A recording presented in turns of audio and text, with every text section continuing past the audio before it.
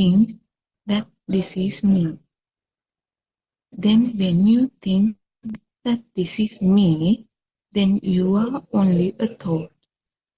Now, is a thought a living thing? Upasika.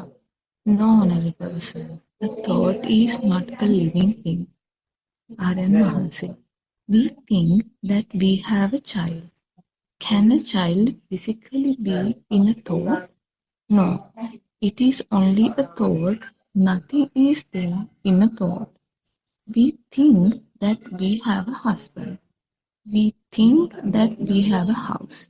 Then all of these are thoughts, aren't they? Upasika. Yes, Honorable Sir. Aryan Mahansi. The book is a thought. This body, which we think is mine, is also a thought. When we don't believe in the book we see, then I cannot exist. When we don't believe in everything we see, then I cannot exist. Now where am I? I am is only a concept. It is a false belief. The false belief is called Dushti. Sakaya Ditti means the false belief that you exist, the illusion of self. The Buddha said that at one time the sun will increase in heat and turn the earth to ashes. Then only the empty universal space will remain. He also said when the clarified butter burns, it completely burns out without leaving any trace of ash or soot. Likewise, all what we think does not exist anywhere. Everything is a lie. What is left is only the empty universal space, nothingness. The Buddha said, Nisato nisjivo shunyo. There is no living being. Nothing is living or alive. There is nothing. Aninitai, shunyai, aprahitai. There is no thing. There is nothing. There is no happiness or sorrow. There are a lot of things to contemplate, isn't it, Upasika? Yes, that is so, Aryan Mahansa. Aryan Mahansa, you feel that you were taken up to the point of nirvana, isn't it? Upasika. Yes, Honorable Sir, it is truly so. Aryan Mahansa, you cannot imagine, can you? There is no point living for eons without listening to the Dhamma or teachings of the Buddha. All this time, we all have lived in a life of thoughts, believing that everything is true and they exist. We have held on to thoughts. Things don't exist. Thoughts don't exist. There is no duality. There isn't an inside which we thought as me, and there is no outside world. Chakkunniccato aniccanto, aniccam bantu. In this sermon, when the Buddha says asa or the eye, the Buddha does not mean the physical eye of soft tissue and flesh. The Buddha calls the sense of seeing as the eye. Seeing a book, seeing a bed, seeing a table. In the above stanza, the Buddha asked Mahanani or disciples, is the sense of seeing permanent? No, it is not permanent, Swamini. It is impermanent. Mahanani, is seeing a happiness or sorrow? The disciple said, it is a suffering, Swamini. Mahanani, if seeing is impermanent and if it is a suffering, isn't seeing the same as what you see as a book, a table, a bed? Isn't the sense of seeing only a thought? If you see a book, that is forming of the eye, the seeing. If seeing is only a thought, then can there be a book in a thought? There is nothing in a thought. That is why the Buddha said that seeing is not permanent. What you think does not exist anywhere. The Buddha said if seeing is not permanent and does not exist, can we say that there is a life in it? Can we say it is living and it is real thing? The disciples replied, no hetam banti, no swami. We cannot assign a life to what we see. There we found that there is no life form in us. There is no life in thoughts. Thoughts are all lies. තෙරුවන් සරණයි.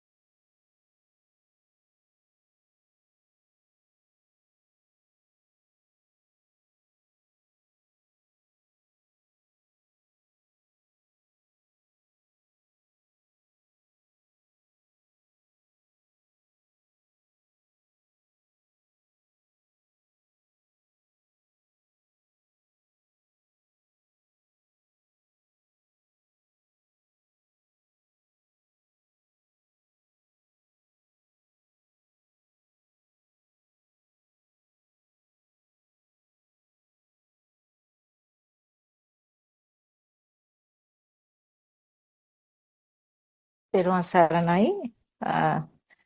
I pay my homage at Taren Mahase's feet. Teruvan Saranai Dhamma friends. Shani Teruvan Saranai. Teruvan Saranai Sankala. Uh, yes, I'm sorry I missed the first part you read. Actually, what was the main topic that in the part you read? It's page 23. Yes. It's about the thought that just everything is only a thought.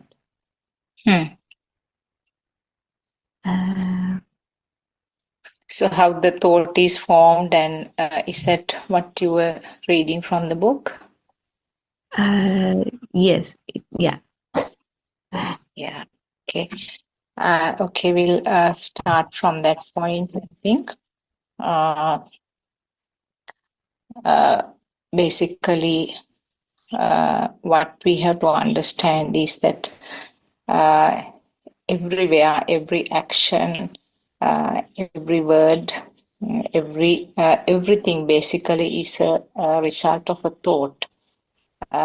So thought, as we have discussed earlier, is the result of the function or the creations of the sense faculties, and it's a spontaneous sequelae of actions. You cannot give a timing frame. You cannot say that this happened after this and this happened before this, because there is no time frame. This is the basis of the cause and effect teaching by Lord Buddha. When the cause is there, automatically the effect is there. And if the cause isn't there, there won't be an effect. When the cause disappears, the effect automatically disappears. So this is the basis of this cause and effect phenomenon, and that is the basis of the true Buddhism. It's not the karma explanation, which is the basis of most of the other religions. So the thought is also, when you talk about the thought, it's the effect is the thought, and the cause is the function of the sense of faculties. And when you talk about the sense of faculties, actually there is a function in those. The function is described as the sense of faculty or the sensor, which means the eye, ear, nose, tongue, and the skin. So those are the 5 sense faculties described in Buddhism. And the worst part is that creation of these sense faculties is also a creation due to the speed. So there is an illusion, there is something which looks real, but it is not there. Now, the common example that we are talking very often is what was given by Lord Buddha, the fireball and the ring of fires. Now, when you see the ring of the ring of fire, you can't say that there is no ring, because you can obviously see it. But actually, when you analyze it, when you see how it happened, there's no circle. There's no circle, but there is only a ball which is spinning fast. So you cannot go to the two ends. You can't say it's not there. You can't say it's there. So when the cause is there, the effect is obvious. When the cause isn't there, when the ball is not spinning, there is no fire circle there.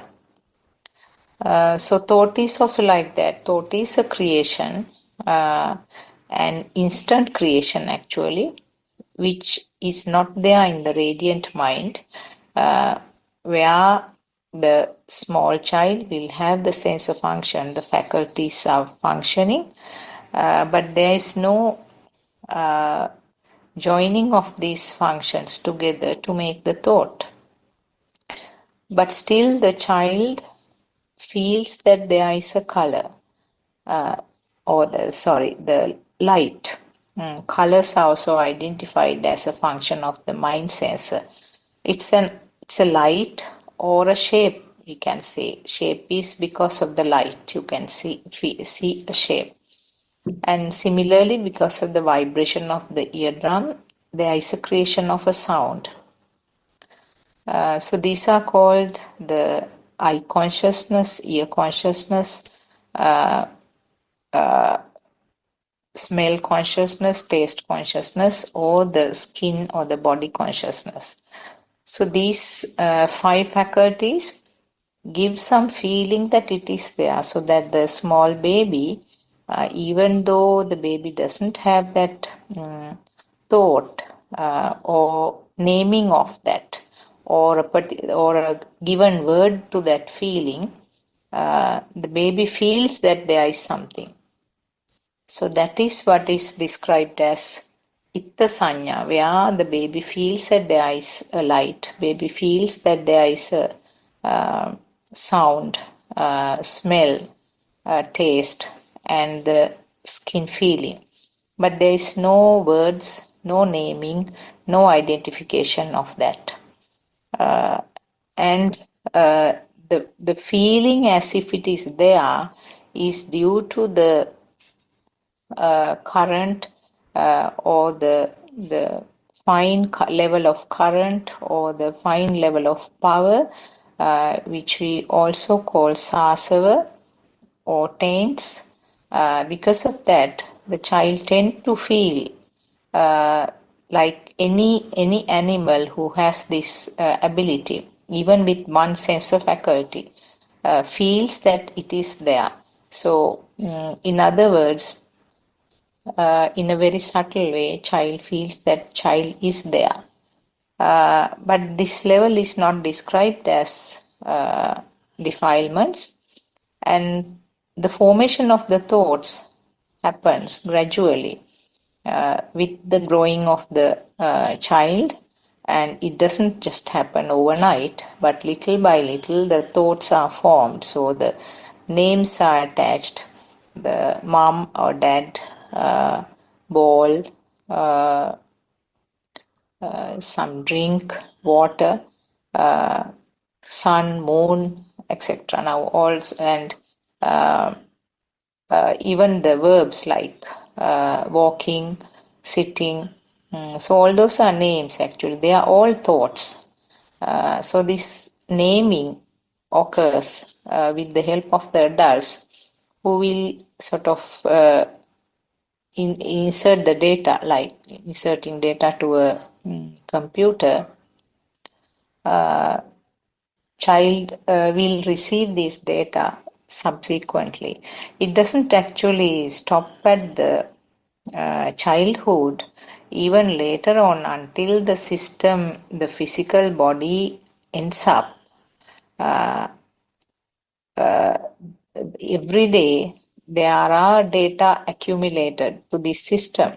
So, as we have been talking, discussing earlier, the words, new words like tsunami, or the words like this corona infection, all those things were data which were included or inserted subsequently. As adults, we came to know those things. Now, when the word tsunami is heard as a result of the vibration of the eardrum, you get the whole picture in that spark. The mind spark will give rise to the full blown details, the news you heard and the pictures you saw on the TV, papers, what you read on the papers, and all sorts of discussions, the science part of it, geography part of it, and if there have been any relatives or friends who got affected or even lost their lives due to tsunami. Now all those information will come as an instant spark right now to the as a function of the mind sensor. So this process is something uh, automatic and not uh, not according to a particular plan, and there is no doer in this process. So that part is what we have to understand very clearly, because this process of forming thought is not under anyone's control. So how can you say then, I thought, this thought is always coming to me and troubling me? So can you tell like that? uh, like all the other five sensor faculties, because very often the other sensor faculties, the this automatic or spontaneous function of these other sensor faculties are not given a weight, but the mind sensor faculty, the function of the mind sensor, is the one which is given a much higher much higher weight. Because always, even though the eye, ear, nose, tongue, those other sensor faculties, uh, if they are in the functioning capacity, if the physical organ is in the functioning capacity, or if the physical organ is there, now for a person who doesn't have the eyes, there is nothing to talk about seeing light. Similarly, if a person is deaf, uh, having a major problem in his ears, you can't talk about the sound. So the physical organ should be there at the background, and the function of the sensor faculties, uh, we sort of take it for granted. Like if you keep the eyes open, the eye will continue to vibrate, and so many shapes will be created. But when it comes to the mind sensor, uh, this this part is actually forgotten, and many of our participants who are discussing at the Zoom discussions, they come out with the uh, comments saying that I can't control my thoughts, and this particular thought is troubling me all the time. So what we have to understand is that this is a process. This is the normal function of the system. When you do not realize this part, when the system doesn't sort of understand very clearly what is happening, this is yet another sensor only.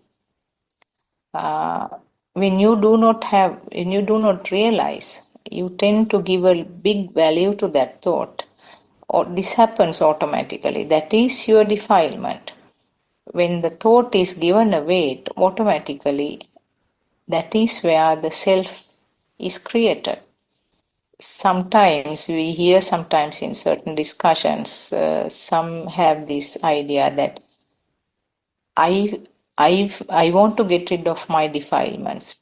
I want to get rid of my current. But the fact is that current is yourself. Current is a self. It's not, two separate entities. It's the same. So when this part is realized, when the current which is uh, arising is recognized, and it is recognized as the self, the power of that current automatically will be less, and the system automatically tend to realize that when the same incident happens again and again, uh, that current which was generated becomes less and less powerful. So I think about the thought, I think that this is something that I could sort of mention, Shani? Anything else in the chapter you discussed? Anything, any other parts that I have missed? Teruvan Saranai? තෙරුවන් සරණයි සකුණිකලා තෙරුවන් සරණයි වහන්ස. So I would like to get a clarification about how this you said that it's like a firing, right? Yes. So like when we see from our eyes, they are like we can see things. I just want Yes. to, yeah, can you give me further clarification about that? How it is Yes. an illusion Yes. created with the senses? Yeah, you want to now, can you tell me something that is in front of you right now? So I can see a bird flying. Good. Okay. So So now, sorry? let's say like I don't know that is a bird, but Mm. still I can see something moving in the sky. That means you can't see it clearly. Is that what you was going to say? No. Like let's You say can see a bird, but you don't know what bird is. Is that what you want to say? no, let's say like I don't know that is a bird, but Hmm? still we can see something moving. So like Okay, yeah, so that means you can stop at whatever the level that is recognizable. Now, for example, your eye will have a vibration and yeah, then catch something. I mean, something is created as a shape, moving shape, isn't it? The yes. shape is moving in the sky, right? So So now, there is yes. this existent feeling there that there is something out there like that. Yes, definitely. I mean, you even though you do not recognize now, your mind sensor cannot give a name to that, but the mind sensor will give the creation. There is something moving and probably a bird. But you tend to get the feeling that it's there, isn't it? I mean, when you turn the camera towards your system, you know that there is something there. You feel that it is existing, isn't it? Yeah, it Yeah. yeah, yeah, So that is your self feeling. That is your self perception. That means you have taken it as real. The system feels that there is something real there, flying in the sky. Okay. So okay. when that value is automatically given, the other side of the coin is that the self feeling is there. That means the person who is watching is created on this side.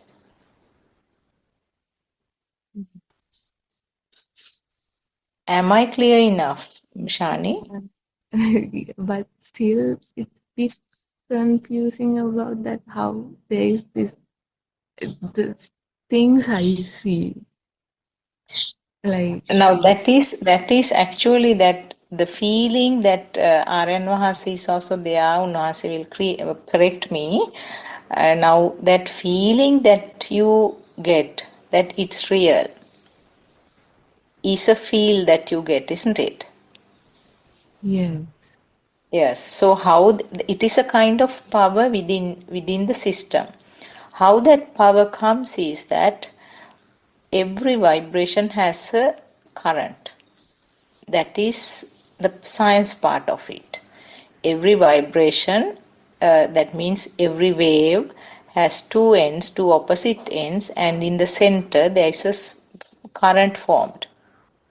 So when there is fast vibrations of the eye, this current becomes more powerful. And when the sensor faculties get together now, for example, eye, ear, and if there are the sensor faculties which are involved, when they get together, the final result is the thought sensor, mind sensor, isn't it? When it comes to the mind sensor level, that current is more. That current is the one which gives a kind of live feeling.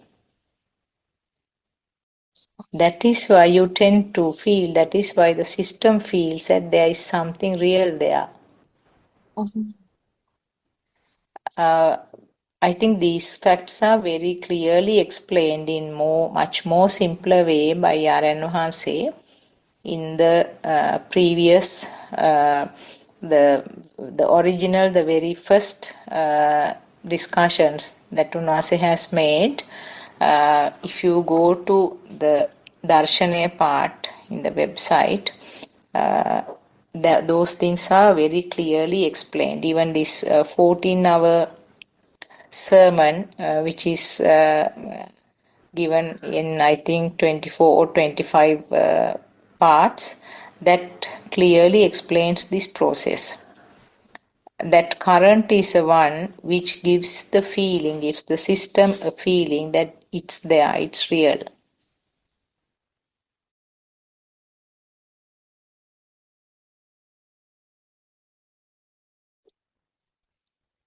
Anything else you like to clarify, ask on around that topic? I can try to explain more.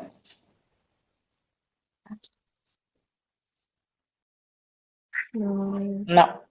Now, at the beginning, actually, this is a theory part. Actually, this is knowledge.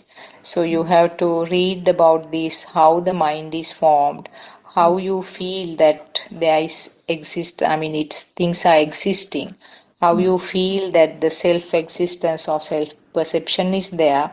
This is the part of the theory where you call it actually Satya Jnana, where you learn it or read it or listen and then gather the knowledge. And then you can sort of revise that in your mind. That is, we call it Savitakka, where you using your thoughts and the mind, you try to revise what you heard and try to remember the sequel, how it happens.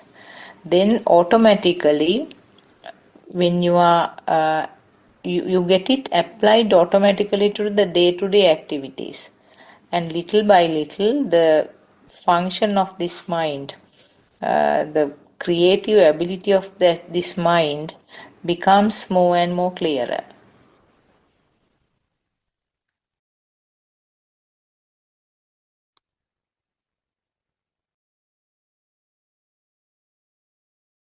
If there's anything else that you want to ask around that, I will try to clarify. RN Vahasi is also there. Unvahasi will be able to help me.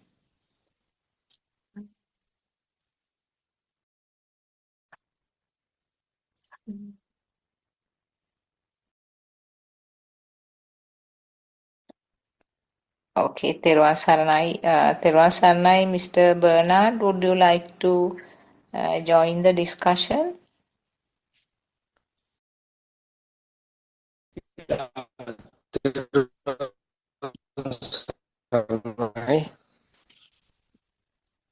Therwan Saranai? Hello, can you hear me? Yes, now I can hear, What Shani, yes. what Shani asks is she can't understand something moving in the sky, which Hmm. she has not data about it. The previous information is not there at the moment, not available. So Yeah. the same thing is going on. The same mechanism happens. The known things or unknown things are immaterial. They are not. It is not a problem really. What we understand, something unknown is moving. Unknown is again a thing is moving. Someone or something is moving. Again a nama is there, name is there, unknown thing is moving there. Yes, Yeah. correct. At the same time, if she can't understand that uh, that what you fireball example, just look at the ceiling fan. It is when Hmm. it is moving fast, you understand automatically some kind of a circle is appearing. Actually there is no um, circle there, but still you experience because of the rapid speed. In the same manner, the eye and the object, with the help of fusion, you get that spark. then you understand this is what it happens because of the telepathization. Yes, Doctor. Yes, yes, yes, that's right. Yes.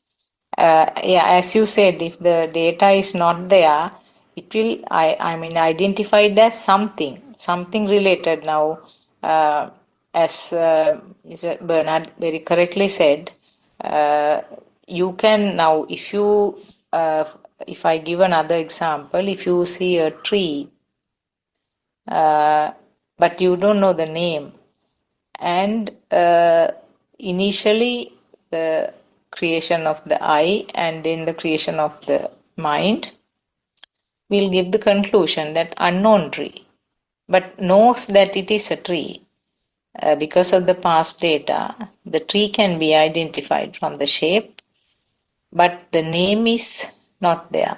But subsequently, if somebody shows that this is we'll say a bulu tree, something which is not very common. So if somebody says, this is the bulu tree, so that data will be added right at that point. So thereafter, if you see the tree, if the same person identifies the tree, and then automatically that name will come as a spark. This is a bulu tree. So like that, if you do not have a particular name or a particular name, some form of identification will happen. Now there may be instances where, say for example, if you see a weapon, kind of weapon used by some sort of tribal people who live in the deep jungle. So if you see a kind of wooden weapon, we'll say, I mean, can recognize it as a shape, can recognize it as made up of wood, but there is no name and you do not know the purpose of that. So like that, the different levels of information, different levels of data will get combined at different levels. So Shani, are you sort of clear with that your question? Yes, Dr. Sakuntala, yes. Okay. Peruwan Saranai Aryan Mahansa, if Aryan Mahansa likes to make any comments about what I mentioned, Avsarai.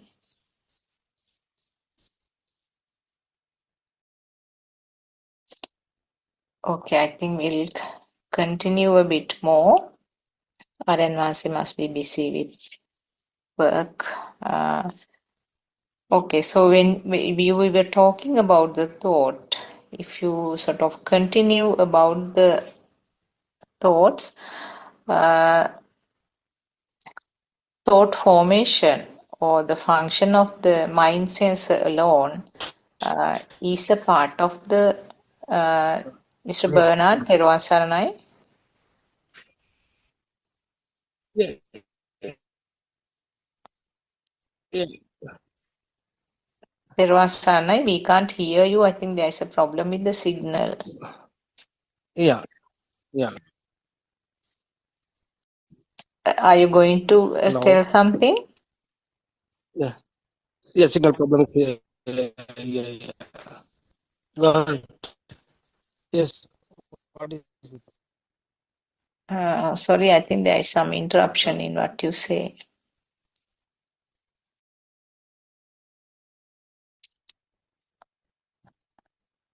Okay. What I was going to say was that the function of the mind sensor is a part of the system itself.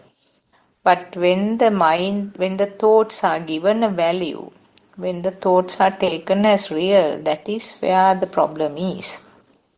That is where you can call it akusal. In Sinhala it's called akusal, where where you can also label them as defilements, but the function of the mind sensor is normal to even the arhat state, because thoughts are necessary for the function of the day-to-day life.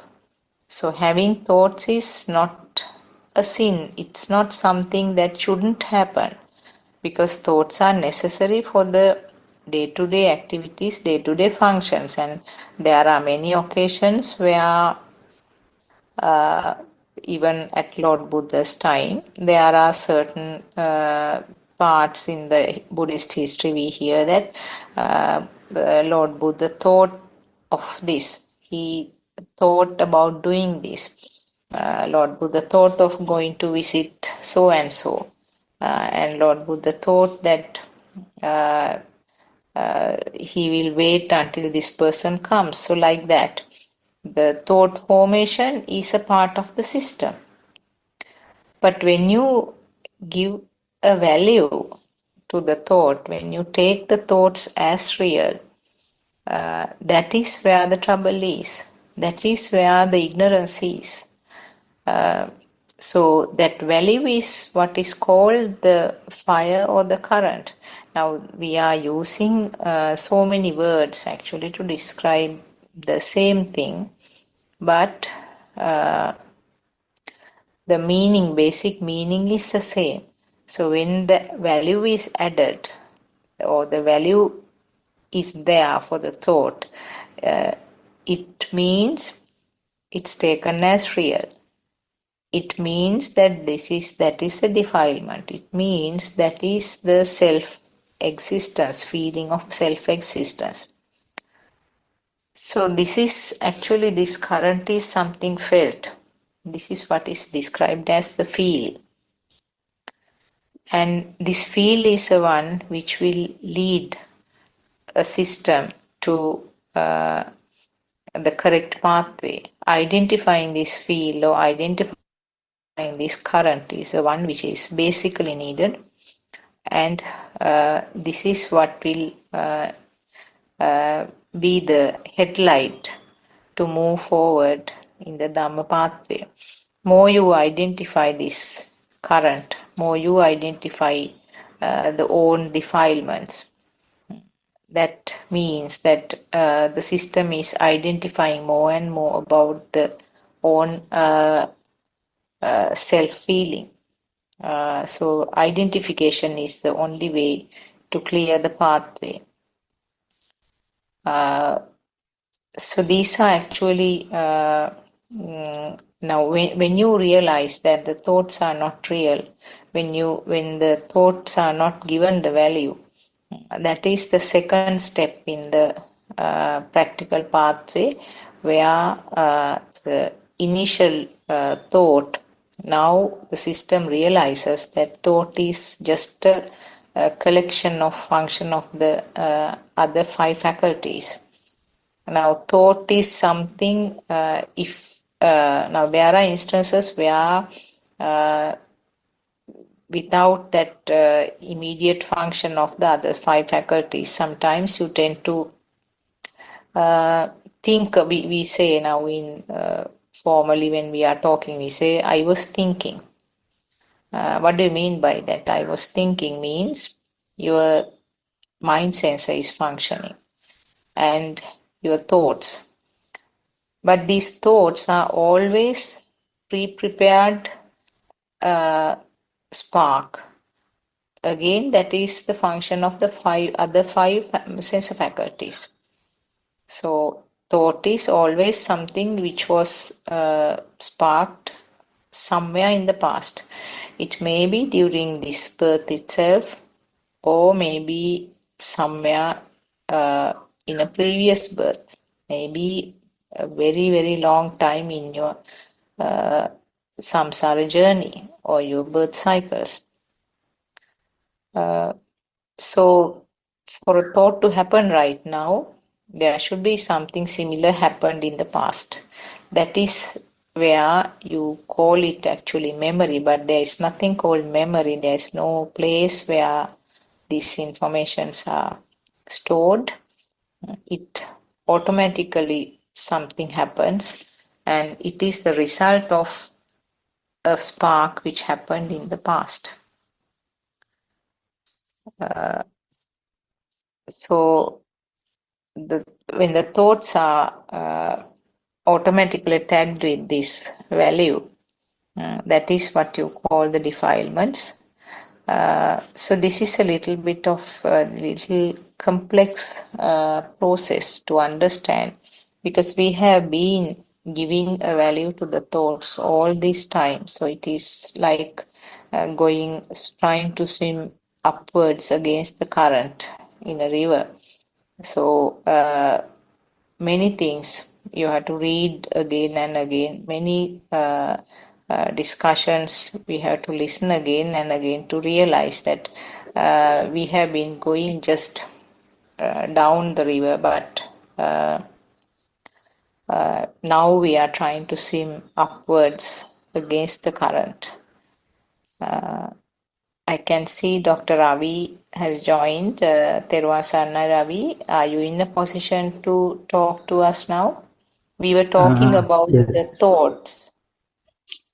yes, yes, We were yes. talking about the thoughts, how the thoughts are formed, and then the nature of the mind sensor. Yes, yes. So, yeah, Thiruvan Saranai, Dr. Sakuntala, Thiruvan Saranai, and also Thiruvan Saranai, everyone. Yes, actually speaking, when you talk about the thoughts, the thought, coming thoughts into your mind, that is perfectly all right.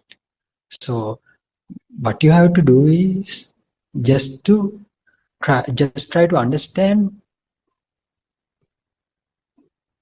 how this thought is built. This thought is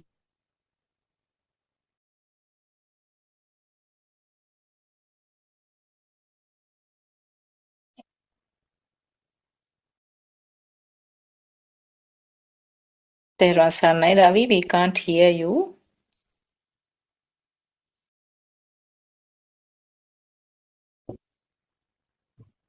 it is not a. I think we all we always talk these things, but even we talk these things, sometimes people tend to think thoughts are the problematic things. But we have to understand that thoughts are not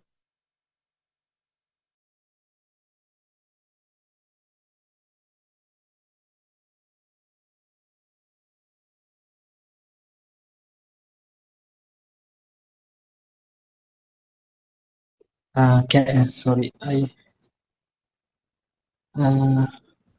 Now we can hear you again.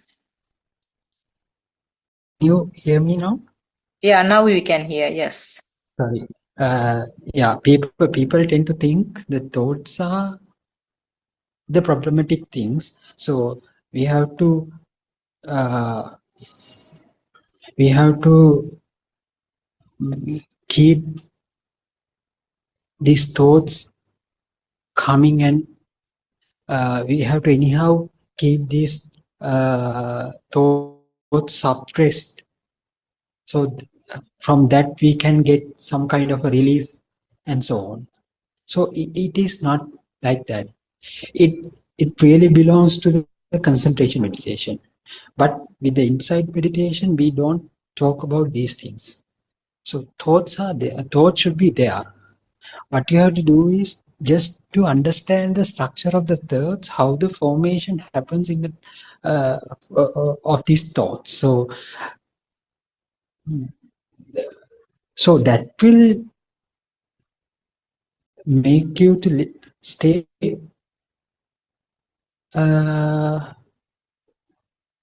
stay without engaging in the thoughts. So the engagement with the thoughts, what used to happen earlier will not be there. with the understanding. So that is the sole purpose of this. So as Dr. Shakuntala said, I think the formation of thoughts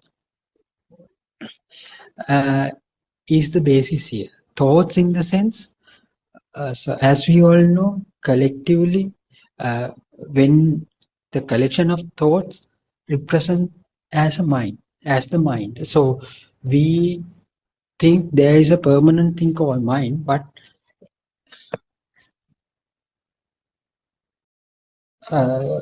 we think that there is permanent thing called mind, but it is not true. So mind is created from the thoughts. So then you have to find out how each and every thought gets created. So in order to do so, what we have to do is we have to take one thought and try to analyze how it is get created. So then you will understand this. Each and every thought is are having same kind of a similar kind of a structure there.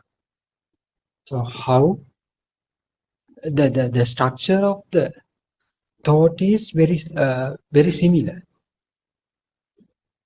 So then you have to go somewhat deeper and see the raw material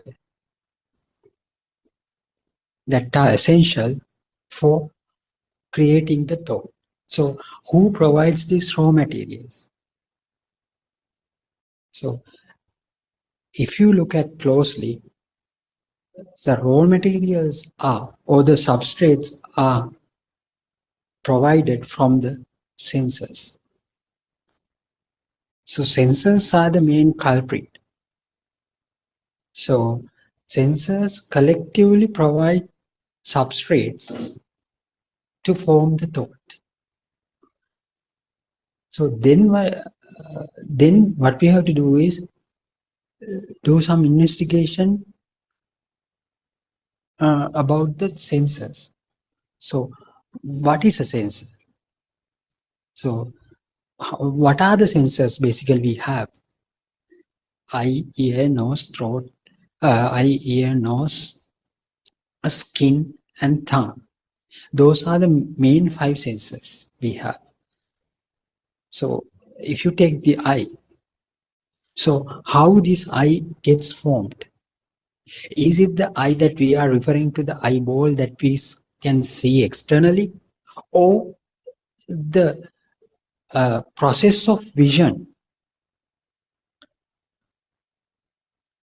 So we have to be very are we? So we are referring the eye. So we are talking here as eye for the process of seeing. It is a process. Process of seeing is the eye here. So people collectively say we can see outside, and also people say reptiles can't see in the daytime, but they can see in the night time. So that means their vision, if you take the reptiles, so their vision get created at the night time. In contrast to that, humans, within humans, the vision gets created in the daytime. But the process of the faculty is being created is called the vision. So in this case, so we are referring to the I we are referring the process of seeing as the eye. So even though we have the external eye, a muscular eyeball and everything, and nervous systems and all those things, if you can't see, so we can't say that his eye is functioning. No, his eye is not functioning because the faculty is not functioning. The process is not happening in that particular external eyeball. So in the absence of, so as you can see here, so as you can understand, there are two things here. One is the external anatomy and what you can see externally, and the internal process. The process is the vision. So in same way, all the other sensors also have these kind of two things: external earlobes, eardrum, and the tympanic membrane, and all the other sensory neurons will be there connected to the external ear. But hearing is something else. Hearing is the functionality of the ear, and also this it is similar to the taste. The feeling of taste is something different, but the external representation, external organ is the tongue. So likewise, so we can't say the just by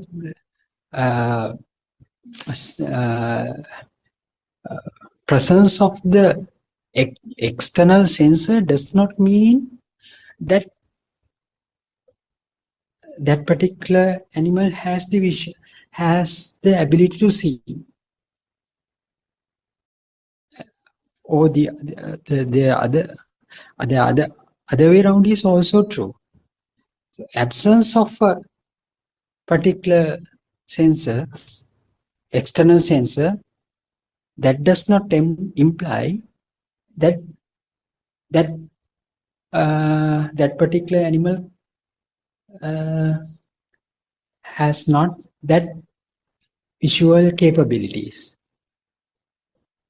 So if you so the functionality of the sensors are different from the sensors that you see that you can see externally.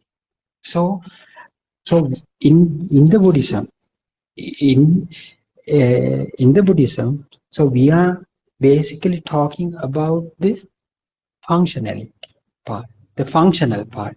So that's why we call them faculties. They are like factories, they are like industries, industrial zones. So in that particular industrial zone, it makes something to be visualized. For that we call the eye. In certain industrial zone, it is allocated for hearing or producing sound. For that zone, we call it is our ear sensor. So without an external ear sensor, there might be animals who can hear sounds. So we can't say that the animals, every animal should have a external kind of a ear to hear the sounds. maybe they create the sound through their skin sensor. We don't know. The sensor is different from its manufacturing process. So in Buddhism, basically we are talking about this manufacturing process, the creation, how this sound gets created, how this light get created, how this tactile sensation get created, how these thoughts get created, how this taste sensation get created. So it is the most critical thing that we have to analyze and see. So in that case, Lord Buddha said, it is created due to some kind of a vibration. If there is a vibration in that particular, in one particular place, if it resonates with similar kind of vibration, irrespective of the place where it is, that means it can see that particular object. That means it can taste that particular taste. That means it can hear that particular sound. So it is called the samanantara, or the telepathization, or the resonance. So it is basically a very scientific thing. Nowadays, scientists have found out with the quantum entanglement, they found out if you keep apart two different particles, so which have same origin, so they behave more or less in similar way, even they kept apart for so many light years. So irrespective of the distance they have in between, they behave in similar way. So that is the samanantara, or that is the telepathization. So with that, nowadays scientists have found out that teleportation is also possible, because if you make some change in one particle, the other particle behave, the opposite behavior can be observed in the other particle. So it is the quantum entanglement. So same thing has been explained by Lord Buddha 2500 years back. The same way we can, the vision gets created. So we have to be very, we have to understand these things. So otherwise, if you jump from one to another without understanding these things very clearly, so there may be certain areas that we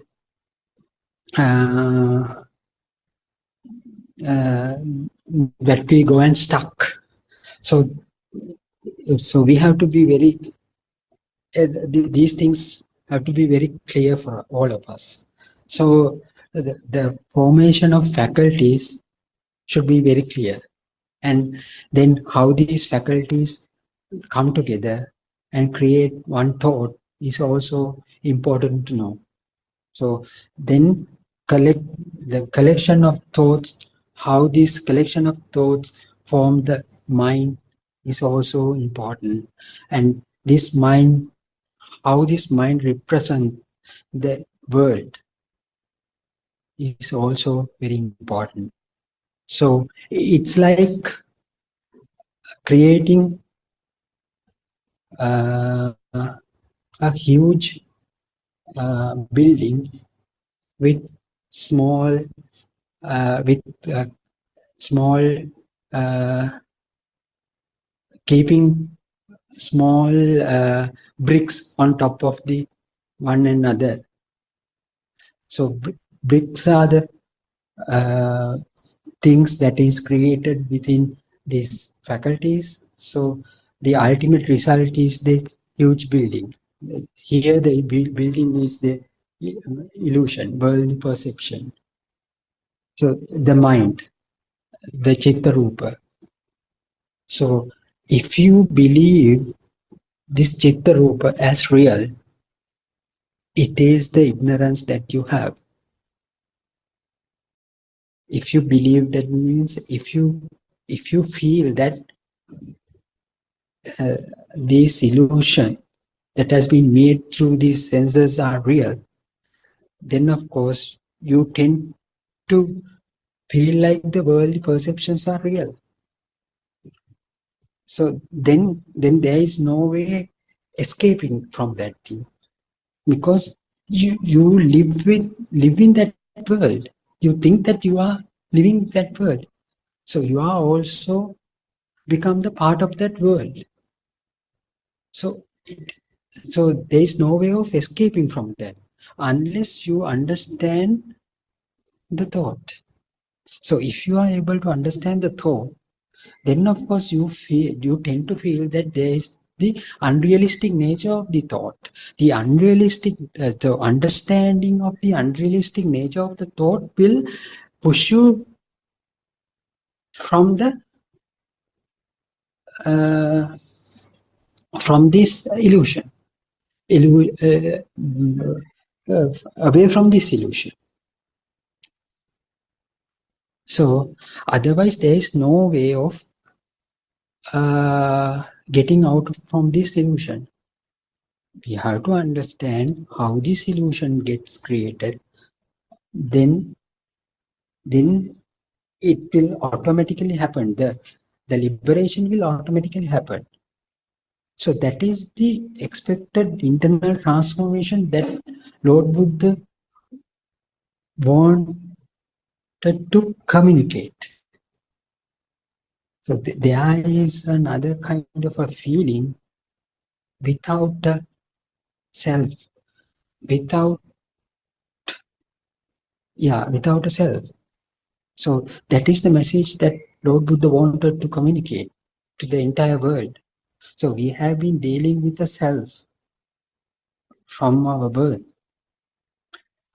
but so we have that feeling because we know father, mother, brother, daughter, son, all people are there, and I'm living in this big house, and I'm using this kind of a car. Likewise, we had that kind of feeling. But Lord Buddha said is there's another kind of a feeling as well, without a self feeling. So, but unfortunately, we didn't know that. We haven't perceived it. Why? Why we haven't perceived it?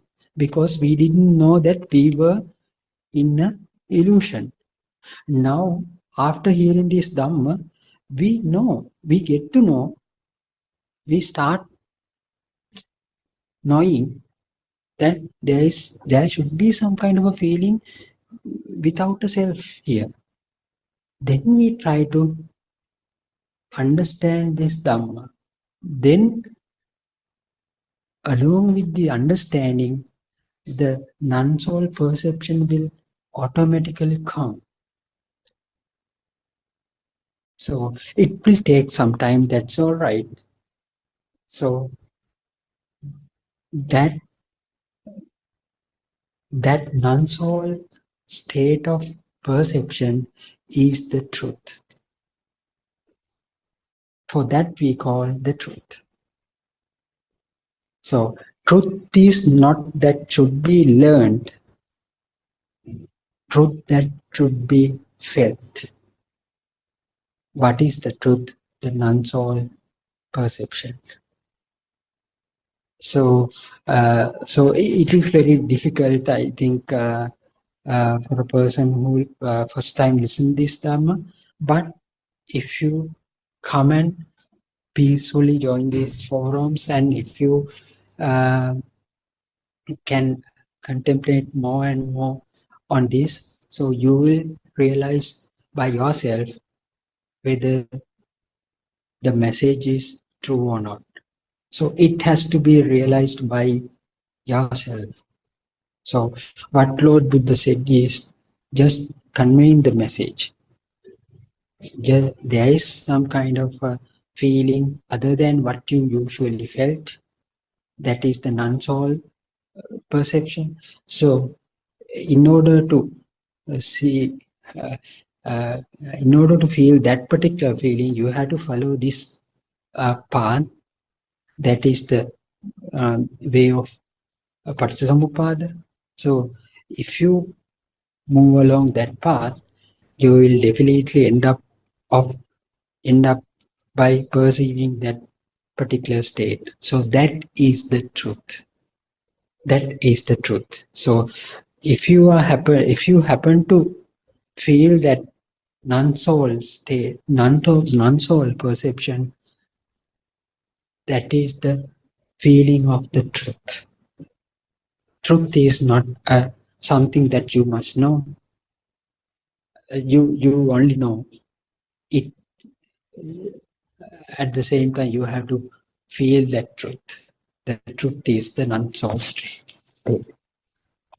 So yes, Dr. Kuntala, do you have anything to?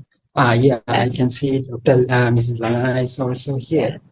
So yeah, Mr. Bernard also here. Terasan also. Terasan Doctor, Terasan Thanks, everyone. I was listening to your discussion, Doctor. I joined today after a long time. That's true, Doctor. We have to understand that the sense of creation, the faculties, it is as a they make an output. So that output we always feel as real. That's true, Doctor. The mind creation, without knowing the mind creation, we cannot analyze this what it is. It's an illusion. So this illusion make us the world. So we didn't know earlier that we are always dealing with the illusion. Now, at the starting point, Doctor, we should know how the mind is created. So that is the very important thing. Anyone who is willing to understand your world, your thoughts, that is the most important thing you have to understand. So even we know this, Doctor, it's very hard to get rid of the mind. So we always dealing with our thoughts. So once we understand, we have to practice over and over again. That means we have to see the reality of the thought every time. So sometimes when we make more effort, even it might get another failure, because too much effort also make us another situation. So therefore we have to understand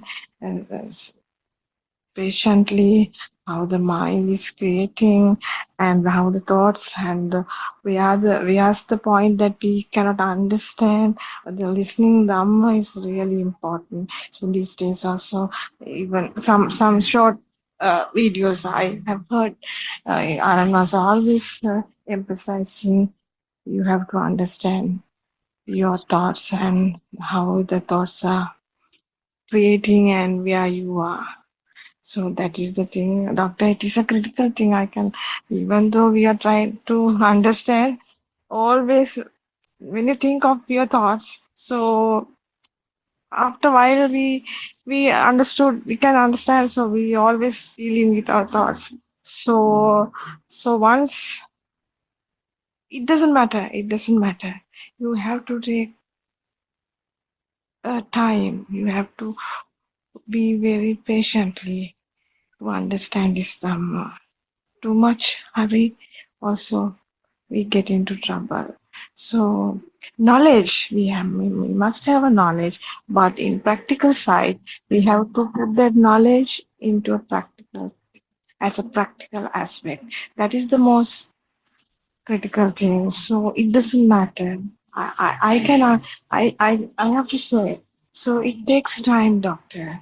Even though it may long time, it doesn't matter. You have to see how your thoughts are creating and where's the illusion you are always dealing with your day-to-day activities, doctor. That's what I wanted to say, doctor.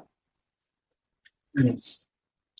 Yes, I think, Lana, if you understand this illusion here without any doubt in it, so even though people come and tell, no, this is not an illusion that you are living and so on, so it you can't change because you know it's for sure that you Yes, are living in an illusion. The illusion has been made through your own senses.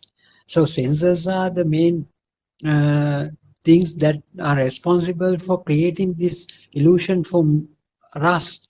So if it is a creation, if it is not real, so why should we bother about these things? So will there be a person to be bother about it? So, I earlier, previously, I felt like I'm the one who is dealing with everything. But now I tend to feel so all these things are creation of the senses. So other than the sensor creations, we don't perceive anything beyond that. So sensors are the main culprit for bringing about all these things, isn't it? Uh, Lana? yes, doctor. Yes, true, doctor. The most critical thing is to understand the mind sensor. So sometimes we think we are away from the mind. No, doctor. It's very, that means very deep concept. It's there, doctor. So when you are free of your mind, that experience you can you are having, so it is not permanent even, doctor. It comes time to time according to your understanding, according to your way of practicing this dhamma. It comes, doctor. So it doesn't matter. So we have to go on this path very carefully, doctor. Even though we Yes. know somehow the knowledge will get trapped to go on this path, doctor. Mm. No knowledge become a the too much knowledge also become a trouble for this, because we think that is true.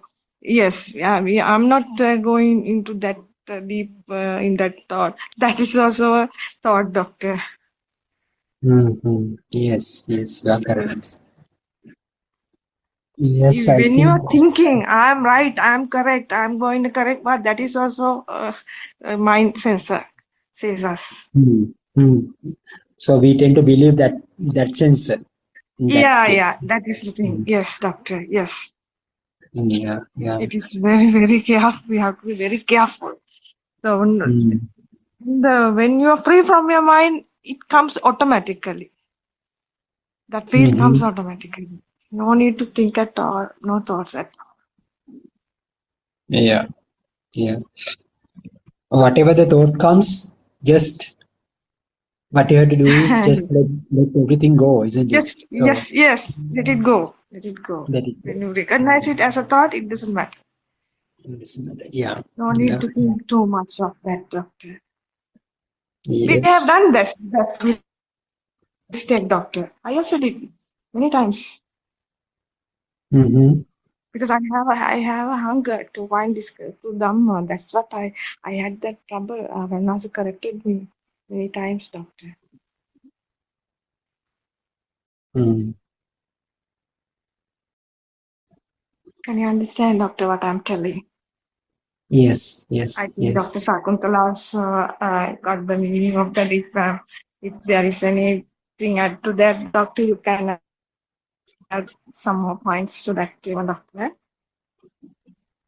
No, I think both of you did a sort of complete discussion, like, no, from the, as you said, that mind sensor is the one which is sort of behaving in a very bizarre way and very difficult to understand, and it's very difficult to get convinced that it is also part of that system, part of that automatic sequence of actions. So you very correctly indicated that. Sarnai. Yes, Doctor. Teran Sarnai. Mm. Since I think we have come to the, I can see Sudharma, and Sudharma also has joined. Would you like to add anything, Sudharma? Thiruvan Saranai, Dr. Yeah, Sakuntala, Sarnai. Thiruvan Saranai. There are some noises outside, Doctor. I don't know with the sound quality. Do you still hear or is it a disturbing kind of? Yeah, we can hear the sound. Yes, maybe you can make a short Yes. comment. Uh, Because yeah, I was listening to your presentations from time to time, Doctor. Yes, you all were discussing as usual how this illusionary world is created and how we get entangled in that. And as Miss Lalana pointed out, and Dr. Ravi also pointed out, this culprit. Culprit is the mind sensor. So that's why Aryan Mahanse always warns us and tells that you need to understand the complete mechanism and how this power, mind power is created. So that is how we get the existence feel. And it's the sound is also getting worse.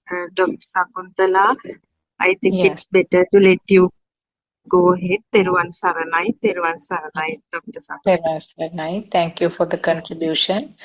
I think we have come to the end of the time which is allocated for this Zoom. Shall we conclude, Dr. Ravi?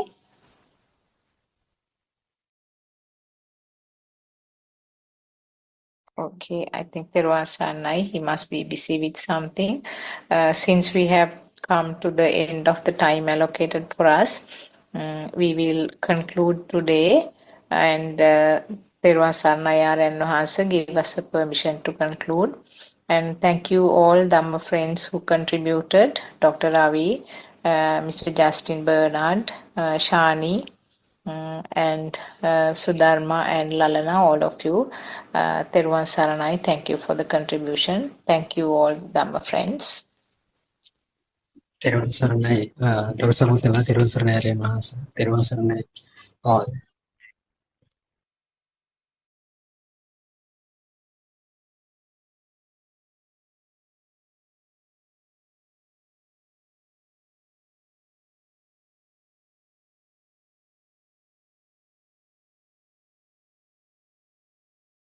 Good morning, everyone. Teruvan Sanayaran Musa. Teruvan Sana, everybody. We'll start with the book, The Two Dhamma Has Awakened, Volume 1, page number 21, paragraph number 2.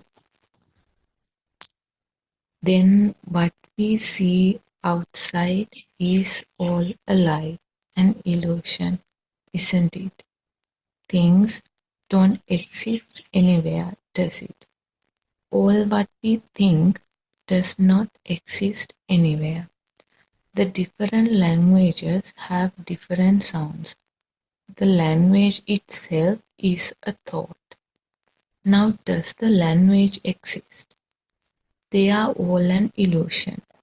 This illusion can be realized or understood only by having awareness. A very small baby has awareness. A very small baby does not have any thoughts about what things are. He does not have any thoughts about sounds or thoughts about images. He has only an awareness. This awareness is the pure truth, or also known as Parama Satya. Aryan Mahansa. Ma'am, you asked me to explain Ajata Bahita.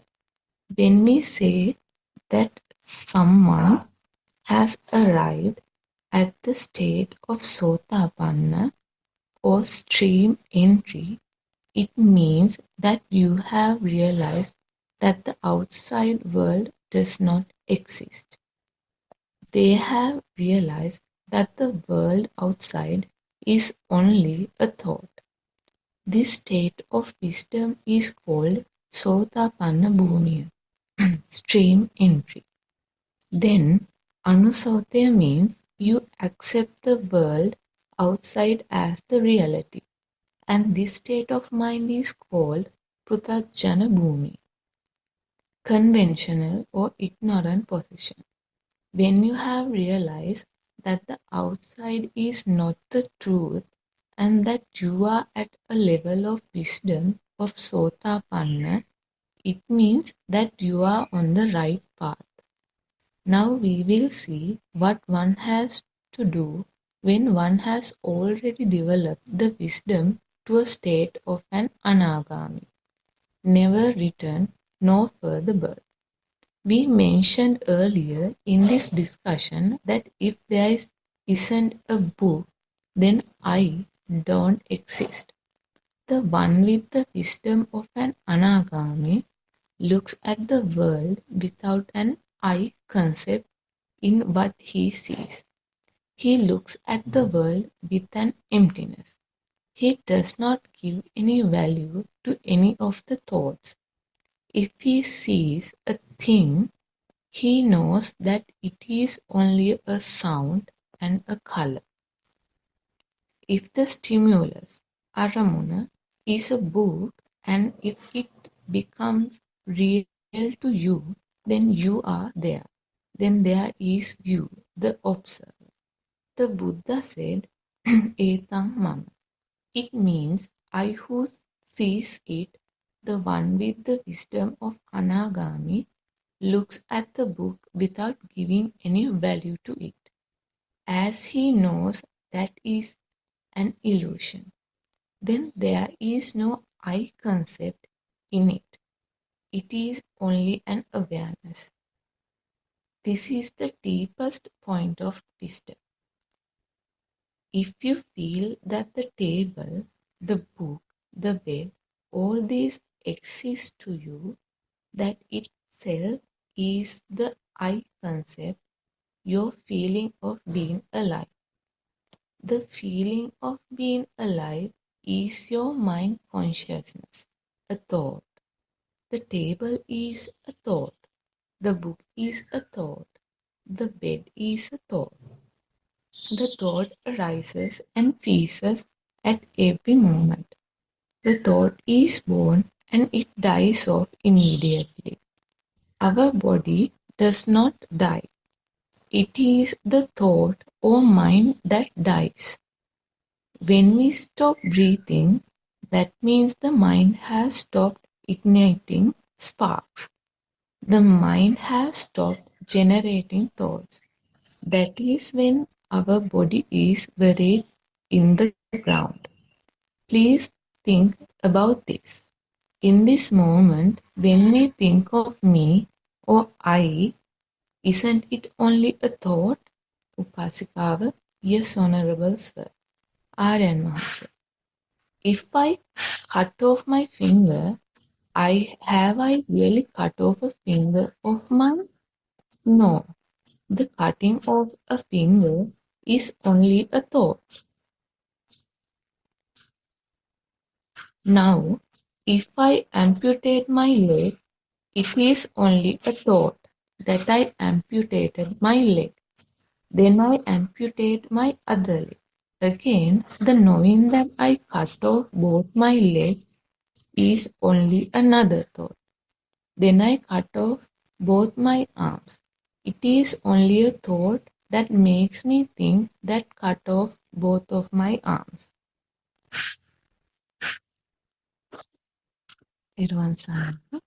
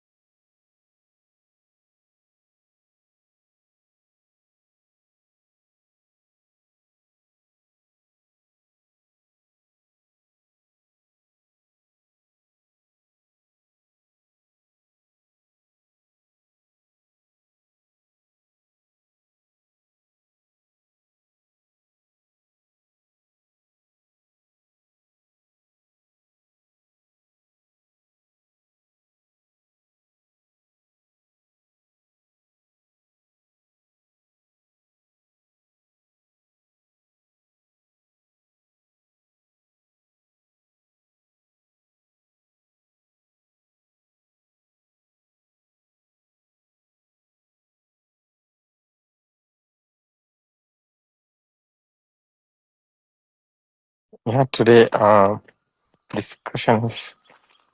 Everybody.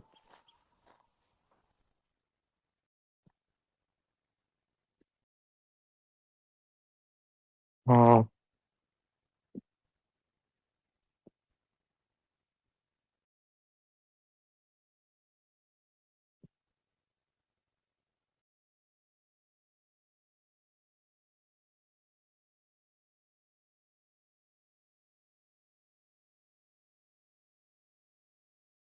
Teron Sarna Shane.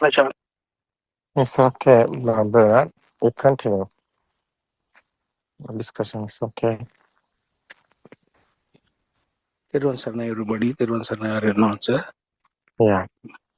Here today's the Hum Forum. We try to understand the illusory world where we live, where we die, and where we experience the illusion called life. The life, what we call life, is there a life actually? How do you experience this life? How do you feel that you are there? So these are the problems always uh,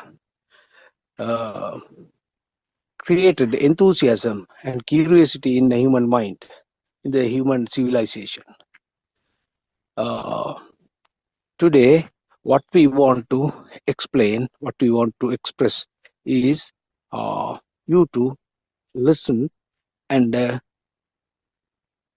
help you to understand the illusory world. Now, you may get confused when we say illusory world. Illusory world means whatever we see, whatever we hear, whatever we touch or smell or taste, we think that they are real. And at the same time, we feel, I am here, and I experience this life. This is not real. This is not what you think. Now we try to explain you. We want to tell you that these images, what you see, the sounds, the smell, the taste, all those are creation of your mind sensor.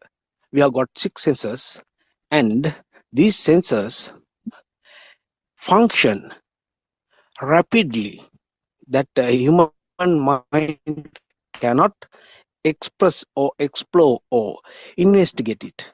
It is so fast due to that rapidity, due to that swiftness. We can't understand what it is because we always consume, we always associate thoughts. Thoughts are the creations of human mind. That is a natural process.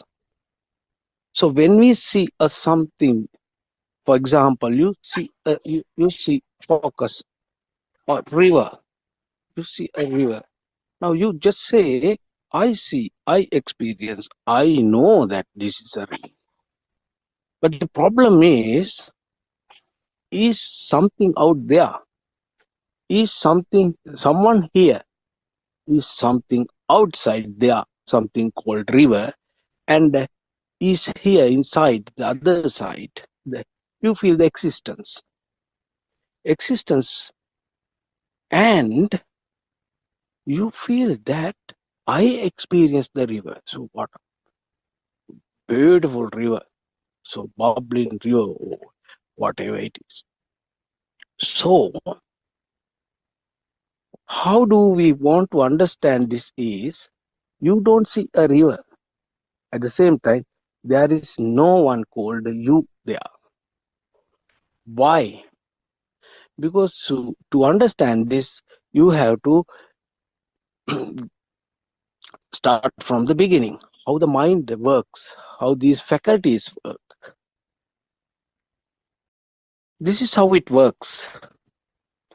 This revelation or this understanding is not reachable to human mind, those who are in the mundane world.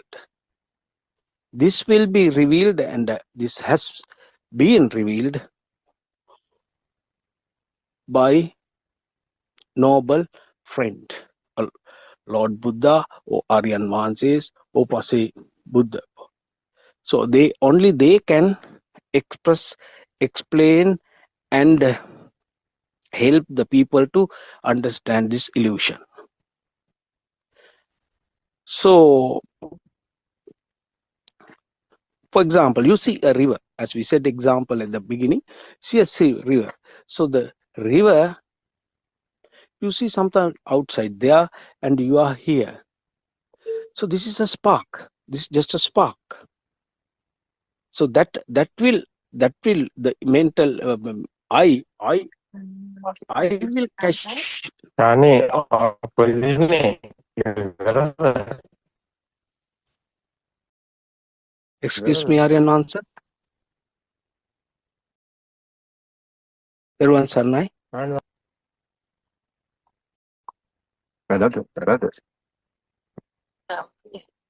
Oh, terus right. No, it's terus. It's okay. It's okay. Continue. It's okay. Yes. So your eye focus on a river, you get the picture. That is just a picture, an object.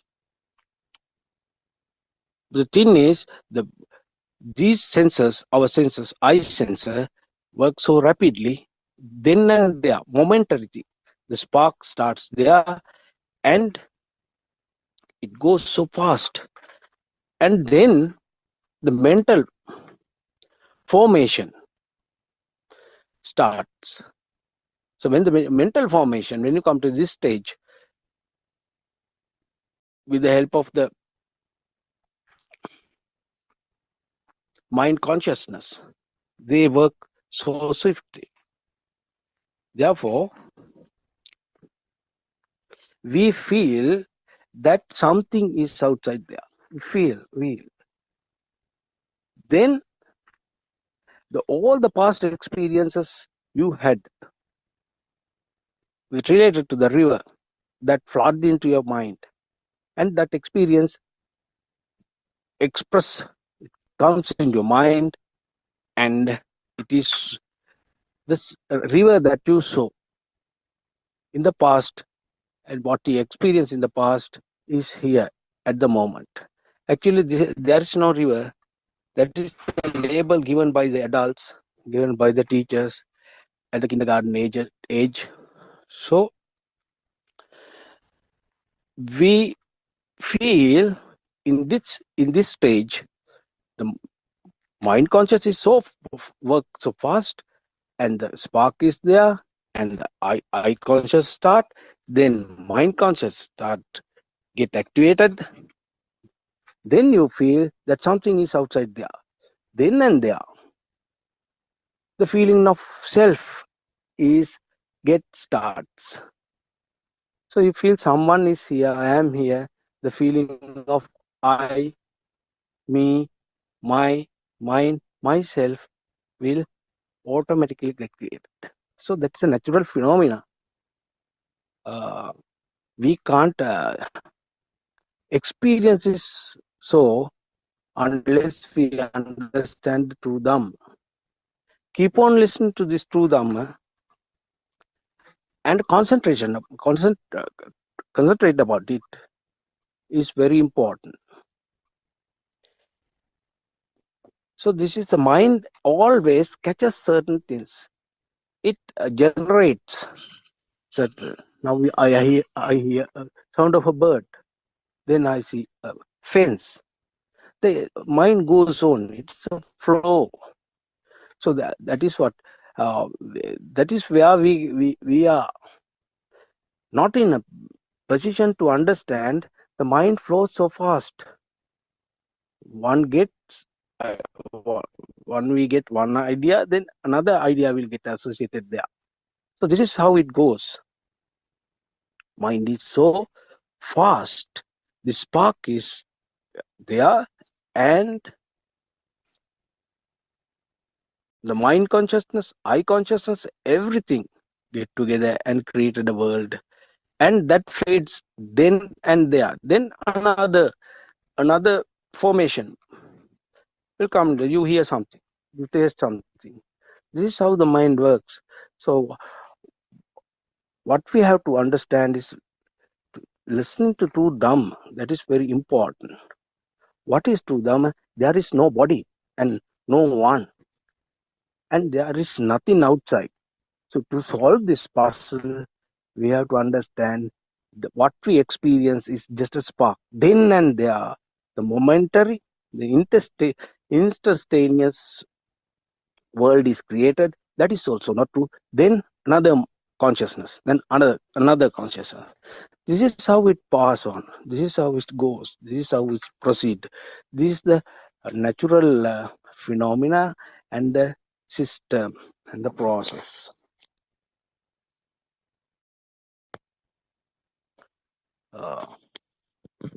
Shani, are you there? Everyone suddenly, everyone suddenly, Yeah. Do you have any question regarding to this? um, uh, Yeah, if you have a question, ask.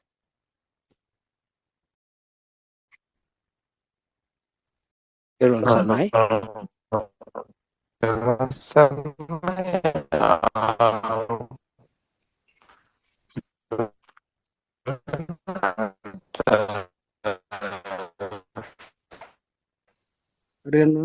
your line is not clear. What is last? I'm not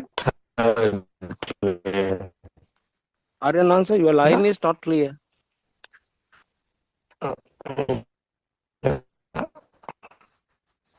Are you asking question or something?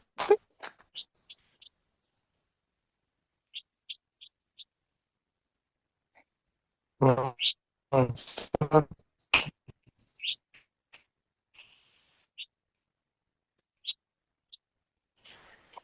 What's your question is? Are you asking some question or something?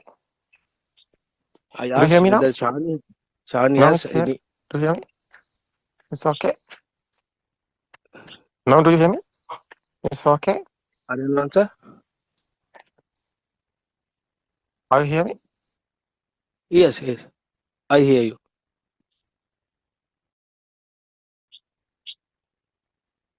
I asked Shani whether she has something to ask.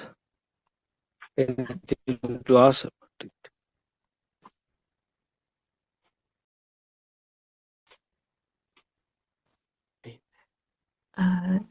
can you explain a bit more about how this outside world does not exist?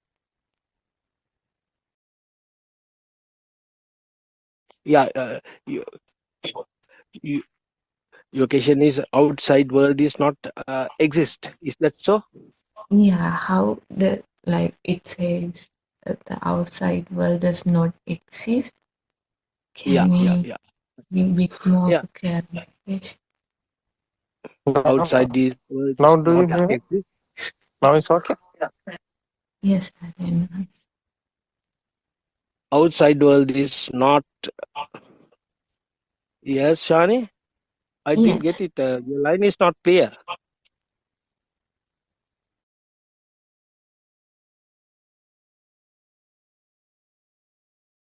Terunsanai. Teran Sunday, can you hear me now? Yes. Outside this Do you hear world me, is not. Chan? Is it okay? Yes, I can It's hear okay. you. Yeah. Yeah. Bernard, are you asking some question or something? She asked a question. Shani asked a question. Yeah. Yeah. What's that question, San? Yeah. So, like, I would like to have more clarification about how this outside world does not exist means.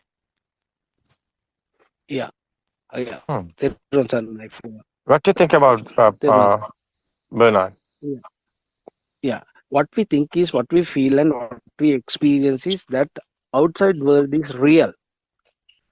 That is what we experience from our childhood. For to explain this, this is how we start. We'll start from one particular one sensor. Just take, as we told you earlier, you see a river, then take that example, that moment only. Your eye catches a picture. That is, your eye sensor functions there. And when that with that, the mind consciousness also starts. Mind consciousness function there. Then with that rapidity, with that swiftness, with that fast movement, you feel itasanya, that you feel something is outside there. That is how it works. We take only one particular shot, one particular spark. You see a river, the picture of a river, your eye consciousness starts function, then you get the idea that some object is there. Then the mind consciousness says, this is a river. This is a river. So that is how did you get that river? That is what you were taught early in the kindergarten. So that then you experience a river when you say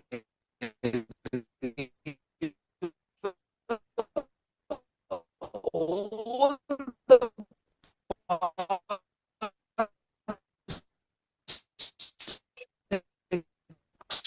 Mr. Bernard, I experiences hear you have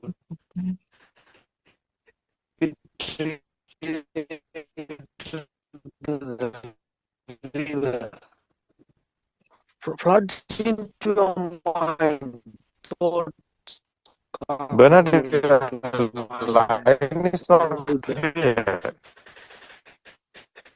you know, color of the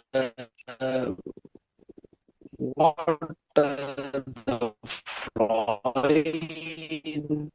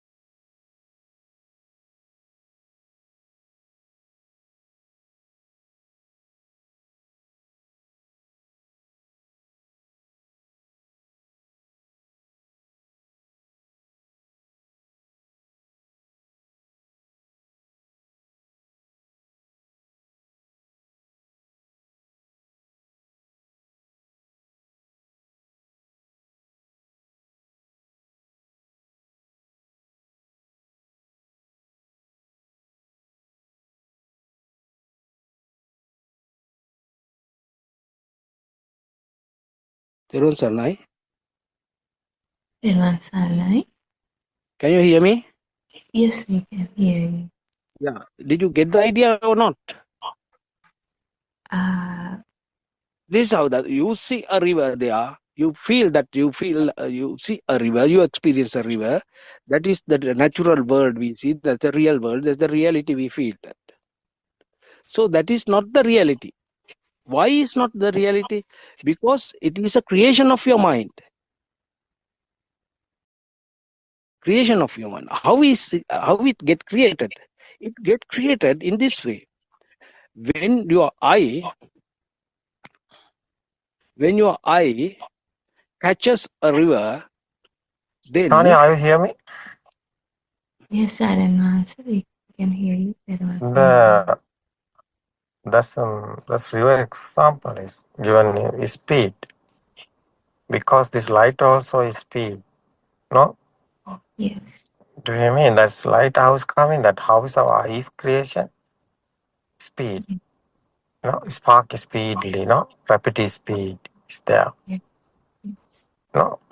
Mechanism of eye Yes. speed. Spark speed. One is spark. It's like a light. Yes. Yeah, sky there. Spark. That's negative and positive somewhere different in. That's the spark. No? The Yes. touch is the spark. So this same is a mechanism.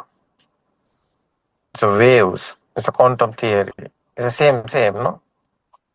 Speedily happen, no? Same. Spark. Again and again and again this spark is happening. That's our eye creation, no? Eye creation, spark speedily. That's light is coming. That's the effort. The cause and effort dam is there, no? But the speed is there. Spark is happening speedily, no? How is our ear creation? It's a drum inside. It's a vibration. Speedily happening, no? That's the sound is coming. What is the sound is? It's a vibration, no? Speed given us this sound. This how aggregate is here. Rupa meaning is a rupa is his vibrations, no? Vibration is our ear creation is given us to sound. That's Vedana, Sanya, Sankara, Vinyana. What's this? Vedana is a feel. No? How is this telling? Sanya is perception. Sankara is creation, no? So Vinyana is consciousness. It's something. It's a sound is something. It's a ear consciousness. Sound is something. Eye consciousness is light is something. That's perception becoming consciousness. No, convert in the consciousness. Do you understand what I say? Is speed is given us this. The sensor creations. The sensors. How is the sensor creation? Eye, ear, nose, mouth, and skin. This five sensor. What is the mechanism? Is speed, no? Speed there. The waves, the same. So quantum is we are talking about the packet of spark range. It's okay. Yeah, this seems like the river. That's why I think Bernard is trying to explain. This is speed. Inside the mechanism is speed is given us this. How is this outside is real? You're asking that outside is how is outside is real? No? That's the question, no? Yes. How is outside is real? Yes. It's a power. Every spark have a power. This spark range have power. One is spark, 2, 3, 4, another one is coming same, no? So speedily happen this is spark. One is spark also have a power, no? One is spark have a power because different end is there. The power is coming, no? That's a theory. A system. This power again and again a spark is happening, more power is coming because this power generating, this power is combined, more power is there. That's the existent field. I existent field is a light. Kindergarten time, little child don't know anything, but existent field is there. That's a before kindergarten time, little child in cot. No, at that time, radiant mind is there. There is no thoughts. What is this thought? This sound and form together coming. The thought is coming. No, chair is kindergarten time. Teacher is given the picture chair and given the sound. That sound and form together, especially the sound and form. But other one is feel. Ditta Sutta Mutta is Buddha's word. Ditta is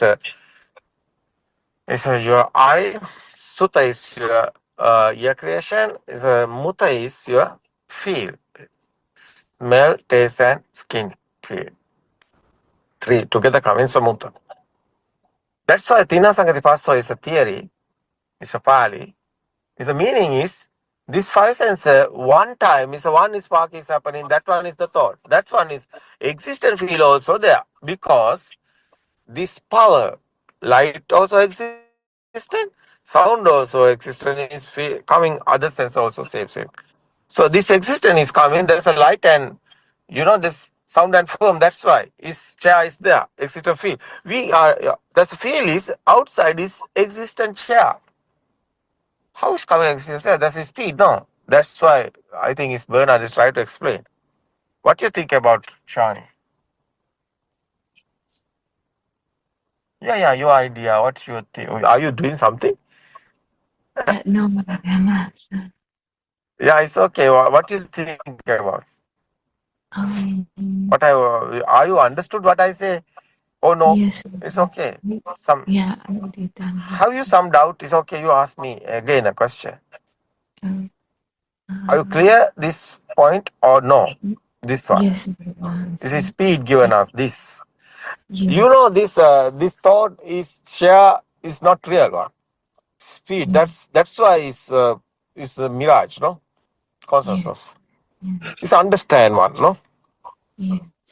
We want to understand this. That's why true Dharma is very important because everything given us to real, but it's not real. No. Yes. Yeah. What do you think? Is there answer or no? Because this outside is real or no? Chair is real or no? I ask you again. What do you think? Is that chair is real or no? What's your feel? What do you think? Yeah. So, after listening to this Dhamma, it's like neither no or yes. What? What? It's Please like, tell me again.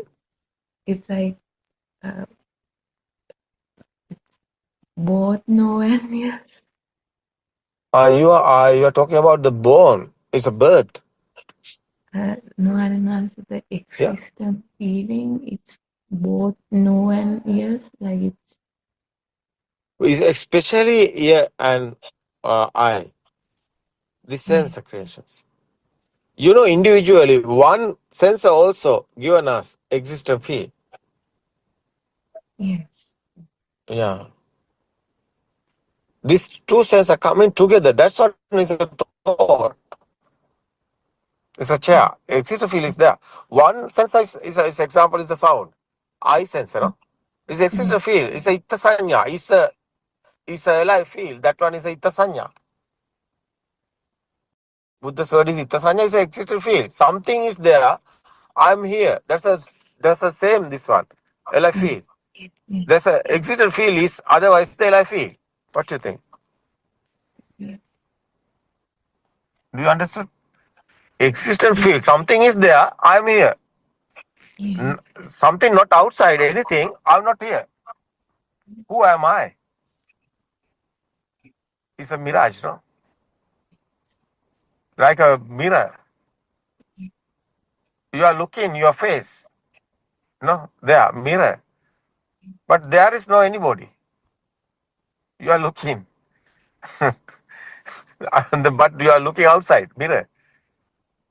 But this example is given that Buddha, Rahul, you are looking outside, but it's your mind.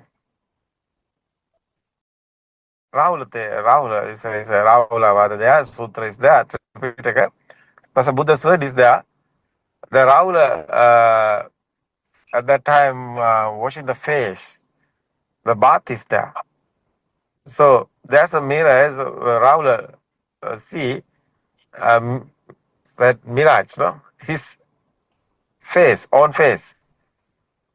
But it's bath. Buddha told, this Rahul, this like everything.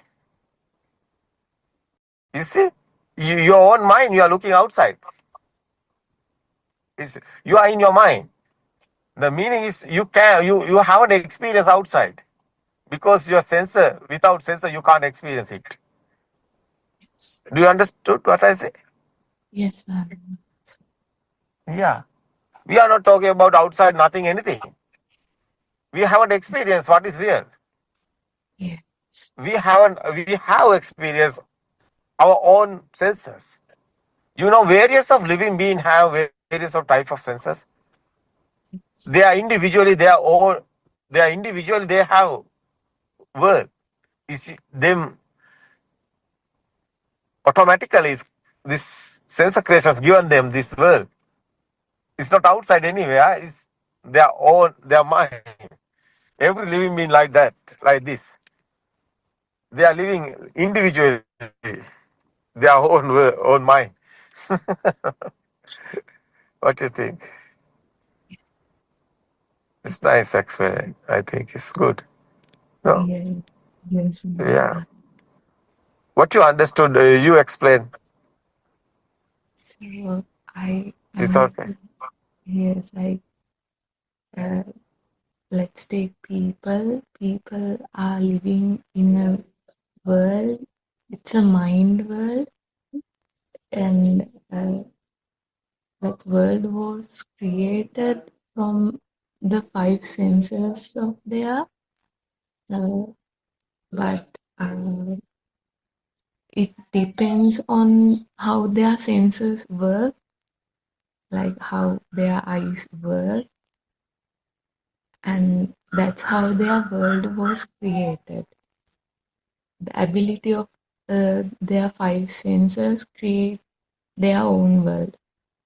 And some people might not see properly, some people might not hear properly, and their world different from each one another.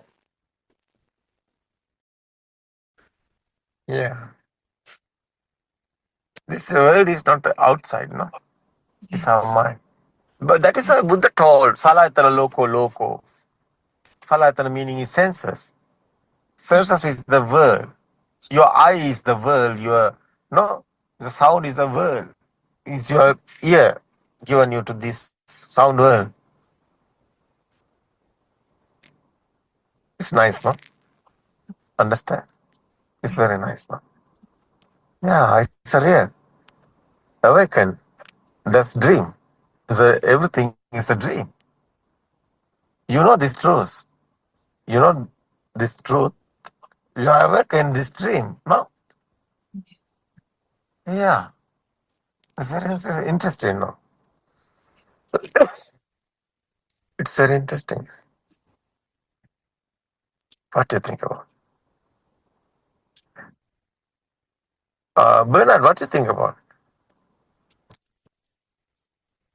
It's really. Yeah. Awake. Trying to awake from Your signal is not clear. Bernard, your signal is not clear.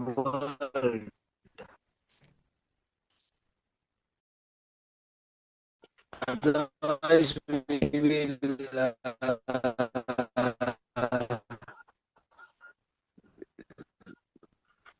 we will again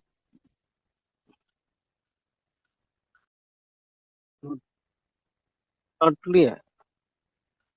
Is it okay now, Aruna? Now it's okay. Yeah.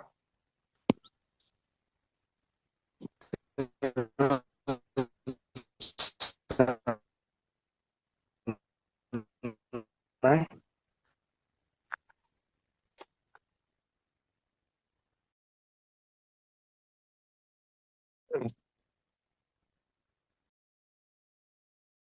Shani, are you here?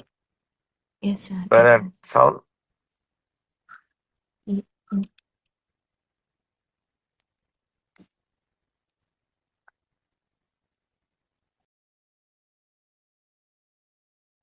Good one, sir. Right? Now it's okay, Can you hear me? Bernard. Yeah, now it's okay. It's time to awake from our dream world, because we don't know that we are living in a illusory world. They create a manifestation of vibration. Shani, So in order to Bernard, understand it, are you walking? Are you stay somewhere to clear signal? Because it's not clear. You are walking. yeah, I'm at one Not place. I'm not always. talking. Arun. Yeah, it's okay, Bernard. Now you explain that. It's okay. We are living in an illusory world. We are in a dream. So it's time to awake from this dream. So to understand this, just to find what we are always associate, those are thoughts. The thoughts are not real. These are creation of our minds, creation of our mind consciousness. We take them as real. So that is why we are still in the we are moving in the cycle of birth. So this is time to understand our mind, how our mind works, and what will happen to our life.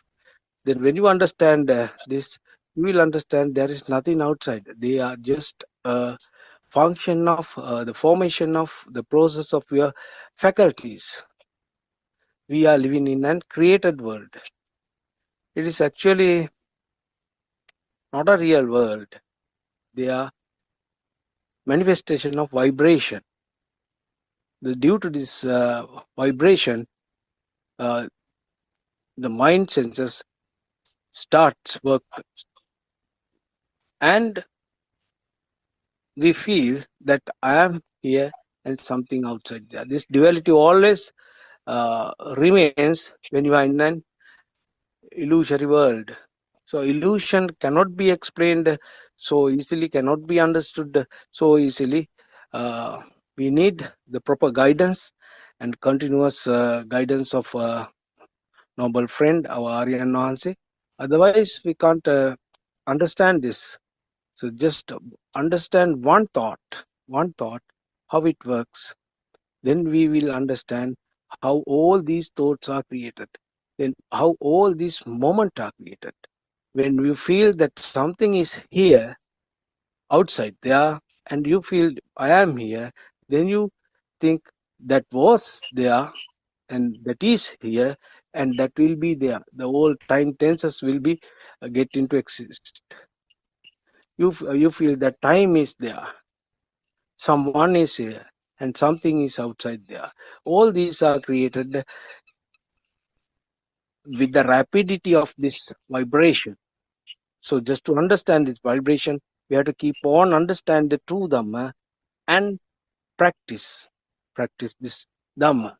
Otherwise, we can't. Uh, we ourselves can't understand it. We need the proper guidance of our noble friend. Then only we can slowly and gradually uh, solve this puzzle. Then you realize that I am in a dream. I am in an illusory world.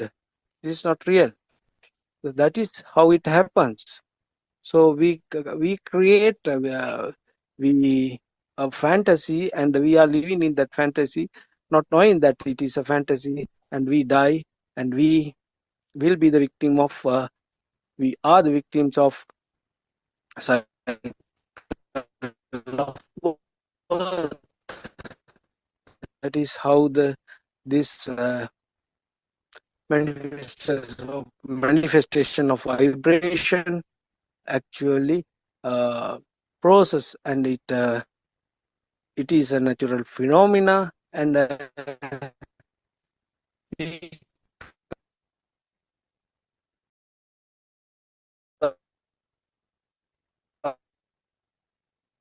We can't hear you properly, Mr. Bernard.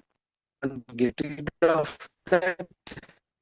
So it is only to understand how it works. Actually, there is nobody because of this fast movement, fast and the rapidity. Always, because of this rapidity, we feel that I am here. As you had telepathizes then and there, and that thought will be vividly colored by those telepathization, and you feel the touch, the taste, and everything is there. And at the moment, you experience this is something. A big tree is here, the cloud is there, the sky is there, the birds are there. I hear the birds, I hear the sounds of the vehicles. That is how it goes. So day by day, gradually, you have to concentrate this and listen to true Dhamma. Unless you listen to true Dhamma and follow this path practical in a practical way, uh, you can't get rid of this illusion. It is the illusion that we are living in.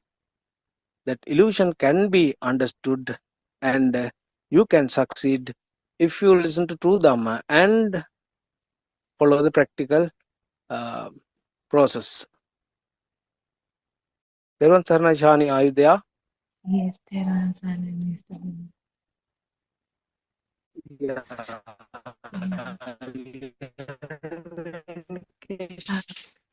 We can't hear you properly. I think there's a signal issue. Do you have any questions? So this the Yes. feeling of Go ahead. me Can't hear you myself. properly. Yeah. There is a signal issue here, but Yeah. I try hard to. Can you hear me now?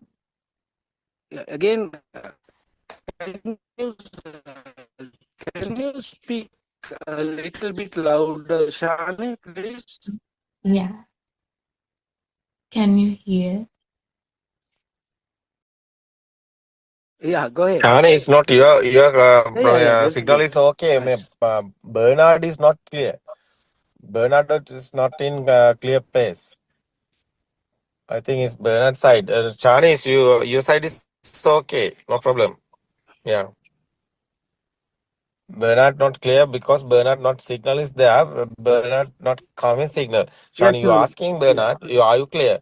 But Bernard can't say it's clear because he's not in the correct. I think it's a place.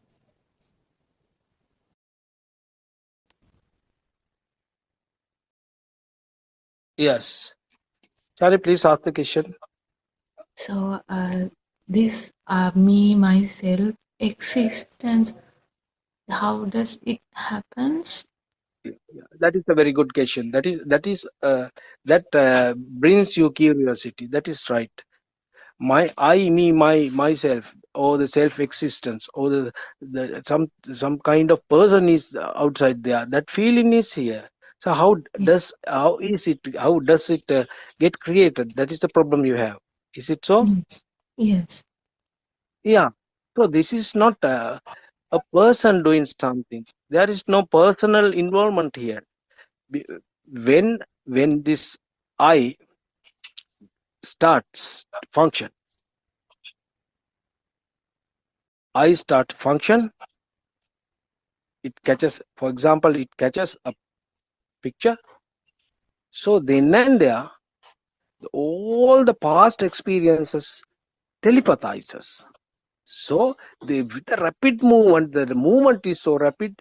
So with that, you feel something outside there, and then and there you get the feeling of feeling. You get the feeling of I am existing here. I am here. It is not someone is there, but the feeling you feel that someone is here. That is the sanya, It same and you as get is it yes. same as that how mind like That gives is us how the feeling like mind consciousness work. Yeah, that is work. the process of Yeah. the mind. Yes. That's the So that's system. so that's also an illusion. Yeah, that no, that is not an illusion. That's a natural process. That's a natural process. We have to what we are explaining is dependent origination. Dependent origination. There you Okay. find the last one is the consciousness, mind consciousness, mental consciousness. So the process goes on and on and on.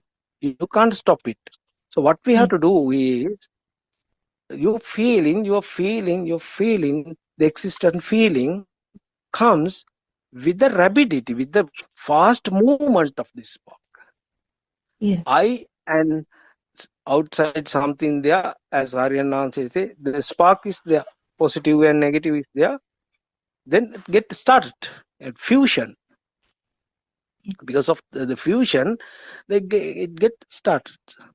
Just think you throw a stone at a river, so you will see the ripples. Yes. Have you ever seen this? Yeah. In the same manner, in the same that say the river or the pond is so still, it is not moving. So you just throw a stone, a pebble, then you see the ripples goes on. In the same manner, when I catches something, the I I consciousness gets started, then the mind consciousness gets started, and the other things also work so fast. Process it goes on and on and on. The movement is so rapid, so fast.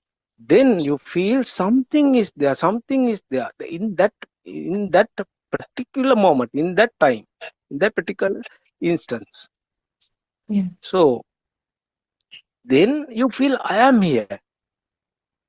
That is a feeling you get. That is a feeling you get. That is a feel. That is an experience you get. But actually, no one is there. That is a function of your mind, function of your mind consciousness. That is not a real person is there. No one is there. But that is a natural phenomena. That is a process. That is a mechanism of this mind, Mind. how it works. So, do you think that experiencing There's a throwing a potential. stone at a pebble will happen a day? No. Then another thing, another sense, another organ, another sensor get started. Then another. Goes and goes and goes on and on and on. The thoughts are created as just as a chain. So we feel then I am here. I experienced in the past. Now I am experiencing this. Tomorrow also I will experience it. Yes. That is a misconception, wrong. Chani, Yes. Teran Sarnaik. Terasan. Yeah. So Exactly. you don't just experience just one thought a day, Yeah. 24 hours. Then thoughts are always floods into your mind consciousness get created and you experience something. Then and there, these things are these senses work. Then and there, and that with that rapidity, you get the sanya, then you get the satta sanya. That means that I am here. Now, the first thing is you saw a river, then you experience something called river is there. Then I am here. Outside something, duality. This is called duality. Something is outside there. I am here. So this is the duality. This is the problem people can't solve. Man can't solve because only a noble friend can see it through his mind with the help of his wisdom, then only the other people will understand when he preaches it. So to get this clear, the better thing is to keep on listening to true Dhamma. So you don't get this at once. You have to keep on listening. Yes, Shani.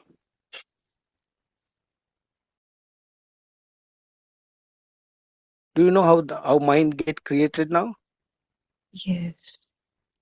Yeah. Then when you feel that from your childhood, now you feel after kindergarten time, you feel that I am existing. In the past, I was there. Now I am here. Now we'll be there in the future. So this is, it goes on and on and on. Nobody is doing there. Nothing is outside there. Only the creation. Then and there, the momentary, the instantaneous creations happens. That is the mechanism, the process, the system of the senses. We can't stop it. What we can do is just to detect, to understand, do we get attached to these things? Am I loving these things, or do I hate these things? That is what we have to understand. The defilements. Defilements means the hatred, the evasion, and illusions.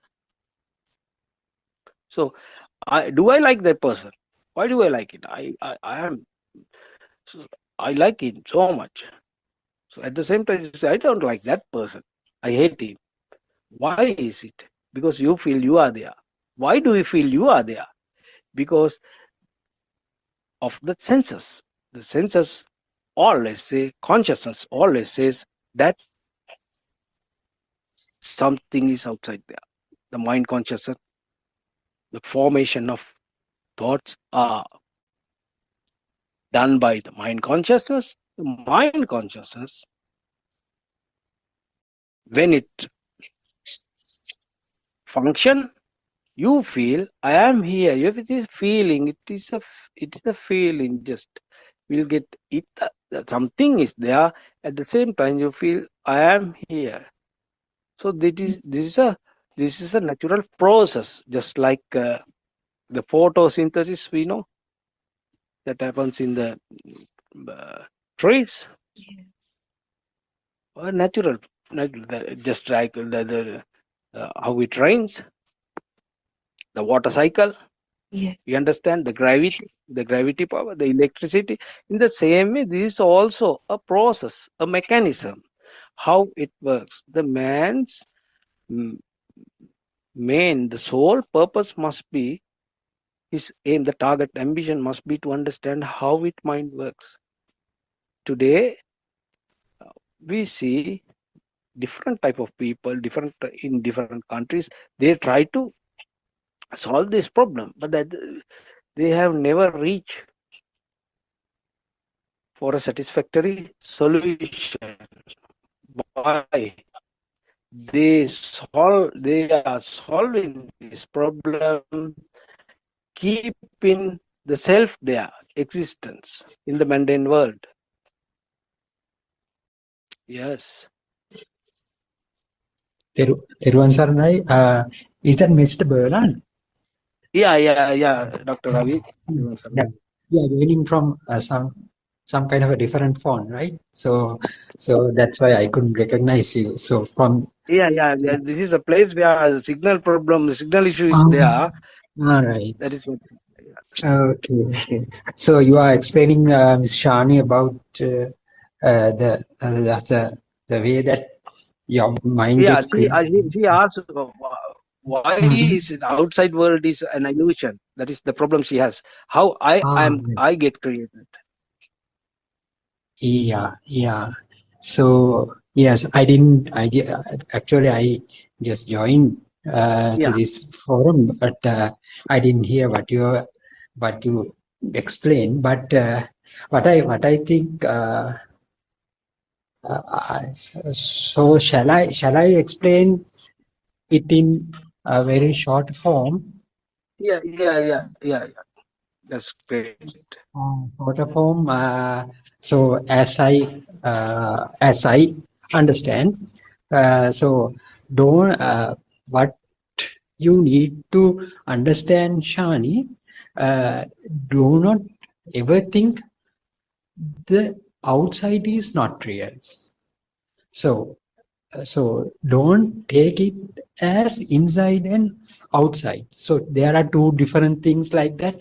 Don't think like that way. Just take it in simple form.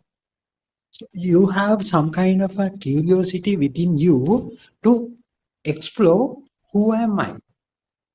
Just try to understand who you are. Don't think that am I living illusion or am I real. Likewise, don't try to figure it out this Dhamma in that way. Just what Dhamma says is, actually what Lord Buddha says is, even though you think you are here, there is no such a person here, no soul here. So you hear this message. Buddha has told there is no person. So how should that be? Then you can explore how Lord Buddha says that there is no person here. So then you, in order to understand that thing, you will need to do some active, what kind of active kind of experiment here. So in that experiment, Lord Buddha said, please conduct your experiment in this particular way, in this particular angle. So then you will understand, wow, I thought earlier that I am living, but actually I am not living. So if so, who am I? So where am I living? So what is this world? Then you will understand this world is as an illusion. So don't. That's why I told you, don't go to preconceived ideas that there is no kind of external world. I am living in an illusion and so on. Don't take this. Don't look at this Dhamma in that way. Just open mind, with a blank mind. You try to find out what Lord Buddha has said. Lord Buddha, the message that was given by Lord Buddha is, there is no person here, no soul here. So then with that message, you have to do your own research. So how should that be? How should that be? So how did Lord Buddha say that there is no person here? So that is the noble research that you have to conduct by yourself. And also, in order to conduct this own research, Lord Buddha has shown a nice, clear path. That is that path. That path is the Patisamuppada, the way of conducting the research. The Patisamuppada. It is also a concept that has been created by the Lord Buddha. Why this concept is there? To get this non-soul state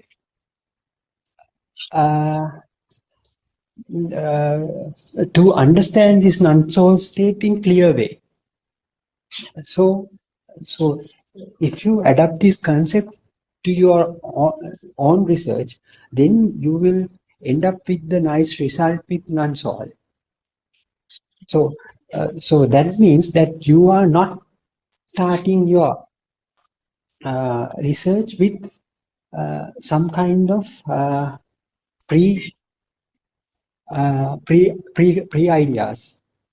No pre ideas at all.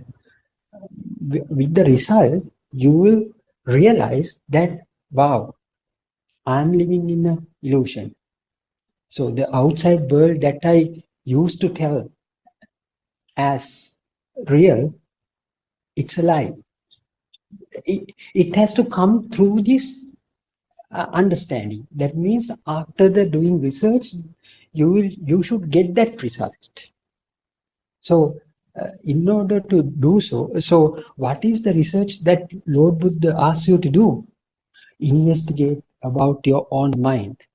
That means just keeping eye on the mind. No, that is not the thing.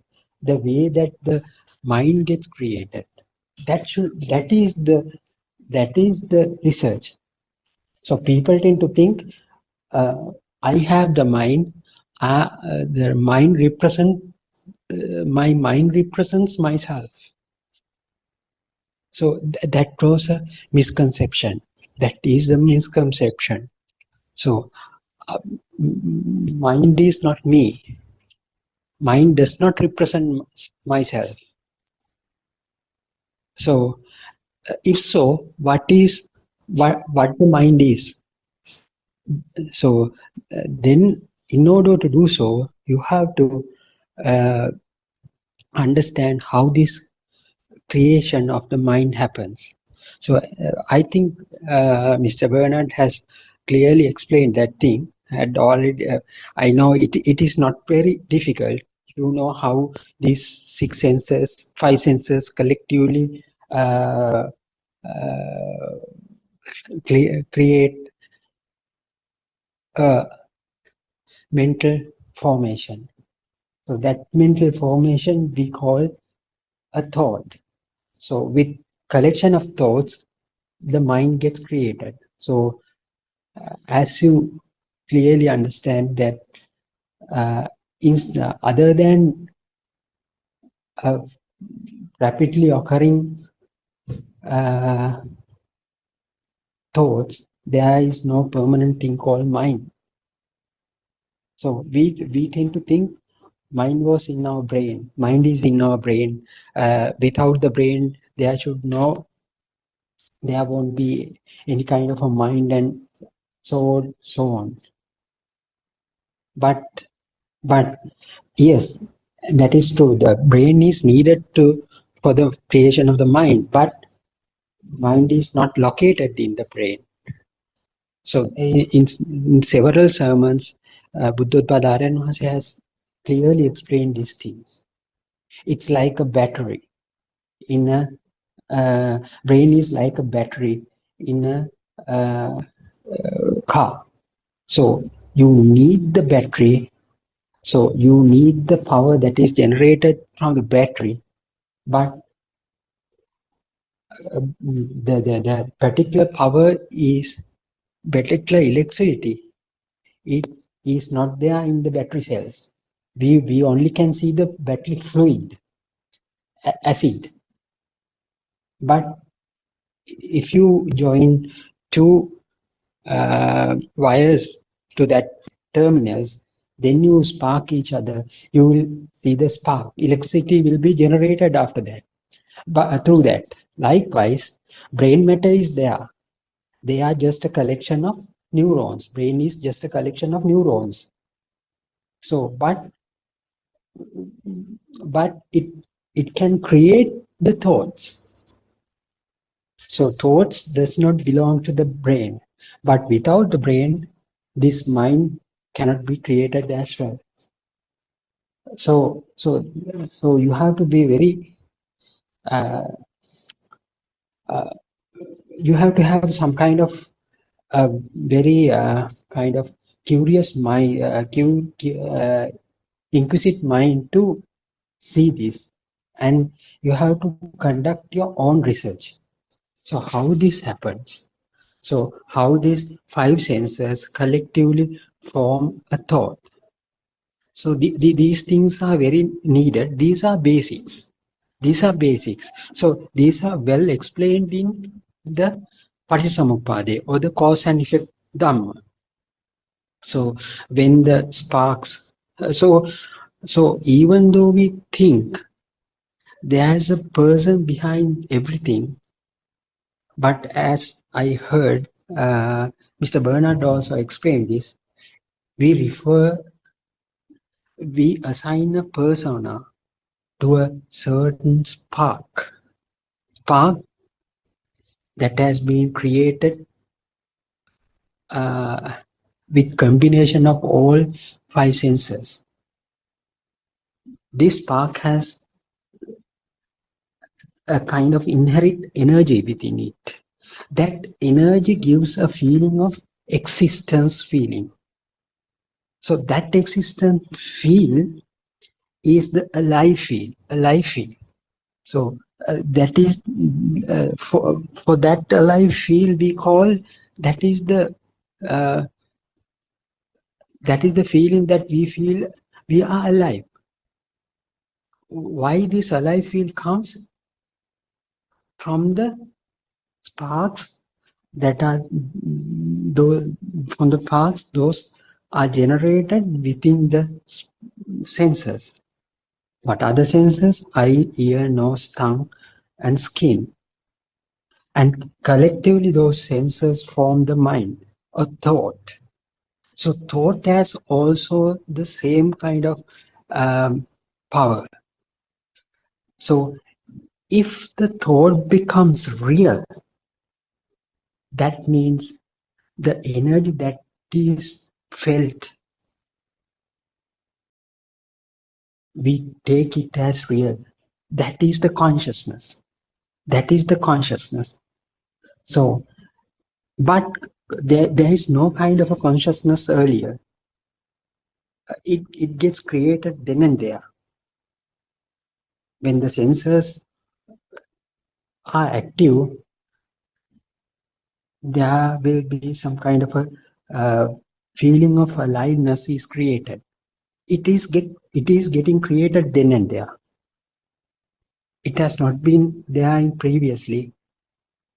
It gets created at this very moment. So if you hear this sound at this very moment, so that means that you are that in that particular thought the energy gets created. So if it has a value, if it becomes a real thing, then what happens? You feel like it's real. Then of course inevitably the self gets created behind that every thought. So it is unavoidable. So it cannot be avoided. Creating of a self behind every thought which becomes real for you. So but if you are able to understand this thought is not real, it is a creation of the senses. So you don't unknowingly you don't feel like exerting some kind of a value on that thought. So the thought becomes valueless. So that the energy that is generated within that thought will be reduced. Then what will happen? The existent field that is created with that energy will be less when compared to the previous instance. Then of course you don't feel like it's real. It's real because the energy is very less, because you don't assign any value for that. As you know, it is not a real thing. It is a creation of the own sensors. So sensors gets created then and there. So if I clap right now, if I clap my hand right now, so that is the moment where the sound gets created. That is the moment your eye faculty gets created. So if you believe that I hear a sound, that is a sound, so that means that is the moment that your energy, your existent field got created. So that means you believe that sound is real. So that means that if the sound, if this sound becomes real for you, in that moment, your birth has been happened. So if the sound has not become a thing for you, that means in that particular moment you are not born. So that is how Lord Buddha showed us the creation of the mind and the creation of the self. So it is not done by anybody else. It is a system, Chitta Niyama. So you have to be very, it should be understood. It is not very easy, but it is not very hard either. So what you have to do is you have to conduct your own research. How this happens, what Lord Buddha said, what was the message, and why.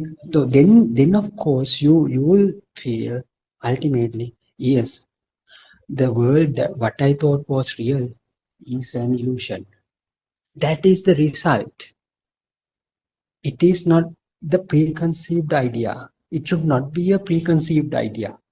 It should be the result of the experiment, that you feel like that you should feel that you are in illusion for sure.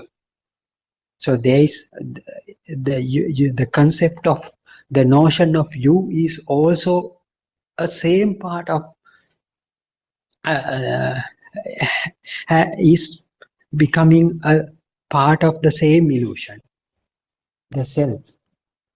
And then of course you will understand there is no such a thing called internal and external as well.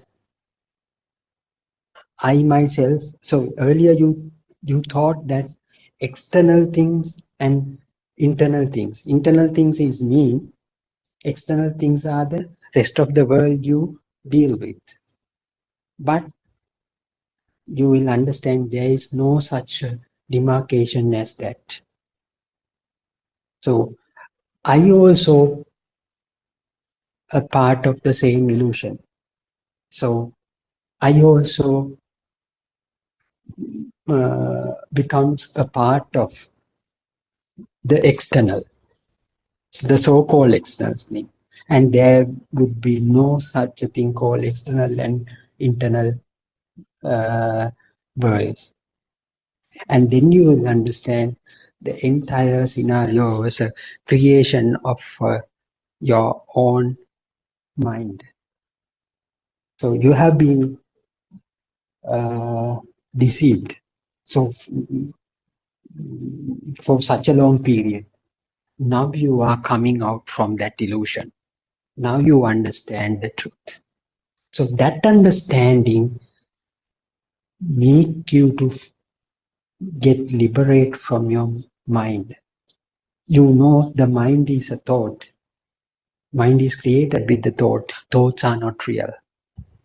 So then whatever the thought comes into your mind, they can't make you any kind of attachment or detachment, because you know these are thoughts. These are valueless. You don't assign any value for that thought, because you clearly know these thoughts are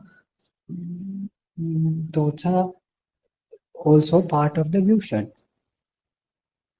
I, me, my concept is also becomes a part of that same illusion.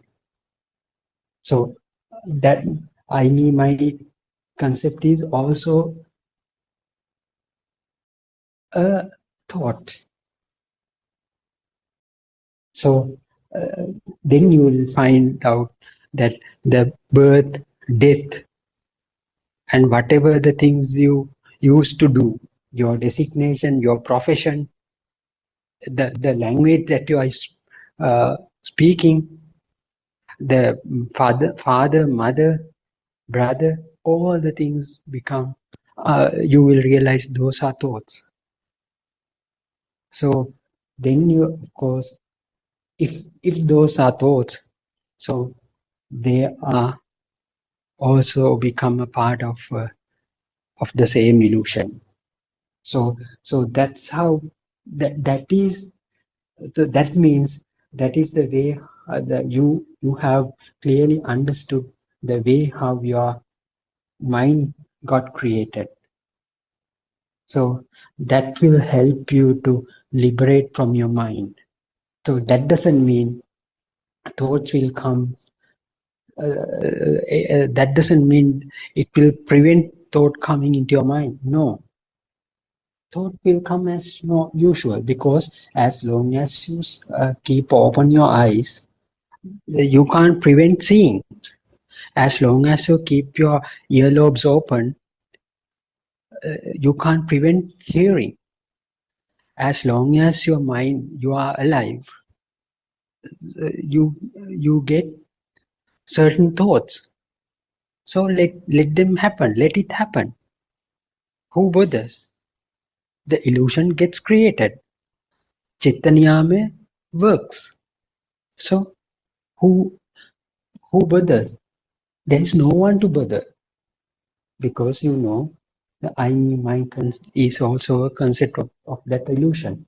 So as Lord Buddha said, now you will be very clear that there is no person here. The Buddha's message was correct. Buddha's message is very correct. So it is a self-realization thing. Even though I say so, you have to do your own experiment and conduct your own experiment and see whether the message was true or not. If you in one fine day, if you are able to figure it out without no doubts, that is the moment where your Sakkaya Ditti, your error view, your wrong view has got vanished. In that point onwards, from that point onwards, whoever person comes and tell you, no, you are living in a real world and so on, it won't make your internal transformation anymore. It won't change you, because now you know for sure there is no person here, for sure. So it comes through the understanding only. Sankitte Nibbidaya. That's why Lord Buddha said so. Sankitte Nibbidaya.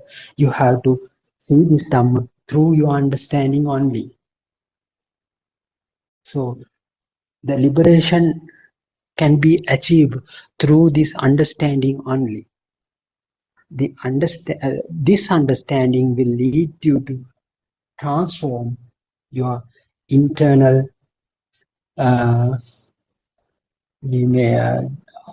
internal way of thinking pattern as well. That is, it is not it's not the thinking pattern, it is the internal transformation that will happen. That is the what you call this adhikata samadhi, super awareness. Whatever that you perform in your school or whatever, wherever you go, with whoever you talk, it doesn't make an internal change within you. You know, all these things are illusions. So you happily and peacefully live.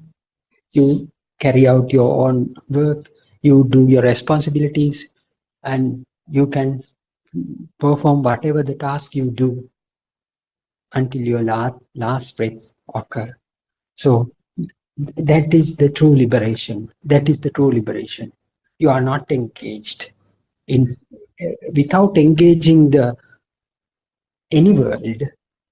You can peacefully live in these three worlds in the for sensual world, form world, and the formless world. So all these things are there in one single thought. If this one single thought become real for you, that is the point where you're. If this one single thought is not become real for you, that is the point where you get the liberation, or that is the nibbana. So I think, Shani, I tried to explain it in, to the best of my capacity. Anyway, I don't know whether you can understand. Yes, Mr. Bernard, do you have something to add? Though?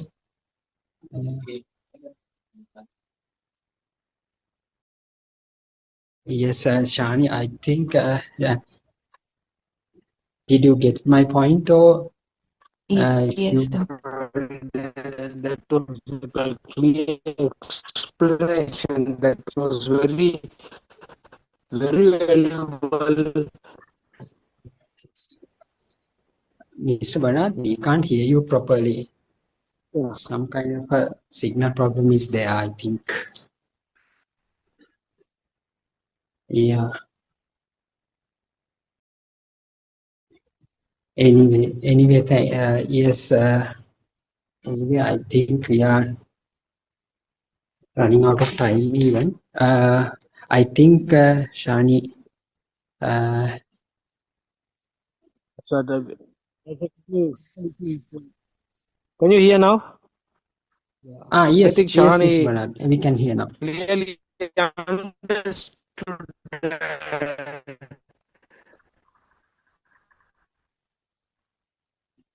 Again, we can't hear you, Mr. Bernard. I think some kind of a... Running out of time. Yeah. Yes, I think we can conclude this session, so we can discuss again tomorrow as well. So it is good that I think, Shani, that you raised that question, because so if someone asks these questions, we can try to explain it. So otherwise, it's we are explaining certain things, but we don't know whether you understand or not. So that is good that you. It is good that you are asking those kind of questions. Anyway, Shani, thank you very much for joining. And I think there's no, I don't know who initiated this today's Zoom discussion. Anyway, as we are getting closer to the next Zoom session, I think we should conclude this session by now. So thank you very much for joining. Ravi, can you hear me, Dr. Ravi? Yes, now we can hear you, but sometimes there is... Yeah. There is a signal. Yeah, I think you are still having the signal. Wrap up today, Dr. Ravi. This phone signal is not clear, so here. Yeah. Anyway, Mr. Bernard, shall we wind up this session for today, so we can discuss tomorrow? Okay. We can't hear you, Mr. Okay. Forum today. Okay, thank you very much, Mr. Bernard, and thank you everybody. Thank you, Ms. Shani, and those who contributed for this Zoom, hosting this Zoom session. And Terwan Saranay, everybody. We'll meet up tomorrow as well. Terwan Saranay. Thiruvang Sarnai, Dr. Ravi. Thank you very much. Ravi, තෙරුවන් සරණයි අරුණාචල. තෙරුවන් සරණයි everybody.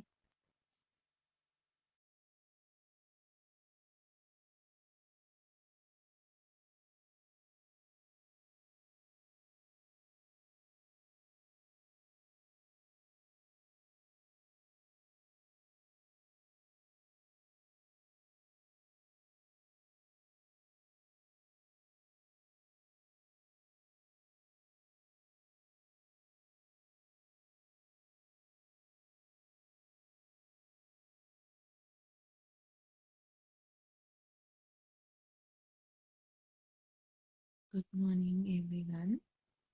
තෙරුවන් සරණයි අරුණාචල. තෙරුවන් සරණයි everybody.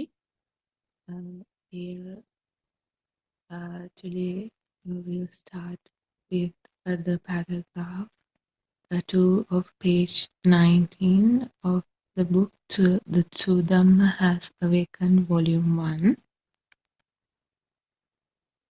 According to Paticca Samuppadaya, the Dhamma of cause and effect, it says Nama Rupa Paccaya Vijnanam, meaning the belief that we have about a thought that comes from inside Nama, and the belief that there are things outside Rupa creates another thought or a knowing, which is an illusion, a lie.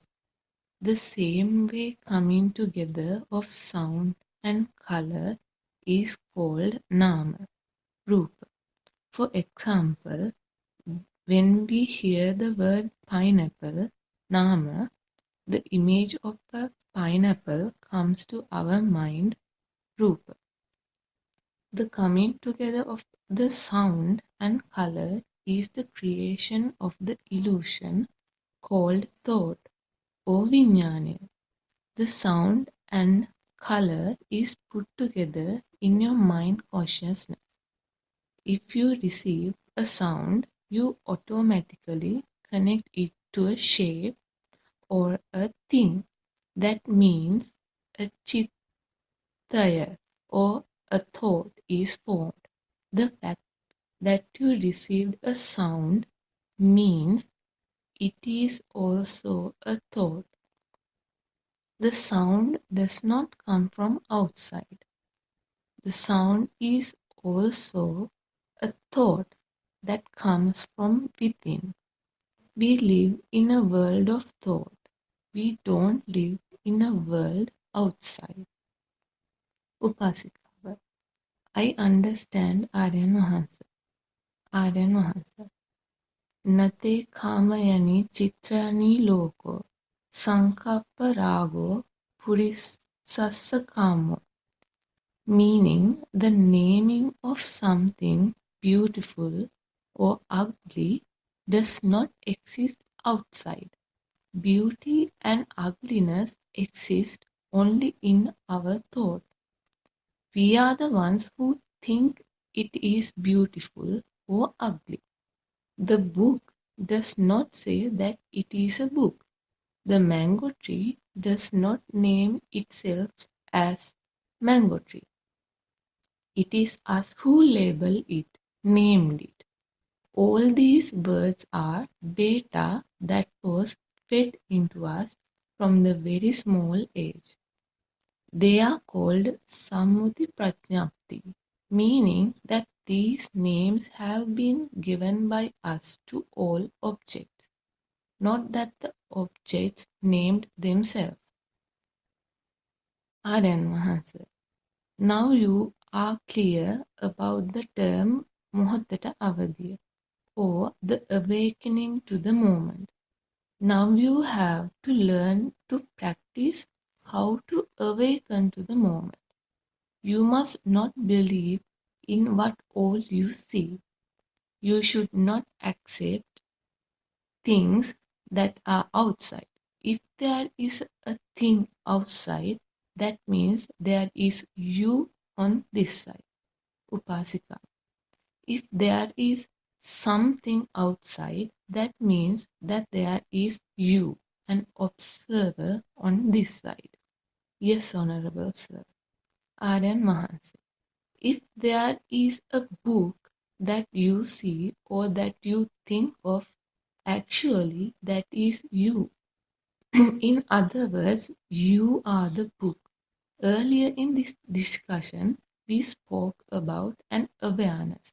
You have to have an awareness which is beyond thoughts. You have to realize that it is not that you see, but what you see is a thought. In other words, what you see is what you think. Awareness is different to thinking. Awareness can be called as wisdom or purity. This is being awakened to the moment. This is where we should always be. The awareness should be our home, or it should be our base. It is at this point that we cultivate Samma Satya. Samma Satya is when there is no Nama, Rupa, or name and form. There is no duality, or in other words, we do not create a me and an outside. This moment does not have the concept of time. There is no thing in this moment of being awake. Being aware is wisdom. A book is a thing, an object. A table is an object. Sankara, or having a thought at any moment, means you have a feeling that you exist. You are at this end and the world at the other end. When you realize the pure truth, or we could say when we awaken to the moment, we would realize that it is our thoughts that creates this illusion of existence. It is also called Vijnana Maya. A thing exists only because a sound and a color came together. If you have a feeling, it is the Vijnana. It is a thing. When Nama, thoughts generated from within, Rupa, thoughts generated due to the belief and an outside exist, comes together, it is also another thought. Thank you.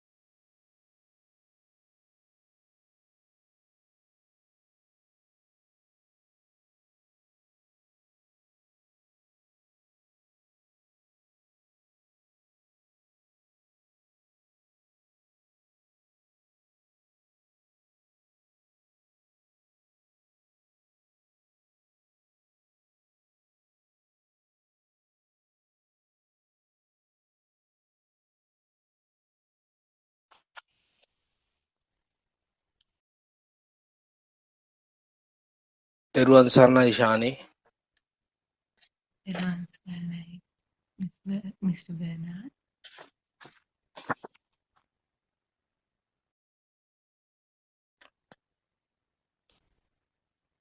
Yes. Shani, are you there? Can you hear me? Yes. Yeah. Can you? Yeah. What you read is uh, from apart from book Yes. 1, volume 1, and it starts explaining how the mind is created, how a world is created, how the duality starts. It at the beginning,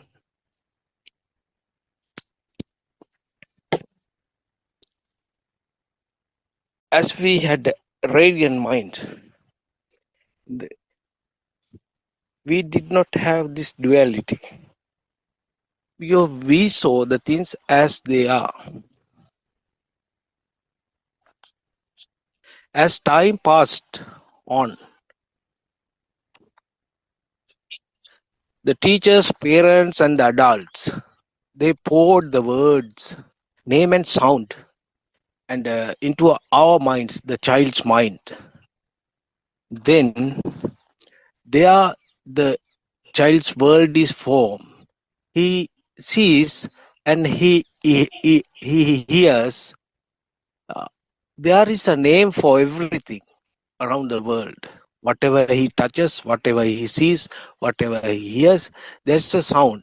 So slowly, gradually, he realizes there are things outside. At the same time, he understands he is there. The parents show that you are here in the mirror. So he understands this is me and there is a world outside. This is how the mind creates. At the beginning, we didn't see duality in the child's mind because he had a radiant mind. So,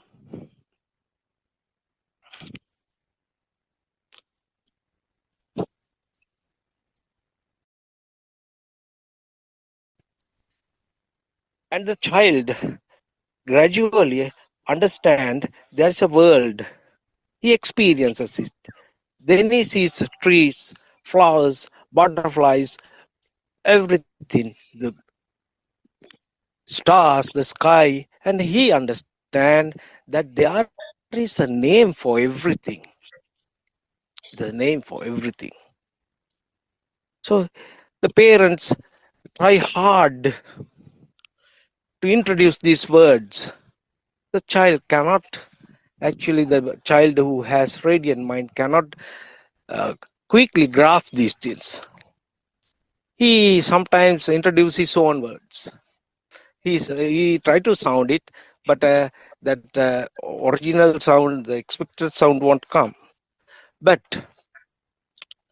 slowly, the child will understand and will correct himself with the help of teachers and adults. This is how the world is created. So the beginning is as a child, a newborn child does not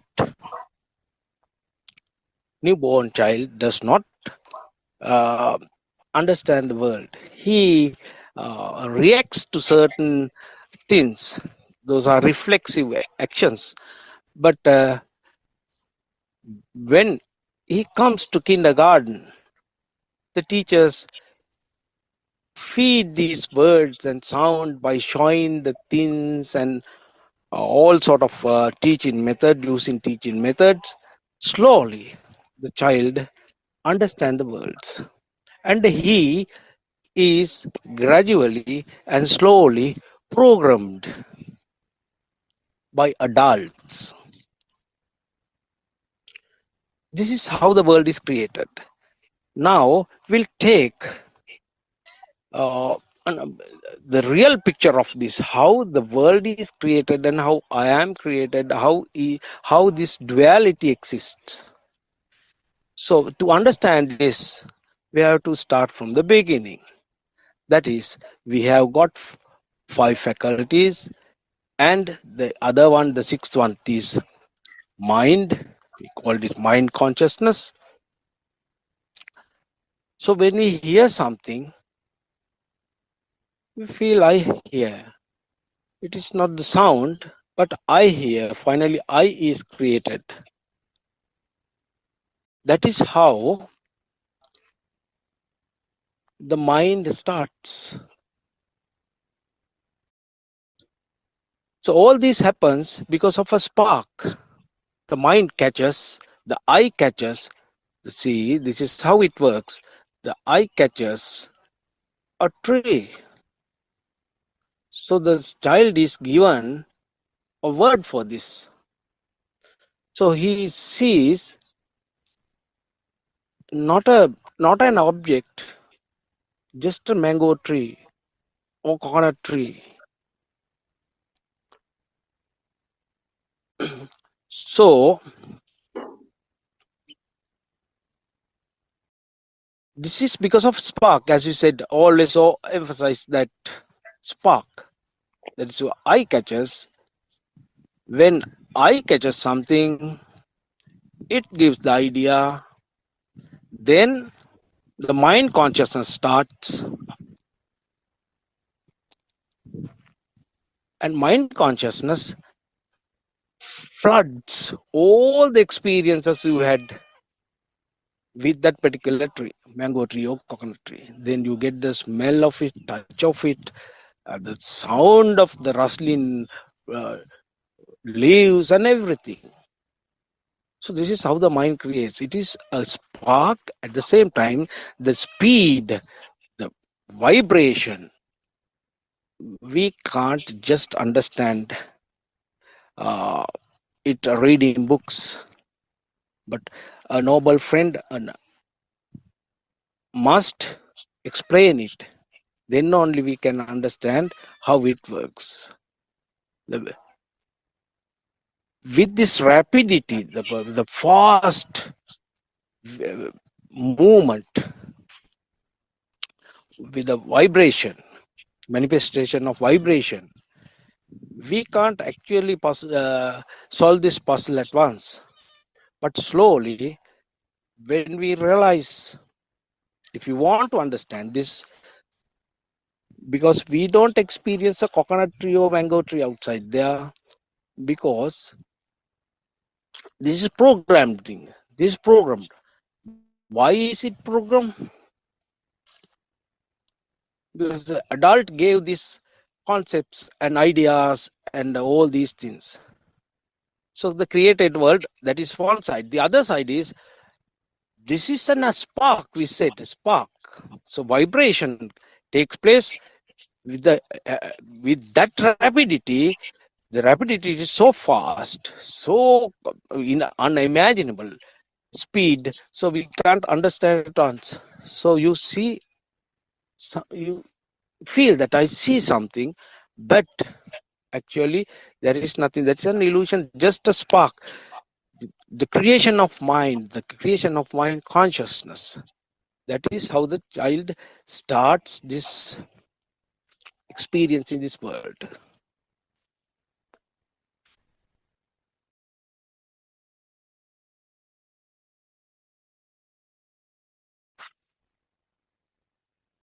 තෙරුවන් සරණයි. තෙරුවන් සරණයි. I pay my homage to Venerable Aryan Hanse, Therwan Saranai, Miss Shani, Mr. Justin, and all Dhamma friends. Thank you very much for that very beautiful and effective explanation, Mr. Bernard. How you clearly explained how we get caught in this unreal world due to the ignorance. isn't it, Mr. Bernard? You very well explained how we become victims in a way, though there are no people, somehow we become victims of this mind consciousness or the That's right. illusory mind consciousness. Yeah, That's very beautiful. So I yeah. would like to continue from where you stopped, Mr. Bernard. So as you said, when we see the mango tree, it becomes a mango tree due to ignorance. So you very well explained the scientific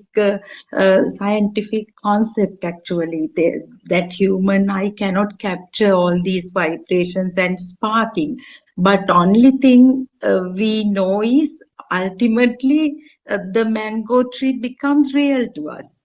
That is because you very well explained all the data associated with that particular image, like rustling of the leaves, the sound. You beautifully came up with that, and then the roughness of the tree trunk. If you have touched the leaves one day, that roughness or softness, that smell.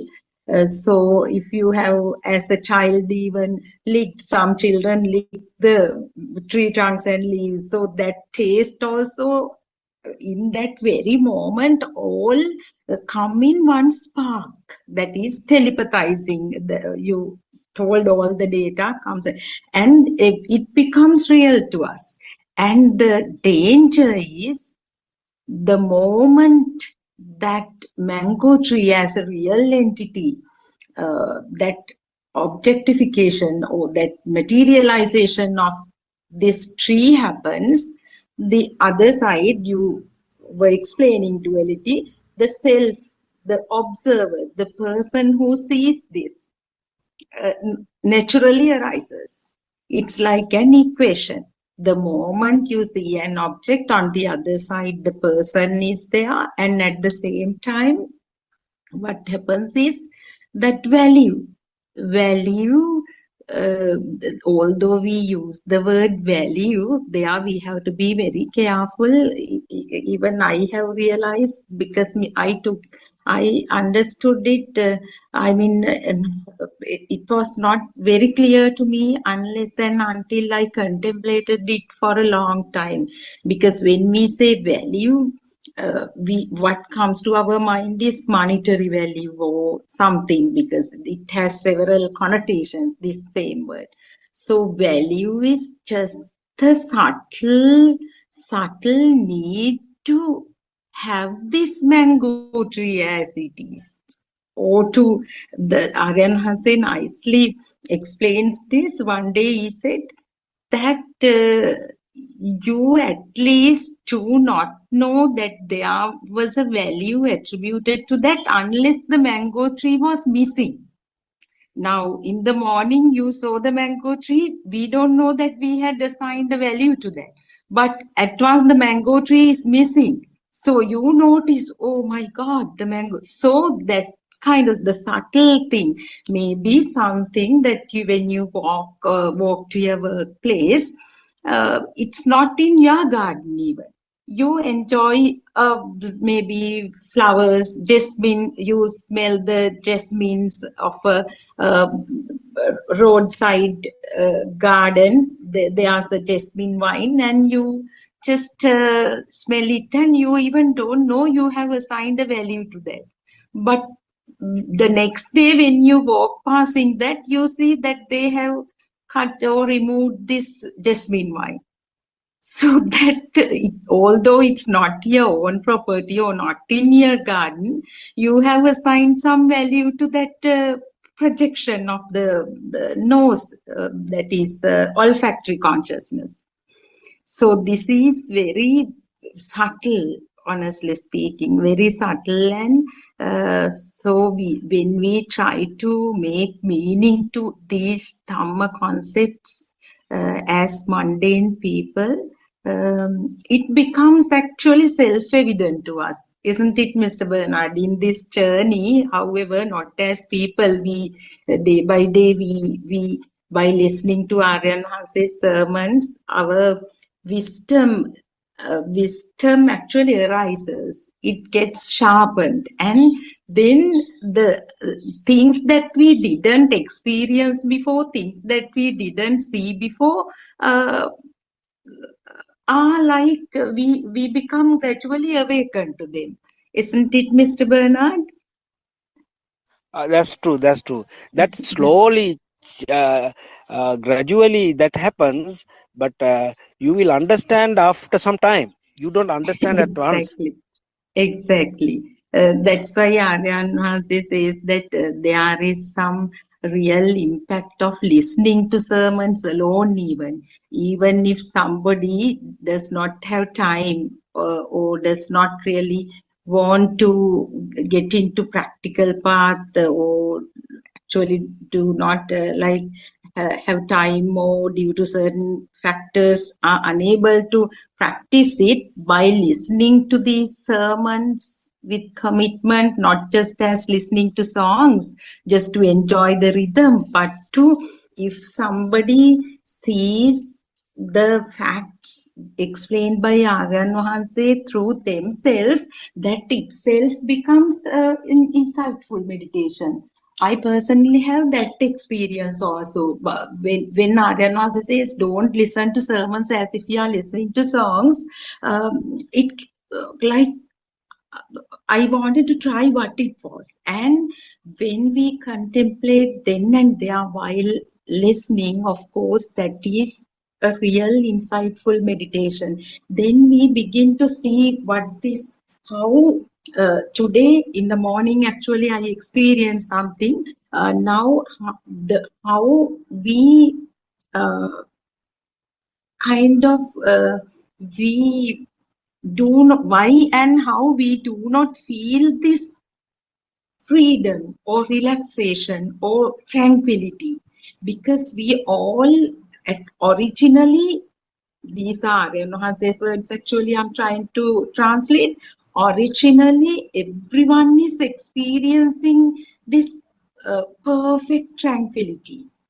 Due to ignorance, the moment the self appears, we take it as there is a person, that is me who experience. And at the same time, the original experience of tranquility is always disrupted, always hindered due to the involvement of mind. Now for example, when we see a beggar or someone, we at once feel like giving some money, whatever that comes, it's a feel.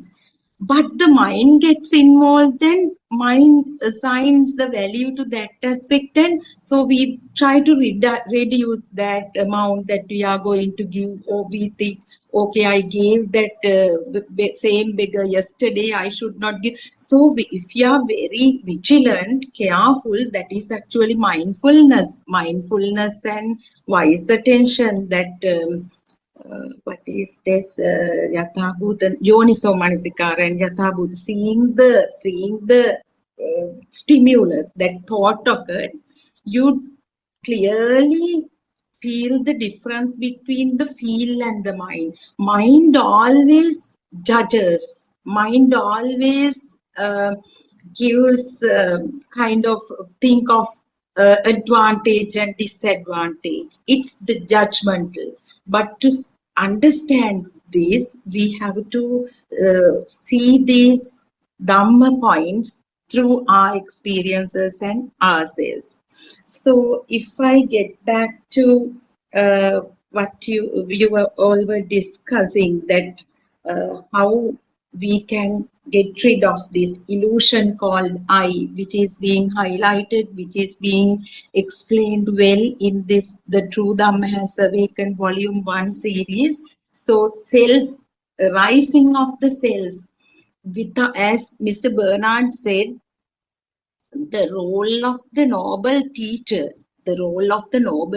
is vitally important at this point, because seeing a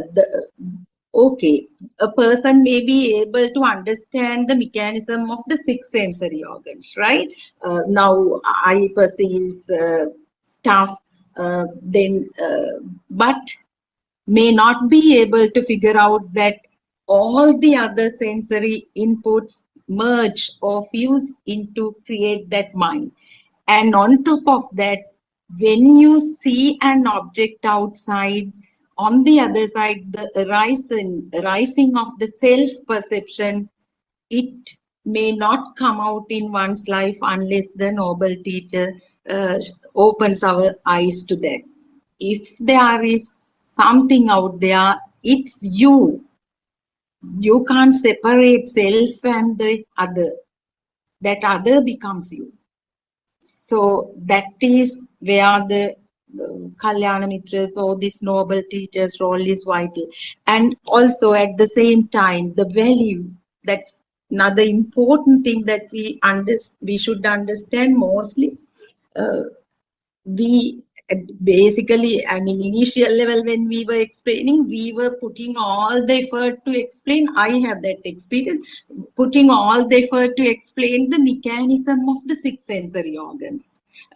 We go into details how the vibrations of opposite charges spark and then the power is created, and we stop at that.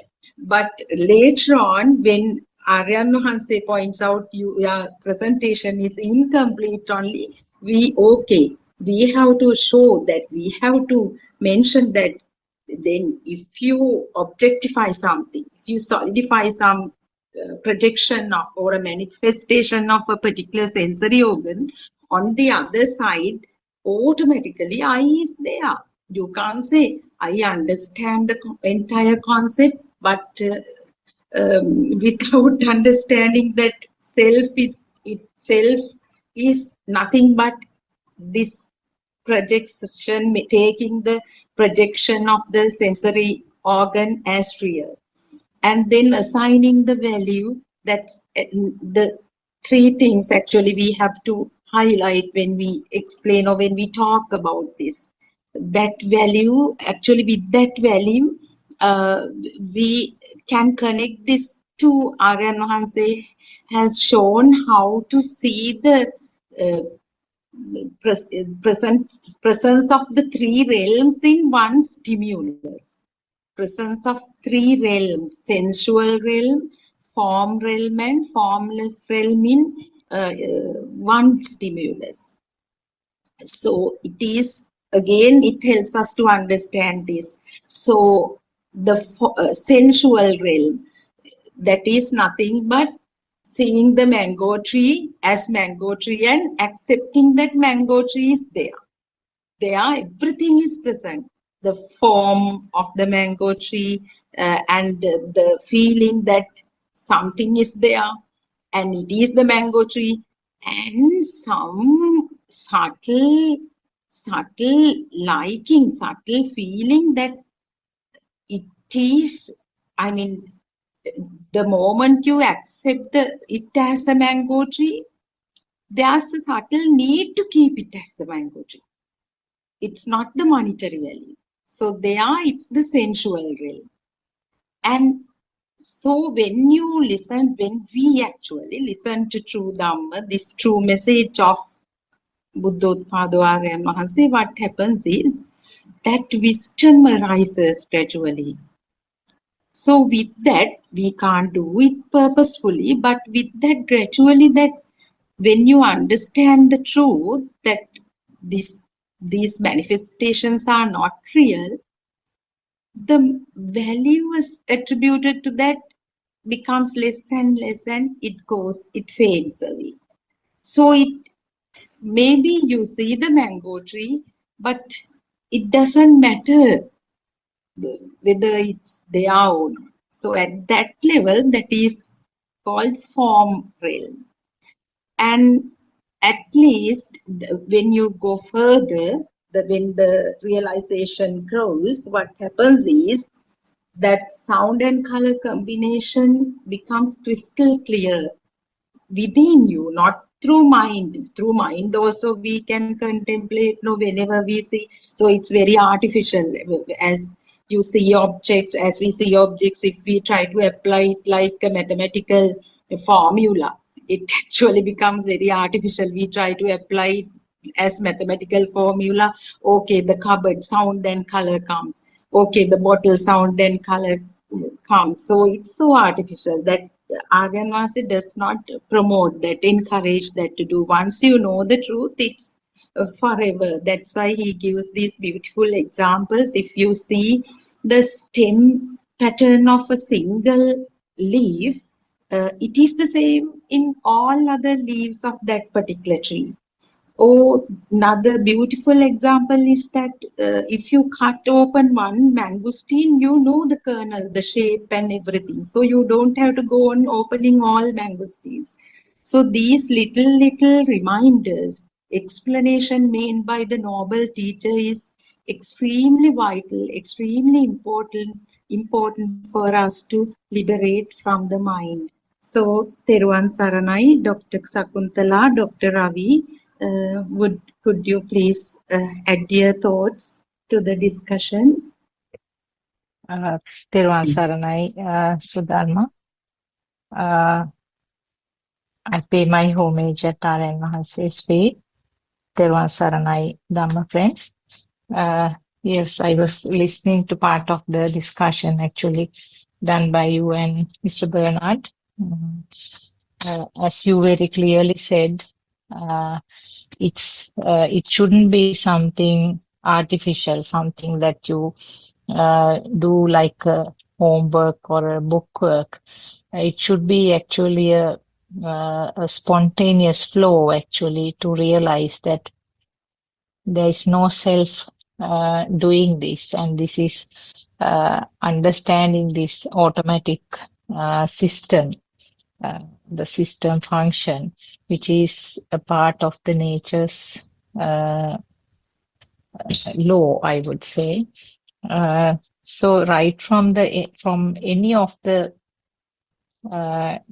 disclosures or deshana by our noble friend, a person should be able to grab the truth of that, where the ultimate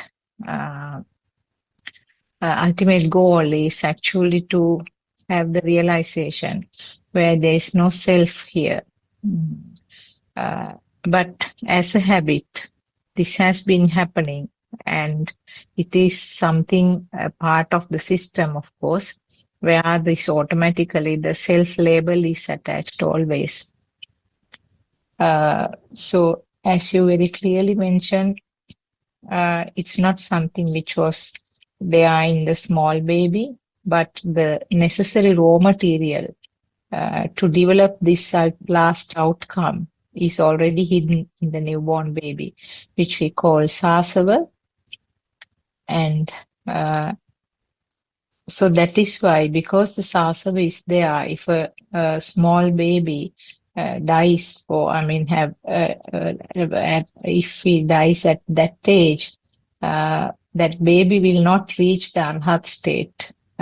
It's because the glue or the raw material is there, which provides the necessary background to develop defilements later on.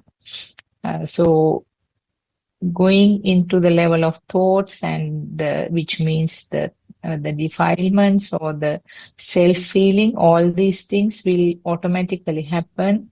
There is no way of stopping it halfway.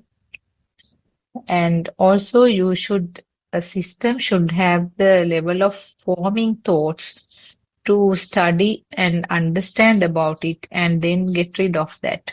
So essentially, the person should be, the child should be old enough to a particular level where the thoughts are formed. Then only the child or the system or the adult, whatever the age, will be able to understand how these thoughts are formed. And then you can disentangle what has entangled up to that point. So by the time the system reaches the arhat state, the knowledge which was gathered all that time cannot be reversed. So the Arhat state, the system at the Arhat state will see the things and identify in the normal way. System will understand it as a coconut tree and also will know the uses of the coconut tree. And if it looks like a very nice tree with full of nuts, it gives a pleasant feeling. So that pleasant feeling also will be there even for the Arhat system. But the only difference is that the fire related to that will not happen. So as you all clearly mentioned, this is a part of the rapid speed, and we should be able to sort of analyze the thoughts, how the thoughts are formed, and thoughts are formed as an effect of the function of the sensor faculties. So you are going backwards. That is what Lord Buddha said. Lord Buddha did after reaching the final state where he realized the truth, and then he revised what he understood over the next 7 weeks.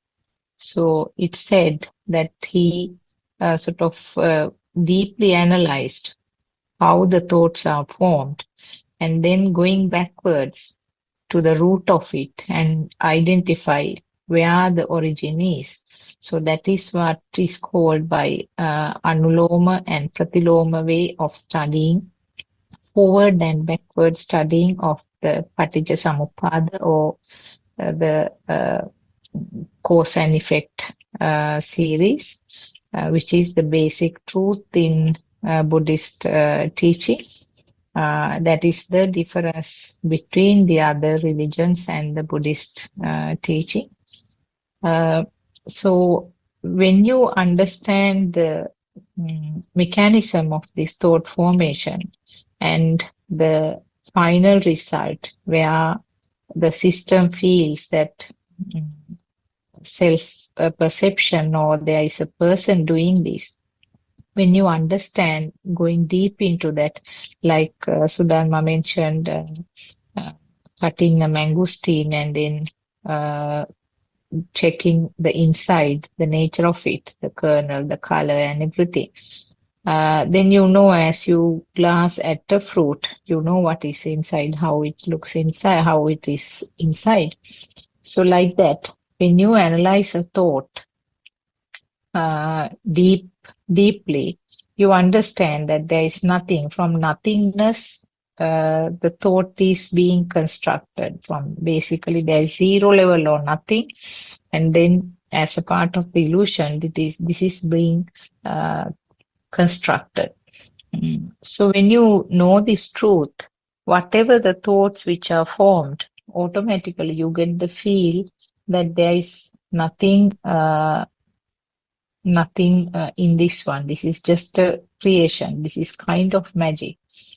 So the finally what happens is that spontaneous feel is that whatever the thought which are formed, whatever the sense of faculty which is responsible, the value which is given, the label which is given, becomes less and less significant.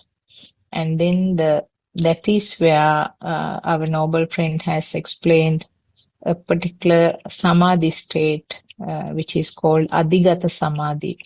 That means whatever the thoughts which come, sort of is let alone or let go, because there is hardly any value. But there is no change in the function of the sensor faculty as long as the physical body is functioning. So it will continue until the end of that physical body. I can see Dr. Ravi also has joined. Are you in a position to add something? Terwa Saranai. Therun Saranai, Dr. Sakuntala. Therun Saranai, Aren Mahasu, Therun Saranai, everyone. Yes, I was listening to Sudharma's speech as well. So, as she said, so the what we really need to do is that we have to understand the thought. The thought makes everything real. So that is the trickiest part that we have to capture. So Sudharma talked about three realms: form, sensual world, formless world.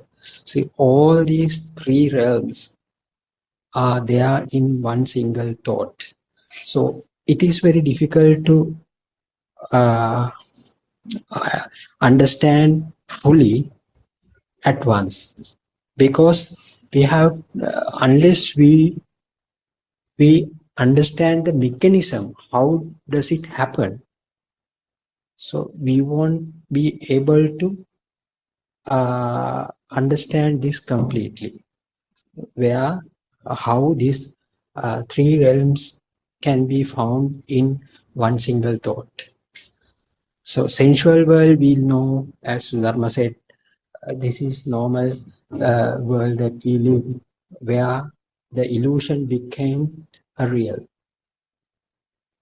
So we live in such a world that we think this illusion is perfectly real, and we are the one. I'm the one who is living in this world.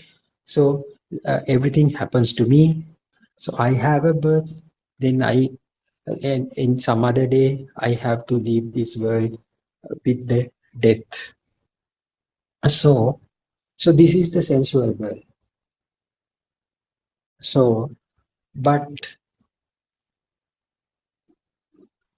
if you understand, so we deal with so many thoughts. We deal with so many thoughts. So in that sensual world, we take all the thoughts as real things. So we don't know we don't know that we are dealing with thoughts. The thoughts, in the sense, as Dr. Sakuntala said, the stimuli that captured via the six senses. Basically, five senses. Then the mind sensor will get created then and there. So we don't know. It is kind of an interplay among these 5 or 6 senses. So it is a result.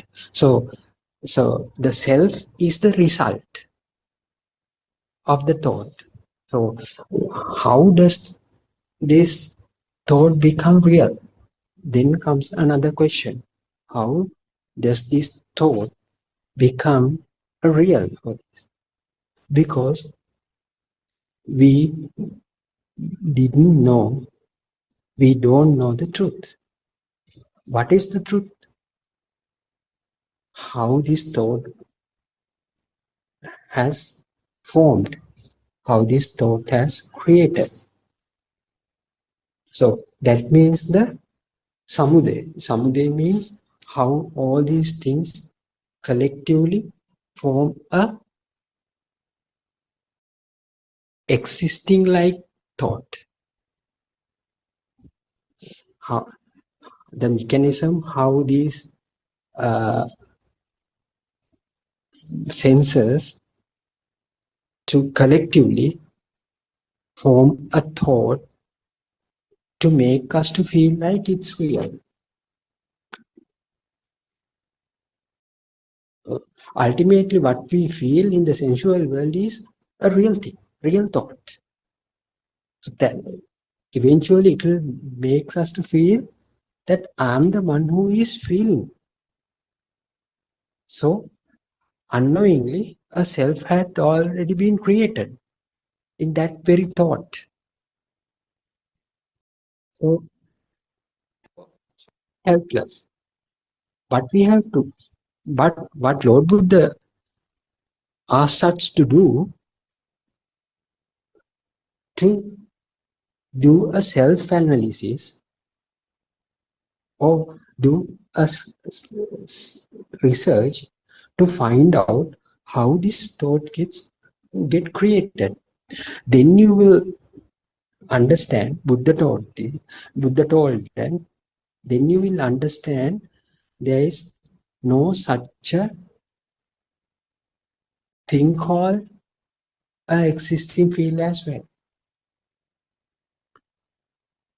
So all you have to do is to see the thought, understand the thought, how the mechanism, how it gets created.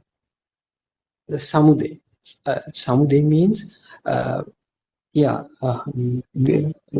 collectively how this one single thought gets a power of make you to feel that it is real.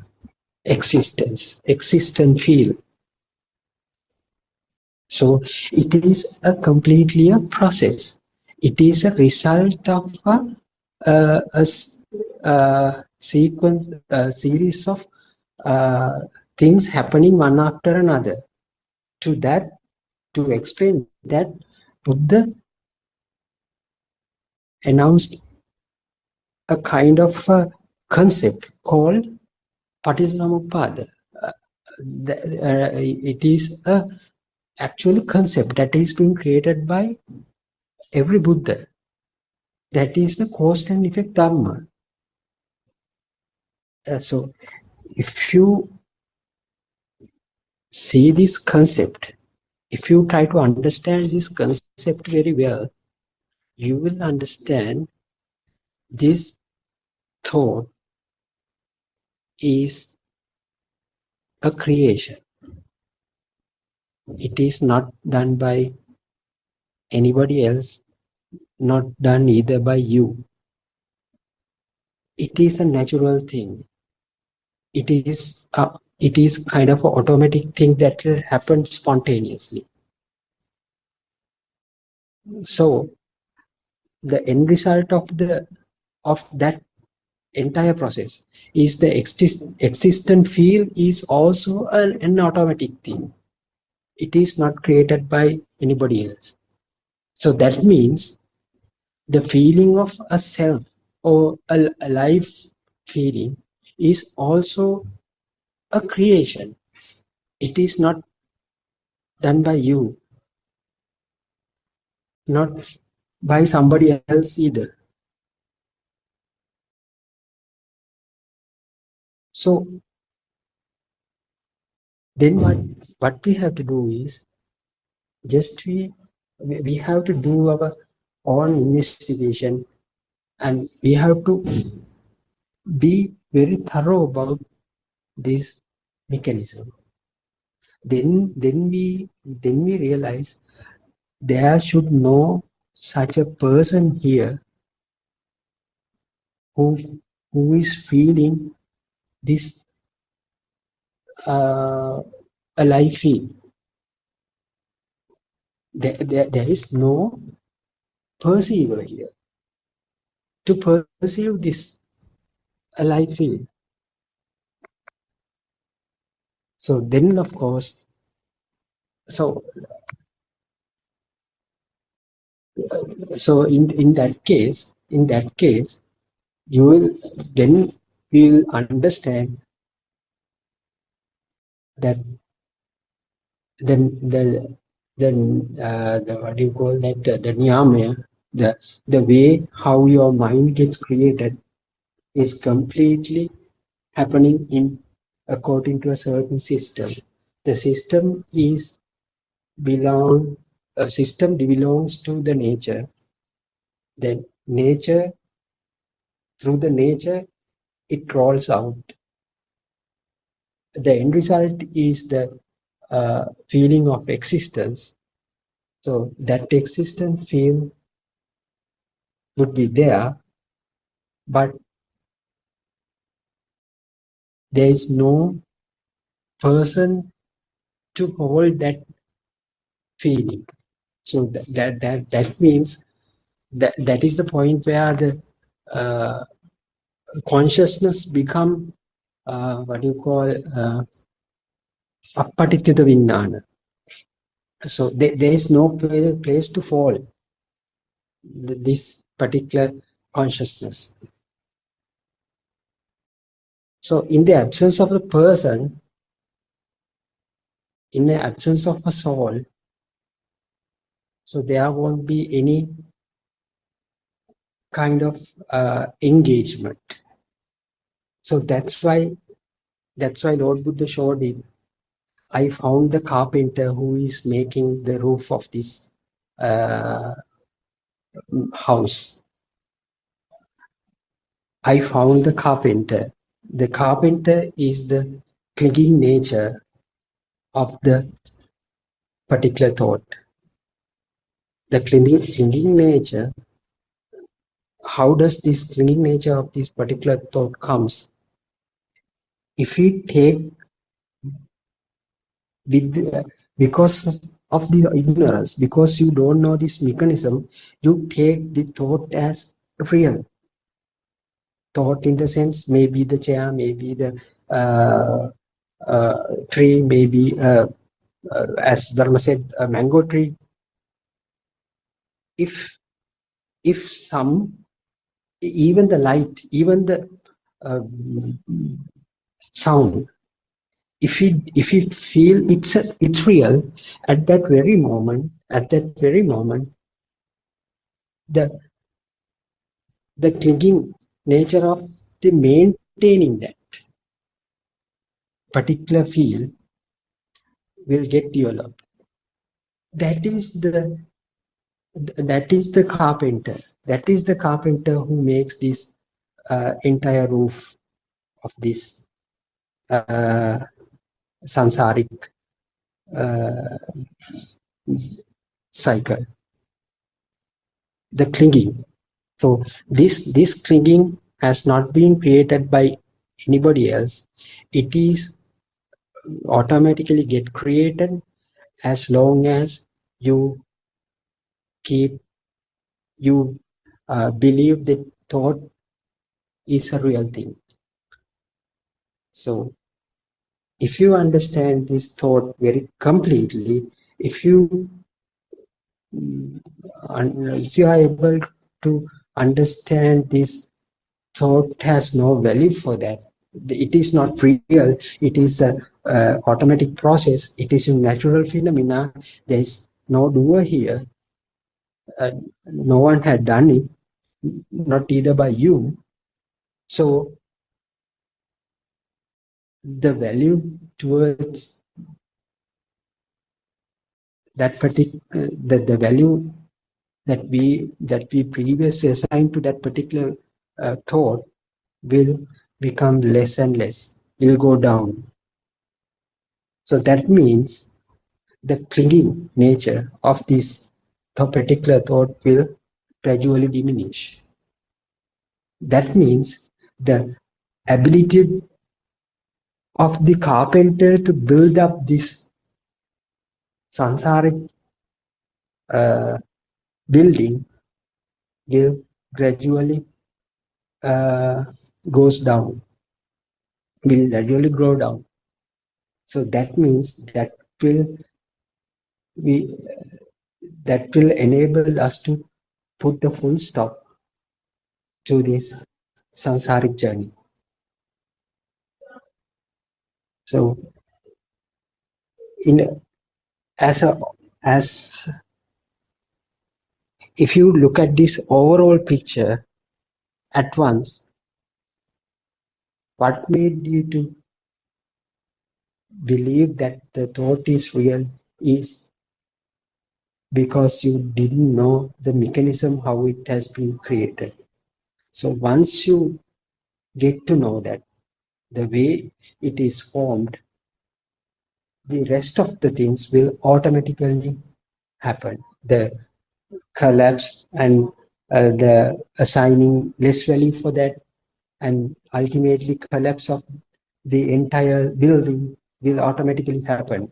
What you have to do is just to see how this thought get created. So we have to be very skillful enough to see the thought. That is the merit that we should have. That is the kusale that we should have. We have to be very uh, uh, very skillful to see the nothingness uh, or the uh, yeah unrealistic nature of this thought. So thought in the sense it is so people tend to think thoughts are the things that comes into the mind. That is not true. Everything is a thought. So if you see something, if you hear something, if you so we'll say, so I'm walking on a tiled floor. So we I unintentionally I know that I'm walking on on the second floor of this building. So unknowingly I have a feeling that the second floor is real. The person called me is walking on this tile floor, and so many things are there. So everything has been real for me, has become real for me. So that is my ignorance. So if I get to know that all the things I said earlier are thoughts, thoughts have no actually a value, certain value. They are created as a result of the interplay of these five senses. So then, of course, what will happen? The value that I assign for those thoughts will automatically start to diminish. So then, of course, the clinging nature towards that was there earlier, now it becomes gradually diminished. So then, of course, the power which has been built earlier within that thought will start to diminish. So that will not be sufficient to give rise to another kind of thought anymore. So that means that your further propagation of this sansaric cycle will stop. So that is basically the theory part. That is the theory part in it. But what we say is we have to be very skillful enough to see the reality of this thought. So reality means this the thoughts are not real. It has to be felt.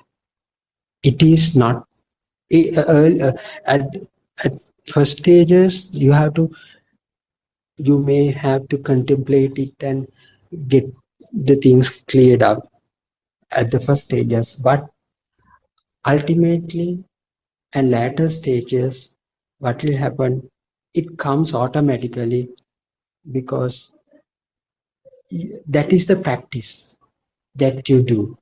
So with the practice you tend to feel that everything is a thought.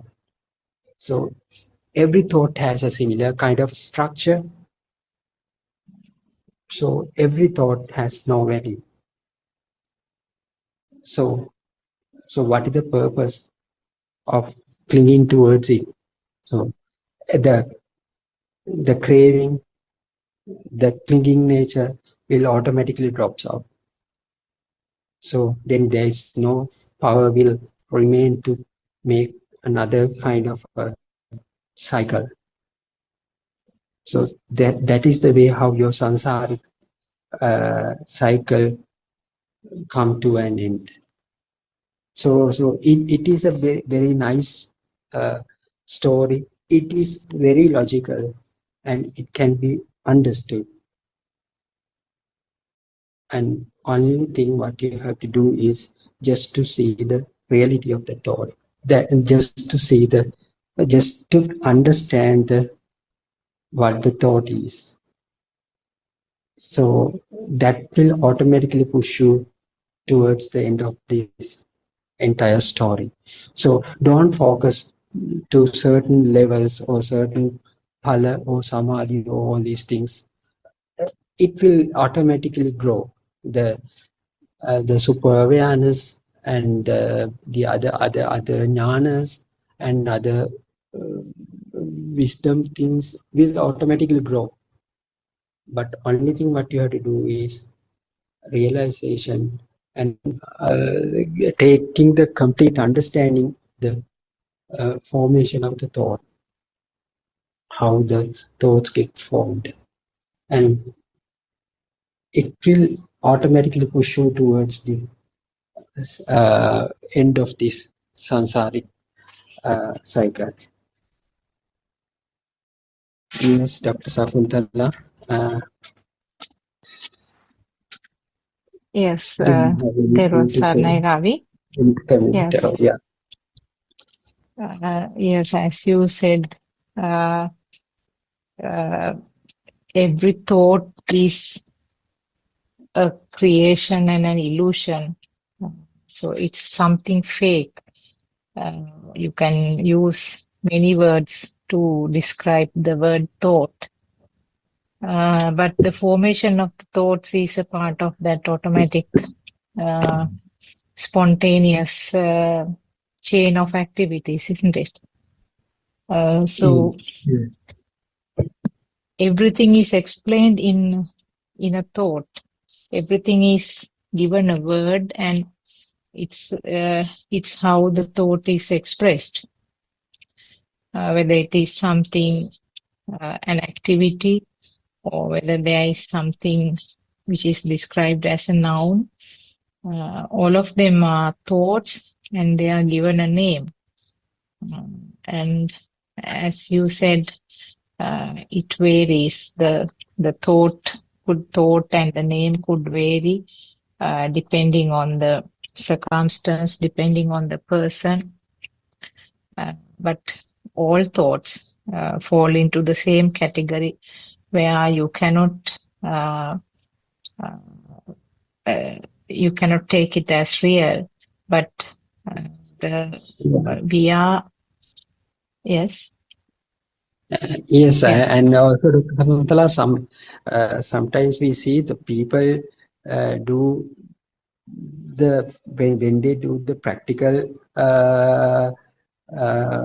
sessions, so they tend, while they are walking, they tend to see the outside world as not real and all these things by focusing their concentration towards the external objects. I mean, birds chirping and vehicle sounds and so on. But they think that those things are thoughts.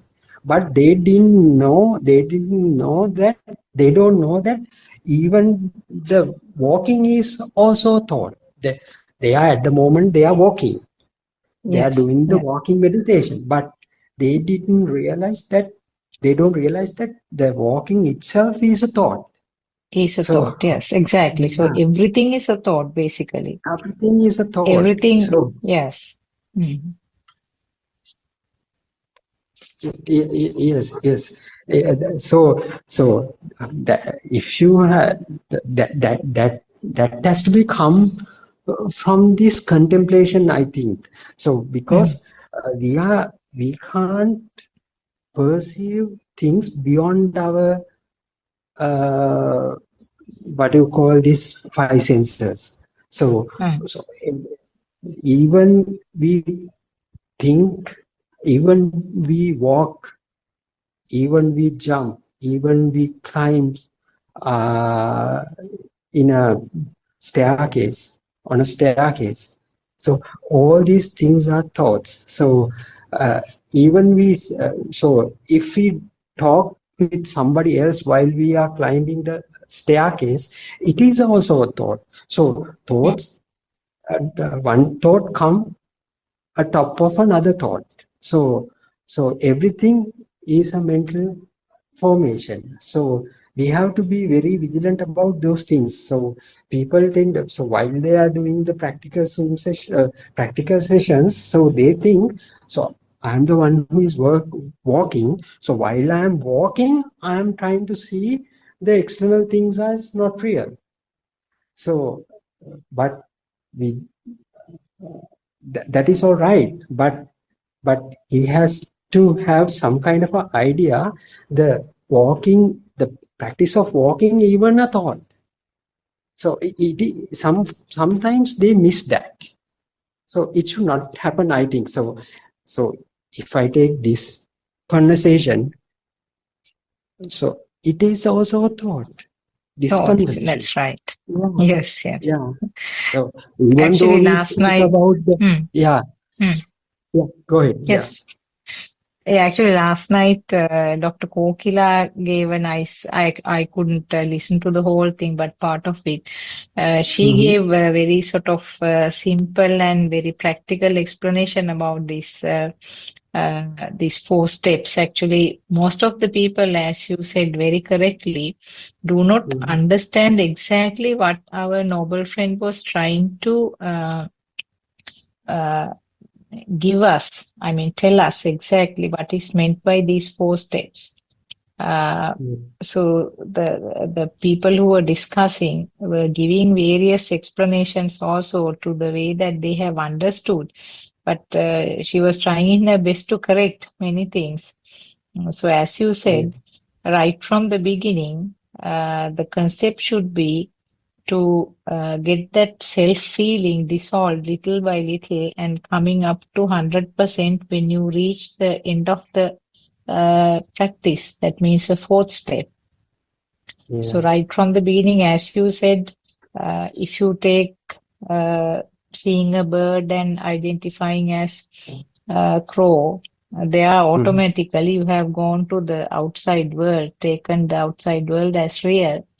And then there is an existing self here who is identifying, isn't it? Yeah. Yes. Yeah. As you said, it has to come from the understanding only. So you have to understand this Dhamma very good way, in a good way, because otherwise you sometimes you miss some parts of it. So then you try to capture from some places only. Then you will miss the very valuable parts. So that's why you have to apply this Dhamma to. You can apply this Dhamma to anywhere, any instance. Even you hold your phone right at the moment.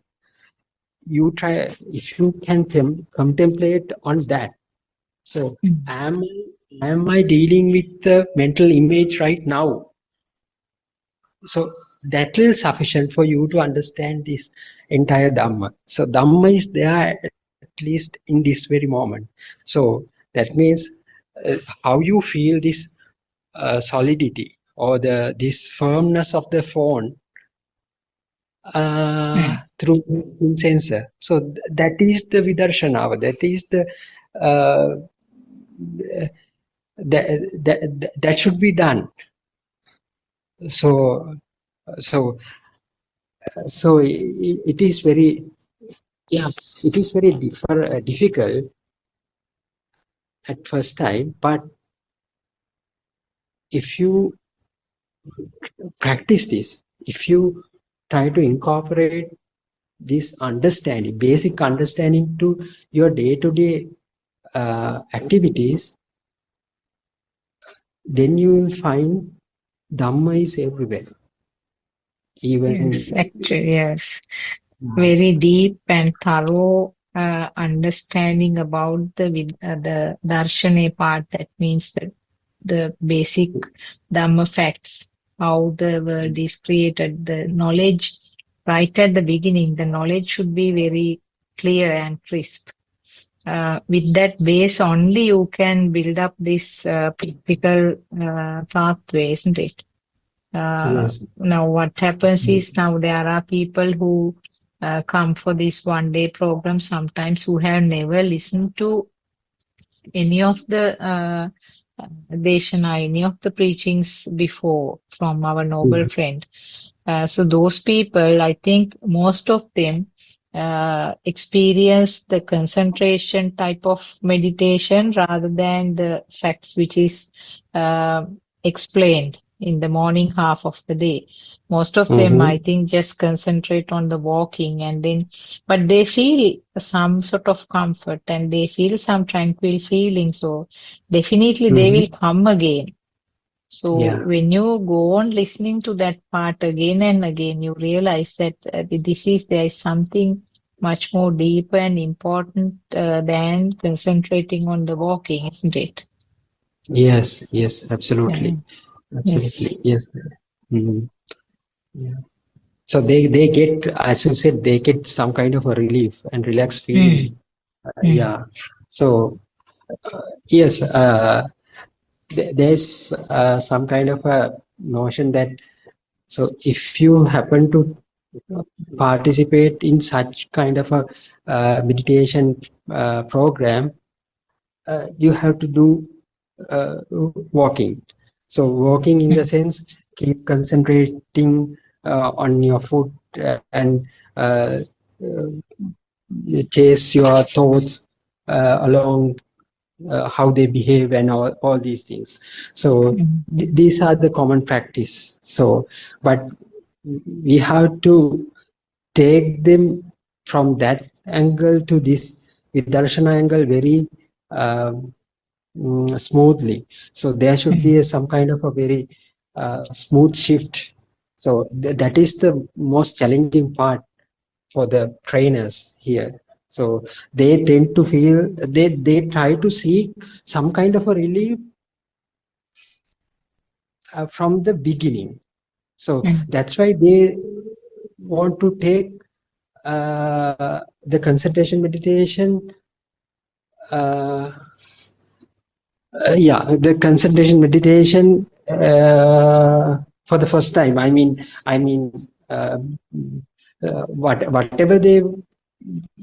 Whatever we try to explain about the thought and so all these things, what they prefer is to go there and do the concentration meditation, because the freedom, the relief is very very obvious through this concentration meditation. But from the Vidarshana meditation, it takes some time, because how much you become thorough with the Dhamma, you get this feeling. So it takes some time. But in contrast to that concentration meditation, so it is there. So if you do not feel that you are walking, or if you concentration on one single thought, then if you focus on one thought, then the rest of the thoughts will be suppressed, then you get some kind of a relaxed feeling. So it is very instant. So yes, they prefer concentration that. is meant, it's easy, no? Very easy. It's easy. And it's easy. yeah, even these non-religious techniques like counting up to 10 and then counting backwards from 10 to 1, that is also a form of concentration, isn't it? So it's and very also, simple and easy. yeah, I also heard that there's kind of a singing bowl or something. So they hit that ball, then it produces nice melody. Then of course, then you feel so relaxed. So it is also some kind of a concentration meditation. Yes. So, exactly. but it remains for a very short period, isn't it? So as long as your Temporary. thoughts are not there, so you get that feeling. But when thoughts come to rushing, so then the peaceful, the calmness will go away. Go on, yes. Yeah. Yes. Teruvan Saranai, Doctor. Teruvan Saranai. And when just to add the thought to this walking meditation, in this practical approach prescribed by Aryan Mahanse, as you said, initially the thoughts to do walking meditation, that it comes as a thought. But when you get that mental image, as you rightly said, no longer the thought of walking is there. The person just, even a person is unaware that he or she is walking. It happens as a process. There is some meditative absorption.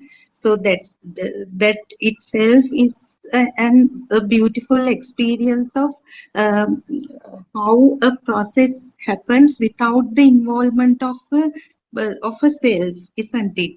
At the very beginning, okay, you get the thought to walk. Now standing up, and when you get that mental image, like in normal conventional concentration meditation, now lifting the foot and taking it and again putting it on the next place, lifting the left step. So we don't develop thoughts related to walking meditation here in this approach. We just walk, then we come to certain meditative absorption kind of thing.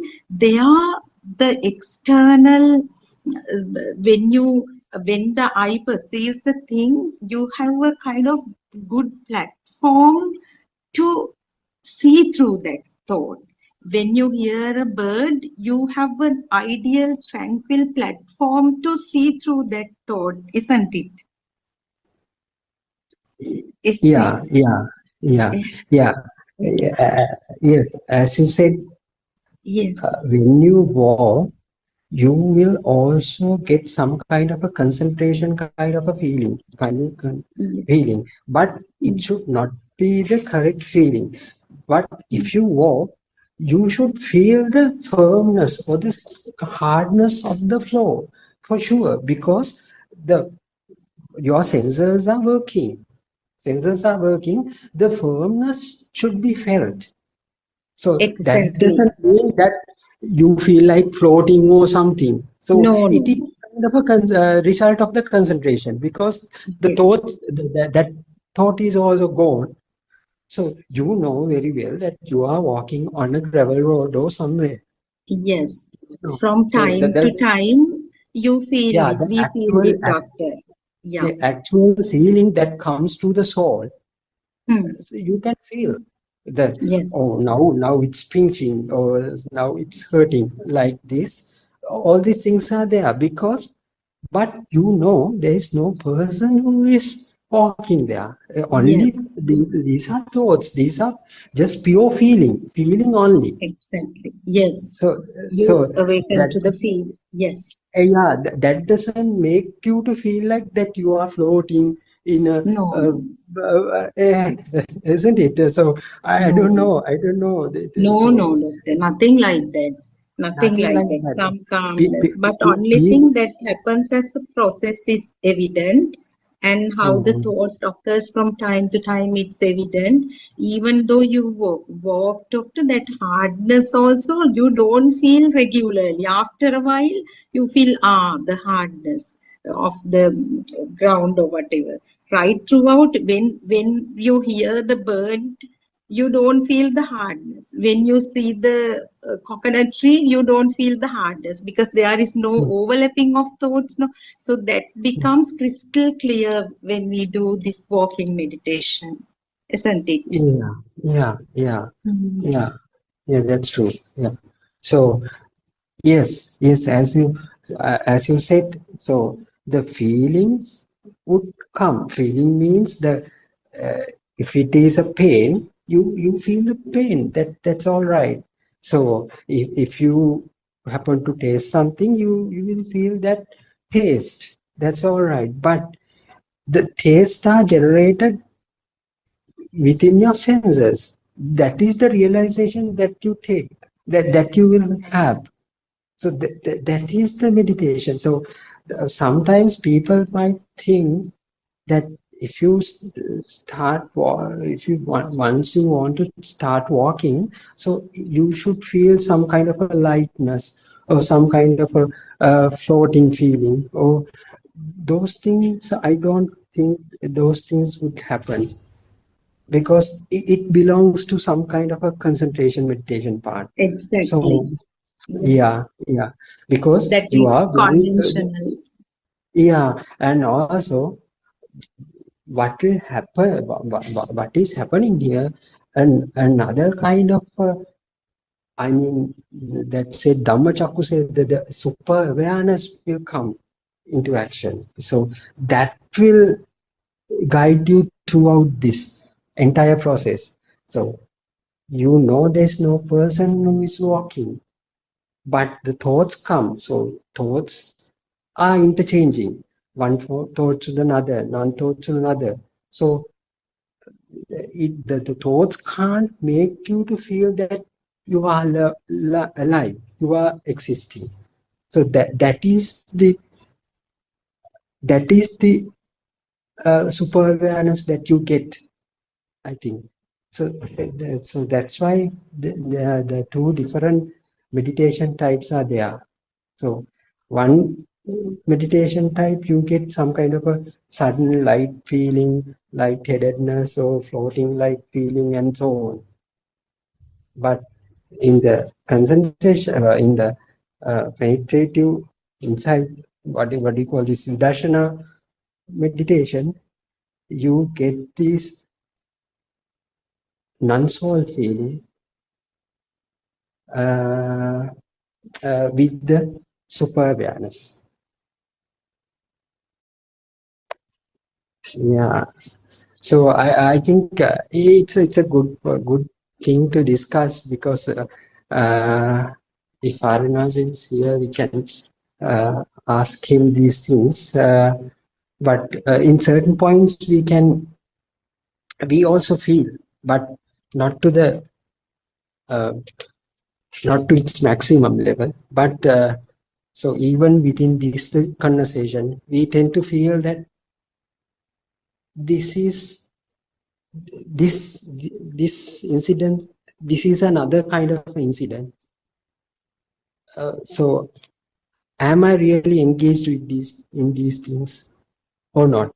So if what I think is, if you don't feel like these things, this is a real incident. So that is the awareness that you have, because you have very good awareness that this is also an incident,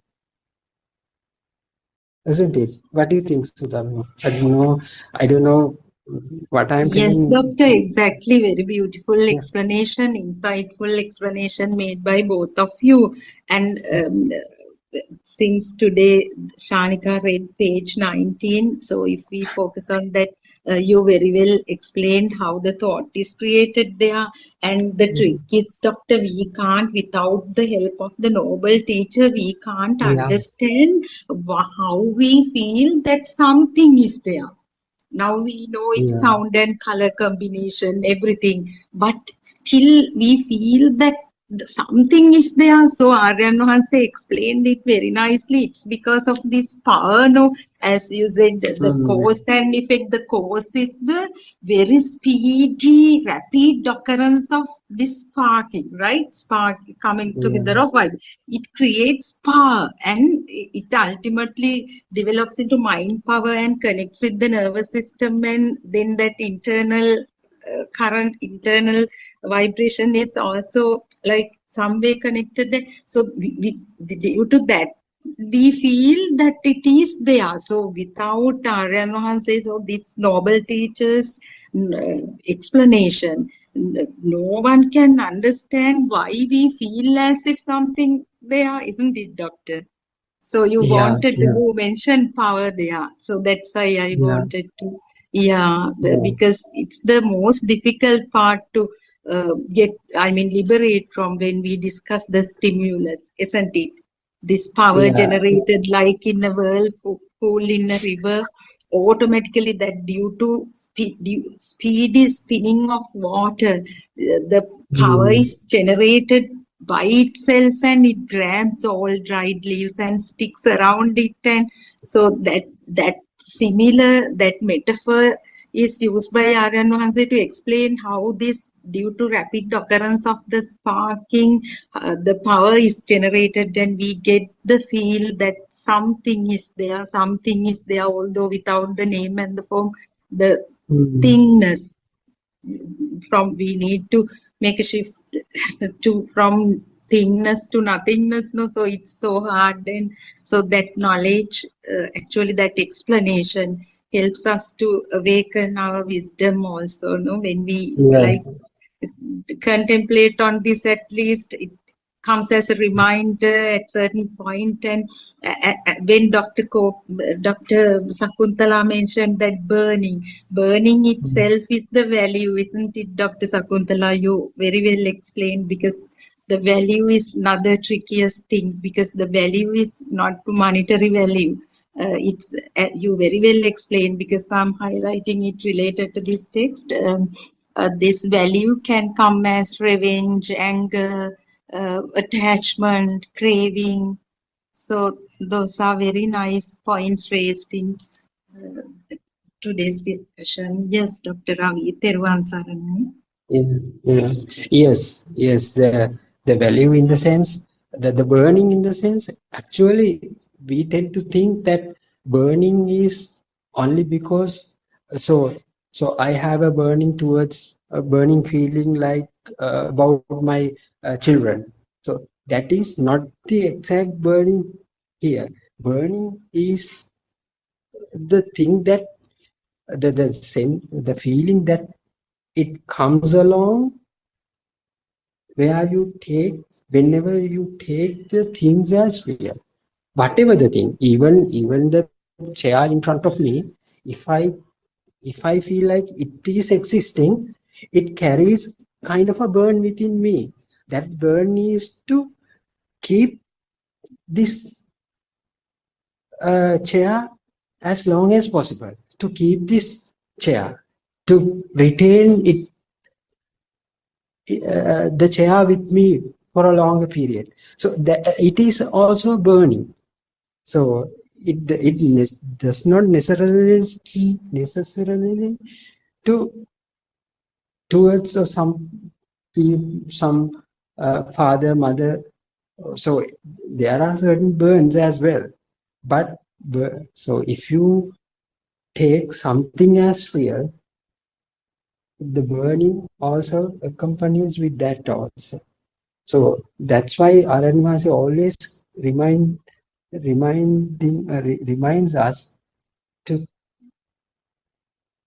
if we take something as real, something in the sense one thought as a real, so that means that the fact that you have been born at that very instant. So we have to be very careful, isn't it? We have to be very careful. So Yes. that's why we need to see the reality, see this Dhamma in every thought. So otherwise, if you miss certain things, we unknowingly, the burn will be there. So that means this carpenter will create the house. Exactly. Carpenter called consciousness, isn't it, Doctor? Consciousness or the craving or the that thing. Yeah. Anyway, I think our time has gone, isn't it? So, Dr. Saku, can we wrap up this session for today? Is it okay? Yes, I think. Yes, Dr. Ravi. I Okay. think we have few more minutes. It would be useful if we can remind about the opportunities available for seekers of true Dhamma. I don't think we could remind that today, Dr. Ravi. Sorry, I didn't get you. The opportunities available for true Dhamma seekers all around the world, websites, and that reminder would be useful, Doctor, if you like to make it. Yes. Other than participating in these kind of discussions, so you have basically two websites. So our main website is www.buddothpado-dhamma.com website, and also we have another newly launched website, that is www.wisdomofasia.com website. So please feel free to visit those sites as well. So there are certain books that have been written in English language, so they are free to download. So all these books have been written under the guidance of Buddothpado Wahanse. So don't hesitate to take this opportunity to download them and read them attentively. If you have any questions, you please feel free to bring them up here so we can openly discuss them in this forum. Then if you have any doubts, we can ask directly from our noble friend. So that is the opportunity that we have. So and also we have Metmal meditation uh, center in Davagoda, Anguruwatota in Sri Lanka. So we invite you to that uh, to have the real experience of this true Dhamma. So it is a meditation center. So there is a certain, it goes in a certain schedule. So food and other accommodation facilities will be provided. And if you are interested, please feel free to visit Sri Lanka and uh, have this real experience of this true Dhamma in those places. So uh, with that reminder, I'd like to conclude this session for today, so we can start discussion. We can you can join tomorrow as well at the same time at the 7:45 a.m. in Sri Lankan time. So until then, I'd like to say Theruvan Saranai to all of you, and we'll meet tomorrow. Theruvan තෙරුවන් Saranai. සරණයි Theruvan ආරයන් Saranai, වහන්සේ. Viswadhamma, තෙරුවන් Theruvan සරණයි Saranai. Dr. Ravi and Viswadha, all Dhamma friends. That's it. Theruvan Saranai. Thiruvan Sarnai Aryan also. Thiruvan Sarnai everybody.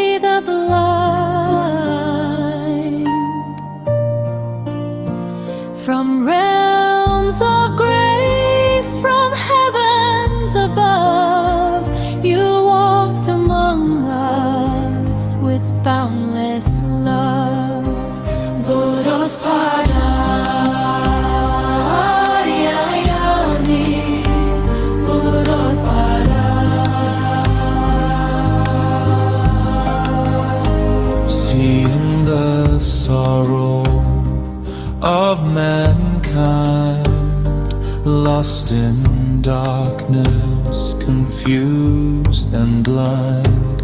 You spread the truth so clear, so bright.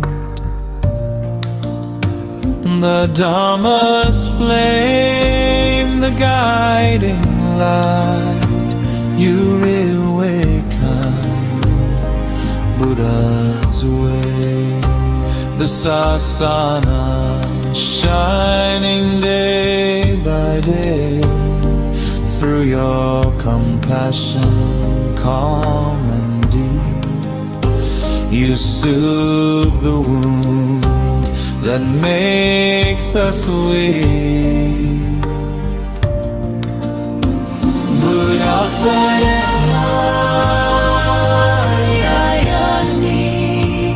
you show the path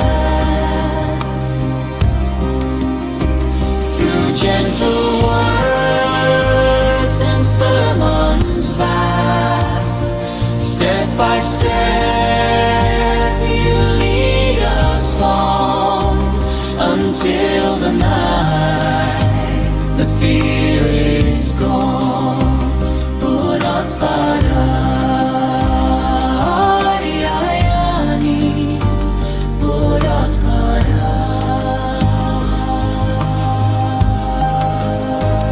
Nibbana now is not a dream. It flows within like a peaceful stream. Oh Aryayani, may you live long. Our hearts forever sing your song. May you live long, oh noble guide. In gratitude we stand with pride. Buddothpado, bright as the sun. May your holy work never be done. Buddothpado, you show the path through gentle words and sermons vast. Buddothpado,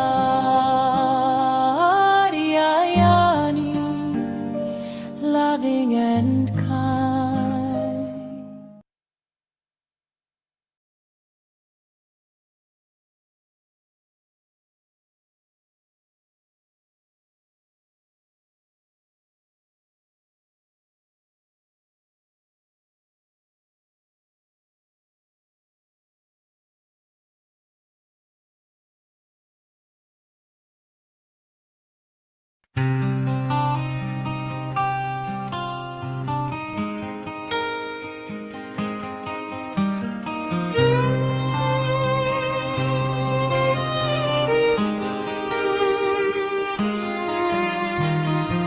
War's cruel grasp snatches childhood dreams.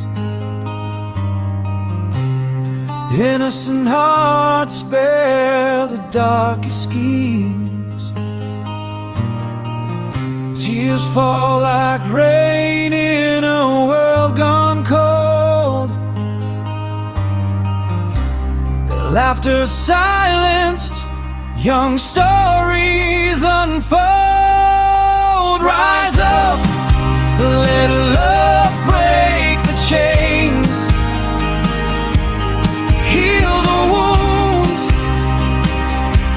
ease their pains. In their eyes a future's cry. Buddothpado will heal the world.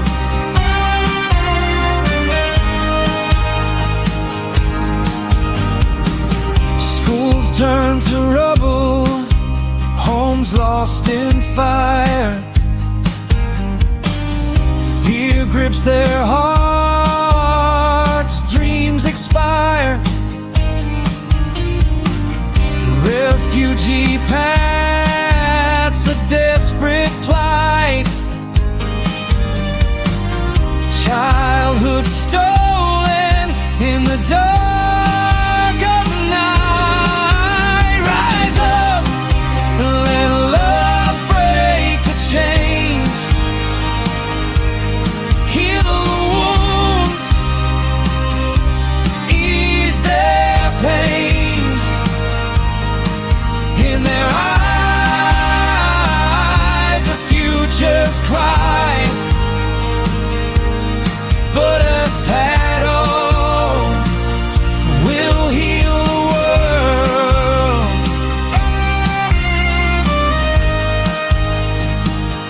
Will heal the world.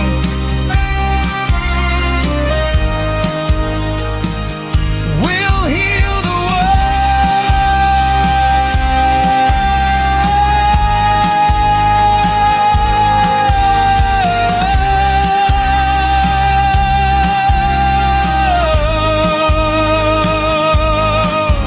Rise up, let love break the chains. Heal the wounds, ease their pains. In their eyes, the future's cry. Buddothpado will heal the world.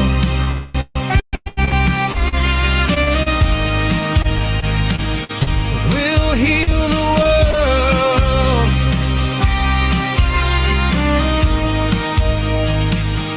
Will heal the world.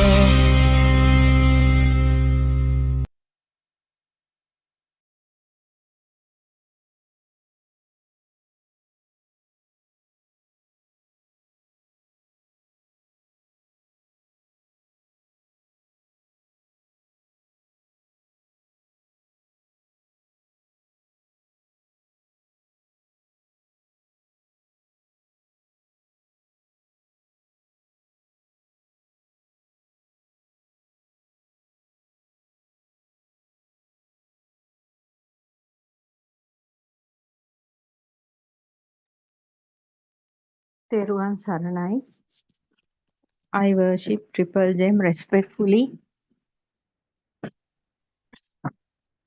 Also, I pay homage at the feet of our Kalyana Mitra, Buddothpado Aryan Wahanse, the great sage of our time, most valuable and simple spiritual master of our era.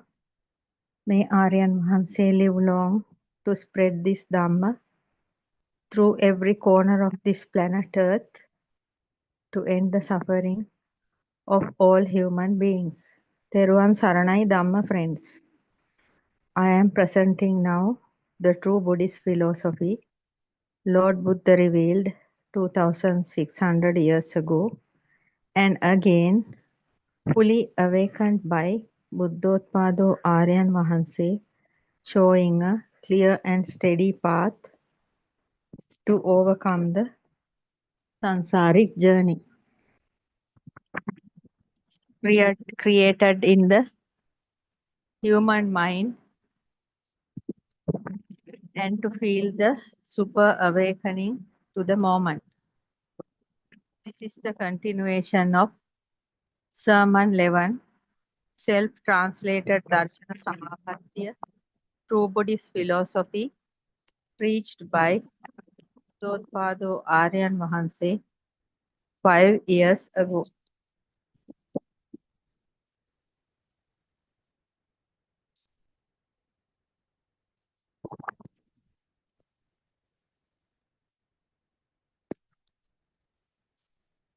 According to the clarifications of Buddothpado Aryan Wahanse, you may aware by now, without this true Buddhist philosophy, there is actually no spiritual freedom. That means there is no freedom to the mind without this true Buddhist philosophy.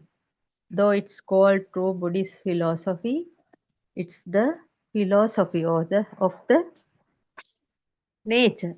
So without understanding the true Buddhist philosophy, nobody can reach any kind of mental freedom, because there is nobody on earth other than Buddothpado Aryan Vahanse is revealing this very profound method of Lord Buddha, very simple manner, preaching by Buddothpado Aryan Mahanse, the fully awakened spiritual master, to overcome the wheel of suffering. So,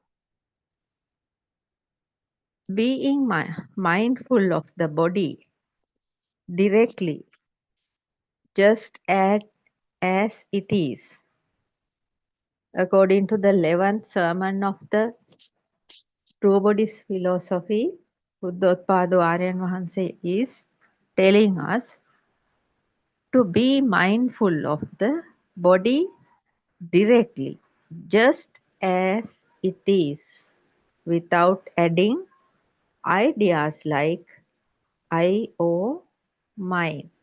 That means you can be mindful of the natural activities of the body, which is a machine, 6 sensor based machine created by the nature, and there is no self in this. Therefore, Buddothpado Aryan Mahanse is telling us to be mindful of the body directly, just as it is, without adding ideas like I or mine. So, we can be mindful about our walking. That is like walking meditation. We can practice, we can just do walking meditation for a little while per day without thinking that I am walking, my body is walking. Without thinking I or mine, you can just walk and you can see the body, the behavioral activities of the body is happening, the ways of happening, without adding the idea of I or mine. How the body is eating, how the body is bathing, how the body is dressing up. All these, how the body is sleeping, all these are happening according to the practices, past memory. According to the past memory, all these are happening. So, you can see at your body, that means somebody watching like outside, you can be mindful of your body activities. How your body is, when you are going on the road, how your body is behaving naturally. Going by the side of the road carefully without knocking to the vehicles, It's just going by the side of the road, and how your body is getting inside the bus, how the body is getting down from above bus, like that. Each and everything you can be mindful of. So, according to Buddothpado Aryan Vahanse's teachings of true Buddhist philosophy, there is no self in this body. This body is just a six sensor system. The six sensor system is working according to the action mind. So you can see how the action mind is making all the activities in this body. In Dhamma, there is a saying, Vinaya Loki Abhidya Domanassana. That means having removed or put away distress regarding the world. The way you have to live in this world. It says that observing with a clear mind, free from greed and emotional disturbance, you have to live with a peaceful mind. That is what it's called Vinaya Loki Abhidya Domanassana. And another saying in Dhamma, Kaye Kayanupassi Viharati. Kayen Kaya Viharanaya Karanna Mudawa Ganna. That means free yourself by observing the body with the body. That means see the body without you, without yourself. Practice mindfulness of the body and become liberated. Practice mindfulness of the body. Practice mindfulness of the body and become liberated. Use awareness of the body as a path to inner freedom. Yes, we can keep practice awareness of the body as a path to inner freedom. That means when we see this body, when we aware of this body without I myself, that is a path to inner freedom, because you will understand and you will feel there is no body in this body. There is no soul in this body. That is the fourth contemplation of Buddothpado Aryan Vahanse. So, redeeming from the self is the hardest part of this spiritual journey. So, we should practice Kayanupassana. We should practice Kayanupassana. That means mindfulness of the body. We should practice like that.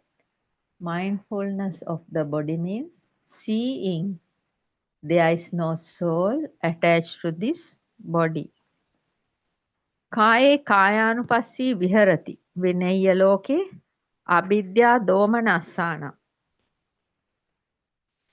Kayenu kaye kayanupassi viharati vinaya loke abidya domanassana.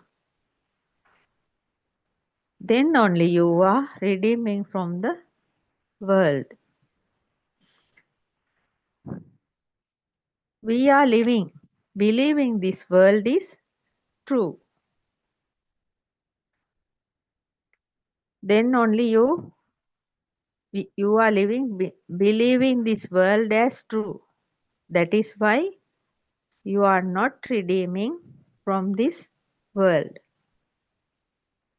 because you think there is outside and I am here.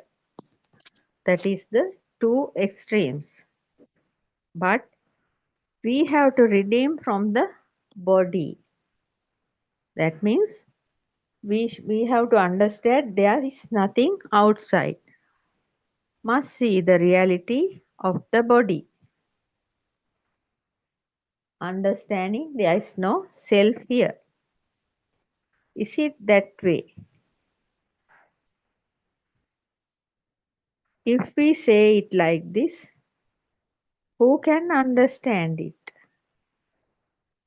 That means if we are going to say we have to redeem from the body, nobody can understand it.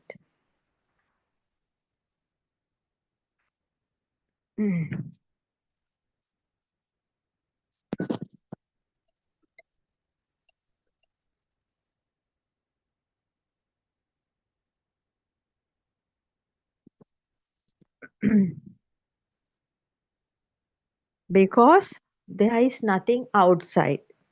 Because we see outside through our eye lens. So all the shadows of the outside is, we are seeing only the shadows, and the shadows are creating inside our mind. Outside things are creating inside the mind. Things we see outside, we see through the eyes. Eye is a camera. A photo is taken by a camera. That means when you are rotating your head side to side by side, you are seeing different kinds of photos, pictures. When you are aiming at one image, one form, the camera is taking a photo of that. Aiming is enough. Photo is taken by the camera. Soulful things are not in a photo. That means you are seeing only a photo. The eye is catching only a picture. So there are no soulful things on a photo, like children, uh, fathers, mothers, houses, and soulful things are not there. So fathers, mothers, neighbors, they are not there. This is the eye. A shadow is falling onto the eyes. Picture is in a photo. Through the eye lenses, you are just seeing a shadow. And when we are focusing to that shadow, our eye camera is taking a photo. Without a sound, eye camera is taking photos.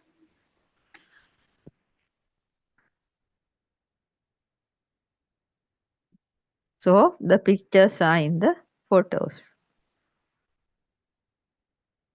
To see something, there should be light. There should be eyes first. First and foremost, you should have eyes, and then light, and then another thing that is called the shining part of the eyes. The shining should happen on the eyes. It is called in Sinhala like this, Bahira Aloken Prasadavattana Prasadya, because when the light is touching the eyes, that means a shining is occurring on the eyes. That means becoming pleased or attracted by external light. Delighting is in external appearance. That means a delight is happening on the external surface of the eyes. The mind being drawn toward or fascinated by external sights or appearances in the eyes. Yes. Then what you see is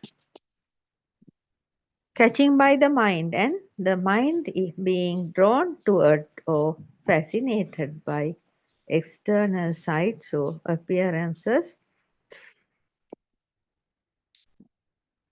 is coming through the eyes. That means I is a creation. Eyes is a creation. Not all the time the creation is there. It's happening because of the light.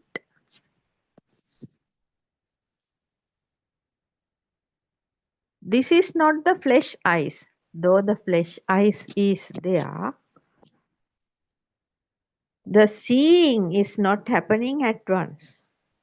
That means when the light and the flesh eyes is there, some kind of a delight is creating on the eyes.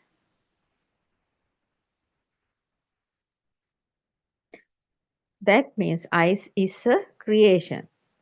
This is not the flesh eyes, delighted to light.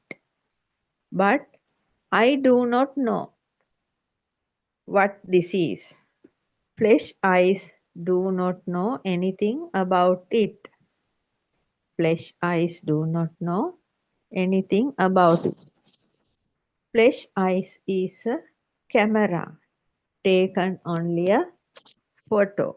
Flesh eyes is a camera. As I said, it is taking each and every photo what the eyes is aiming. A shadow is creating due to the light and the delighting. Yes, when the light is there, a delight is creating on the surface of the eye lenses. On that, a shadow is creating. Lord Buddha shows that as cause and effect law, because of the causes effect are occurring. Yes, because of the light, a delighting shining surface is creating on the eyes. In Dhamma, there is a saying, Imasmin sati idang hoti, imasmin asati idang nahoti. When this is here, that is also here. When this is not here, that is also not here. That is an example for two extremes, duality. Lord Buddha has given this example. That means if the letter A is occurring, letter B is occurring due to A. That means if the A is there, letter B is also there. If the letter A is not there, letter B is not there. That means if it is raining, water used to come down from the sky. Yes, non-stop raining. The cause is the rain and the effect is the water collecting on the ground. Like that. If there is no rain, if there is a drought, there is no rain, no water on the earth. If there is no light outside, you can't see anything in the dark. If there is no light outside, you can't see anything in the dark. Because the shining part is not occurring on the eyes. Then you can't see anything in the dark.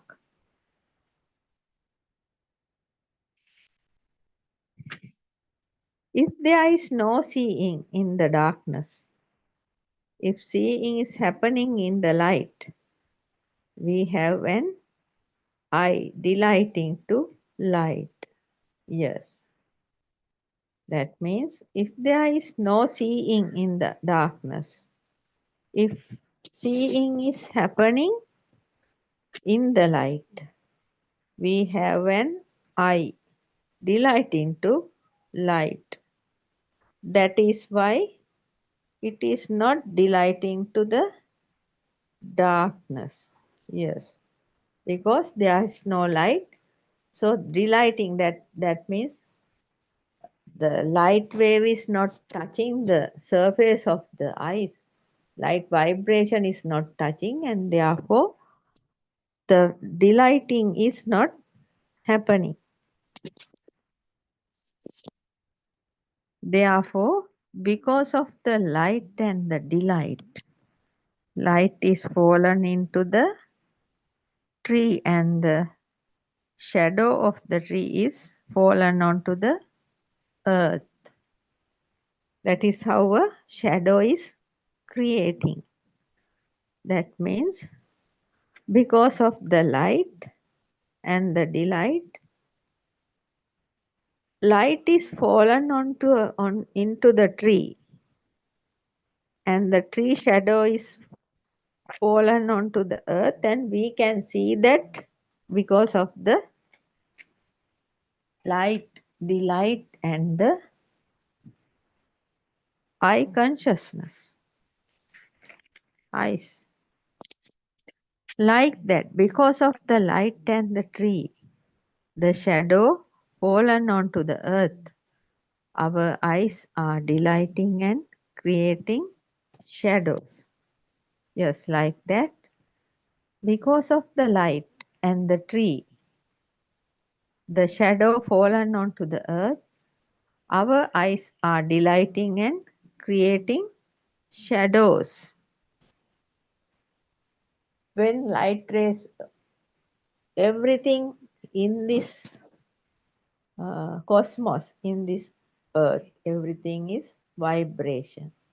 So the light vibrations are there, and the eye vibration is also there. When the eye vibration is equal to the light vibration, the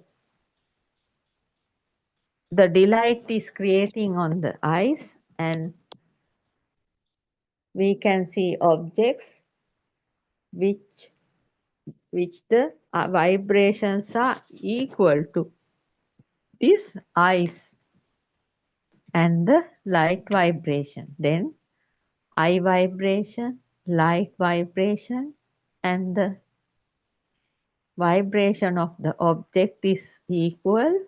The synchronicity is happening, and due to that, we can see things.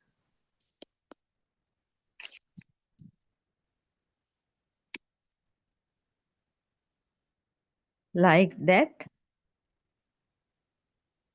our eyes are delighting and creating shadows.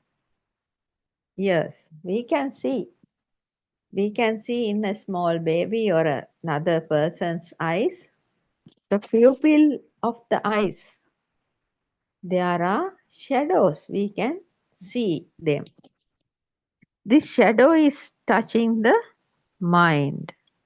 That is called sparsha. That is called sparsha. Chakkuncha paticca rupecha uppajjati chakku viññāna tinnam sangati passo. That means asat රූපයක් චක්කු විඥානයක් නිසා රූපයක් හටගන්නවා. Yes. At first, the eye vibration is happening, and the light vibration is also happening, and due to the light vibration, the delighting of the eyes surface is happening, and due to the delight and the eye vibration and the light vibration, we can see things outside vibrating according to these two. So synchronizing is happening, the gaps between them are disappearing, and they both three things are becoming one vibration.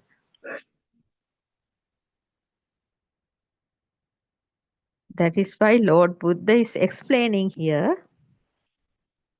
At once we see something, we just see something. We can't understand what we are seeing. We can't just understand what we are seeing. But when our eye consciousness is there only, we can understand things. That means when we see an object through our eyes, when the light is there and the delight is happening on the eyes, we can just see a form. But at the same time, the mind is, according to the past memories, mind is going to give a name. So the mind is recognizing, then according to that name we are recognizing what we are seeing. So three things should be there: eyes, the object, and the eye consciousness. Those three things should be there to understand the form. The eye, form and the eye consciousness. Yes, the eye, form and the eye consciousness. Combining, and a form is creating. Yes, the three things are combining and a form is creating. That is a shadow. Not the actual form in outside. We are just seeing a shadow. We cannot see the actual form of anything outside. Even our child, even our husband, daughter, father, mother, wife, anybody, even our house, even our chair we sit, each and everything, even the rice plate we are eating, even, we are seeing only a shadow. So, other than that, a shadow other than that is not seen by anybody, because nobody can see the actual form of the form in outside, because we are able to see only shadows. Therefore, all the time we see a shadow of the outside. A dog is peeping into the water. Yes, when a dog is going in a corner of a river or a pond, it used to peep into the water. Then what? It can see a dog in the water because of the peeping. It saw the dog, but dog has no such good thinking about it. So what is happening? The dog used to think, oh my God, there is another dog inside the water. Dog doesn't know. He is just seeing his only shadow. But the dog is thinking that there is another dog in the water.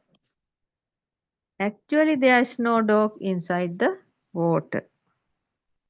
our seeing is also like that. So we should think to understand our seeing is also the same.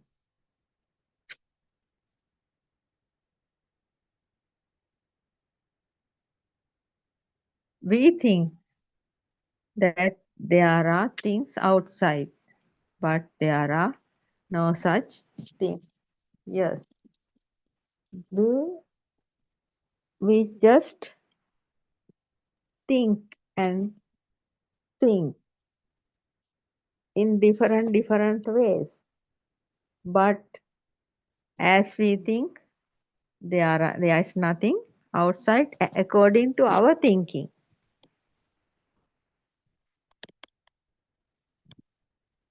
We all are, according to our abilities, we see through our eye lens. Yes, each and every human being has different kinds of abilities in their eye lenses. So according to the ability of the eye lens only, we are able to see. Some animals have eyes more sharper than us. Yes, some animals have eyes more sharper than us.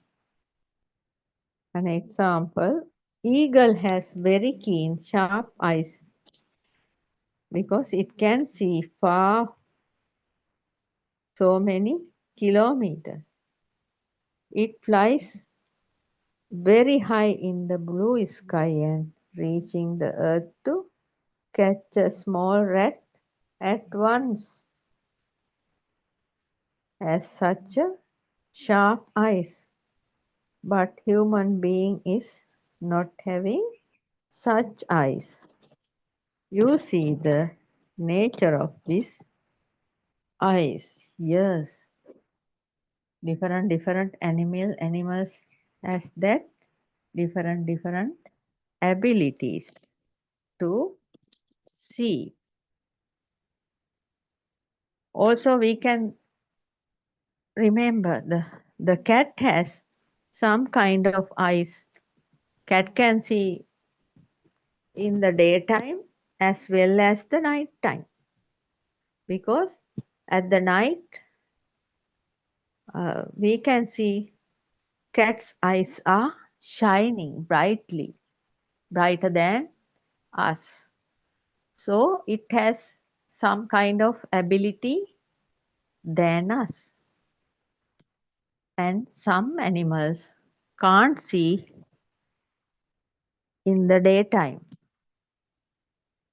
Like owl can see only at night.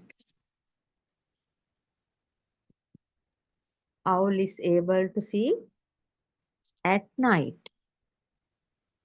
And the bat has no eyes, I think. It has some other kind of sensor system, like a radar system.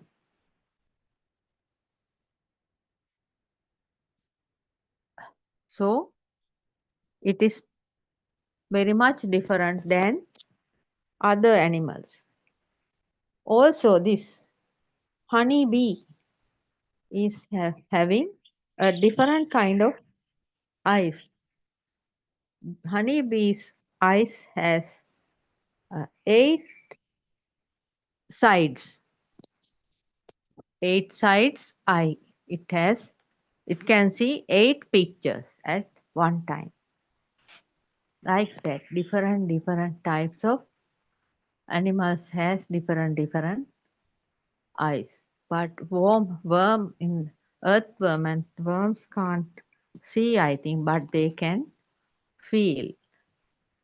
But dogs also having some kind of ability to see in the darkness than human beings.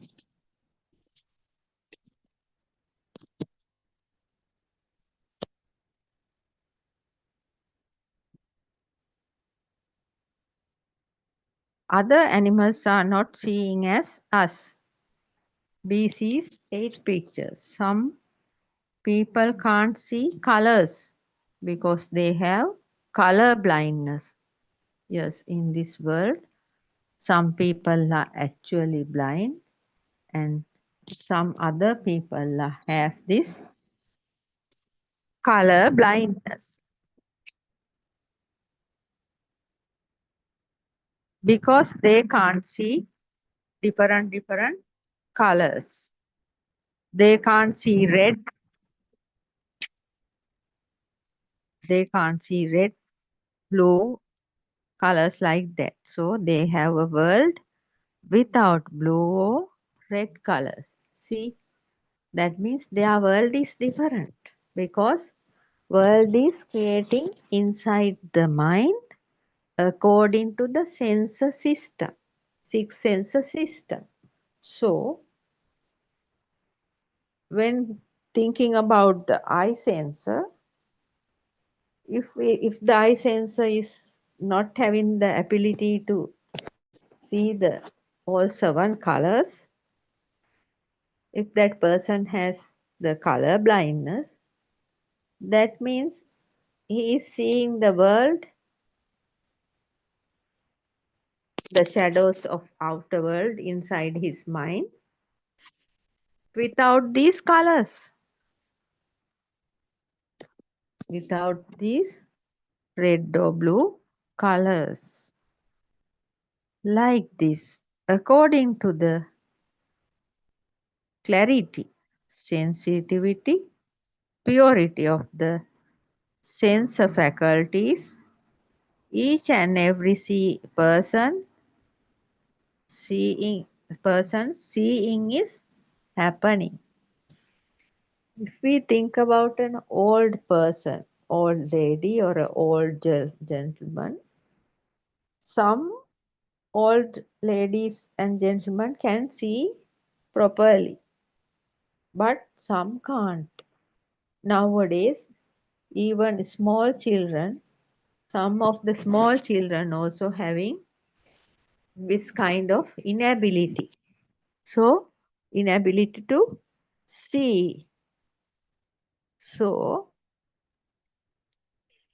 because of the different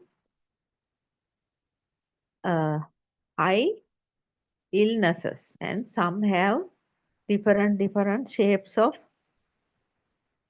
eye lenses. That means not in the accurate way. So they have to wear glasses. Without an age limit, it can happen. So according to the ability of the eyes only, we can see the world. Our seeing is happening. So human beings are seeing in a different way. Animals are seeing in another different way. And gods and goddesses are also can see in a different way. You know, there are different types of gods and goddesses living on the earth, on the trees, on the rocks, on the mountains. Like that, everywhere there are different kinds of gods and goddesses. So they can see in a different way. Some can see through. So, like that. So, what is the correct way? There is no correct way. According to the ability of the each and every creature can see things.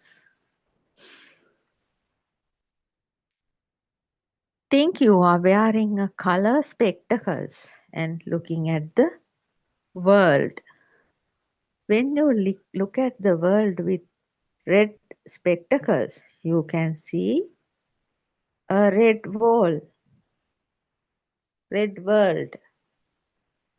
Like this, according to the ability of our sensitivity or our eyes, only we can see. The cows are seeing only a red world because they can see everything as red. Horses are seeing the world as blue because they can see only blue. So how this world, that means each and every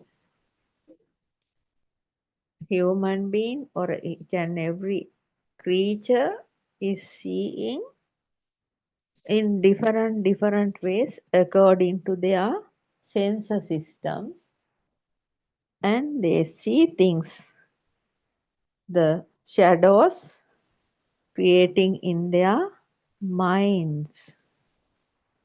So that is the nature of this world. When we happen to go into a jungle, if it is in the morning hours, even when we go through towards the jungle, the sun may be shining brighter, but we can't see the sunshine clearly because there are so many trees in different levels. So the jungle is thick.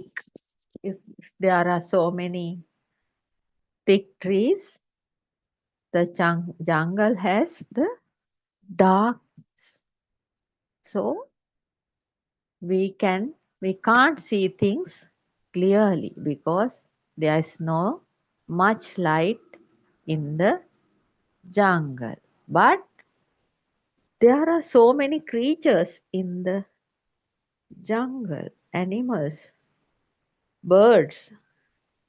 They don't have such problems because their sensor systems are different. Some can see things and some are having the ability to feel more than the seeing. If they can sense a danger, they used to run fast to save for their own safe. Like that. This world is created inside the human mind, and everything we not only seeing, everything we feel even like that. If we have cold, we can't taste foods in a correct way because of the phlegm we are unable to feel the taste properly. Like that, when we touch, even like that. If our skin of our hand is very hard, the things we feel is also hard. When we touch something, we feel our own hand. That means according to the feel of our hand, we are touching feel is coming like that. Smelling also like that.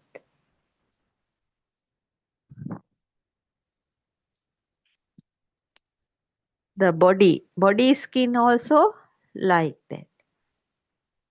If we have a very dark skin, the sunshine is not much trouble. Sometimes hard skin dark color hard skin people can stay in the sun more than the white skin people because the ability is differ.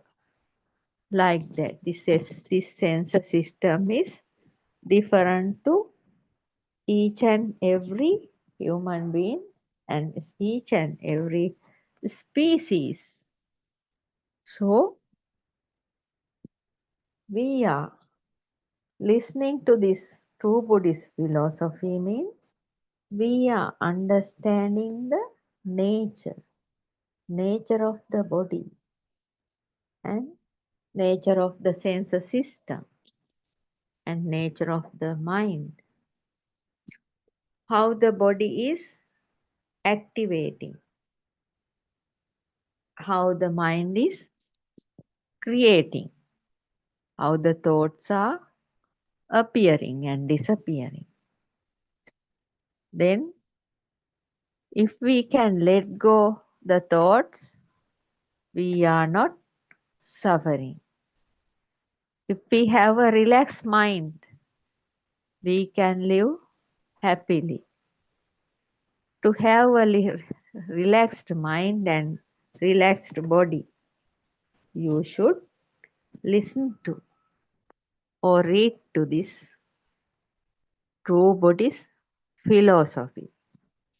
There is a website Buddothpado Aryan Wahanse has opened to the world, created and opened, www.wisdomofasia.com. Through that website also, you all can understand this.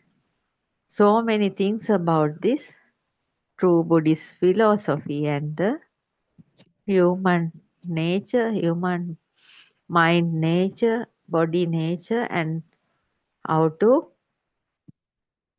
overcome this sansaric journey. And also, somebody is listening to this Buddothpado PeoTV, Zoom and YouTube channel 24 hours every day can clearly understand what is actually happening in this mind-based world. How the sounds are coming through our ears and how the mind is at once recognizing that sound and giving the message. The sound is that, like that. So that is called ear consciousness. So actually a human being, there are 6 consciousnesses. Eye consciousness, ear consciousness, tongue consciousness, nose consciousness, and body skin consciousness, and mind consciousness. So mind consciousness has vibrations, thoughts created with all those other 5 senses. So everything is a vibration in this human realm and in this whole cosmos. Nothing is there other than vibrations. All are vibrations. What we see is vibration, what we hear is vibration, what we feel is vibration, and there is no I, me, myself, we here, because this body and mind also vibrating with the other things in this vast cosmos. So due to this vibratory nature, everything around us is always changing, like the world rotation of the planet Earth. It is rotating. And we see that the sun is coming up and going down. No, but it is not happening. We are rotating and going around the sun. Like that, each and every moment, vibration is happening. So, rotation of the earth means vibration. Due to that vibrations, everything is changing, day into night, night into day. Like that, each and every person's sixth sense system is also changing.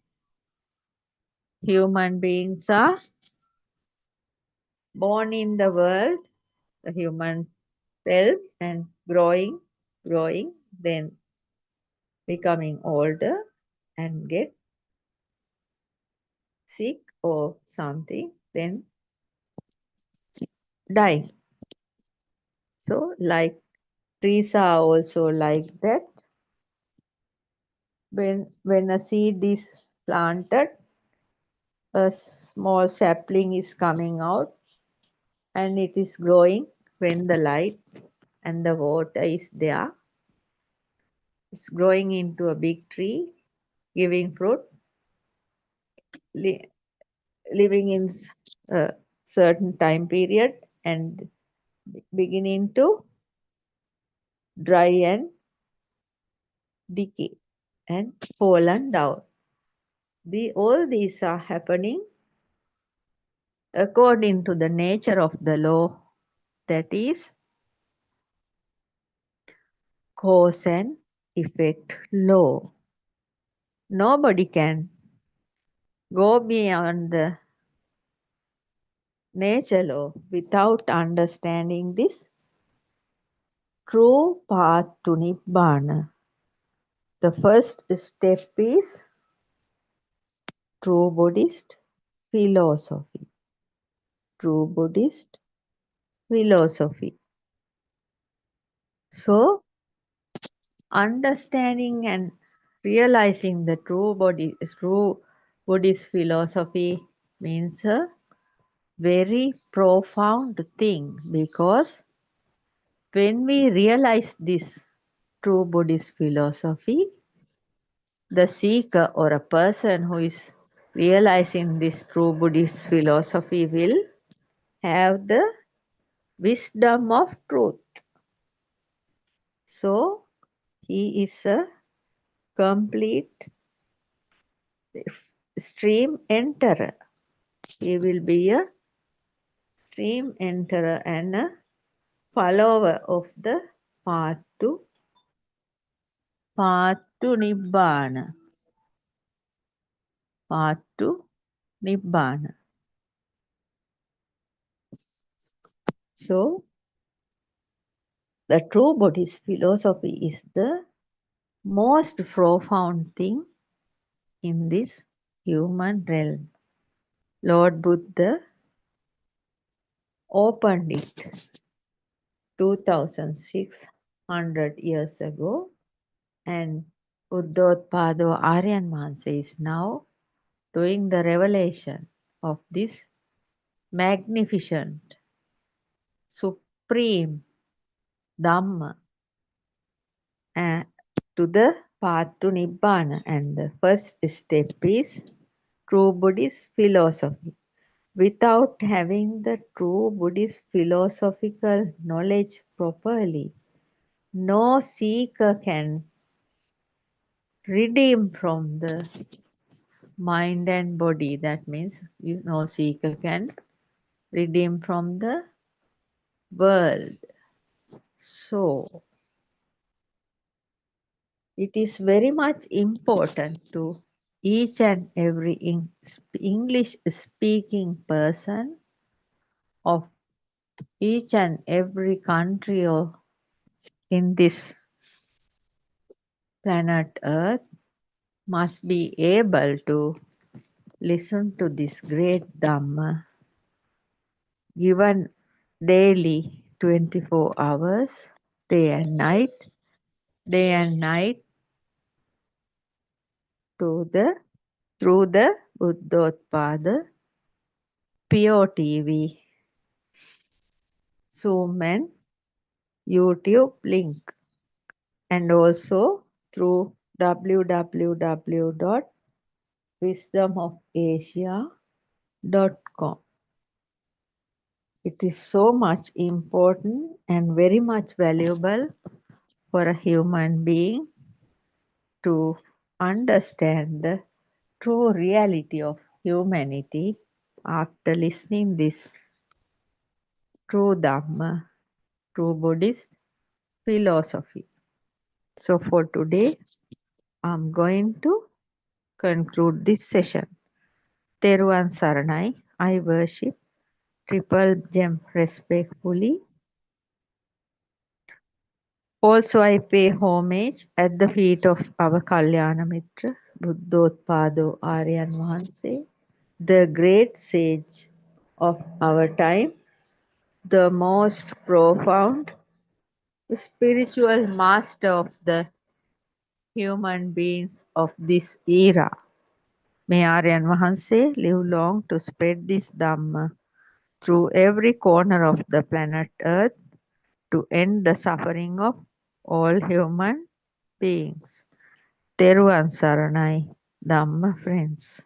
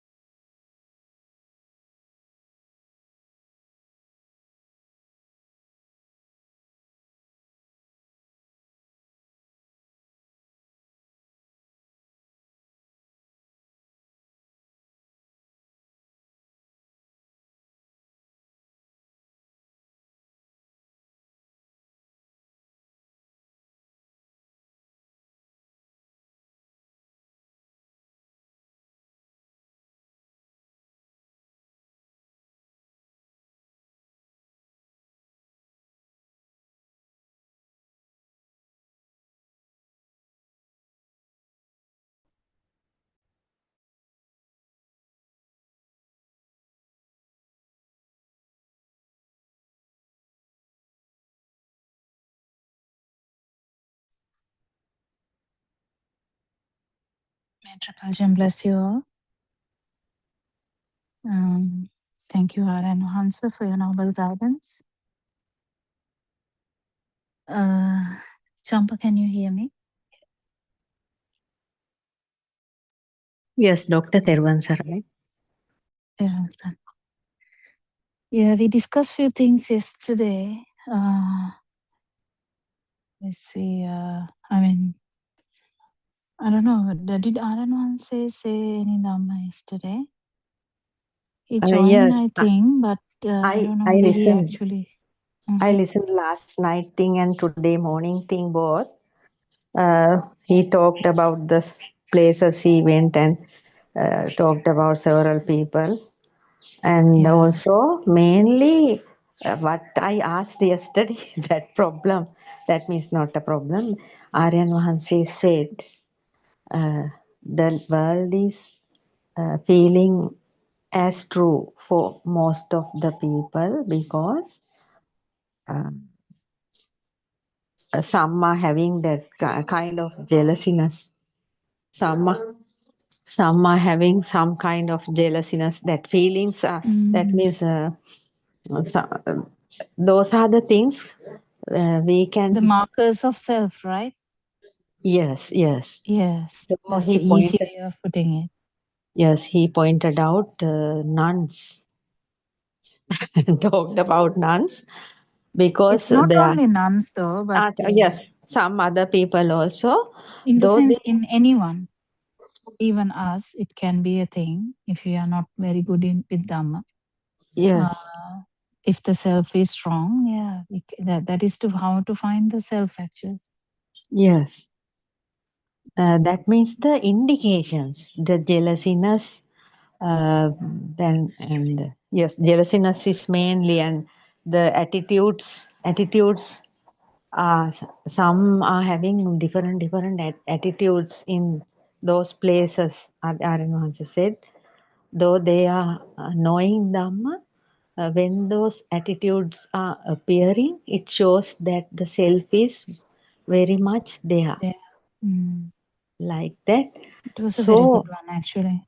yes, he was explaining, it was a lengthy discussion yesterday. And today morning also, actually the Aryan said, I didn't talk about vibrations. Instead, I talked about Abhisankarana because vibrations, village people don't know about vibrations. Therefore, I talked. Abhisankarana in simple words is deyak wenawa. Yes. So Aryan Vahanse talked about that, and Aryan Vahanse said,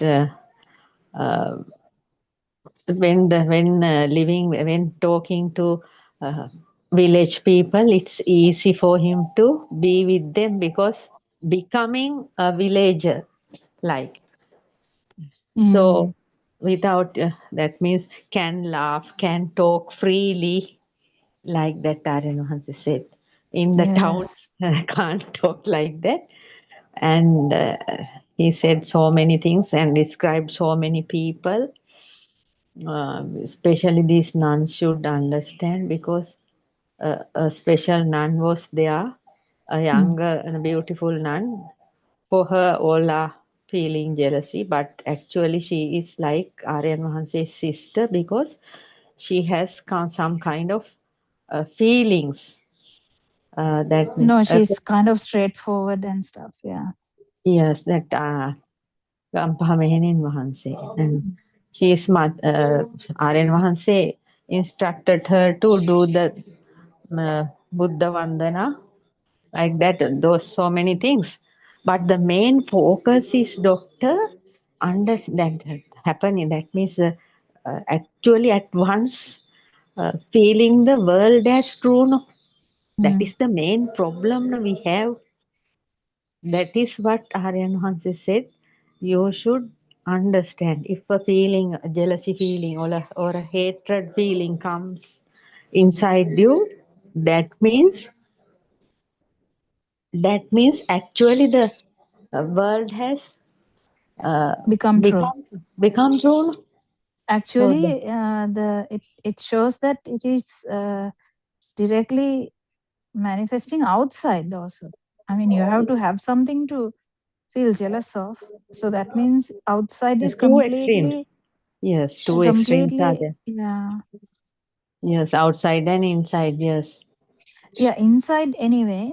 Out when the out rupa now nama rupa, when the rupa side is Outside. true anyway, nama is true. No? Yes, yes, yes. When the So that outside means is true. even not Yes. sotapanna, that is the problem. Yes, that is what. That So is the most of thing. Even sotapanna has a very deep meaning. Do you get it? yes, Now yes, people are yes, saying no, just by I know now the outside is not a thing. They just say as a like a word. They can say as a sentence, but actual meaning is outside can't be a thing. yes. And see how the depth is. If the Mm. outside is not a thing, your possibility of I mean, initially there can be Yes. even because the kamaraga patika is there, but if it is fully directing outwards, that's a different story. But Yes. then if you feel something but you can overcome it, that means you are in the path, Yes. because you will feel it instant. Doctor, but then what about this? That means at once the world become true, we You can can't control understand. it.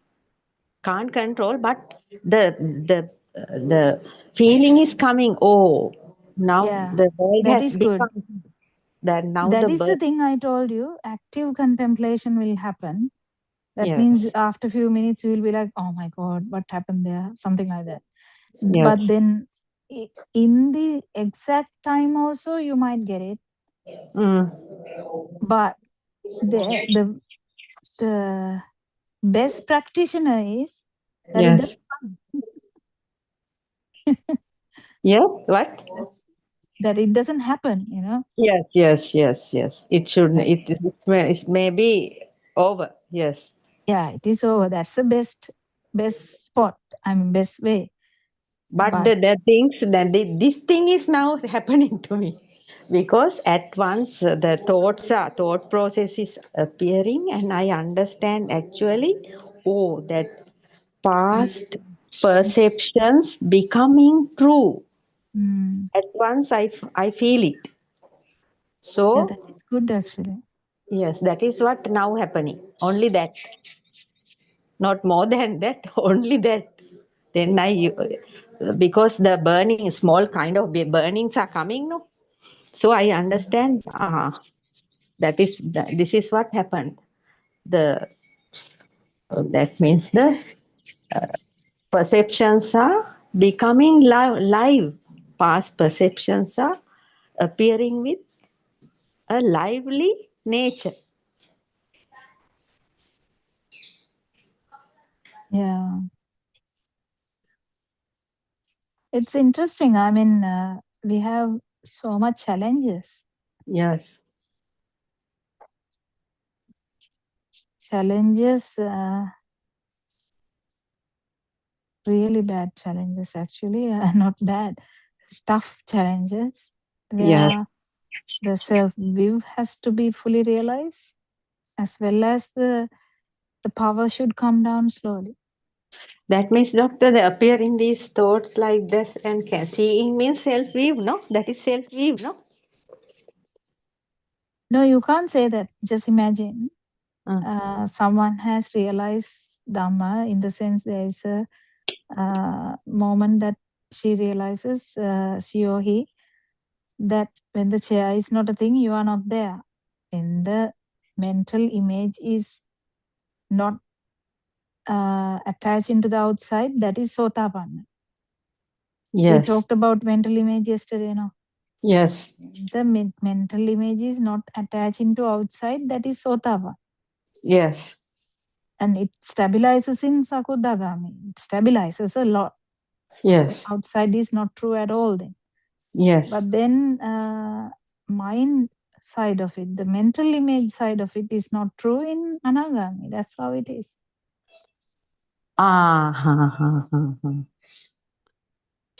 Yes, yes, yes. Mental image is not true. Yes. Mental image is different. That is mental image. What I'm talking about mental image is the sound and the light. But if it is attached to the outside chair, that is the full wrong view. Yes. Outside is true as well then. Yes, wrong view is there, but when it is happening, can feel that. That is only that is here. That is happening. Yeah, that is okay. But I mean, you are doing well. You should keep understanding that there is no self. Yes, yes. There is no self in the outside. Yes. Outside is also not true. Yes. Mental image of chair can't be in the mind. No, mental image of chair is also not there in the mind. Yes, just appearing and vanishing. Yes. Yeah, even an appearing and vanishing, it's not true, no? Yes. There's nothing called chair in the mind. How can? Mind is a vibration. How can a chair is in the mind? Yes. So nothing will become true. Is it Aran Wahanse who joined? Not sure. Teran Sanne Aran Wahanse? Not sure whether he is in a position to talk. I think so, doctor. I think so.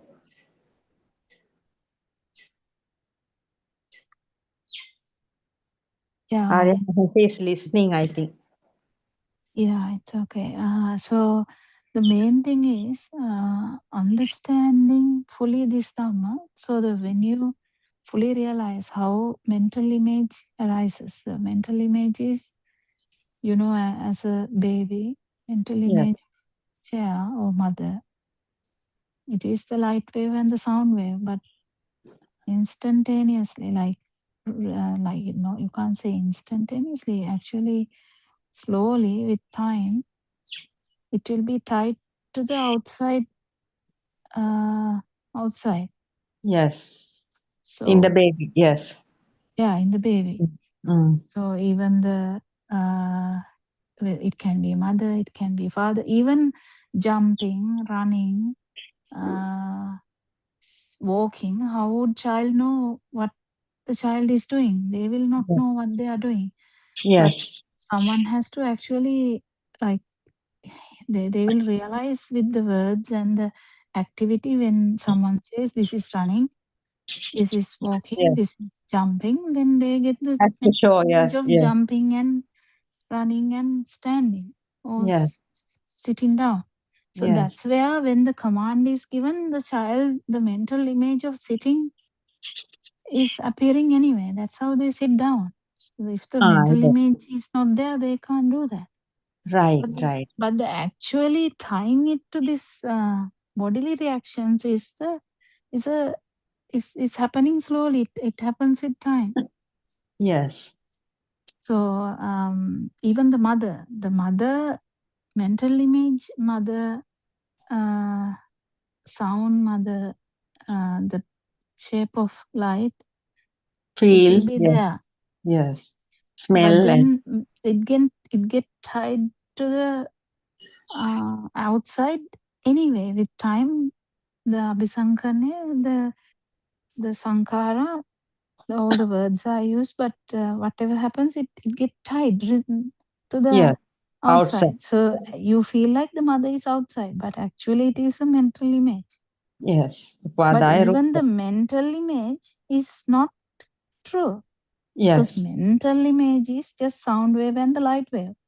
So the sound wave and the light wave, sound wave and the light wave can't be true. Actually, it is just another wave, the mind.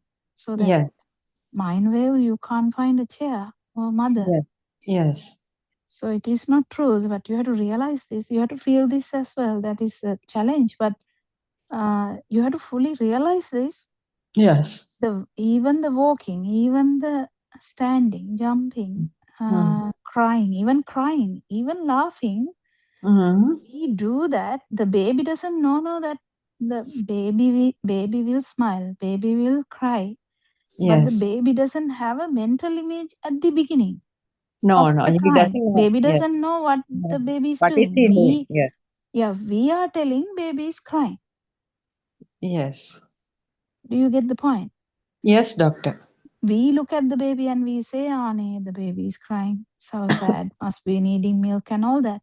But Yes. baby doesn't know. So that's why we tell you to go backwards to the baby jumper and see Yes. what happened Yes. with wisdom. So you try to go backwards and see what happens. And then you realize, no, baby jumper was so innocent. Yes.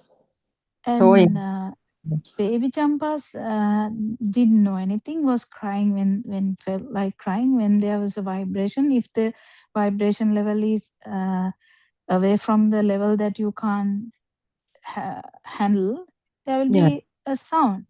But the thing is, we name it in such a way. But when the baby is getting bigger, going to the Montessori or by mother, father, or children, the baby will understand the mental images.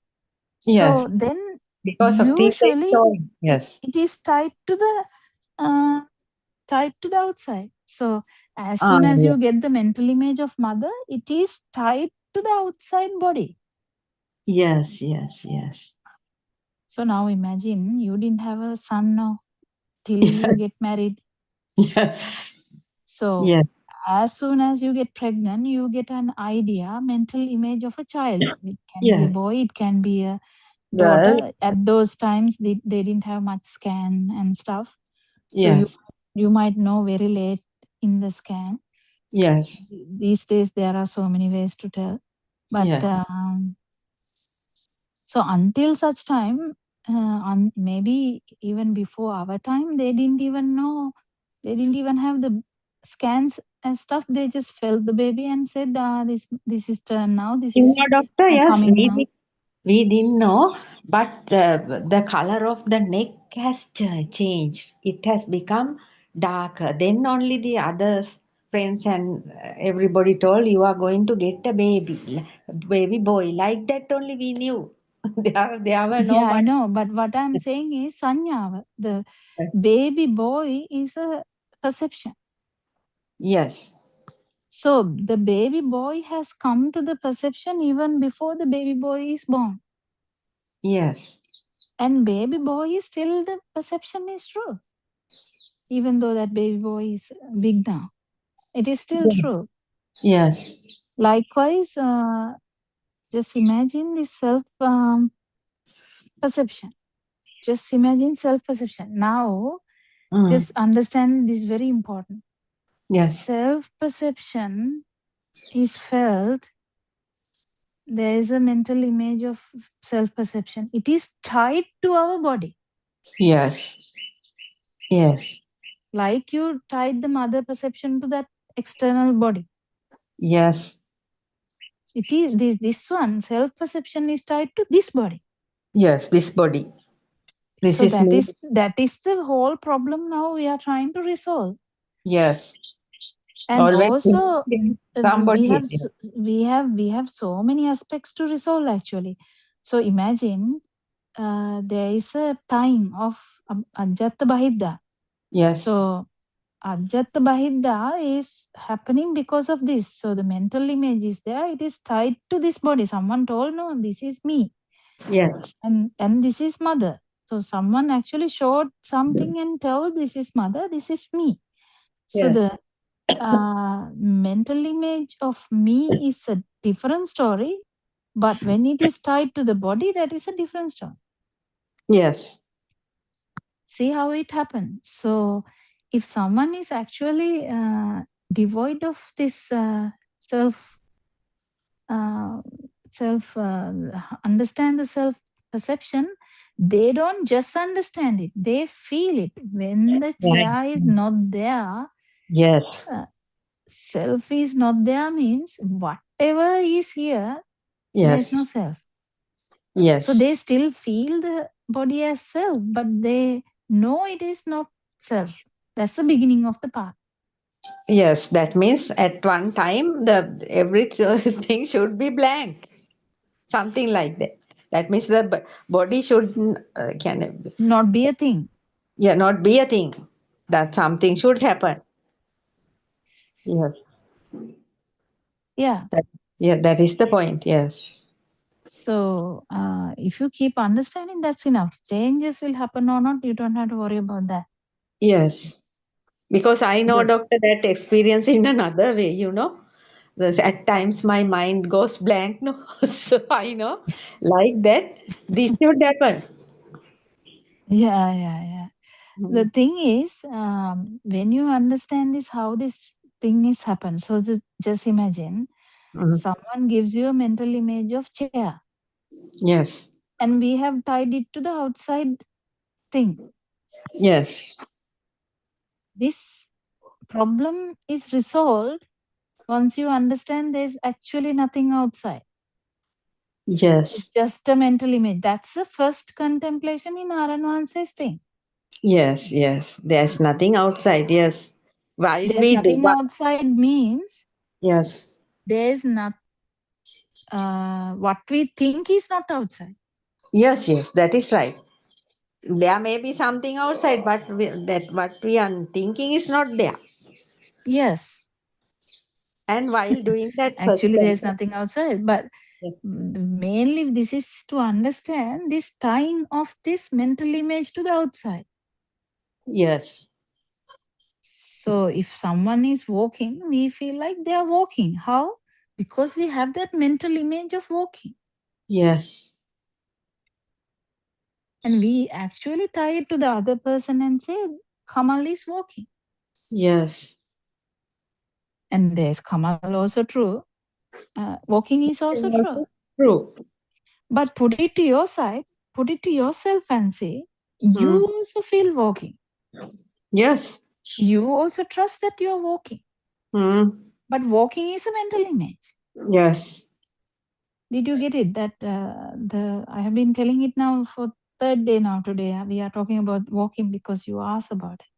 Yes, doctor, I did it yesterday when walking. Yes, I can feel that, not 100%, but can understand there is nobody here at times, but it's not properly done. But it's okay. It doesn't matter. Just keep understanding the Dhamma. Because that's all we can do. Whatever happens, happens. So, mental image of walking, mental image of crying, mental image of love, mental image of sun, mental image of what? Freedom, mental image of harassment. Yes.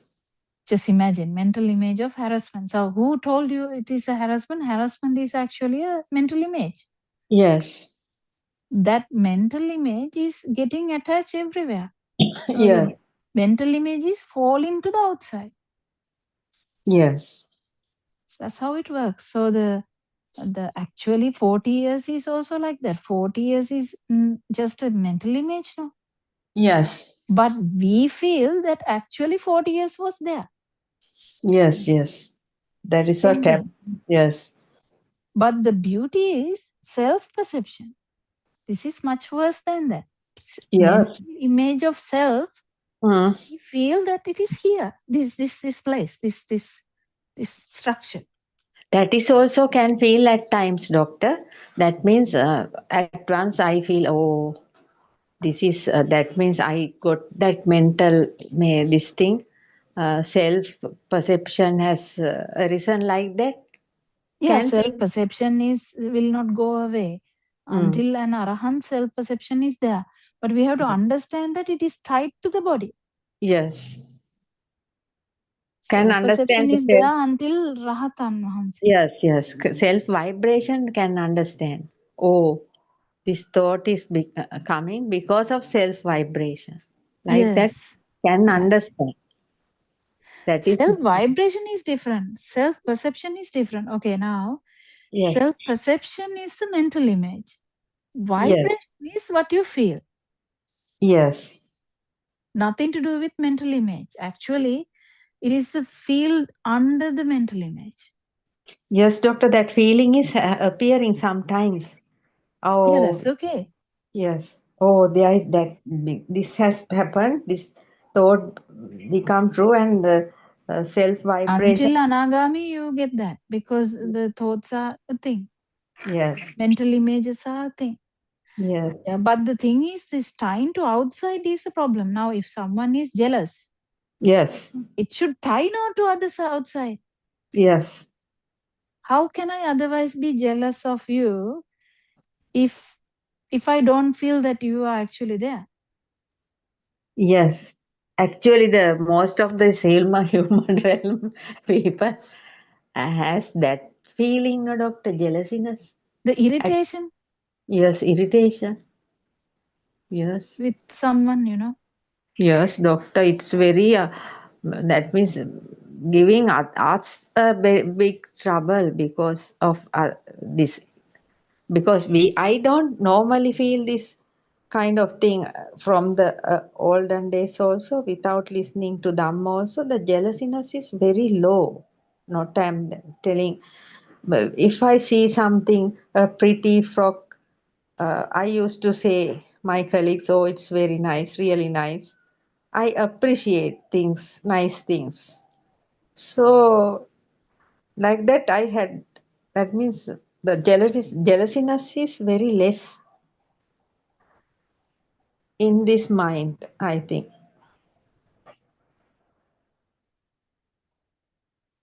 That's good. I mean, there are different personalities. Yes. Some can get very angry. Some can get very, you know, scared kind of thing. Someone can get. They're all friction side though. Yes. All ill will side. I mean, even the jealousy, I think, would fall into that side because you have to have something to fall jealous of, Because of fall, get that, irritated. this body becomes very suppressed because of others' jealousiness. It had No, that is fear. That is fear. fear. Fears That came is, so many times. Yes, fear was there. Not now. Fear was yeah, but there. that is also falling into the friction because an arahant, there's no fear. They are not even fearful of death. No? Yes. Imagine that. If the jealousy people are around, it's very much difficult to survive in that kind of situation. That is what I was talking about, that 40-year thing. Because still there are people, if we are not doing anything, even if we go on the road, even they feel jealousy. Some are like that. I don't know why it is. Yeah. Actually, I can remember my mother saying that someone can even look at you and burn them. Like Yes. someone. Yes, doctor. That is there. Still the people are there like that. Some relations, they used to say, I am very proud. This personality is very proud. But actually, this self is not like that. But they see something like that, it seems. I don't know what it is. No, it can happen. I mean, we may appear proud to someone, yeah. Yes, they see some proudness in us. But actually, it's not very much down to earth and helping everybody, talking to everybody, though, but they are feeling jealousy, and because of that, so many hardships happen due to these things. Still happen. Yeah, actually, the thing is tying it to the outside. Yes, that is the problem. Mental image is a different thing. Mental image can be there. Mental image also should not be a thing. But before that, tying to the outside should stop. Yes. We should know that everything is a mental image. Yes, Target as a mental image. that is what now it's appearing. When it's appearing like that, I used to think, oh, those are just perceptions from the past. And they Yeah. are just shadows. Like that I used to think when they Yeah, but appear. then when you say that you are thinking, that's the initial state. That's the active contemplation. Yes. But once you get used to this, you will stop that and you will, sometimes it might pop up as a pop-up. So that will be passive contemplation. Yes. But there would be a stage that active contemplation and passive contemplation would not be there, but the thing would not be a thing. Yes. So tying of to the outside won't happen, but still the mental image is there. Yes. And there will be another stage where the mental image is also not a thing. Yes. Then that would be like really like a feather. Yes, these things were hidden in the mind. I didn't realize. After doctor showing me only, I started it. It's when it's appearing, I started to notice it. That means just noticing is just happening without thinking. Yeah, we have so many other things like childhood stuff. We have so many perceptions that will even bring, very harsh experiences. Some are nice experiences, some are beautiful experiences, loving experiences. There's Yes. so many things that have left a imprint on us. Those are the main ones that will have an impact. You don't remember every tree by the side of the road, no? Yes, that's what doctor like that. There are so many things inside. No? Yes. Yeah, like millions of perceptions can be there, but there would be maybe 1,000 which are really imprinted. Yes. So they are the main ones that we have to contemplate and see. Yes. You can start it from husband, children, and then brother-in-law, sister-in-law. Yes, now I understand those thoughts are given so many troubles, no doctor. Most of these relatives, right? They used to do so many harsh things because of their jealousiness. So those What do you have? What do you have for them to be jealous of? Are you they, very at that time, no, that's what I am wondering, doctor. They have so many valuable things, worldly things than me. But they are jealousy upon me, the people who are living around our house. They are very, I don't know what it is, I can't even. maybe you have that perception? No, no. You know, I have had a good friend actually. So uh, that means my husband's elder brother was not married at that time, and I arranged that marriage. My husband's elder brother was in Italy. So when he was Italy, then the marriage has happened, and that my friends' sisters are there. So they are the ones making that my friend to ill-treat me. So that happened nearly about 30 years now, 35 years.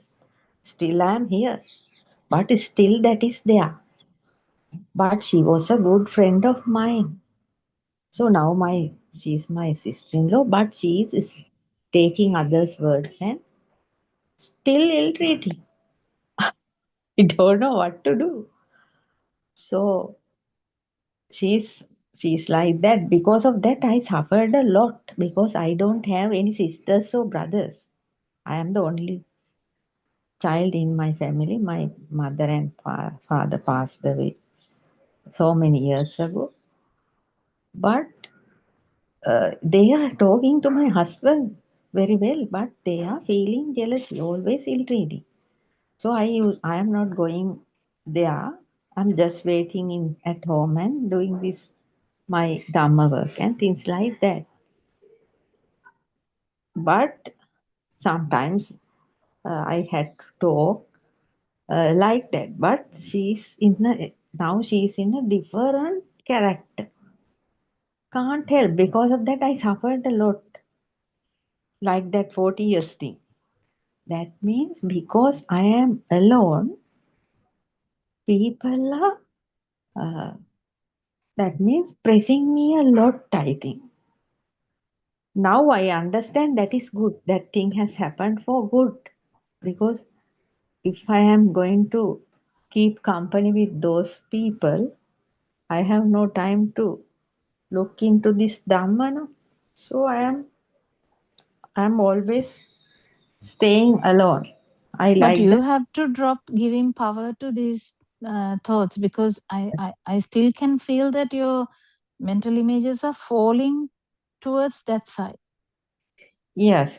You still feel that actually the sister-in-law is abroad. You still feel that. That's why you feel you. So Yes. if the sister-in-law is abroad, you are here. 100%.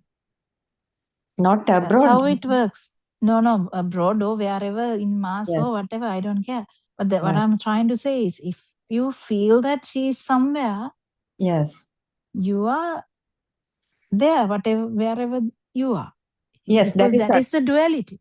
yes. Now when those thoughts are appearing, I understand. I feel it at once, and I understand these are only perceptions. Perceptions, yeah. Yes. No life in them. That is only thing I used to contemplate now. Yeah, even if you feel the light as real, still you are there. Yes. So these are the things. So it gets deeper and deeper. So if the husband is there, you are there. If Yes. the brother-in-law is there, you are there. If the Yes. sister-in-law is there, you are there. Yes. So likewise, if children are there, you are there. Cousins are there, you are there. Yes. Same thing. Even if the light is felt as outside, you are there. Yes, doctor. That's what Aryan Mahasi told me to contemplate on this light and sound. It's not that day. Aryan Mahasi told me there are only vibrations outside. There is no light outside. Completely, there is no light outside. Though people 100%.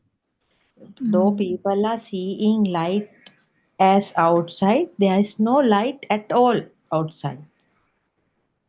So the light is happening on the eyes, on the eye, because of the vibration. That's what Aryan Mahasi told that day. Sound is also like that. Sound can understand. So only the vibrations are there outside. Only the vibrations are there, he said. Yeah, but we have to have a sensory organ to feel that, isn't it? Yes.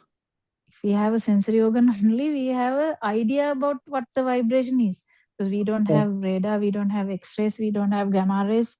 We only have light. Yes. And sound waves and all these other touch and temperature and all that. Because of the eyes, we are feeling the light vibration. That is what correct. That is Not all. That is that is all. all. That is all. Only there we have ears That's because why of we that can call about sound. Yeah. sound. Other than ears or eyes, Sound there is is the vibration of the ear. yes. Light is the vibration of the eye. Eye. That is right. That is right. Yes.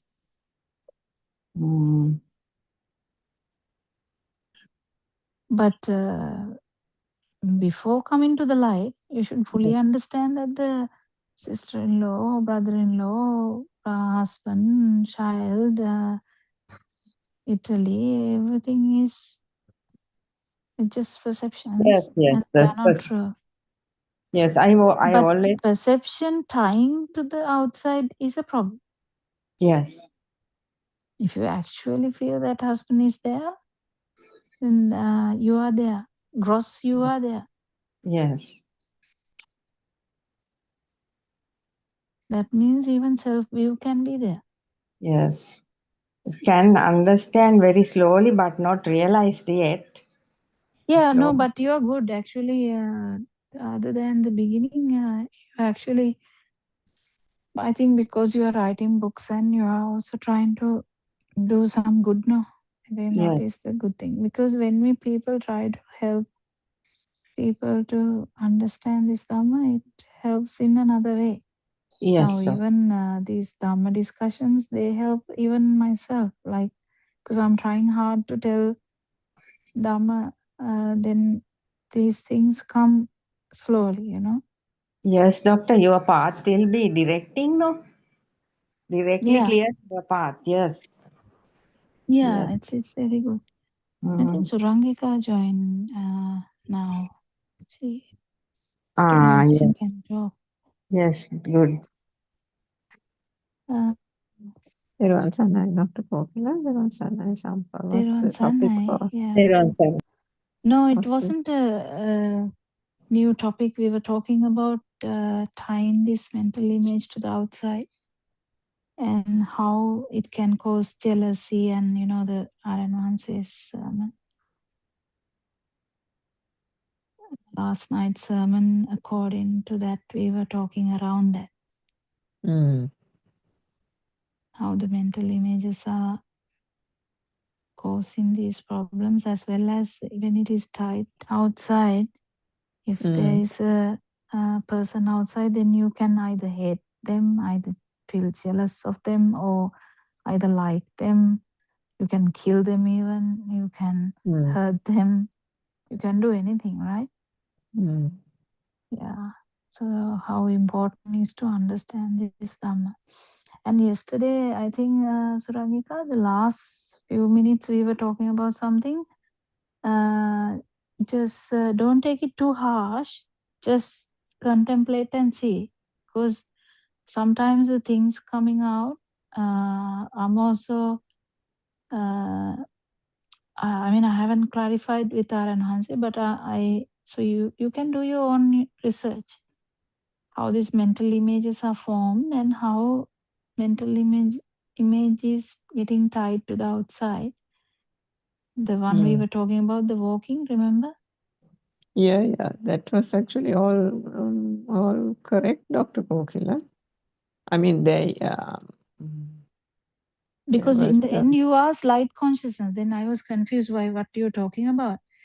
Actually it's a light wave, but light consciousness, yes. If you it is very difficult to explain there, because it's a if you really get rid of the mind part of it, that is the feel. But that's the chair.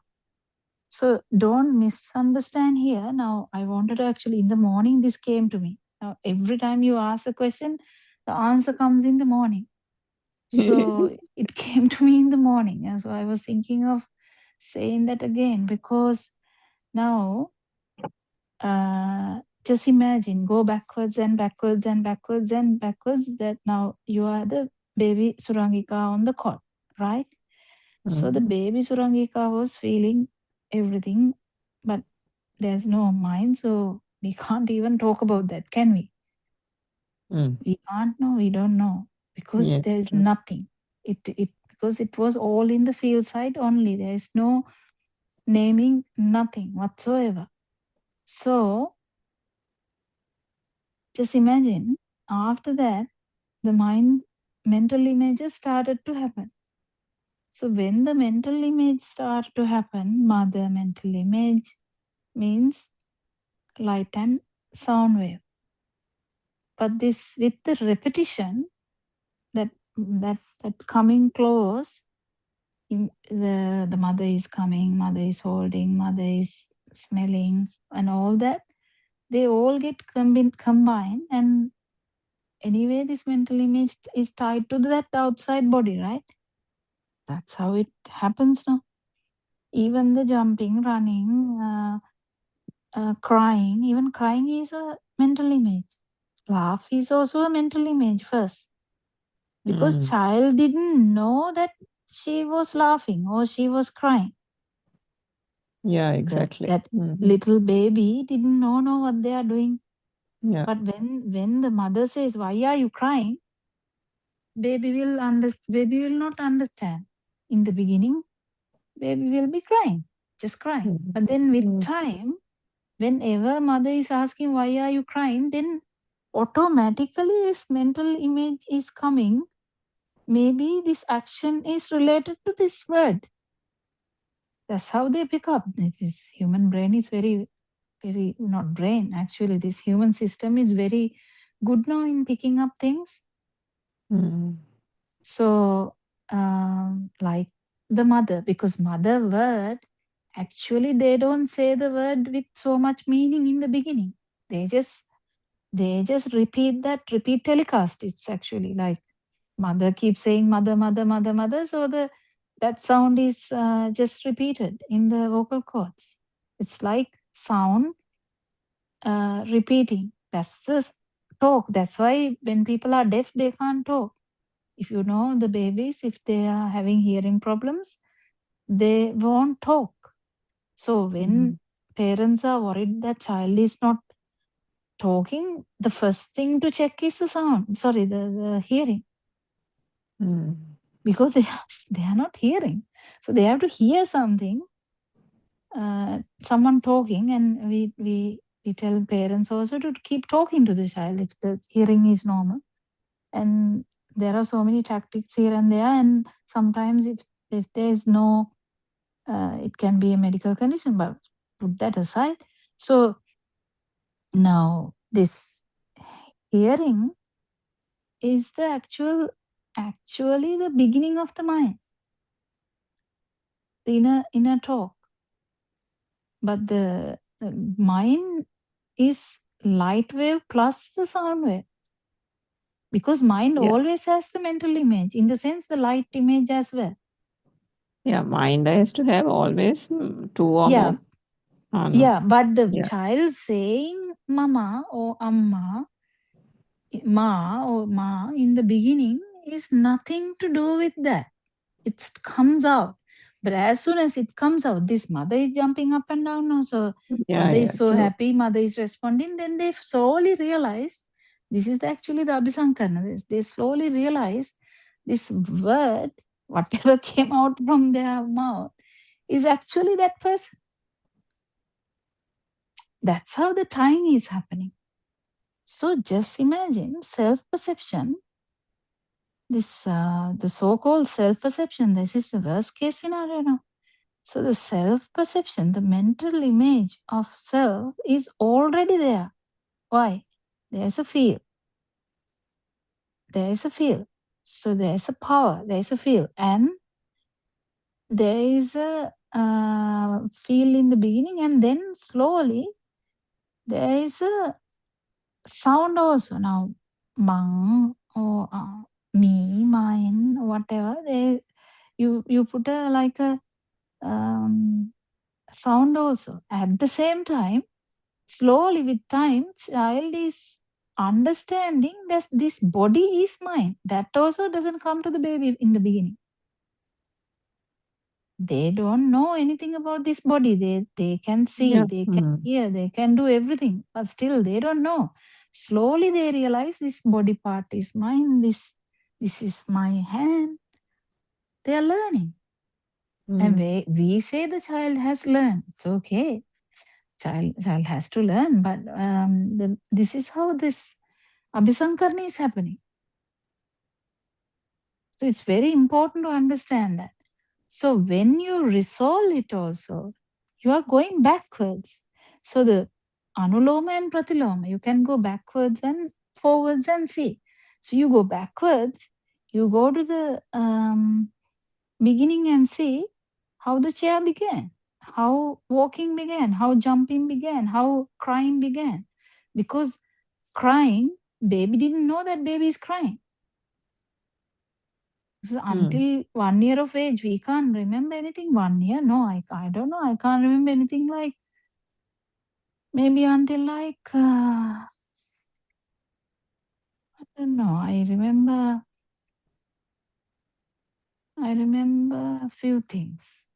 I think they are the most important areas where that me was there. Maybe there are only like few areas I can remember, but definitely not anything under 1 year of age. So why? Because there's nothing to name it. So the mind wave, it has to be fully realized how mind wave starts. And no, this is not what I wanted to tell you in the morning. So it's very tricky. So just imagine now you're going backwards and the mind wave is not a thing. What happens? You become the radiant mind. Yes. Yeah. Do you get it? If the mind is not a thing, yes. Yes, but that has to be that. So the first to go is tying to the outside. That is Sotapan. Yeah. First to go is tying to the outside. Second thing to go is, I mean, Tying to there's the mind. Sakudagami, no one talks about that, but because that is actually where it stabilizes this outside not being a thing. I think it is fully done. But I don't know much about that, but there's no much demarcation in that. So, but the second one is this mental image is not a thing. It's a big one, because when the mental image is not a thing, it's only the radiant mind now. Can you feel how the radiant mind is? How genuine that would be? Just remember, the radiant mind is so genuine. Yes.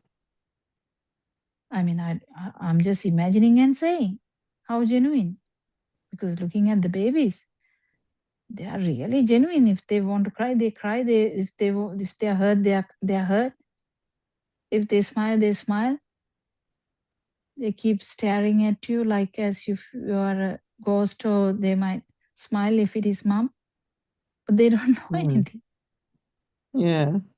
So they're so genuine, but full of life.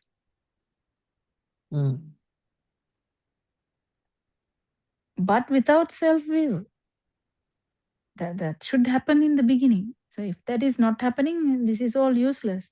So if someone has actually entered the path properly, self-view should shatter, as well as the binding of this to the outside stops, and it stabilizes. And then the second one is the mental image is not a thing. When the mental image is not a thing means you feel everything as it is. That is what Aranhanse said yesterday, Champa was saying. When the mental image is not a thing, you see, you just see. You're not seeing a chair, you see. There's nothing, I mean, you know it's a chair because you are adult. You're not a child. But still, that's how it is like. That's the beauty of it, because it doesn't become a thing. So that is the from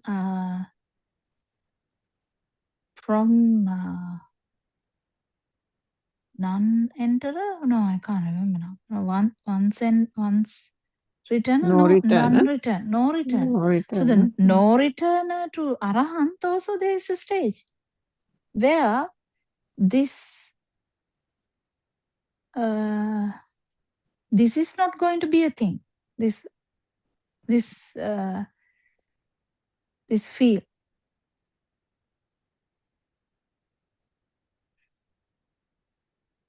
So I will stop there because I'm not a master of that area, but That's the beauty of it.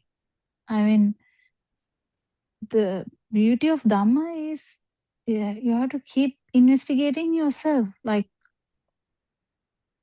keep investigating, keep doing it, because otherwise you can get stuck somewhere. Now the other thing is there's always the what is the challenge? Challenge is the giving up the challenge. Challenge is giving up the challenge, like that. But we have to have an idea about that. But we have to give up that also. So what is the thing is that chair is not a thing. To feel that chair is not a thing. But this all 31 realms is also in chair.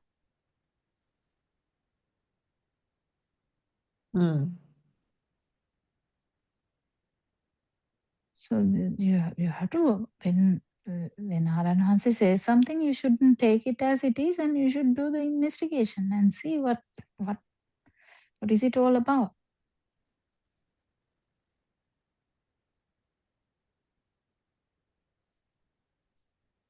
And piercing one thought. I mean, I don't know whether I should call it like that, or the Athabhuta Jnana, or whatever the way that it is told. It is to, it may happen. It may happen as it permits, but you have to understand that this mental image. Exactly, I was about to say, it's the mental picture that is being associated. So that has to be continuously, in Kriyasita, that what Aranhanse or everyone Aranhanse expects them to feel, that the walking has mental image has no association with the body.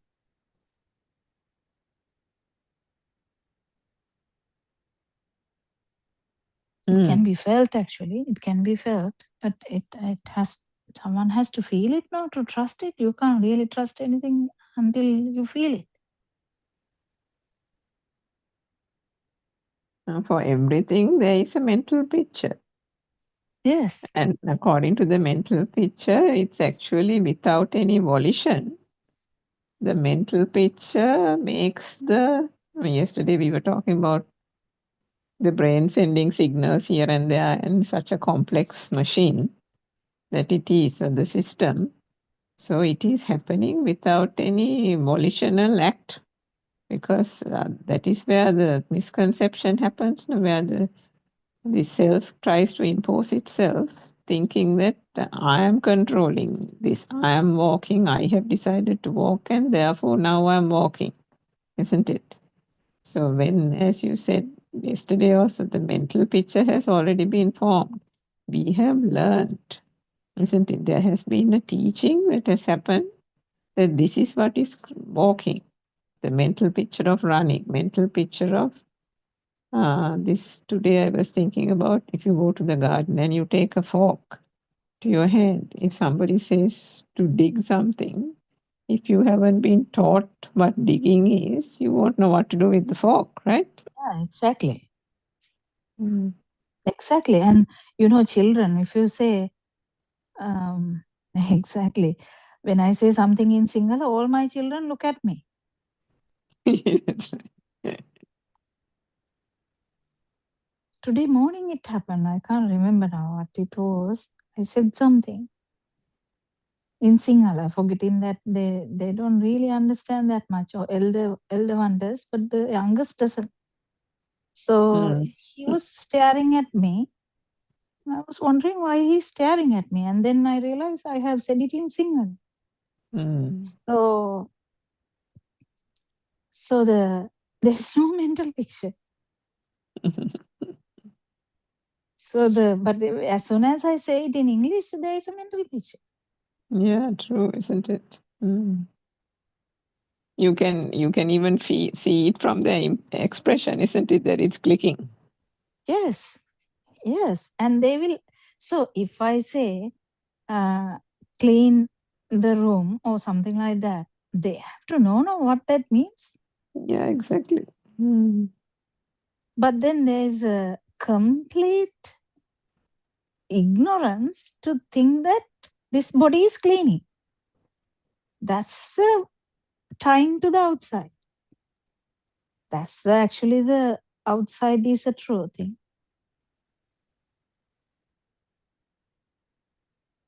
See how beautiful this Dhamma Sorry, I is. didn't hear that last part. The body is what? Now, if we say to someone, clean the kitchen. Yeah. So someone starts doing that. Just Mm. imagine I tell you, please clean the kitchen. Yeah. And you start doing that. Yeah. And due to the ignorance, what do we feel? We feel like this body is cleaning it. Ah, yes. Actually, that's quite true, isn't it? Yes. That the physical body is going around cleaning, no, with a mop or whatever it is. Yeah. But that itself is a mental picture, being mental picture in motion. It is. That It is is actually incredible, happening. isn't It's not. it? Yeah. It is happening, but it is just this mental picture in action. Yeah, mental picture in action. And to feel that, actually, there must be this understanding of the Dhamma, isn't it? Otherwise, straight away, you are in that outside physicality. Yes. Yeah. So when we say Surangika understand about the light and the sound, that comes thinking that you have got the other part. Yeah. But maybe it was not clear. So if it is clear now, you can understand now the mental image. When we try to sort out the mental image, then we need the understanding how the mental image is formed. Mental image was formed well before the physicality part of it, before tying it to the body or before tying it to outside. Now imagine a baby will not know about the pet, but pet is there with the baby all the time. Baby will touch the pet. Baby doesn't know about the pet though. But as soon as she or he is growing, he will get to know that this is puppy or whatever the name. So after that, everything related to that puppy falls into that and goes on and on. And so when the baby also touch the dog with some kindness and some pleasure. But now, definitely, this is more complex than that. See, that's how you end up in Nire also. Because the attraction is completely very powerful because it is falling into the outside. It's not just initial vibration, initial human vibration. Otherwise, how can every human, most of the time, says, no, even Lord Buddha said that. Most of them are ending up in Satrapai. How? There must be a reason, no? Reason is this vibration is getting so much complicated. Initial human vibration is not that bad. Human vibration is actually in the middle kind of thing, not middle, but at least above the Satrapai, in the verge of Satrapai. For health. So, but how does it end like that? It gets worse. The vibration becomes worse because of the Abhisankarana. Yes. Were you going to ask something? So that mental picture is actually the perception part of it, isn't it? Yes. Form level. Form level. sensual level, anyway, you have something to hold, something to touch, something to kiss, something to do something to do something. Yeah.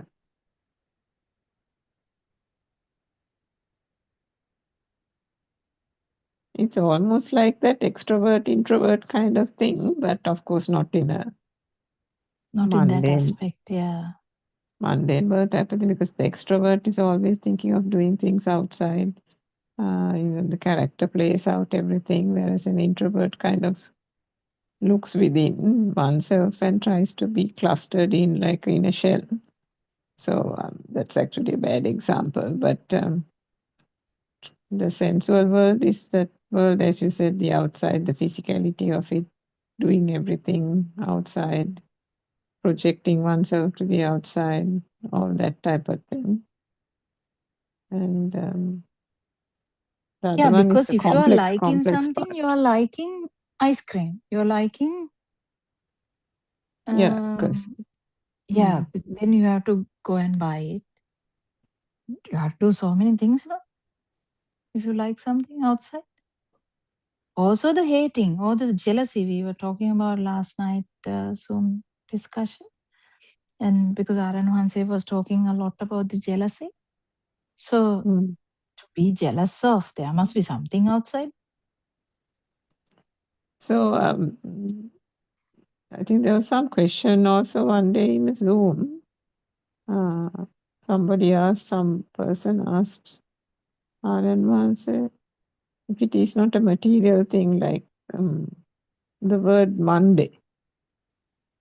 And he said Monday is not a material thing. So where would you categorize that? So Aran said Monday is a thought. No? And so there are some that are not material. No, it's like freedom. It's like exactly like freedom, human rights, privacy. You don't have anything material no, that you can say that is human rights. This is privacy. But still it is a thought. It's a concept, isn't it? It is very actual. No? It We has can even kill for these things as well. Yeah, exactly. So they are can be very strong ones.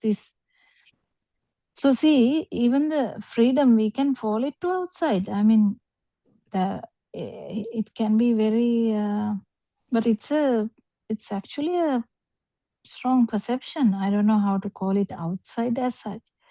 Basically, the Satta Pudgala, Dravya was, what is it? Dravya. Oh, there I are think 4 it's words like they no, use. Dravya was. Sattvaputtara Dravya Vastu, I think. No? No, the word doesn't match though. Satta Pudgala match the other one. I don't know. The word doesn't come, but it can be Dravya also, but it's not the way that it doesn't rhyme properly. But anyway, you know that part that there are things outside. There's a man outside, there's a person outside. The privacy, privacy also can be outside, isn't it?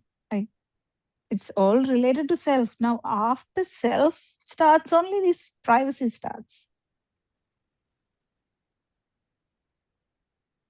Yeah. It's now going the other way, isn't it? Freedom, where is the freedom starting? After I start, my freedom is starting. It's fine. It's actually real nice. Yeah, real acharu. Yes. Because there's now this country, no? There's a country, or it can be my freedom. Doesn't have to be country's freedom, no? Yeah. My freedom. What do you call it? Bhaumika Kandatawe, territorial. Territorial sovereignty or something. Yeah. Yeah. No, just that's about a country. It's all adjectives, no? Yeah. And like that, what is that thing? Greenland. The fight Yes. for. Yeah. Or homus now. Mm. Who says it is homus? I mean, We Yeah, I definitely know. feel like there must be a homeless note. Yeah. Today, I last yesterday or day before, I sent a Vesak poem to a friend of mine, something my father has compiled, and she has written to me today and said that she'll read the poem, but that I have used I or my father, whoever has used the wrong W in the Vesak poem, because she said one W is Sanskrit and B is whatever. So she wrote all the way only about that and wrote back to me email. Um, it's like, okay, you are worried about the V and the W when, and anyway, I was like, okay. Omega Kandadave, V and W in the Vesak, never mind. Without just Yeah. simply, my father is 86 years of age. He's written a beautiful, I mean, in his own way, a poem on Vesak without just enjoying the poem. So, I mean, anybody who has, and R.N. Masi said yesterday, I think actually, was it yesterday? He said, anybody who finds fault in things has the Atma completely there. Yes. And that is very much true, because I remember, I mean, even from experience, everything, even where work is concerned, always the tendency that comes from within is there's something that I find fault with. I used to find fault with. So I didn't even know that that was actually the self. So, and these things become stronger and stronger. I think the more these qualifications are there and those go to the head, then that type of thing, they can't, they don't know that they're talking through those. That is the thing that has become very prominent, and that the self has, the ego has identified with that knowledge so much that even they don't know that that is what is coming out when they either speak or act or whatever it is. So if you put it to ourselves, it's such a good, this Dhamma is such a good mirror that one has to hold nowhere else but to onto ourselves. Yeah, see, Aranvasi is checking the facial Expressions. changes, expressions, the way the tone changes. Because how can otherwise he will understand that, okay, she didn't like the way they sat, something like that. It is an instinct that Aranvasi gets now. So the instinct it is from either the face expression or body expression Body language, or yeah. body language or talking. There are only 3 ways.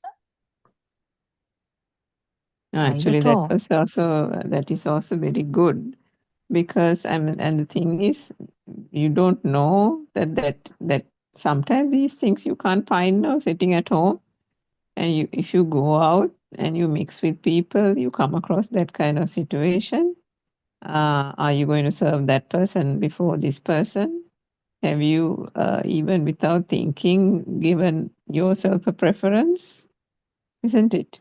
With and others, the second thing, all this kind of comes out sometimes unknowingly, but that unknowingly, the thing that happens is a reflection of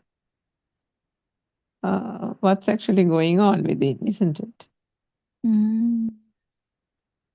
So yeah, I mean,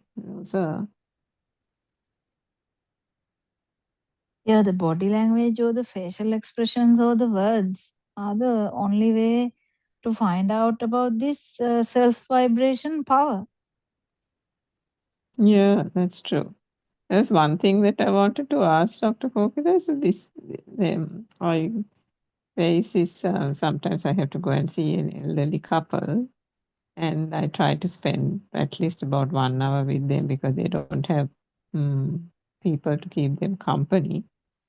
But beyond that, so every time I go, sometimes they keep on asking me to wait and then have lunch and this and that. And so it goes on and on and on. And every time it's quite difficult to extricate myself from there and come back. But whilst, I mean, those days it was a bit of a tension thing to do that. Then I realized that, but because I keep saying no, I have to go because I'm thinking about the Zoom and this and that. Now that is not thought like that, but at the same time, it's all this unnecessary chatter. So that first 1 hour, I just do that because of just to inquire as to their welfare and so on. But beyond that, I mean, I was just thinking about Aryan Mahansa, and even he used to relate, saying that when there's something to be done, that is done, right? He always does the obligation, does the duty, but then he used to ask what needs to be done, and then he does it, even for his father. So beyond that, he doesn't sit and make idle chatter, no, even at the time prior Yeah. to realization, Yeah. because that was his quest. He used to always come back, and if he had to buy medicine, if he had to attend to various Yeah, requirements. but can I say something there? Yeah, I was just wondering how to look at that aspect there. I think the best way is practice Dhamma there. Yeah, but how much of it? I mean, each time, because each time you go and see them, each time they do that. Like, so if I, No, so that 1 hour 1 can become hour. 3 hours Yes, but of if idle you chatter continuously, non-stop repetition also. And I mean, I know some every time I go, it's a repetition, so that is understood, then that is fine because that's just the this is the nature. thing. Yeah.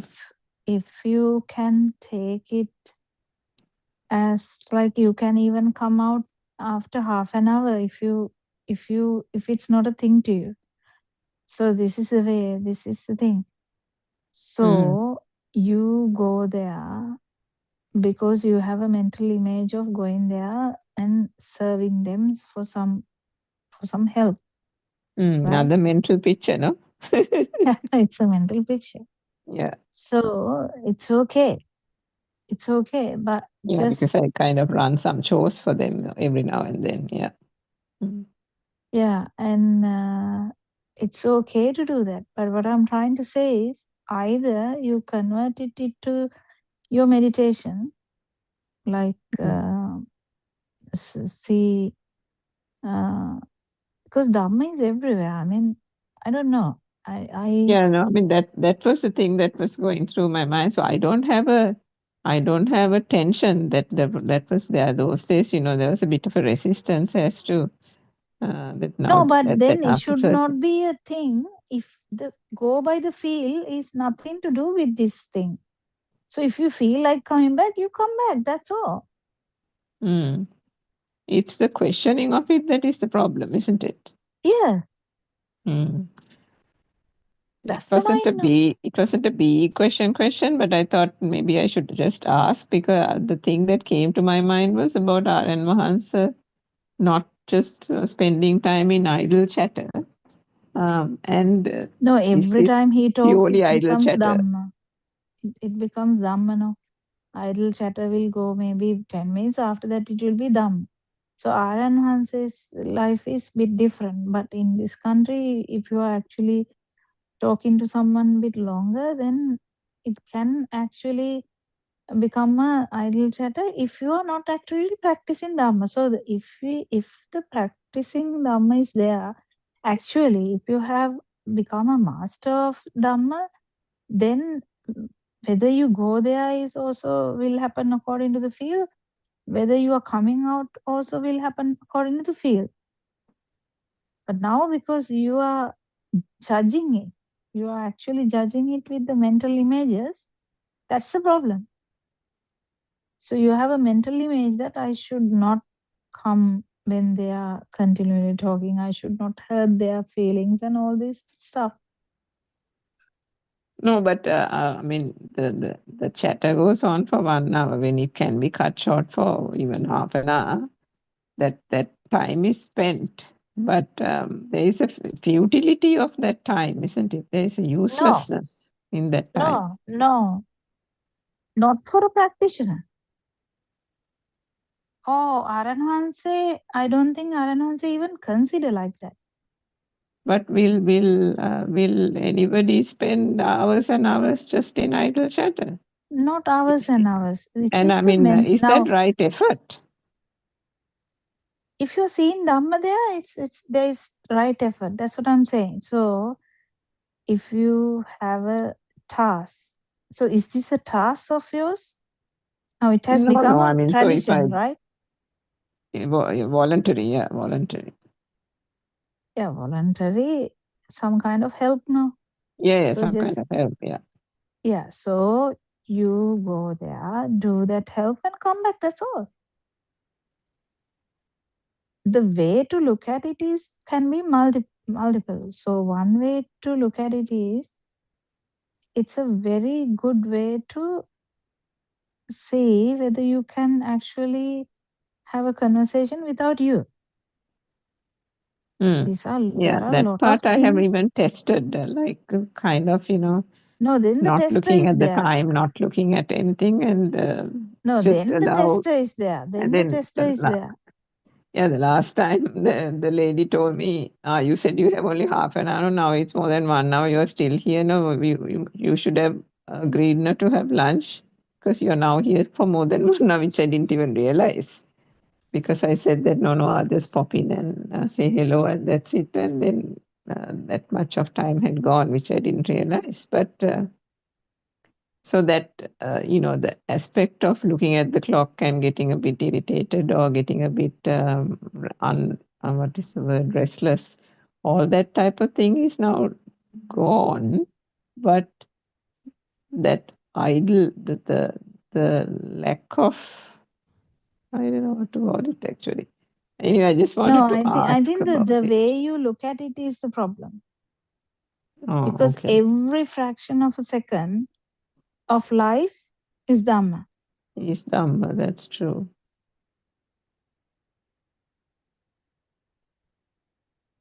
So actually, you can practice even the feel, like it's so difficult to say I because you think can't practice the best feel. thing is actually, I mean, if a thought arises that the time is up now and that I should get going, then you just get going based on that.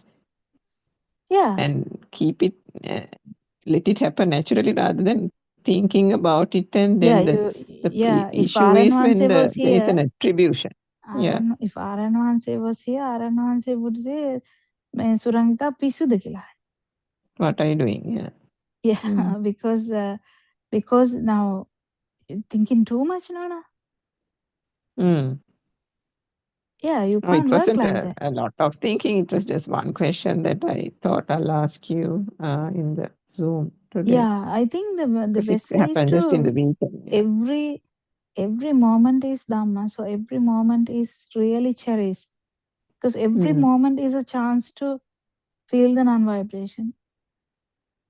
Mm. True. Thing is So just every moment should be cherished, actually. Like Champa's Gemba. Champa's Gemba. Gemba, yeah. Surangika didn't know about Gemba. What happened with the frog, Champa? About 2 days earlier, when I was sleeping, I listened the frog sound and I got frightened and ran to my husband and said, "Come up and see whether there is a frog." That's what I told doctor. No, what I was saying, she just missed the opportunity to actually feel Dhamma there, So every moment in this human, the flight of thoughts or the thought process, every thought, there's a chance you might see the that the thought is not actually true, and that the life feel is not there in that moment. So that is the thing. But if you're really trying it, so just imagine Champa was just, there was a vibration of ear and quickly tied it to a thought, no, and really thought it's there. Yes, doctor. Yeah, but even an arahant, just imagine Lord Buddha was there. Lord Buddha knows that it's a thought. And even if there is a phobia for thought, you might even feel that also. Doesn't matter though. Even that doesn't matter. Yeah, that's the thing, challenging part, isn't it? The phobia and the fear also not to. These are the things that are attributed to self. To the self. Yeah. Yeah. Now, the decisions are not yours. Exactly. To go is also a mental image. To come back from that neighbor is also a mental image. To stay a little Time longer is is also a mental image, isn't it? Yeah. Time is also a mental image. 20 Yeah. minutes is a mental image. 1 hour is a mental image. Futility is a mental image. Yeah. Actually speaking, Lord Buddha didn't appreciate any moment without Dhamma. So if you are with Dhamma, every minute doesn't matter. I mean, it is spent with good kusalaya. Kusalaya means skill of Dhamma.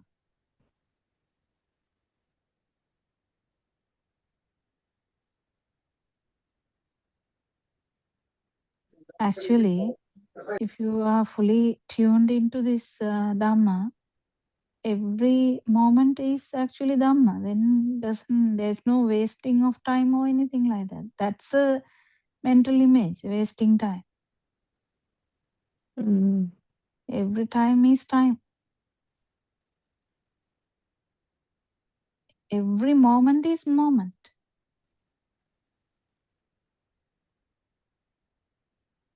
See this, even this thinking, just see Surangika, that the thing we talked about last time, that the few minutes or the 20 minutes that we were talking before, you felt it may be futility, but the thing that it's just a thought now, right? Yeah. Yeah, so I'm looking at this fan now. I just looked up the fan above, but this is just now. Fan occurred just now. Because I was trying to say this to you, the fan occurred to me. But otherwise, fan wasn't in my mind picture Yeah. at all. Just a construct happening now, isn't it? Yeah, so the futility is a mental construct, and the 20 minutes I have stayed with them for 1 hour is a mental construct. But going according to the feel is completely different story. I'm not saying I'm a master of that. I'm just saying it's a different story. It's nothing to do with the mental images. No, Aranahanse, when he says no, when he goes somewhere, he has driven the car all this time. I didn't even, I mean, I felt that. I felt that he may be driving, but he has done that. So just imagine going there and, driving in unknown paths and some more other getting there and then doing the sermon and then going again. How tiring it would be, and still talking. And still you, cracking jokes and still being cheerful and, all that, no? Yeah, such an effort. yeah. But the thing is, it is done with the feel. There is no much problem.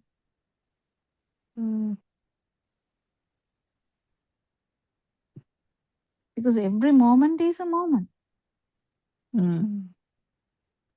So he doesn't care what he did just few minutes ago. He doesn't do anything bad anyway. Yeah, I think the half of the not half, probably practically all, or maybe 90%, because there is a body component of tiredness, no, which he said himself. But 90 or 95% is coming from the fact that the thought of, oh, I drove so many miles, is the thing that creates the fatigue, isn't it? Yeah. But there can be a point where you can't keep your eyes open. That's a different Yeah, story. it's just the physical body limitations, isn't it? Yeah. Yeah. Everything is lemasnahara, that Aranhanse said. Yeah. But the thing is, the moment Surangika leaves the home to go to the neighbor's house, drop Surangika and go.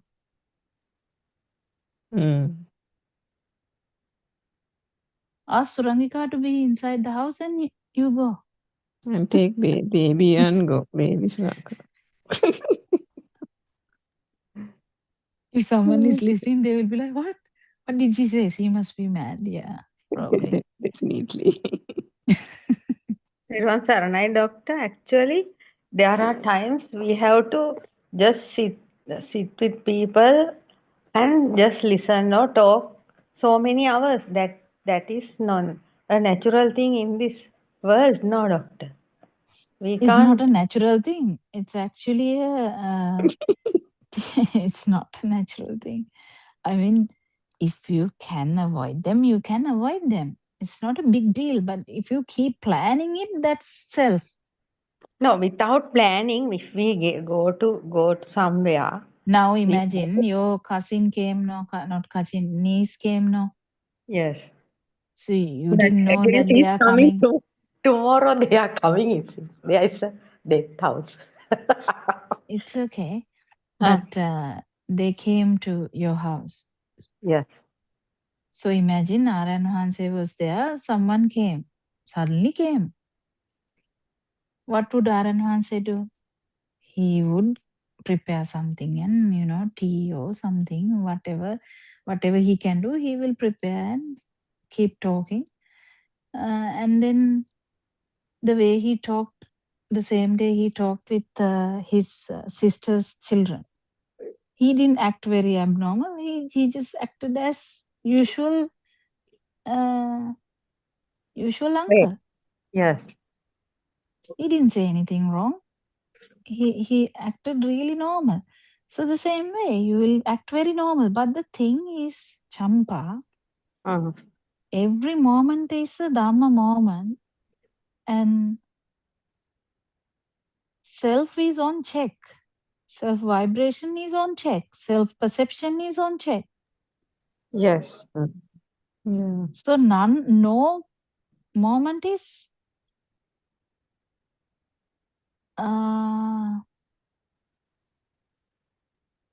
wasted as such.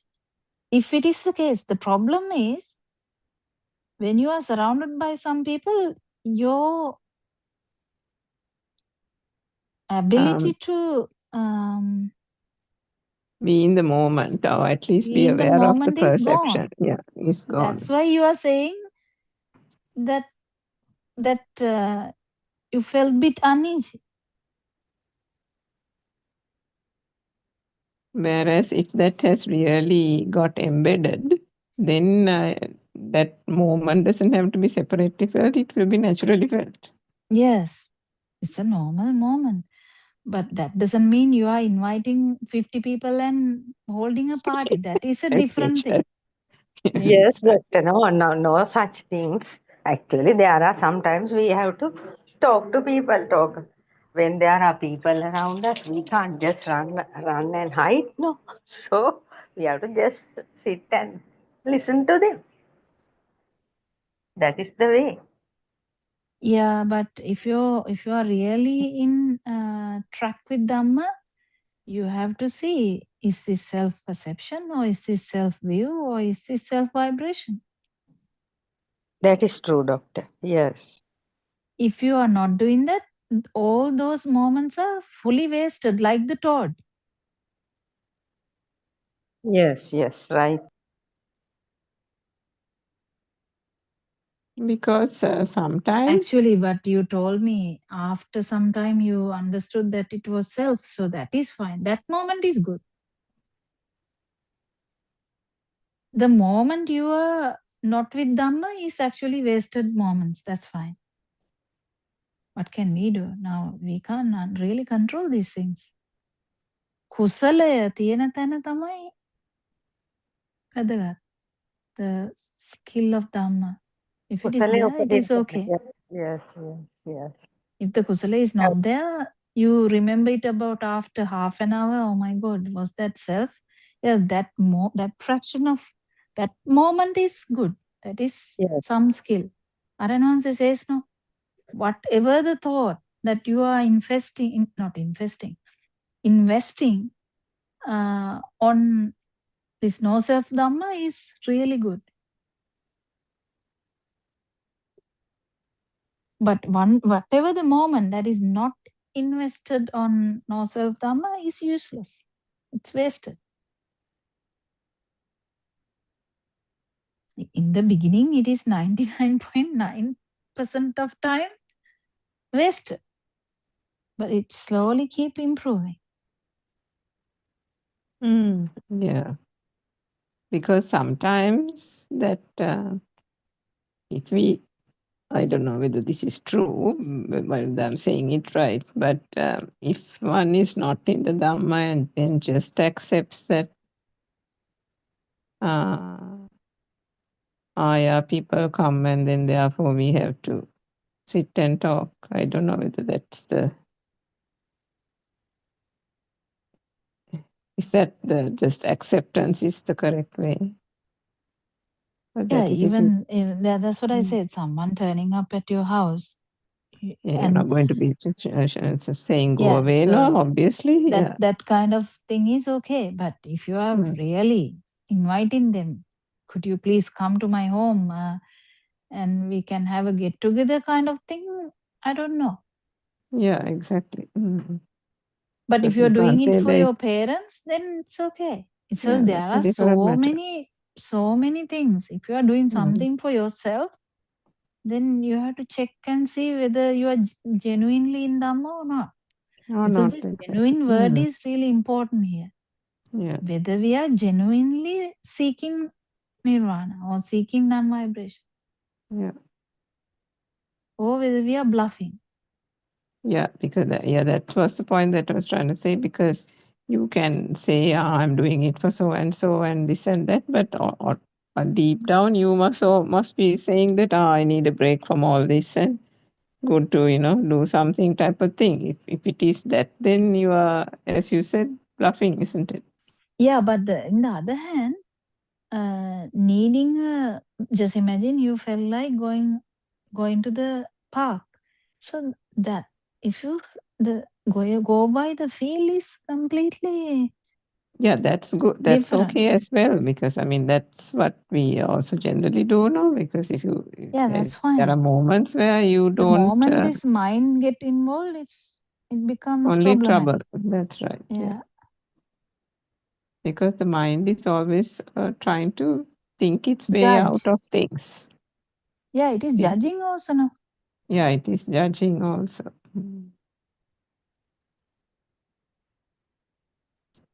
It's either giving an activity to do or something to latch on to, or something, like a target or an object or something or the other all the time, because of that, the wanting to latch on to kind of thing, wanting something to be there. And it is that something But that you is know the what, problem. not Sakuntala, Saman Malik? Oh, Swarnamali. Swarnamali was saying that give a toffee to the mind kind of thing. These are all kind of in the beginning Tactics. to keep track with this Dhamma, to enhance the field side, to apply so many tactics to enhance the field side. So that's what I'm saying. Even if you go to neighbor's house, you can practice it, but it comes with so much practice. This, when you are talking, whether you are talking with self or not.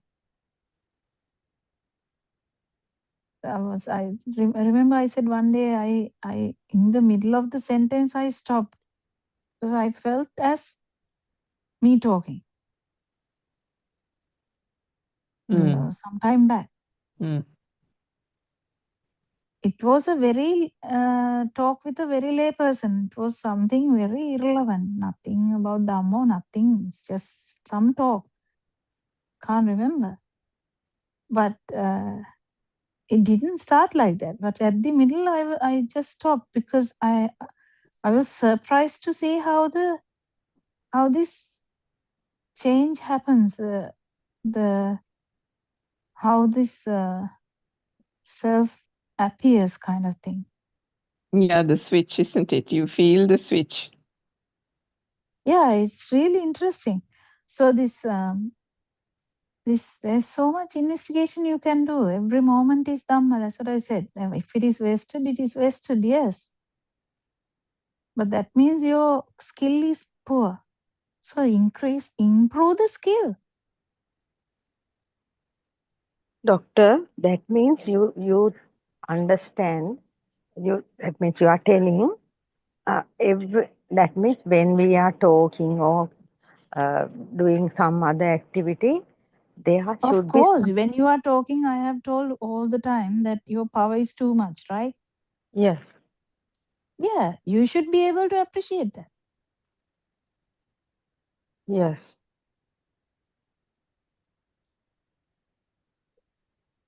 That means there should be a thorough investigation all the time. 100%. Whether this activity is happening with the self, that is the investigation. Yes. Right. Either self-view, either self-perception, or either self-vibration. It changes with the person's Dhamma. That happens when that thing, whatever that you're doing, has become really interesting, Champa. Say you're like immersed in it, or you find it attractive, or you find a little spring of, kind of pleasure.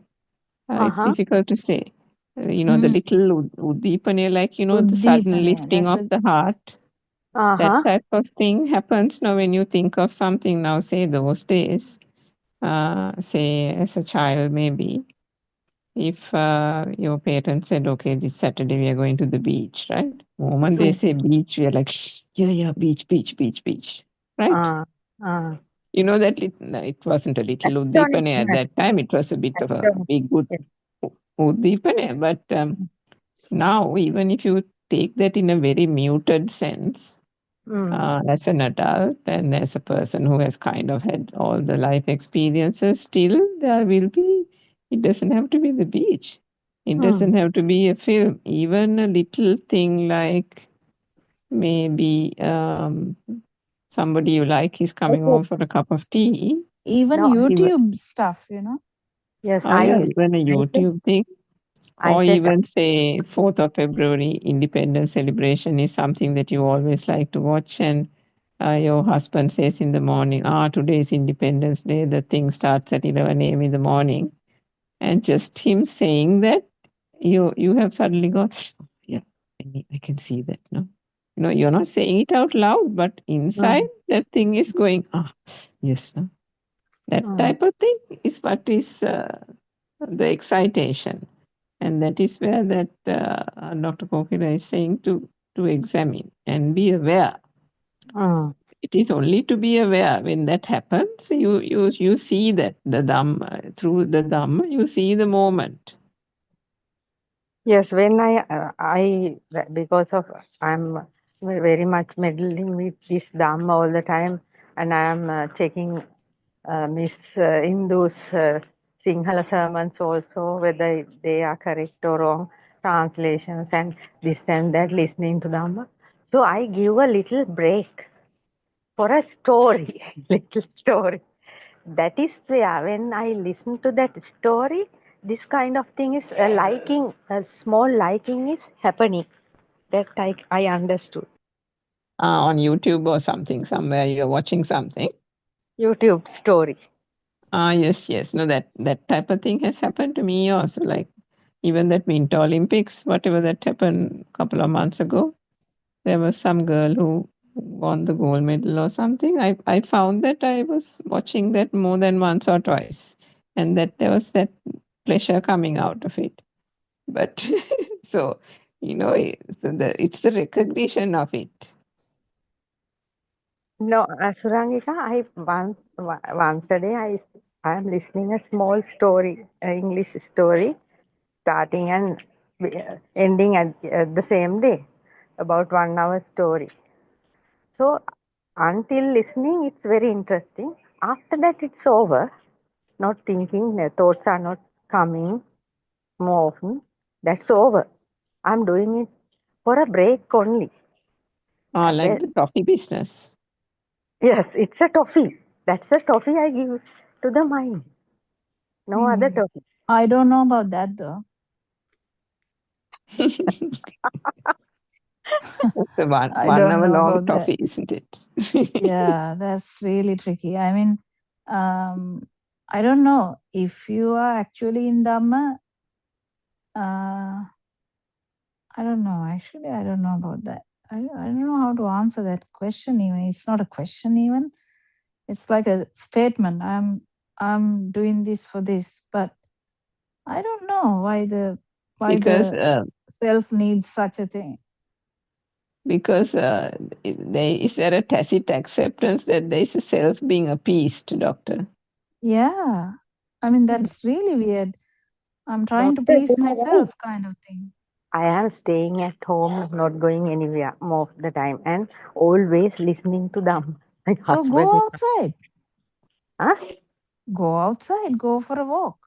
Yes, I used to go to the temple once a week now. So other than that, I have no much time also. And when I get up from the morning, my husband is telling. No, I think Champa, You the should routine share has that then. become too mundane for you, and that itself, maybe unknowingly to you, unknowingly it is causing maybe tension, Yes, or unknowingly it is causing that lack of the ability to be free. And that ability to be free, as Dr. Kokila says, walk in the park or walk along the road even. Doesn't matter. Even walking along the road would be still freedom, because it is something that is being done, which is not the thing that you wake up and do every day for 365 days, which is either translate those things into those Buddhist English translations or Listening to whatever them the other. also, Dhyana, Surangita. So every time, every moment with Dhamma. So to No, come, that's what that toffee thing was said by Swarnamali. The monotonous nature of a routine can be wearing down the mind. So the mind has to be understood. And in a past Yeah, sermon, go I to the remember gym her thing. saying Yeah. the mind has to be kept. The well-being of the mind is important. The welfare And the body as well, yeah. and the body. So for both those reasons, even if you do a walk in the park, it says no, it's not just the body, the mind is also free, the mind is also everything And is at least engaged. multiple thoughts will be there. yes, I am walking in my home garden. I have a little garden, can walk around. Yeah, then the thought might jump, so it will give some Dhamma. Yes. You are saving yourself. Yeah, you're operating in a very closed environment, and I think that is that is It's almost good that the putting nieces are coming, and actually, if niece come and blame you, that shaking it up a bit. Yeah.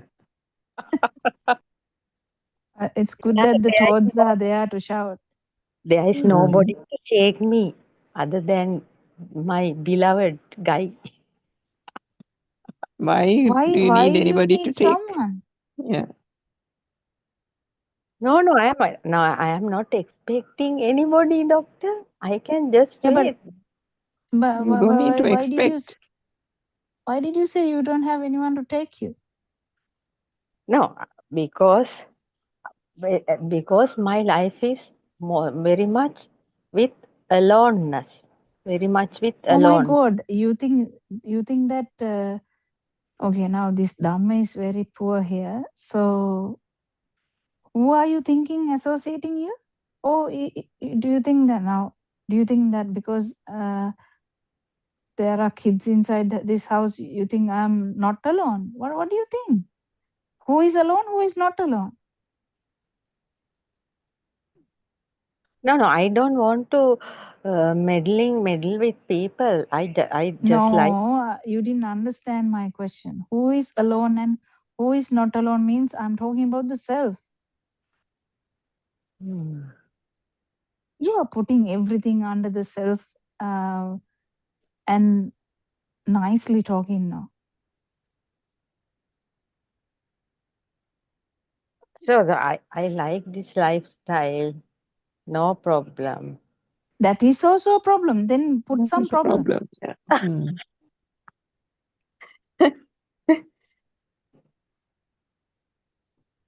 I have problems every day.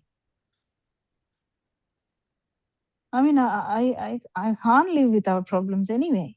I have problems every day from morning to night.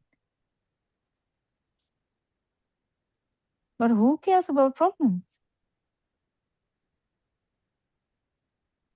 I mean, are you thinking that life will stop? Life will be without problems? No. No, doctor, I'm not thinking like that. Self is the one which is going, not the problems. Yes. Problems are there. Duka තියෙනවා Yeah, දුක you are very like change the style. Go for a walk at least. Are you in a place where you can't walk? Because Sri Lanka can be really tricky. I know that.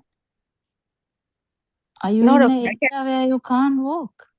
no, I can walk in my garden. I don't like much going out, but once a Why? week. Why is that? Can't you go to the kade or the supermarket walking somewhere? The small kade or something. That we used to do. Sometimes we used to do that. Are you used to go in the car? Is that what you're saying? No. I don't. We don't have a car. We are walking and going by bus like that.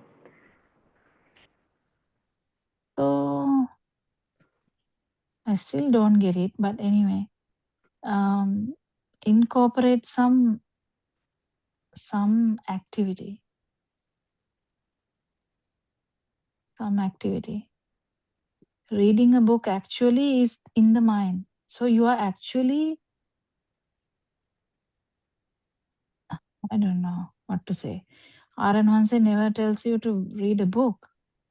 Aranwanse will tell, look at a tree or look at the clouds or go for a walk or go for a hike. Yeah. Those things can do. Look at the sky, look at the trees. I'm sitting now. Also, I'm sitting under a tree. that is there. Those things are there. Yeah, just don't be comfortable with whatever you're doing. Right. Just feel every moment and see. There's no self. Yes. So if you are Yes, pleasing yes. self, you are in a comfort zone. So be careful. Right, doctor. Thank you very much. Yeah, we'll stop the talk for today and we'll meet tomorrow. Thank you very much. Thank you very much, Aranwanse. Thank Dr. Popila, Tera Sanai Champa, Sanai Dhamma.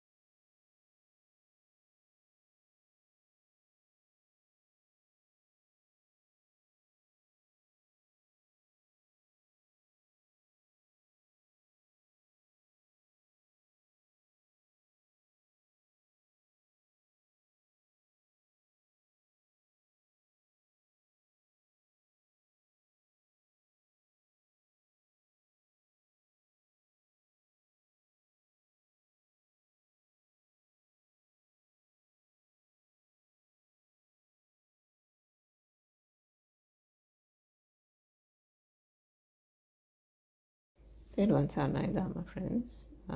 So welcome to the 24-hour English Buddothpado Dhamma channel. This Zoom channel consists of various talks delivered by practitioners following Buddothpado and Vahansa's teachings, which is the pure Dhamma teachings unveiled by Lord Buddha more than 2,500 years ago.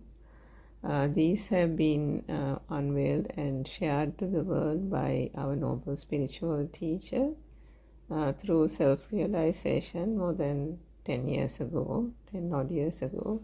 And these teachings have been shared for the last 5 to 6 years, primarily in the Sinhalese native language of Sri Lanka, but there are there are English Zoom discussions and talks that are also available. There are also English books that are available. One of the websites that it is available is buddothpado-dhamma.com.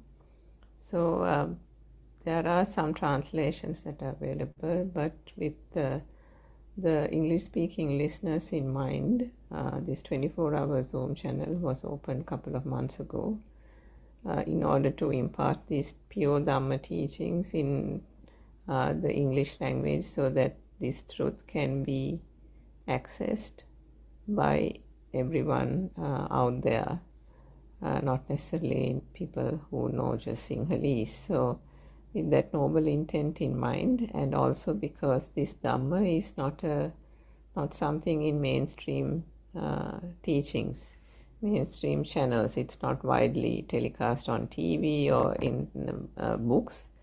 You'd find there's a lot of Buddhist books out there, but most of them sometimes there's quite a bit of it which doesn't really talk about the core Dhamma teachings, which we call Paramartha teachings of the Buddha.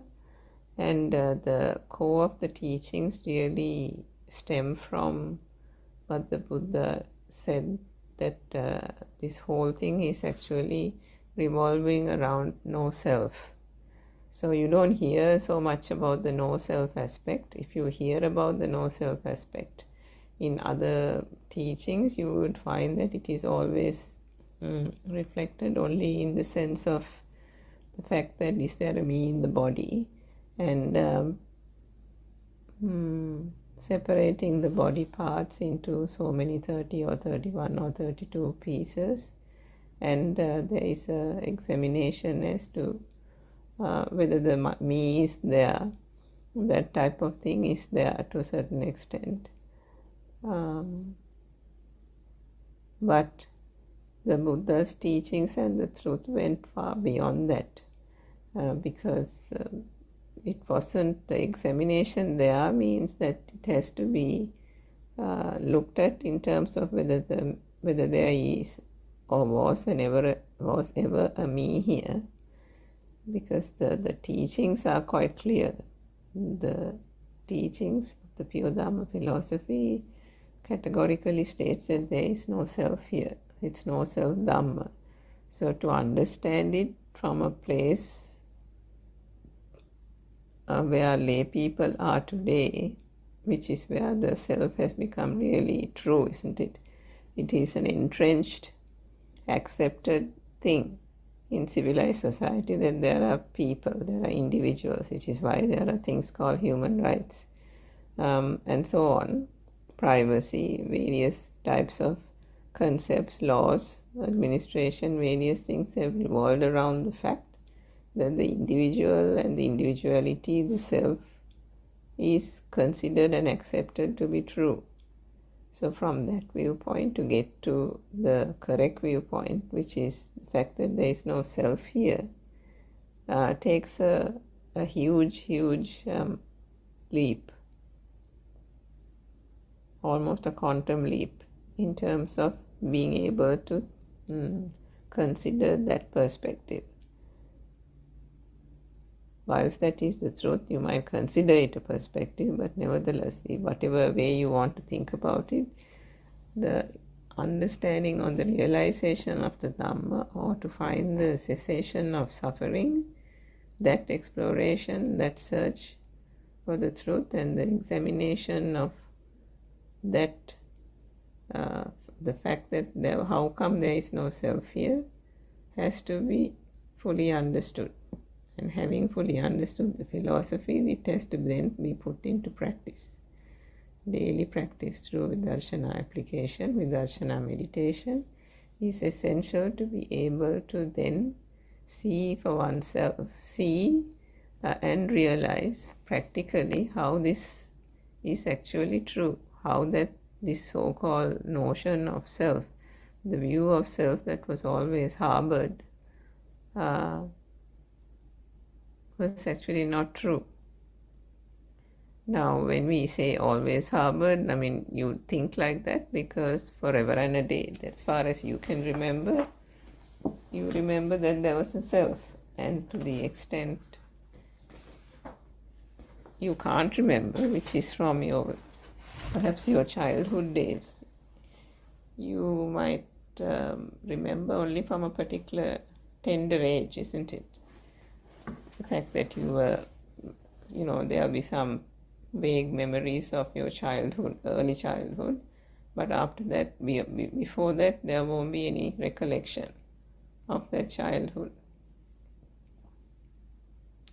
Have you ever actually wondered why there is no recollection before that?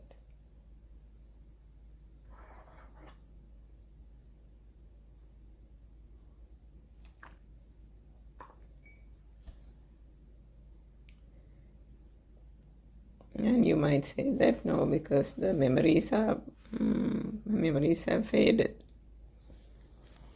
and as a result of that, you can't remember. But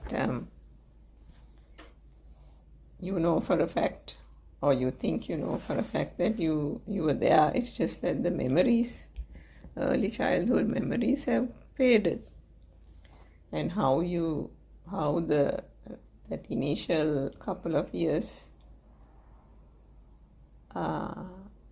is filled up is by facts that have been given to you by your parents, perhaps, isn't it? Your parents would tell you that you were born on such and such a day, you were born into this family, to such and such a family of this nationality, this culture, and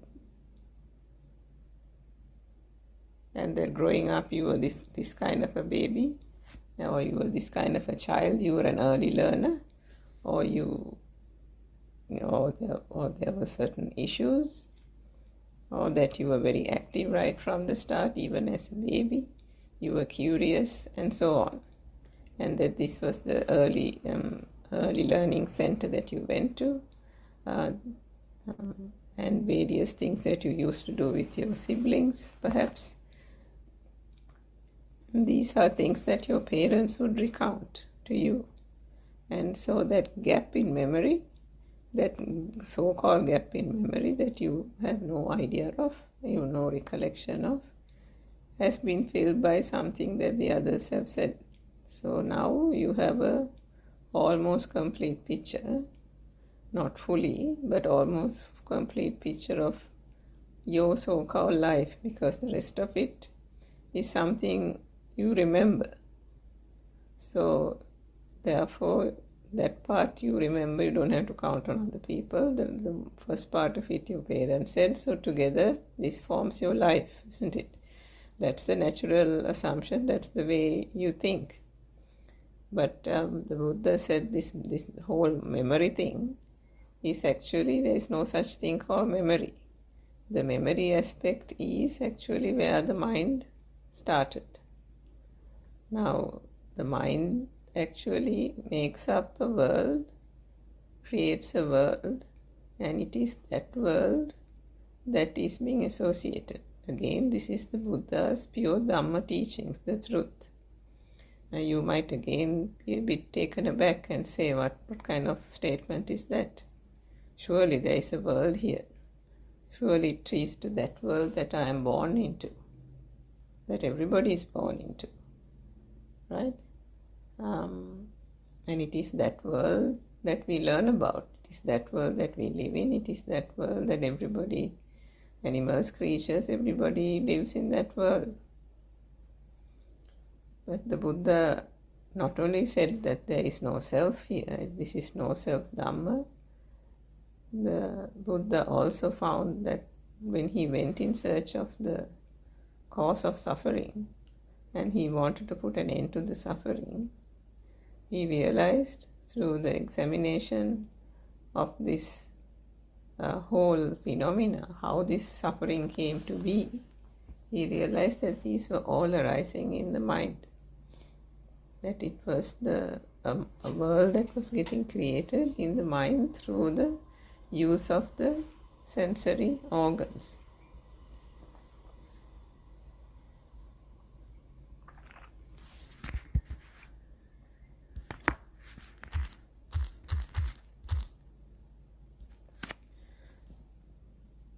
So in the Pali scriptures you find that there is a statement called Salayatana Loko Loko, Salayatana Nirodho Nibbano. Salayatana means the six senses, and that the statement is that the six senses make up the world as you know it. We'll leave the second stanza for explaining later. So why did the Buddha say Salayatana Loko Loko, the senses make up the world? Because in the examination of suffering, where the suffering occurs, how it occurs, and the cessation, if there is a suffering, there was a realization, surely there has to be an end to suffering, and that means how does one end the suffering? And so when the Buddha found out that the suffering originates due to the illusion that is created through the mind, purely out of ignorance, and that ignorance is something that all beings, all living beings are subject to, or have fallen foul of, then the fate of all mankind, all living beings is in one bucket, isn't it? So then the examination happened as to why this is occurring.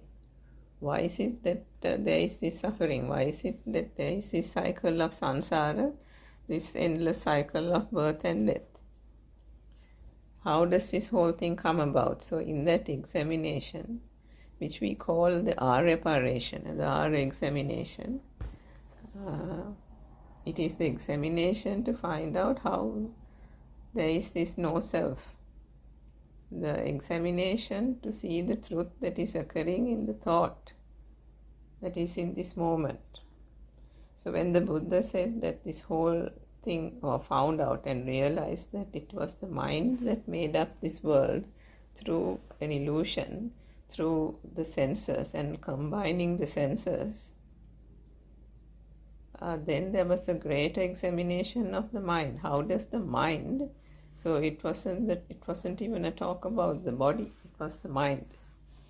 And to examine that further, our noble teacher also always asks the question, where are you?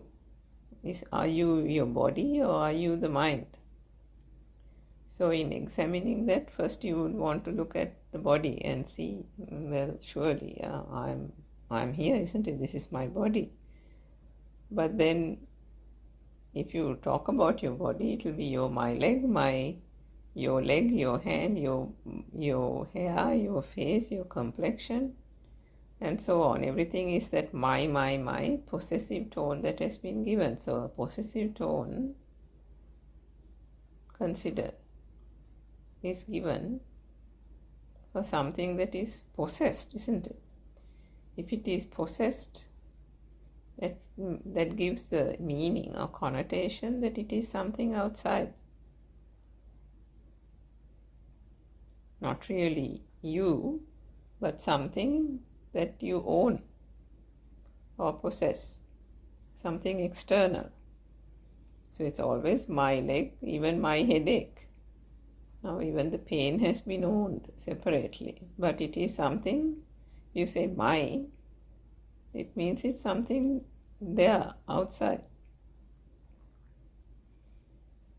So if the body is also not me, then what about the fact that can you control your body?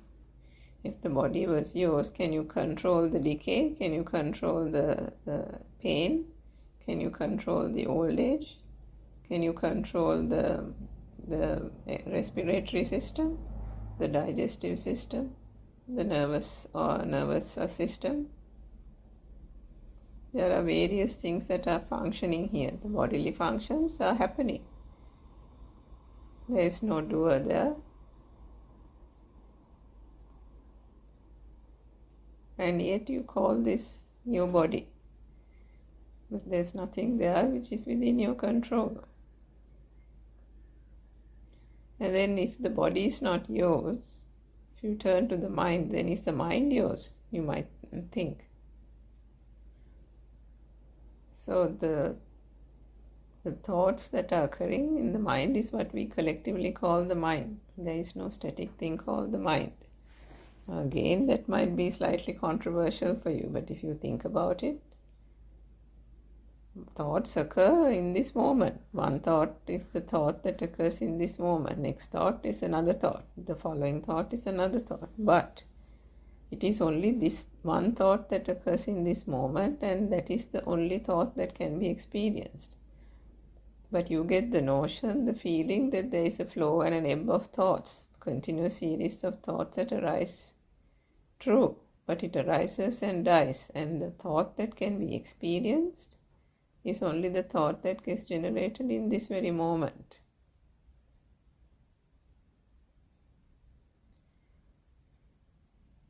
So we will talk about the bonding and the fact that why you feel that there is a never-ending set of thoughts, but for the purpose of examining whether the I is in the mind, if you consider for the moment that say something you want to concentrate on, you want to think about, say if you want to sit for meditation and focus on something, and you can't keep still, your mind is getting distracted.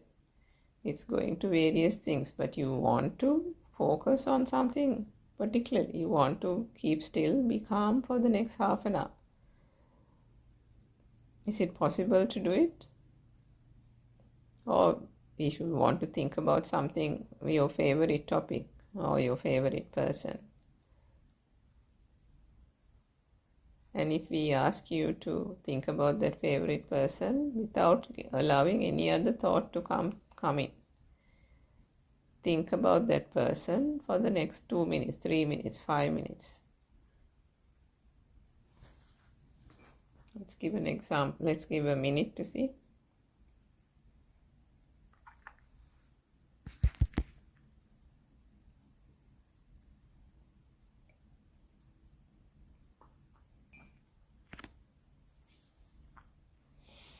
Can you do it? It's almost impossible, isn't it? Oh, it is impossible. So if the mind also cannot be controlled, if the thought that is arising in this moment also cannot be controlled, can you actually call the mind you? So if the body is also not you and the mind is also not you, as in both those things are not within your sphere of control, then can you actually call them you? So if the body is not you and the mind is not you, then where are you? Is there a you?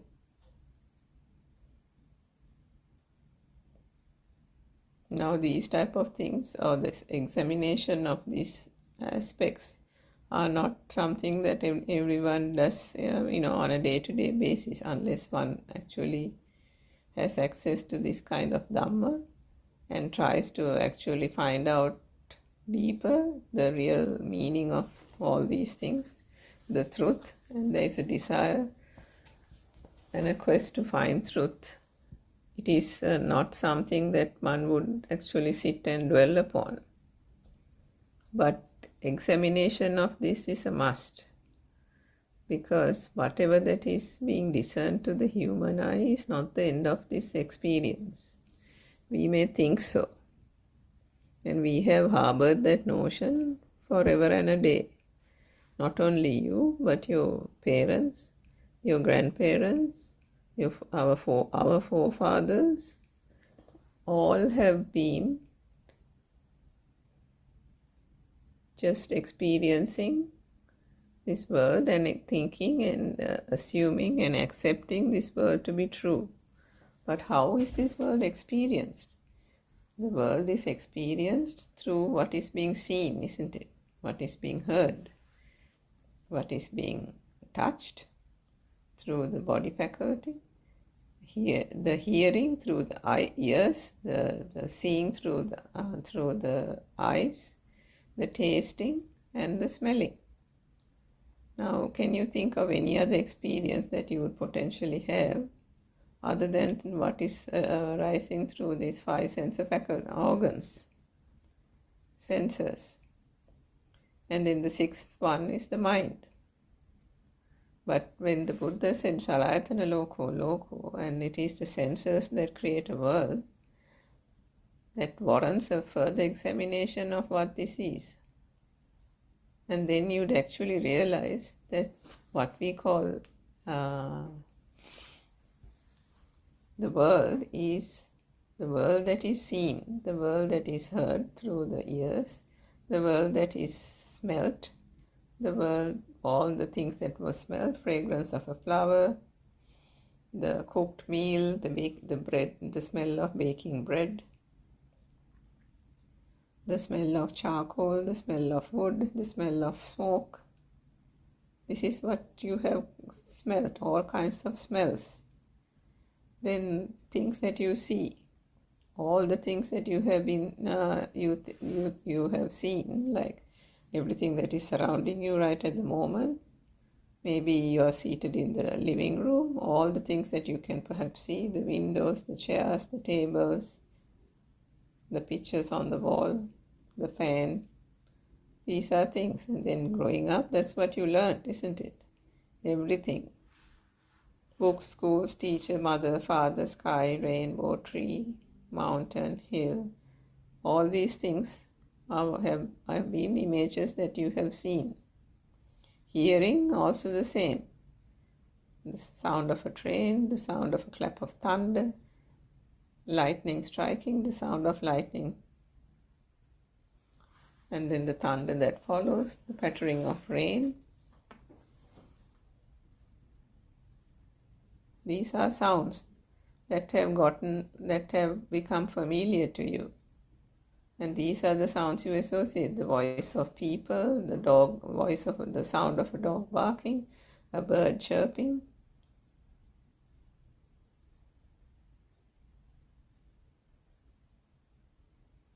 The whirring of a machine, the sound of a microwave, the sound of water boiling in the percolator. These are the sounds that you have associated, isn't it? So those collectively, hearing is an experience of the world. Seeing is another experience of the world. Smelling is another experience. What about taste? All the food, the drink that has been tasted, consumed, is the taste experience. And the tactile sensations is arising from the body organ, the heat, the cold, and the solidity, softness. That type of feeling is what is coming out of or experienced out of the body faculty. So apart from these experiences, can one actually think of anything else? This is the way that one would actually come to the conclusion that the world is experienced. So the world, can you see, is only what is experienced or discerned through the sensory organs. But the Buddha went behind this natural conclusion that people have made, the acceptance that people have done to this aspect, and realized that the mind sensor, because there are thoughts, so you have to examine how the thoughts come about as well. So that's the 6th sensor. And then he realized that all this is occurring due to the vibration. And just like everything is subject to the vibratory nature of things, the human body and the bodily system, including the eyes, the ears, the nose, the tongue, and so on, are also subject to vibration. So the fast-acting vibration in the I faculty is what the noble spiritual teacher found out as the thing that actually causes a manifestation of light. The vibration is the cause, and this vibration occurring in the I will then resonate or telepathize with similar frequency vibrations, and that telepathization gives rise to a spark, generates a spark. That spark is what we call the perception of light.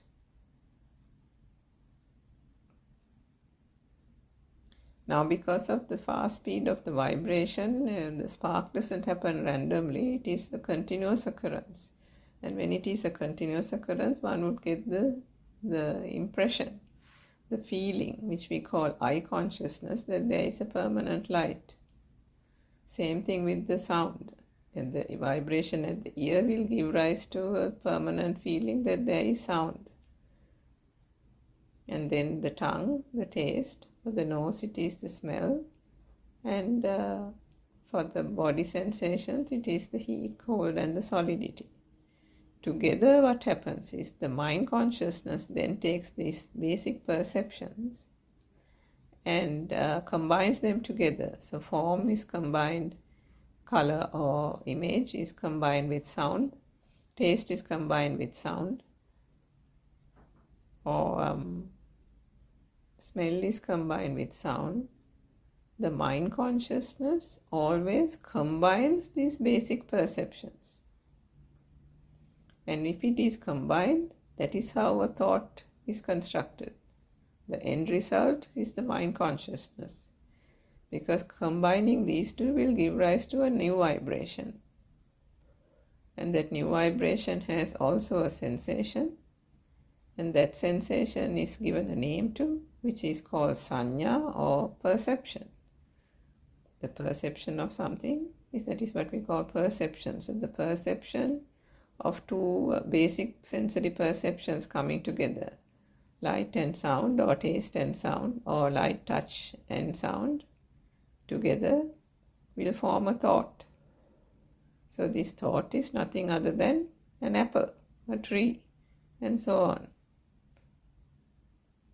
So the moment two or more of sensory perceptions, basic sensory perceptions are brought together, it creates, the mind consciousness creates an object and gives that a name, because there is a scrambling, because it creates a new vibration, or a new vibration arises that gives rise to another sensation.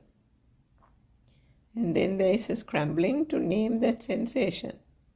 So perception is nothing but a representation of what that sensation is. So collectively it can be, for example, if we take the orange, the teacher say in the Montessori, because you have to go and find out how did these objects come to be? How did these sensory perceptions combine to form a thought? So to do that, the examination will take you, or has to take you, to the place where all this started. So all this started not at the point where the infant was in the cot, because the infant in the cot didn't have any kind of mind consciousness, which is why you have no recollection of any kind of memory of your days in the cot. The memory, as you call it, is actually from the point where the mind consciousness formed, where thoughts started forming. And even at that point, we can later talk if we have time, those thoughts are also always arising and dying, and are subject to being changed, subject to not arising. There is an evolution even of the thought, so much so that some of them, if it is not significant, there would no longer be a perception of those. So if we go back to how the mind consciousness forms, that is typically what it does. The combining of it causes another vibration, which is called the stimuli, the mind object. So if you go back, you realize that it is at that tender age of childhood, maybe Montessori kindergarten time, where the teacher has taken an image and put a sound to it and called it an apple. Taken another image, put a sound to it and called it a book. Shown something outside another picture and given it a name, and that has been taught as a tree. Now, what about even the alphabet? Even the colors? These are all individually taught, isn't it? That the infant is not born knowing the 7 colors. The infant is not born knowing the alphabet. Everything has to be painstakingly taught, and that teaching only happens not from the infancy point of view, but the teaching happens from about 2, 3, 4 years of age. The serious learning where these things are brought together. The baby has no ability to put 2 and 2 together on its own. It has to be taught in some way or form. It has to be taught, and these perceptions are then gathered that way. Now, perceptions can be twofold. One is those basic sensory perceptions which we talked about, which are natural occurrence. So the natural occurrence of the light is because of the fast speed of vibration occurring in the eye, telepathizing with similar frequency vibrations. The sound is the same, the tongue is the same. When it comes in contact with food, there is an arising of sensation. That sensation is what is called taste, and that is the perception. The fast-acting perception, because of the speed of the vibration, will give rise to a feeling, which we call consciousness, a feel that taste exists, that there is such a thing called taste. But then when the learning happens, when actual learning happens, that is where the combining happens. 2 or more sensory perceptions are combined all the time. So for a book to be shown, the book is only an image that the child would see. But that image with that color, that shape, with those features are taught, and the name given to it is a book. So gradual, continuous reinforcement of that message, of that symbol or perception to the child will then be embedded as a perception, as a thought. But it is only a perception, isn't it? Because now there is an object that has got created, and that object has the solidity element of a book, the image of the book, the shape of the book, the color of the book, and so on, isn't it? And the word book, the sound book, has been associated with that. But whatever that you call book is not necessarily the same in the Sinhalese language, for example. In the native Sri Lankan language, we call it pota. Then in probably China or somewhere, they might call it something else. So that sound that is associated with that image, that sound that is associated with whatever the taste or the smell, and that continuous reinforcement of that sound combined with the image, sound combined with the taste, is what is then perceived by that child to be that object. So can you see that actually that is just a construct? Depending on how the sound is, depending on how it is learned. So it is not the same in Chinese, it is not the same in English or Sinhalese. Then if it was the same and if it was true, then it should be the same no matter what culture, nationality, language is used. But the perception is based on the sound and the image being brought together. The sound is differing, isn't it? In the Chinese language, the sound is different. Sinhalese different, English different. And yet each of those cultures the child would recognize it as a book. But the perception of the book is also different.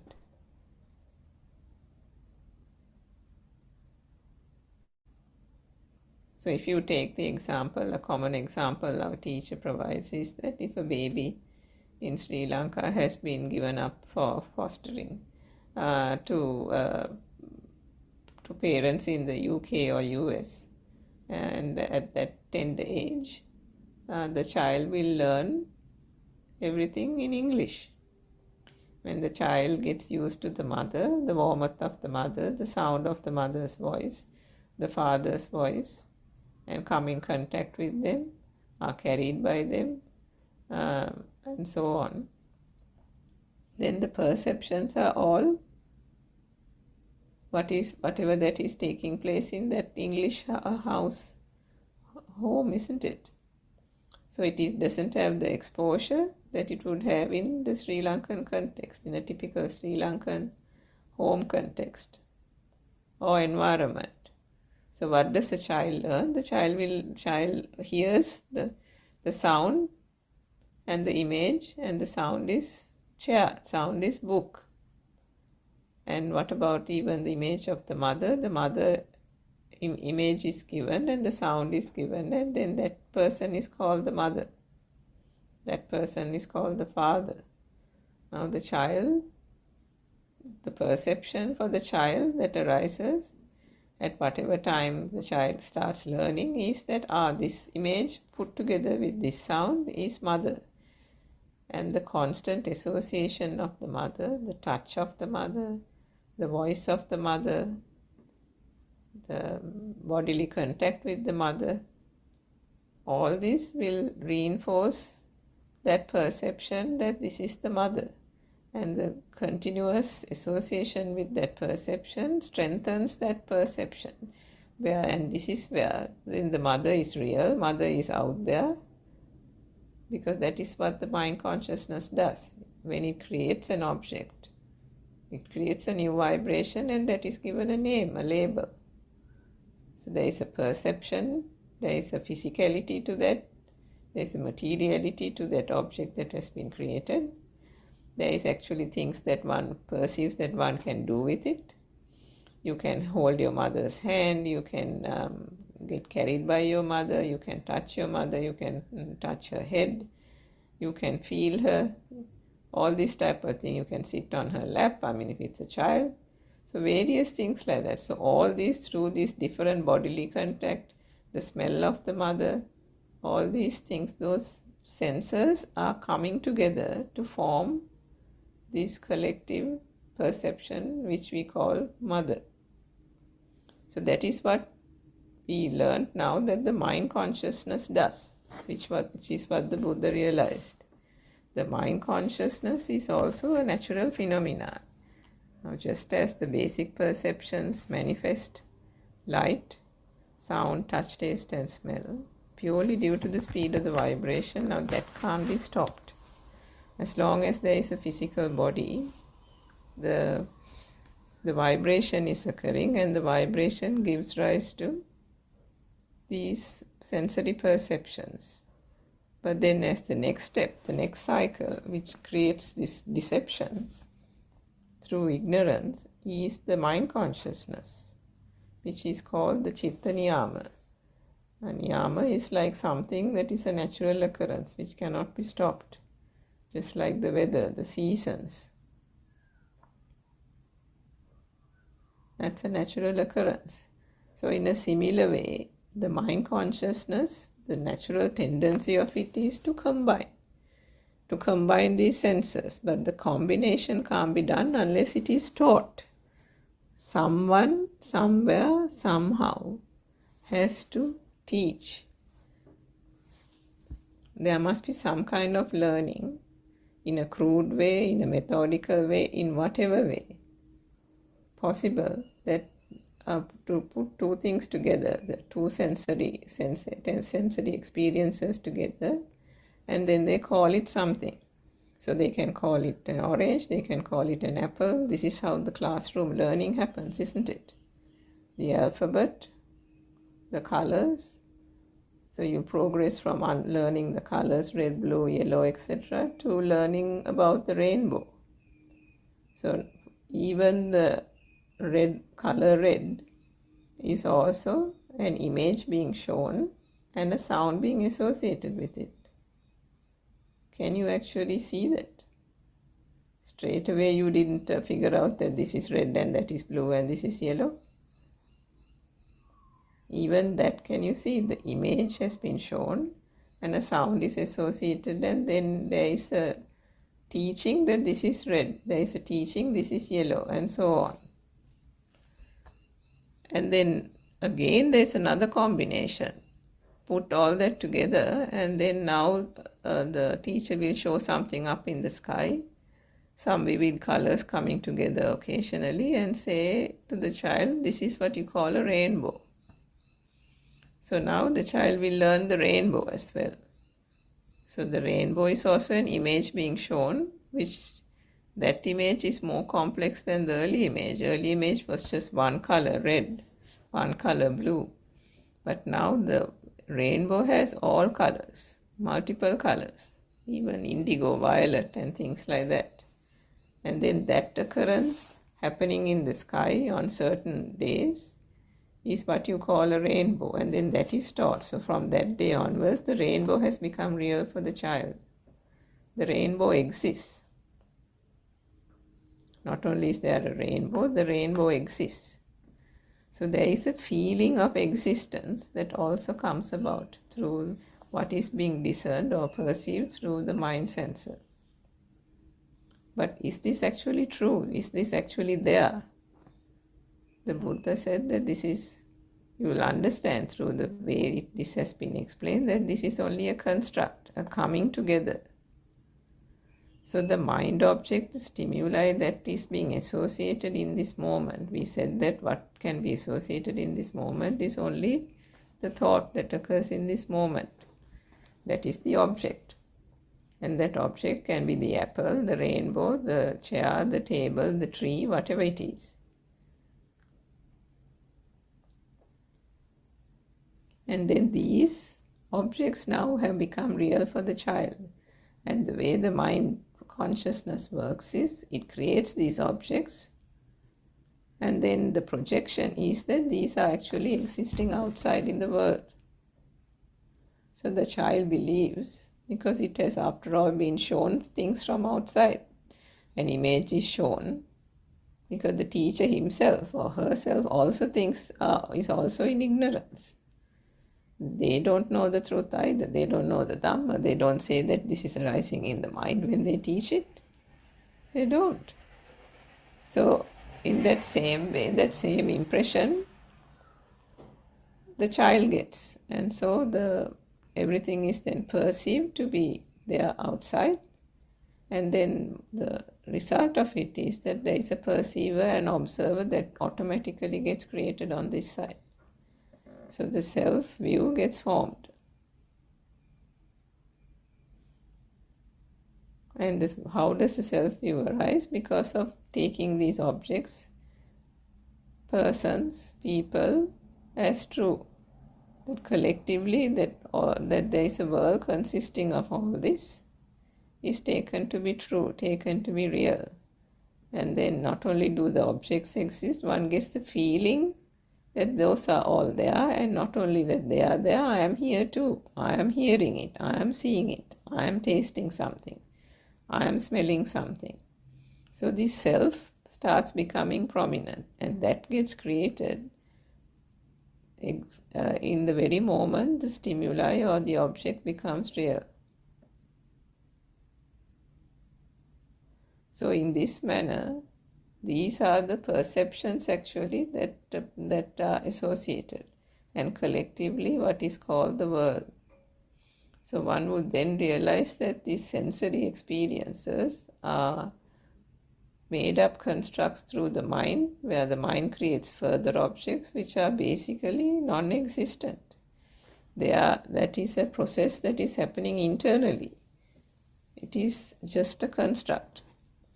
And that construct occurs from moment to moment through stimuli to stimuli. But mankind, or all beings for that matter, do not understand this process. Animals will have a very small consciousness, but they go mostly with the feel. But they do have a small consciousness, the small mind matter.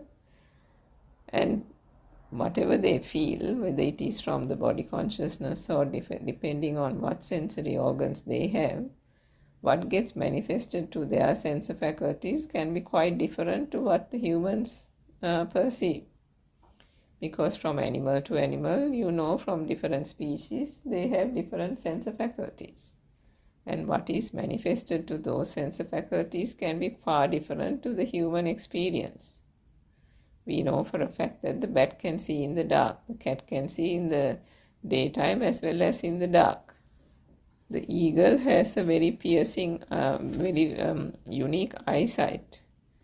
From so far up in the sky, it can see a little rat or a mouse far away on the ground.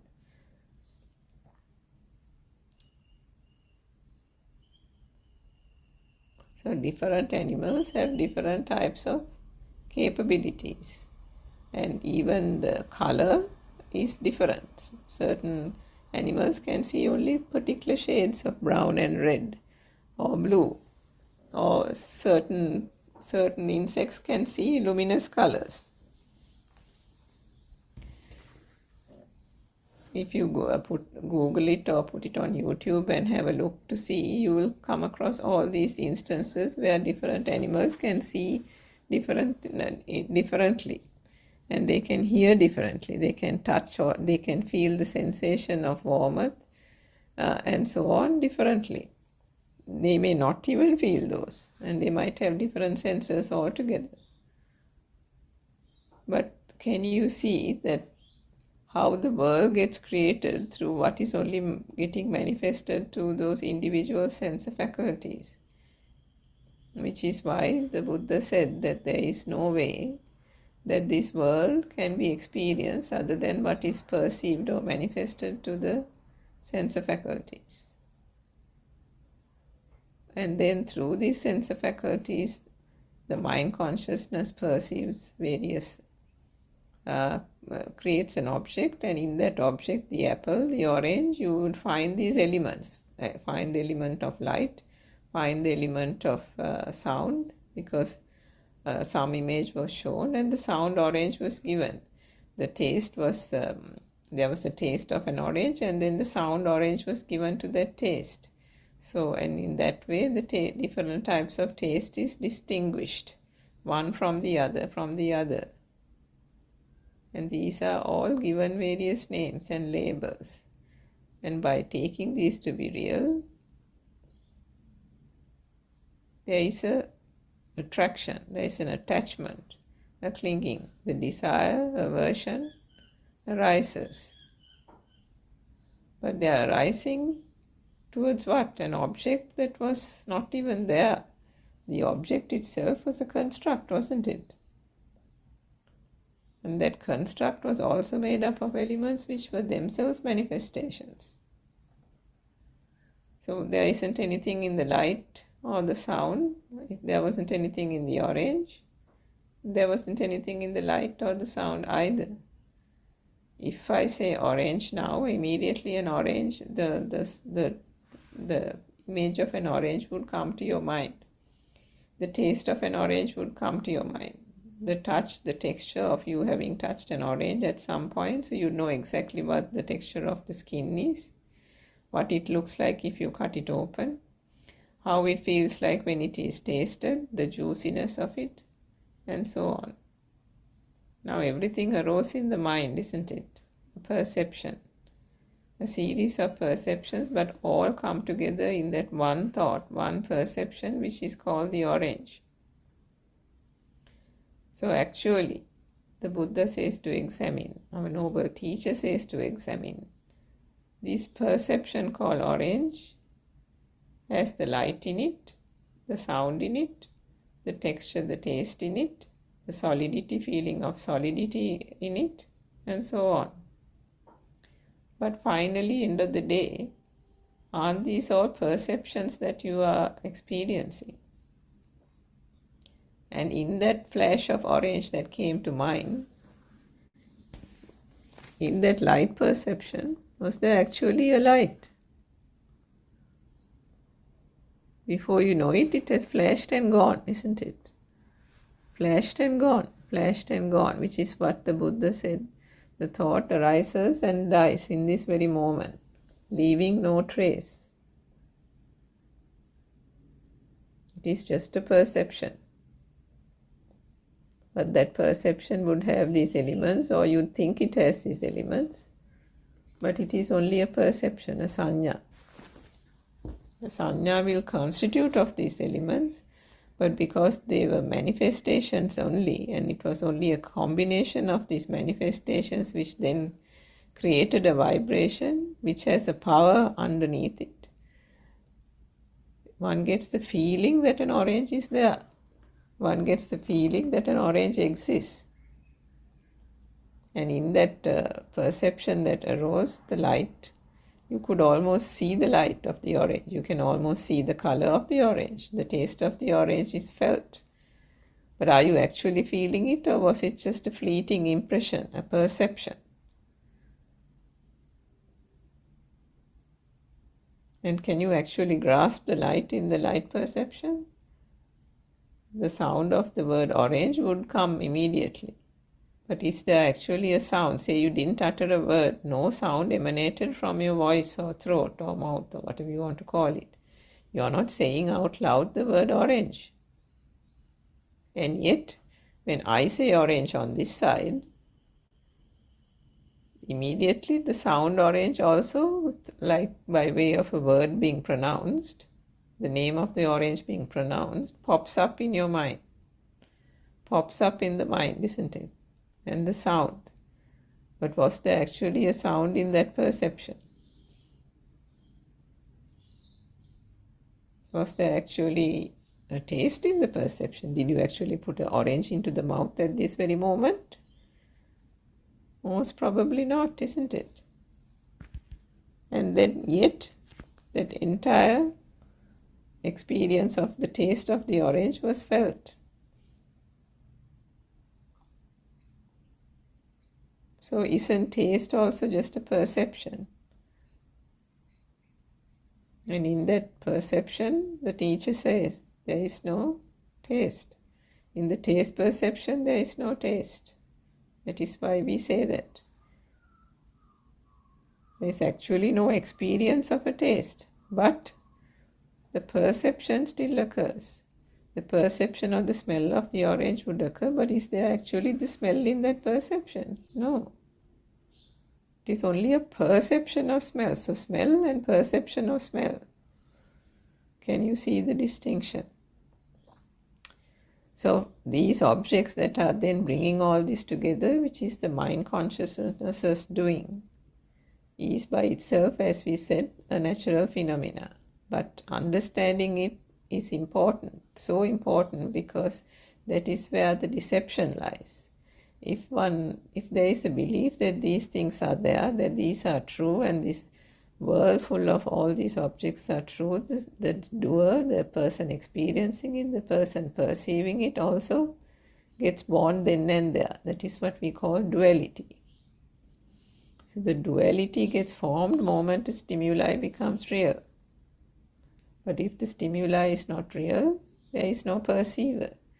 There is no person hearing if there is nothing to be heard. If there is nothing to be seen, there is no person seeing it, is it? So this is the self-view. The impression or conclusion that one comes to is that there is a person seeing. And to see something, there has to be an object. To hear something, there has to be a sound. To taste something, there has to be something. To feel something, there has to be. To touch something, there has to be something. So this there has to be something, there has to be something is a belief, a deception that occurs in the mind because it creates an object basically out of nothing, out of a manifestation which is purely due to the speed of vibration. But one would say that I can still feel it, isn't it? I get the feel, I have this sense of being alive.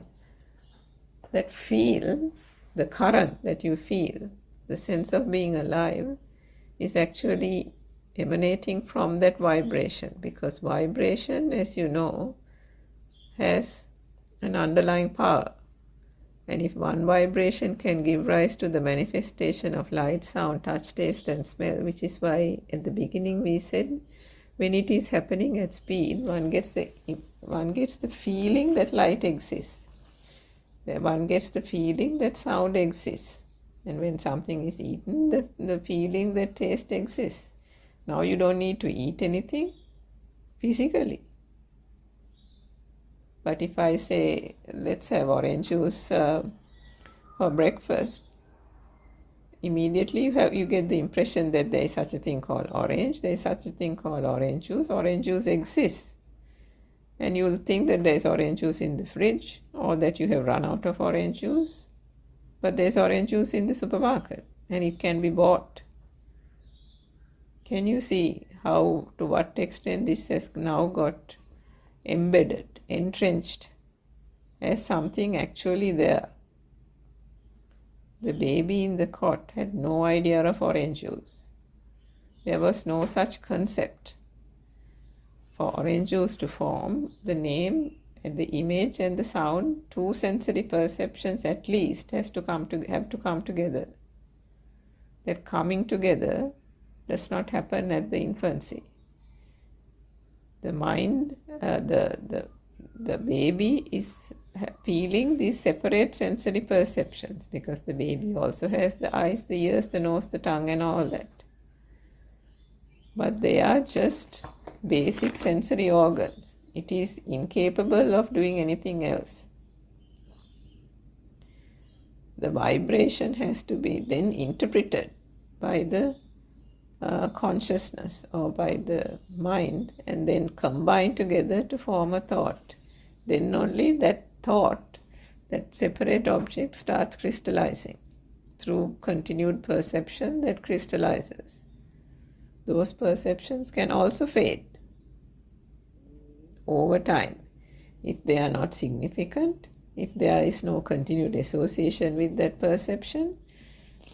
Those can cease to be, which is why the certain aspects of the so-called childhood, the things that you think you are remembering now, are just perceptions telepathizing in this very moment, past perceptions telepathizing in this very moment.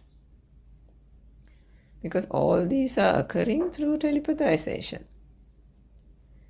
Everything, if it is occurring from vibration, and we said that the initial sensors are also telepathizing. It is telepathization that gives rise to the manifestation of light, sound, touch, taste, and smell.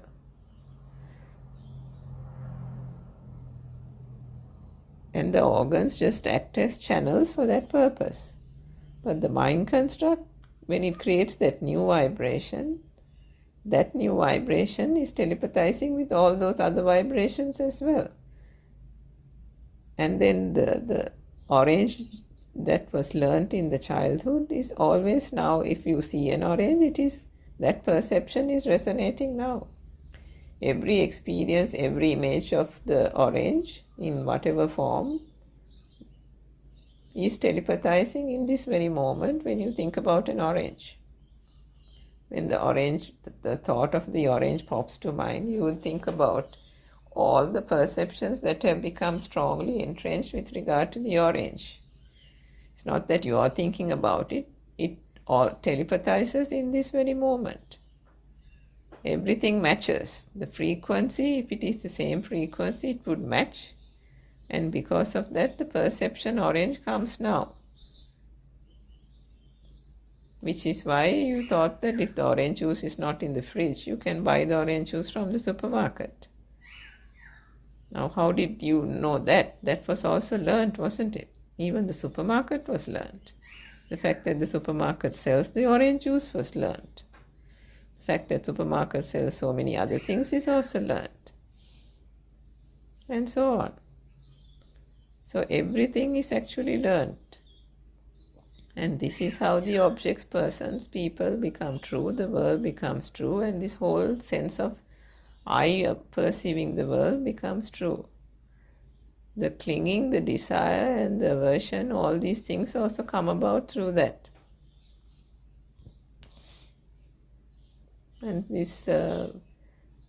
shining the light of the Dhamma on this whole mind creation will then give you that perspective as to how this whole thing has become true and how it has been and always has been just a construct. And if the world is a construct, you are also very much part of that world, the outside world.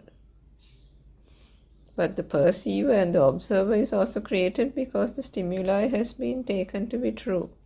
If the stimuli is not true, then there is no perceiver, there is no observer. That is the duality. Where there was no duality, a duality got formed only due to ignorance.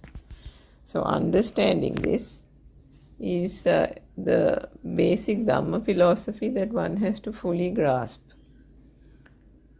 And once one does that, one has to come to the practical application of it. So first the outside world will then no longer become true. The continued understanding of it would then bring the realization that the outside world is not true. The clinging, the aversion that one feels towards various objects, people, certain things are dear to you, certain things you dislike, certain things you have no feeling whatsoever, are all due to the way the association of perceptions have occurred.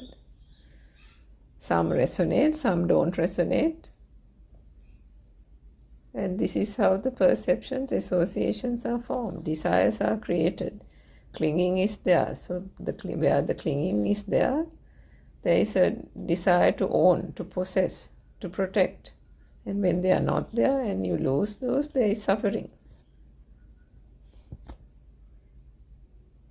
But the Buddha said that the suffering starts not from losing a physical thing or a material thing, by going behind the scenes and understanding how this mind construct happened.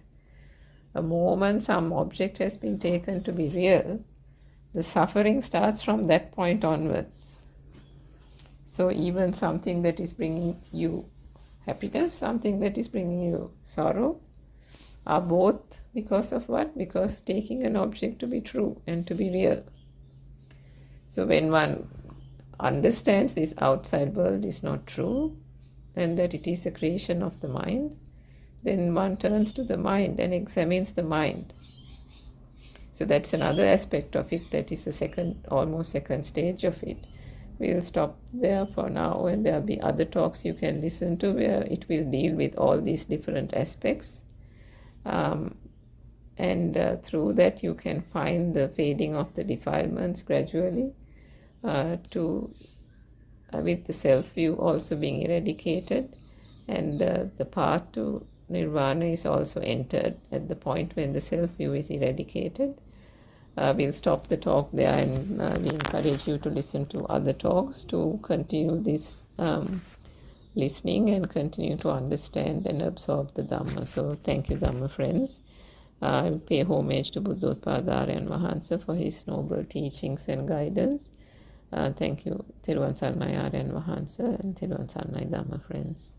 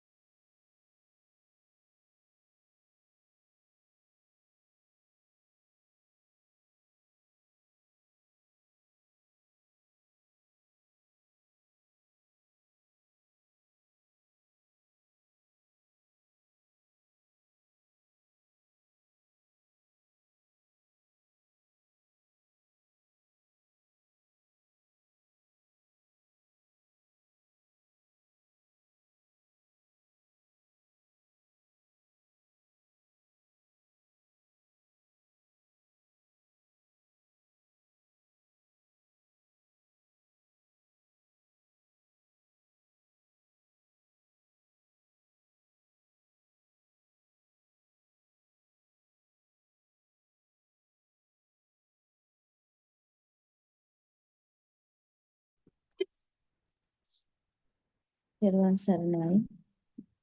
First of all, I would like to pay my utmost respect to our Kalyana Mitran Mahanse, Buddothpado Aryan Mahanse,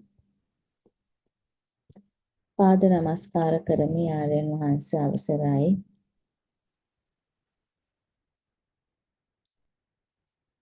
This is another session of this Dhamma talk done with this Buddothpado PeoTV channel, where anybody can listen to Dhamma in English language. If you are a real seeker of this true Dhamma, Buddothpado sermons is the path to understand this pure Dhamma. We live in this world without knowing the reality of this world. What has happened is every moment the thought has become real for us because we do not know the creation of this world.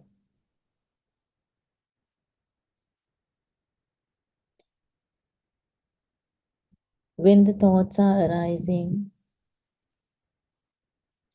as well as when they become real, I, I, me, myself, so that concept is born.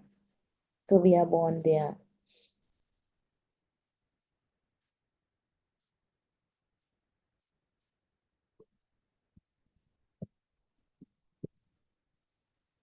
Because we do not know the mechanism of this.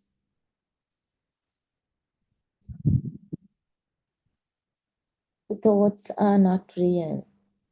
It's just a spark or vibration. This vibration always gives us the wrong idea of self-identity. But it is a natural phenomenon and no ownership for this series of sparks. It is not easy to understand at once. In these Buddothpado sermons, Buddothpado Aryan Mahanse has clearly explained us the creation of our mind. Without knowing the mind's creation, we cannot escape from our thought or mind.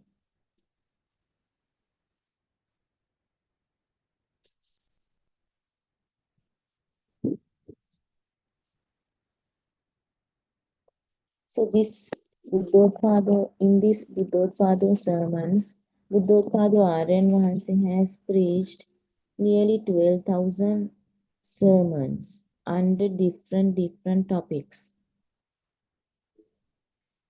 All these Buddothpado sermons are totally depending on this practical side.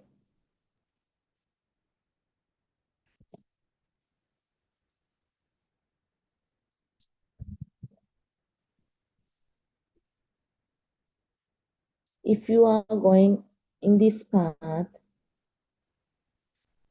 you should know this practical side. Maybe you have listened so many sermons. Maybe you have analyzed them all very well. But you need to identify the correct path to nirvana. And also you need to recognize the correct path towards nirvana by yourselves.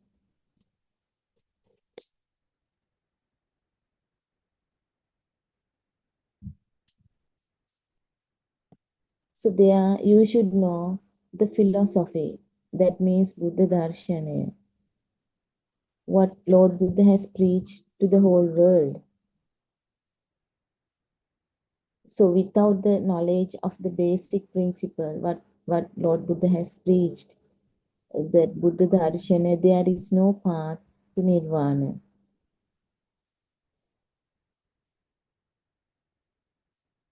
So there, we should always try to understand this, the philosophy of Lord Buddha, what Lord Buddha has said. And also we should practice and follow the correct path to Nirvana.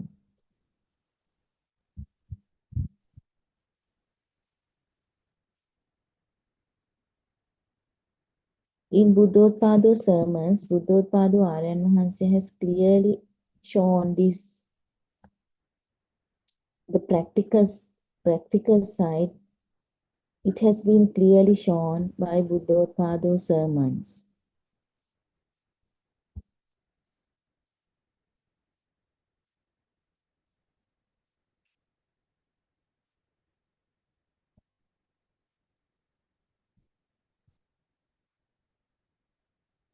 Everybody has to understand that Purva Bhaga Pratipadava.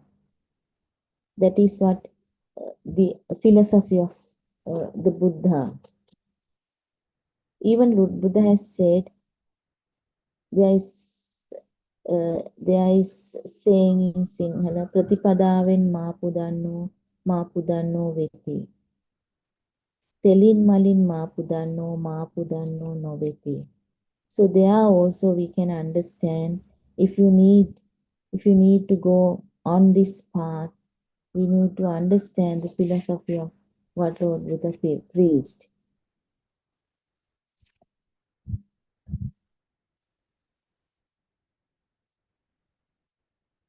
So in order to understand this philosophy, we have to listen to many sermons. And we have to associate and discuss it with the Kalyana Mitrayan Mahanse.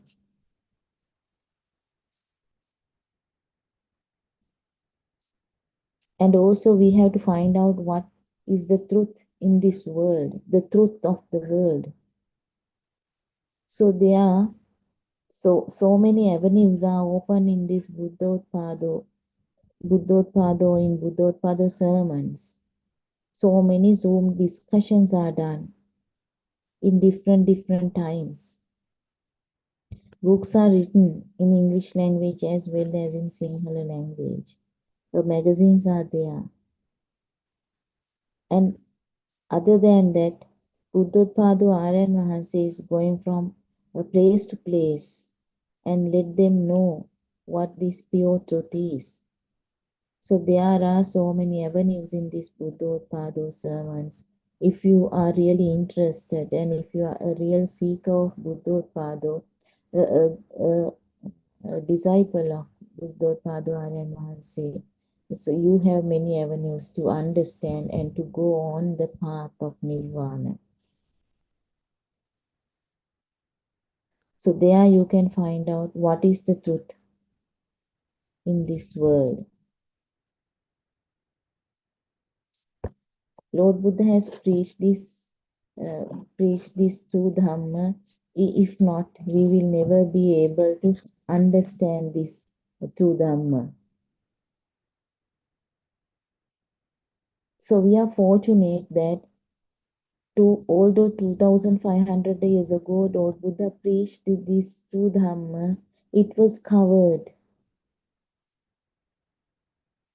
Also different things are added to this through Dhamma. It was not pure when we get it.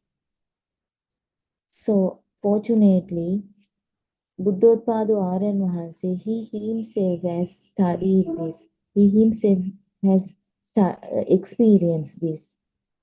And with his own experience, after trying his level best from his childhood, he has tried his level to find this out, what Lord Buddha said. So he found this through Dhamma, and he is giving this through Dhamma with his own experience.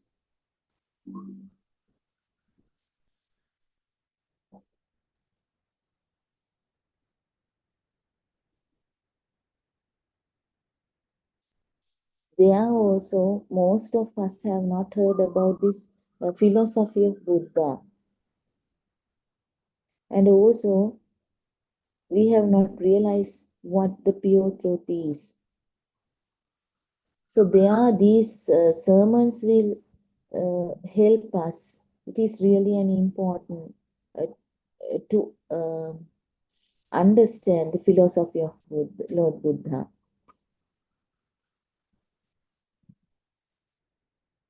Through these Buddothpado sermons, most probably Buddothpado Aryan Vanse is presenting us the practical experience of following the path to Nirvana. So this is his own experience, which is really grateful.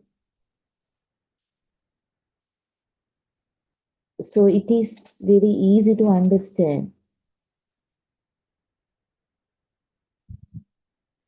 because he has simply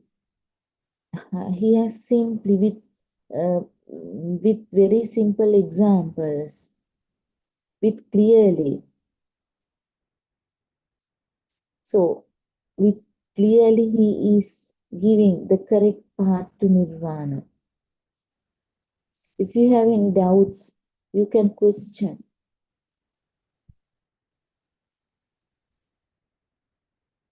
And all the things are with the help of describing path. He is describing this path to us with the help of the discourses of Lord Buddha.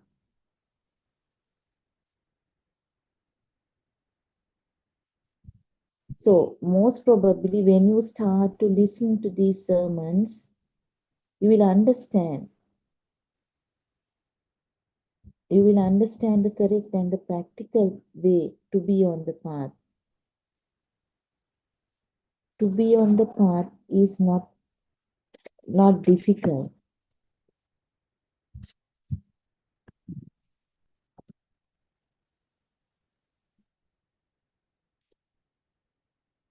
So most probably it doesn't matter if you are a lay person or an ordained priest, a woman, an old person or a young person, whatever the state you are in, it doesn't matter.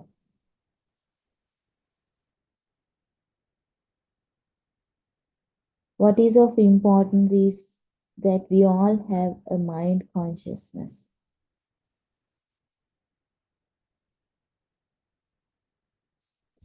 Actually, if we have a mind, if we call it a mind, if we have a mind, then we have happiness and suffering.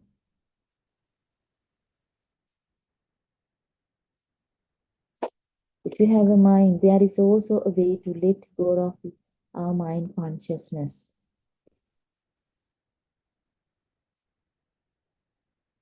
If you have a way to let go of your mind, that means we have a possibility of attaining Nirvana too. That means there is a way to come out of suffering.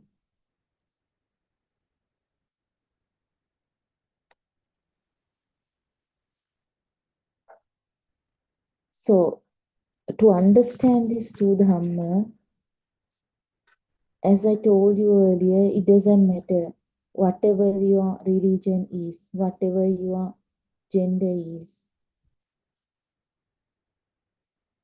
It is not a problem whether you are a minister. It is not a problem, or a poor person, a rich person.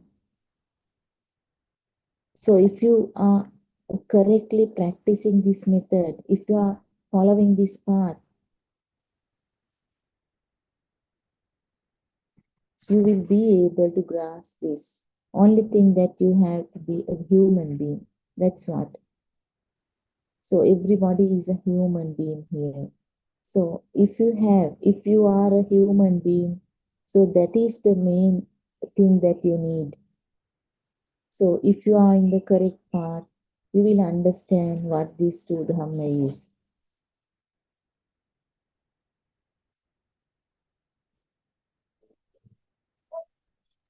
So when we talk about this human being, so all these people,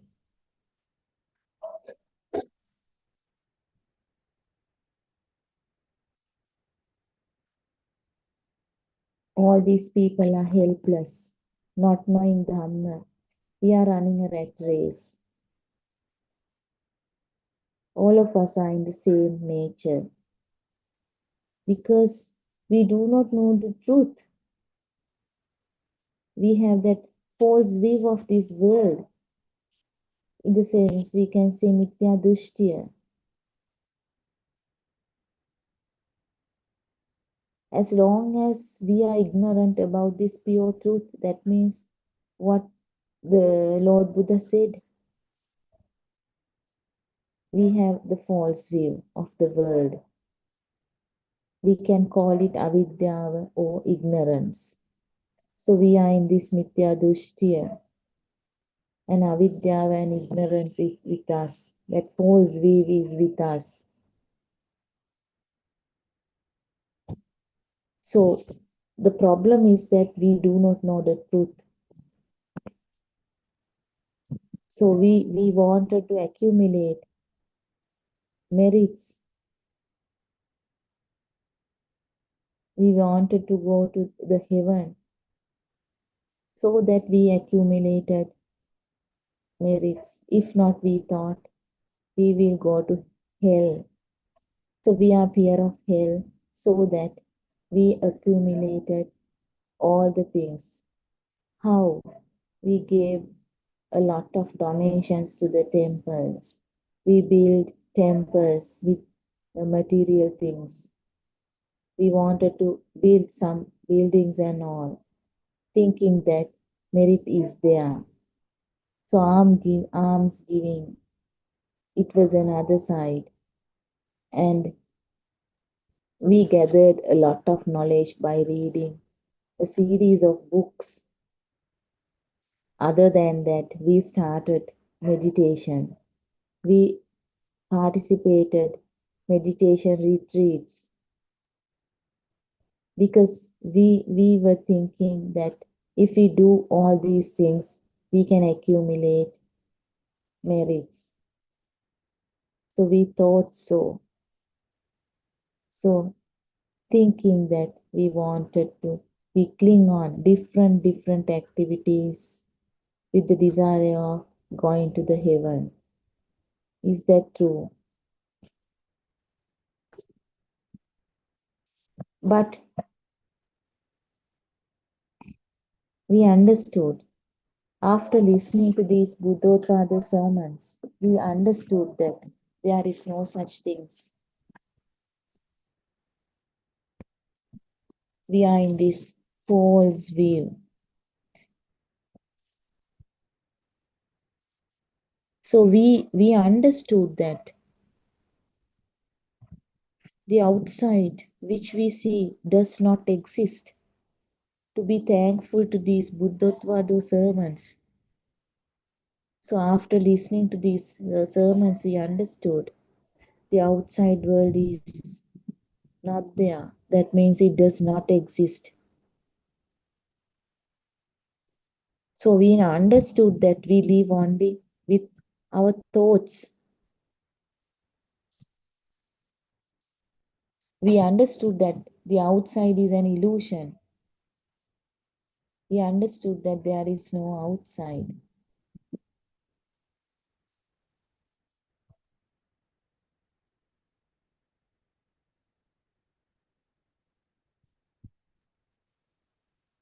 We know that we are under a false impression that what we experience as outside really it does not exist, really exist. Do you think that really exists? So we understood that. Understood in the sense even for words, it does not really exist. The outside does not exist.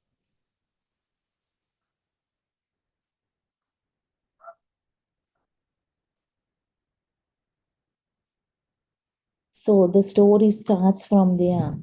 The philosophy of Lord Buddha, that Satyajnana. We have given all these objects outside. We have given a name to the objects outside, such as chair, book, banana tree, mango tree, mother, father. So likewise, we name all what we see in different languages. For us, it is Sinhala. For a Tamil person, it is in Tamil, English, Chinese. So everybody, they get all these names in their language. So they understand that with their language. So when talking about these languages, they are only signals. We can call them, we can know, we can tell them that another word is sanya. Sanya is only a sound. For each image, we assign a sound.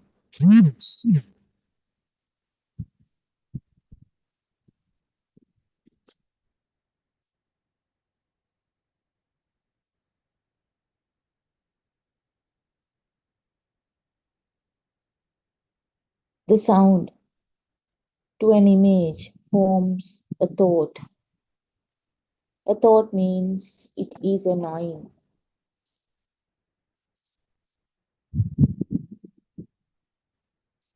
A thought means a thought that is something you know. So we can call it as vinyana or mind consciousness. A thought means, so you have to consider this with the wisdom, with that this is not just a sentence. So a thought, that means no, you know that. For an example, if I take a book, the book you know, that is called as vinyana or the mind consciousness. With sound and image, the thought is created. The sound and image, the thought is created.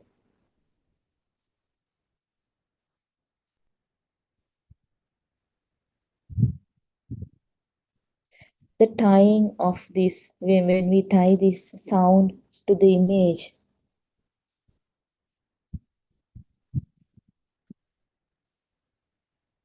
there a story is created for us.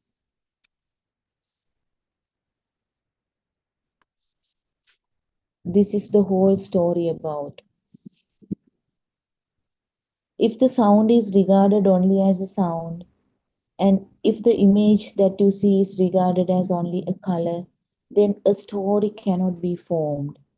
For an example, these days, what Buddothpado Aryan Vahanse has asked the people, asked the followers, asked the disciples to follow this method.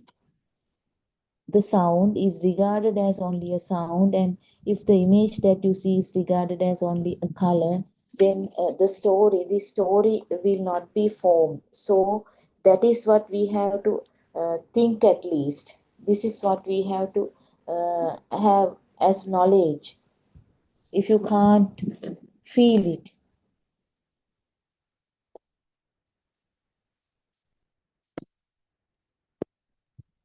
then a thing or an object will not be formed. So there won't be any more problems for you if you can understand this.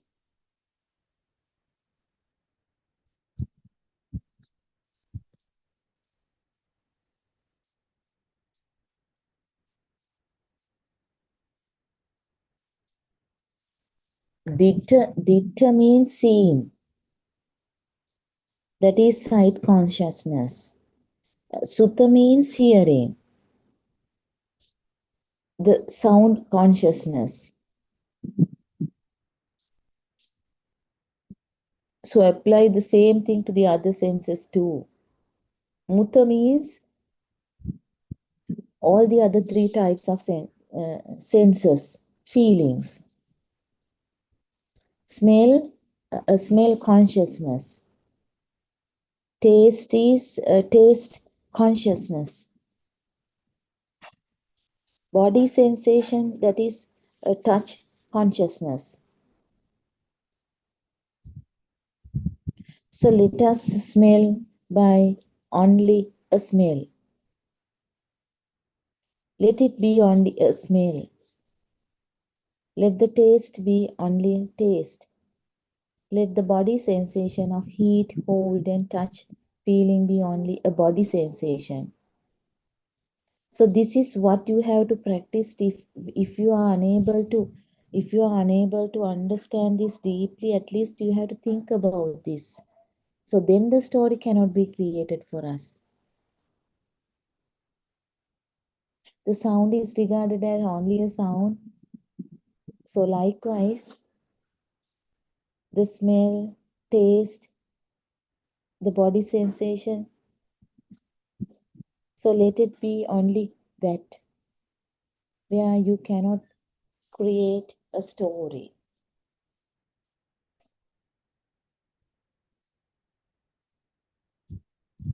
So if all these explanations are uh, uh, for you, if you have known this, the philosophy.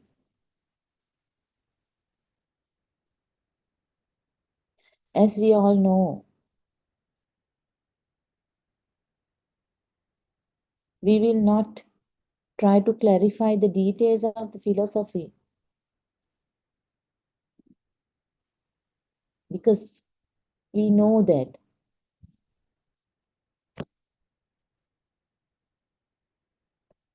So there you have to understand that the path, the practical side of going on the path.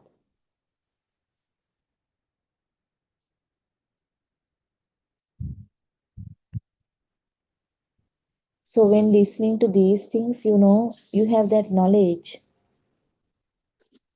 to the knowledge that, you know, the world is not true.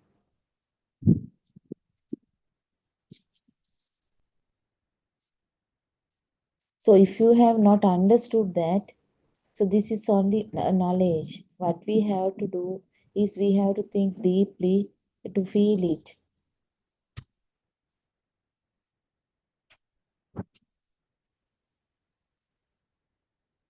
Even for knowledge, we know that we live in a world of thoughts, which we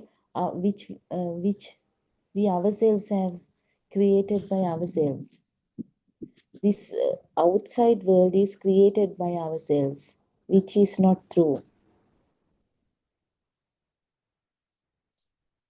So we have to experience this with the realization, with this pure truth, isn't it?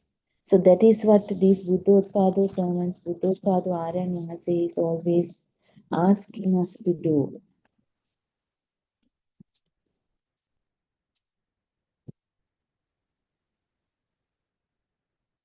So when we consider about this moment, continuously we receive a lot of stimuli. That means aramuno from our six senses.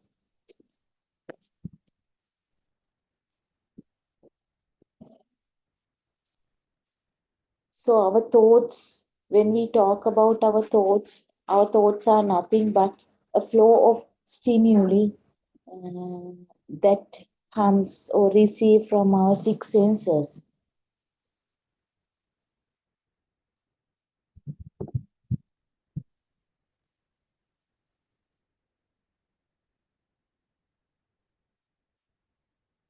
There is not a moment when you do not receive stimuli from your eyes, ears, nose, tongue, body, and mind consciousness. This is just like a machine. This continuous flow of stimuli is due to the phenomenon of importance, impermanence, anitya swabhavaya. What do you mean by flow of thoughts?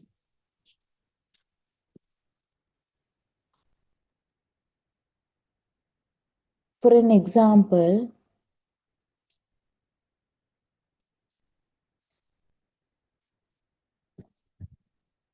Can the blowing of the wind be stopped?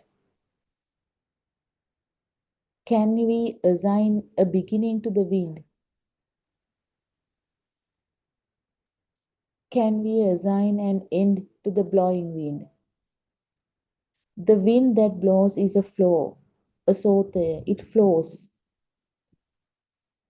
For an example, another example, the river flows. So in the same way, the mind consciousness flows. The thoughts, the mind consciousness is a flow.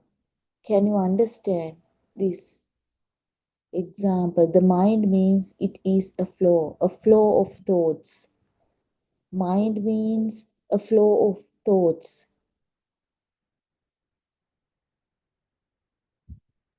The mind is similar to the wind that blows. There is no beginning and there is no end to it. It is an unending flow of thoughts. So do you think when we call that river, is there a thing called river? There is nothing as a river. If you dip your hand into the river, all what you feel is some water or some wetness to your hand. So likewise, do you think, is there a thing called the wind? It is only a name that we have assigned to that blowing. Rain is also the same. So all these things are very nicely explained by Buddothpado Aryan Mahanse in his sermons. For about 12,000, nearly 12,000 sermons are there. So he has clearly explained these examples as we are taking from these examples from these sermons. If we try to touch the rain, we feel in some water in our hands. It is us who assign the name as rain to water that falls from the sky. So very nice examples. Similarly, there is nothing as a mind. It is a flow.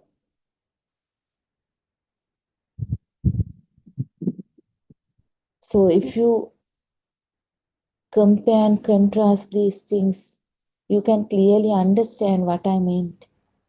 What Buddothpado sermons give us. There is no rain, there is no wind, such a thing. It's only a name given. If it is wind, it is only a name that given assigned to the blowing. If it is rain, that is also the rain is not there, but you feel that wetness or some water in your hand. So likewise, there is nothing as mind. So what a nice explanation Lord Buddha has given us, which we did not know earlier. But fortunately, while listening to these Buddothpado sermons, we understood this is what Buddha's philosophy is, what Lord Buddha has given, and what Buddothpado Aryan Mahanse, our Kalyan Mitrayan Mahanse, has understood by himself, what he has experienced by himself. And with his kindness, compassion, he wants to give this to the whole world. This is the truth.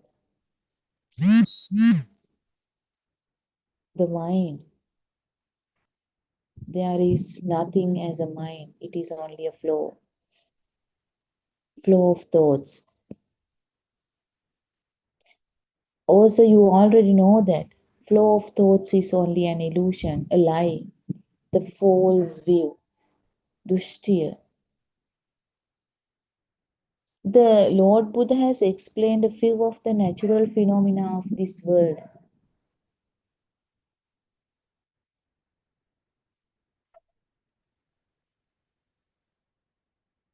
the four seasons, the germination of a seed, the law of cause and effect, the forming and the mind.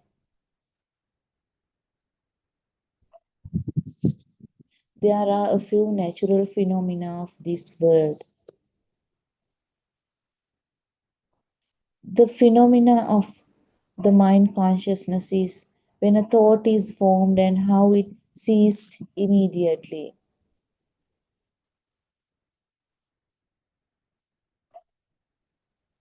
Now we can understand that there is no person, no any form of life in this flow of thoughts.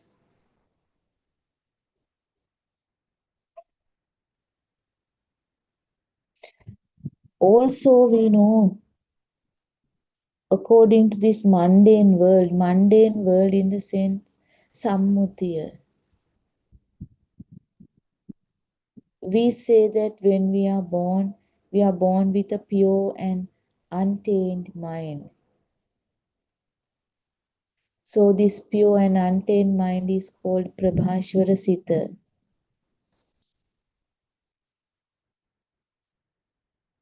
So taints are Raga Dvesha Moha.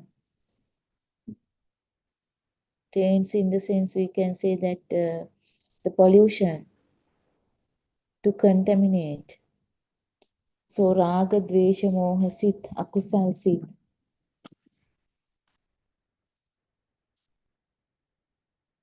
This Prabhashvara Sita, even this what I mentioned earlier about this pure and untainted mind, that Prabhashvara Sita, even there when we talk about this Buddothpado sermons, Buddothpado Aranhansi has clearly explained, very nicely explained, that is the beauty of this Dhamma.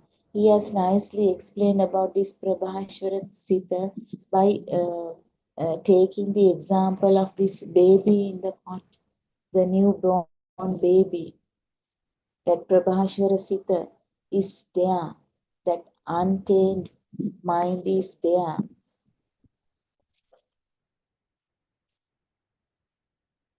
So what will happen? What will happen when it comes to, when that child comes to this, Montessori? The teacher gives all the things which that child's Prabhashvara Sita starts to polluted. It is getting polluted from there. From the very beginning, as soon as he was born, he did not have anything outside, only an object, just something he felt. But what he sees, the name is given. This is your father. This is your mother. This is your family. This is the book. Pink, yellow, red, green. The colors are given. So that Prabhashvara Sita is getting started to pollute. So in Buddothpado sermons, these are the examples Buddothpado Aran Mahase has taken very nicely to aware his disciples. So it is very simply, it is explaining.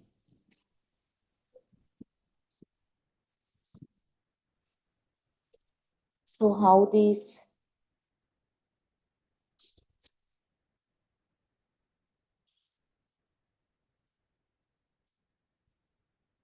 Prabhashvara Sita starts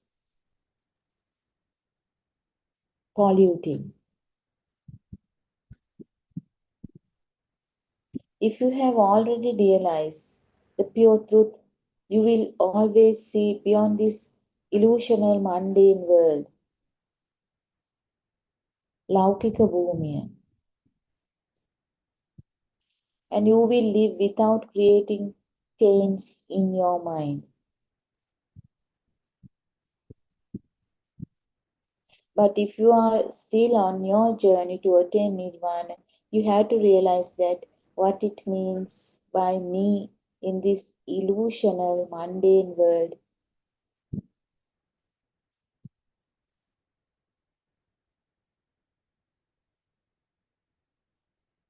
So that is actually the birth of your senses.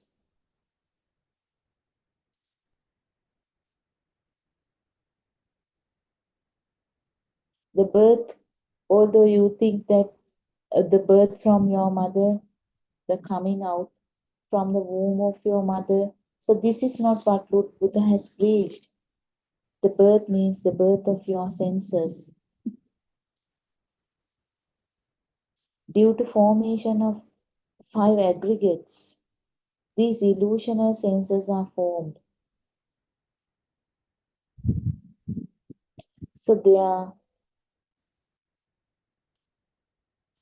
due to this formation of illusional senses, this illusion, I-ness is formed. You create your own senses. And as a result, you create your own birth or your own illusional I concept. This is the true story.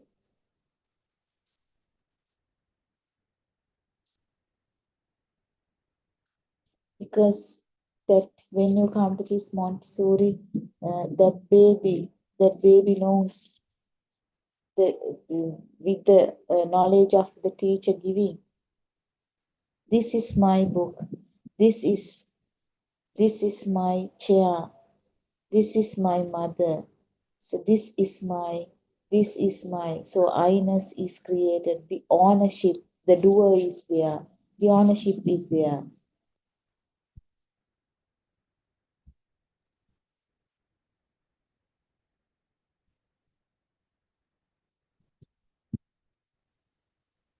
So actually it is impossible to teach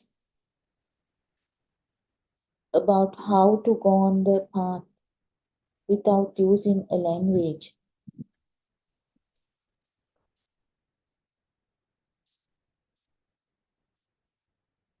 So when we use a language to explain the path, it creates you and me,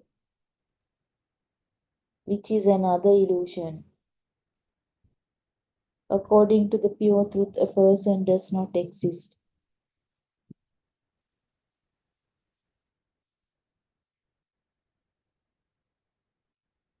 In order to convey this truth, this message of the Buddha, we have to use thoughts or signals, sanya, to convey it to anybody.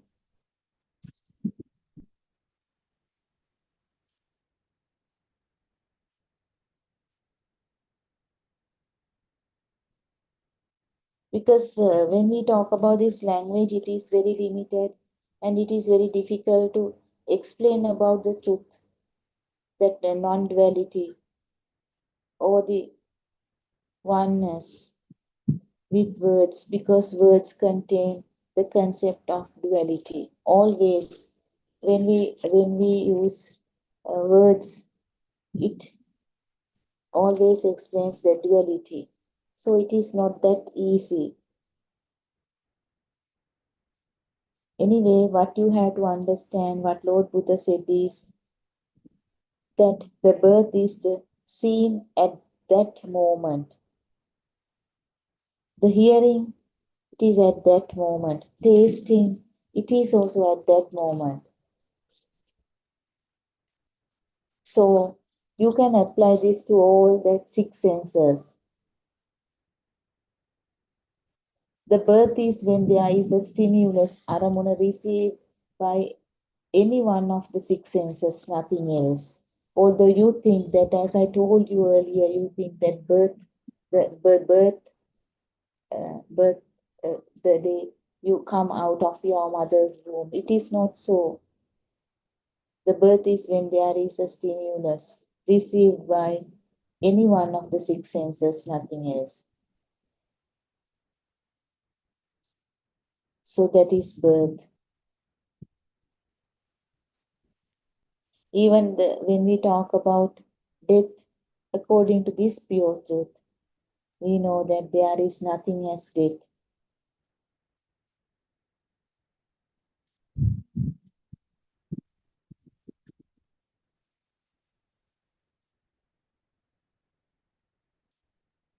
So when after coming to this world, when we die, we are buried, as you all know, under the ground, and that is called death. Birth is this mundane world. We take these two words. Birth is coming from that womb out this world, that is that. Death means when we die.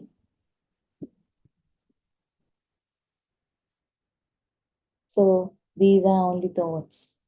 So when you identify, when you understand this Dhamma, everything becomes a thought. Thoughts are not real. So this is what you have to understand according to these Buddothpado sermons. It gives a very nice story because with our ignorance, we are seeing a film. So this which is not true. So if you can follow step by step, you will be taken to this path of Nirvana by Buddothpado sermons. If you can listen to them carefully, if you can understand these sermons carefully, definitely that Nirvana is with you. You are on the correct path. So to know the correct path, you always should understand this beautiful Dhamma, because only the place you can find this beautiful Dhamma is Buddothpado sermons, no doubt. So if you are a real seeker of this true Dhamma, please follow these Buddothpado sermons. So where you can listen to this true Dhamma under different topics. There are 12,000, nearly 12,000 sermons done by Buddothpado Aryan Vahanse. In this Buddothpado Pure TV channel, all these Dhamma talks are done by different Dhamma friends. And also, you can listen to these Dhamma discussions as well. So, where Buddothpado Aryan Vahanse directly engaged in these Buddothpado discussions done in English. So if you have any problem, if you have any doubt, if you have any misconcept, you can straight away talk to Buddothpado and say, you can clear your path. You can get it cleared without any hesitation, because the answer is with him. He will give you the correct Kamatahana, what to be done, what should be done. So this is the pure truth where you can get into Buddothpado sermons. So as the time runs out, I would like to wind up this Dhamma talk. As usual, I would like to say like this: may we all have the courage to look deeply. May we have the wisdom to let go. May we awaken to the moment, and may all beings be free from sufferings. Theruvan Saranai. And I would like to pay my utmost respect to our Kalyana Mitrayanan Vahanse, Buddothpado Aryan Vahanse, Pada Namaskara Karami Aryan Vahanse Avasarai, Theruvan Saranai.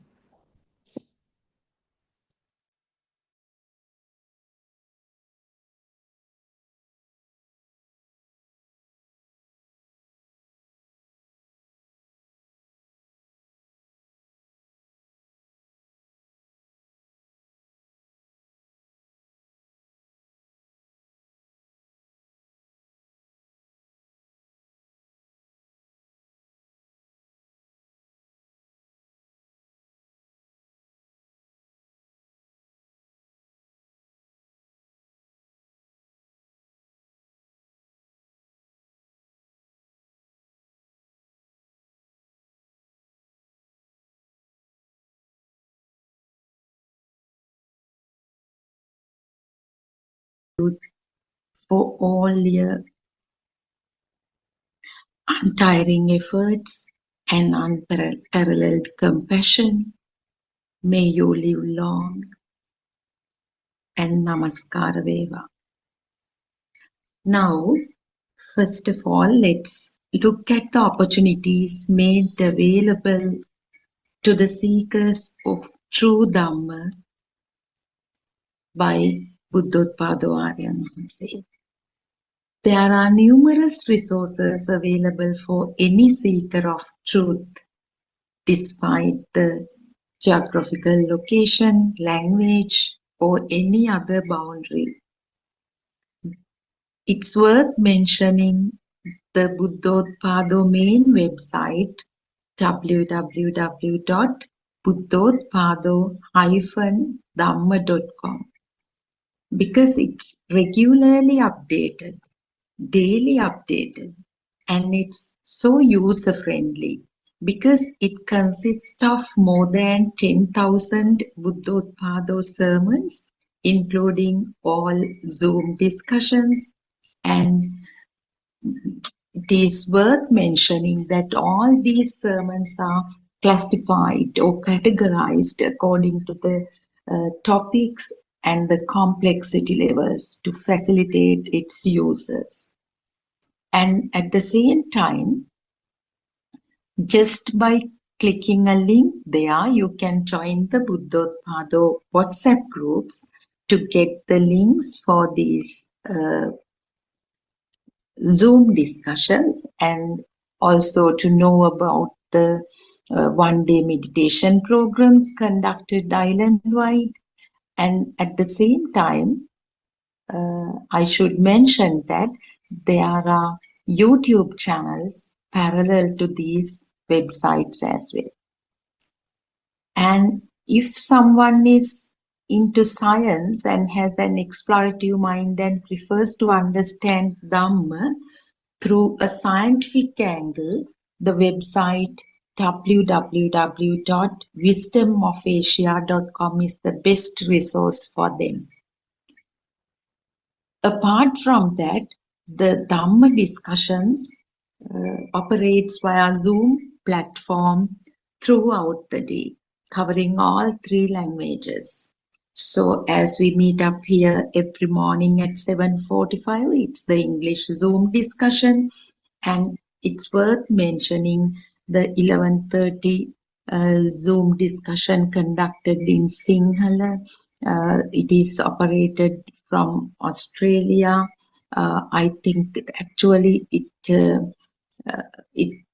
the target group is the people kind of seekers of truth who are staying away from motherland to suit their time schedules, daily schedules. It is operated at that time.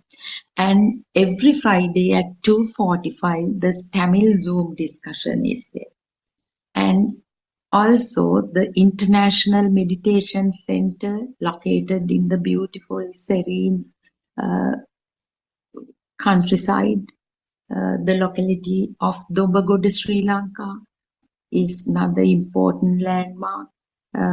They are anyone, especially the foreigners who are interested in understanding the truth, can participate in residential meditation programs, insight meditation programs. Okay, so with that reminder, let's proceed to the Dhamma discussion today based on volume 1 of True Dhamma Has Awakened book series. This mainly deals with understanding the illusion called I.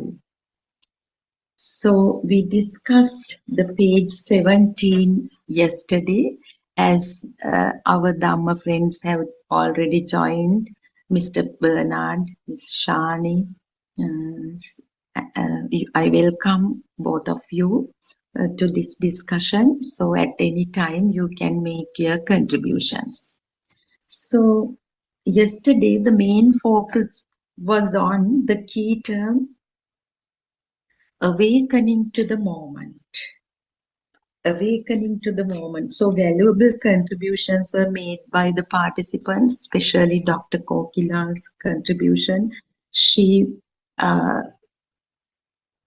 defined this, quoting a lot of life examples and also the concepts, Dhamma concepts like uh, awakening to the moment is liberating from the mind, liberating from the thoughts or liberating from the name and form, not to get entangled with the projections of six sensory organs, and to have clear knowledge, thorough rather than knowledge, understanding of the mechanism of the sensory organs. So when the shape of light occurs or is perceived by the eye, how do we see it as an object?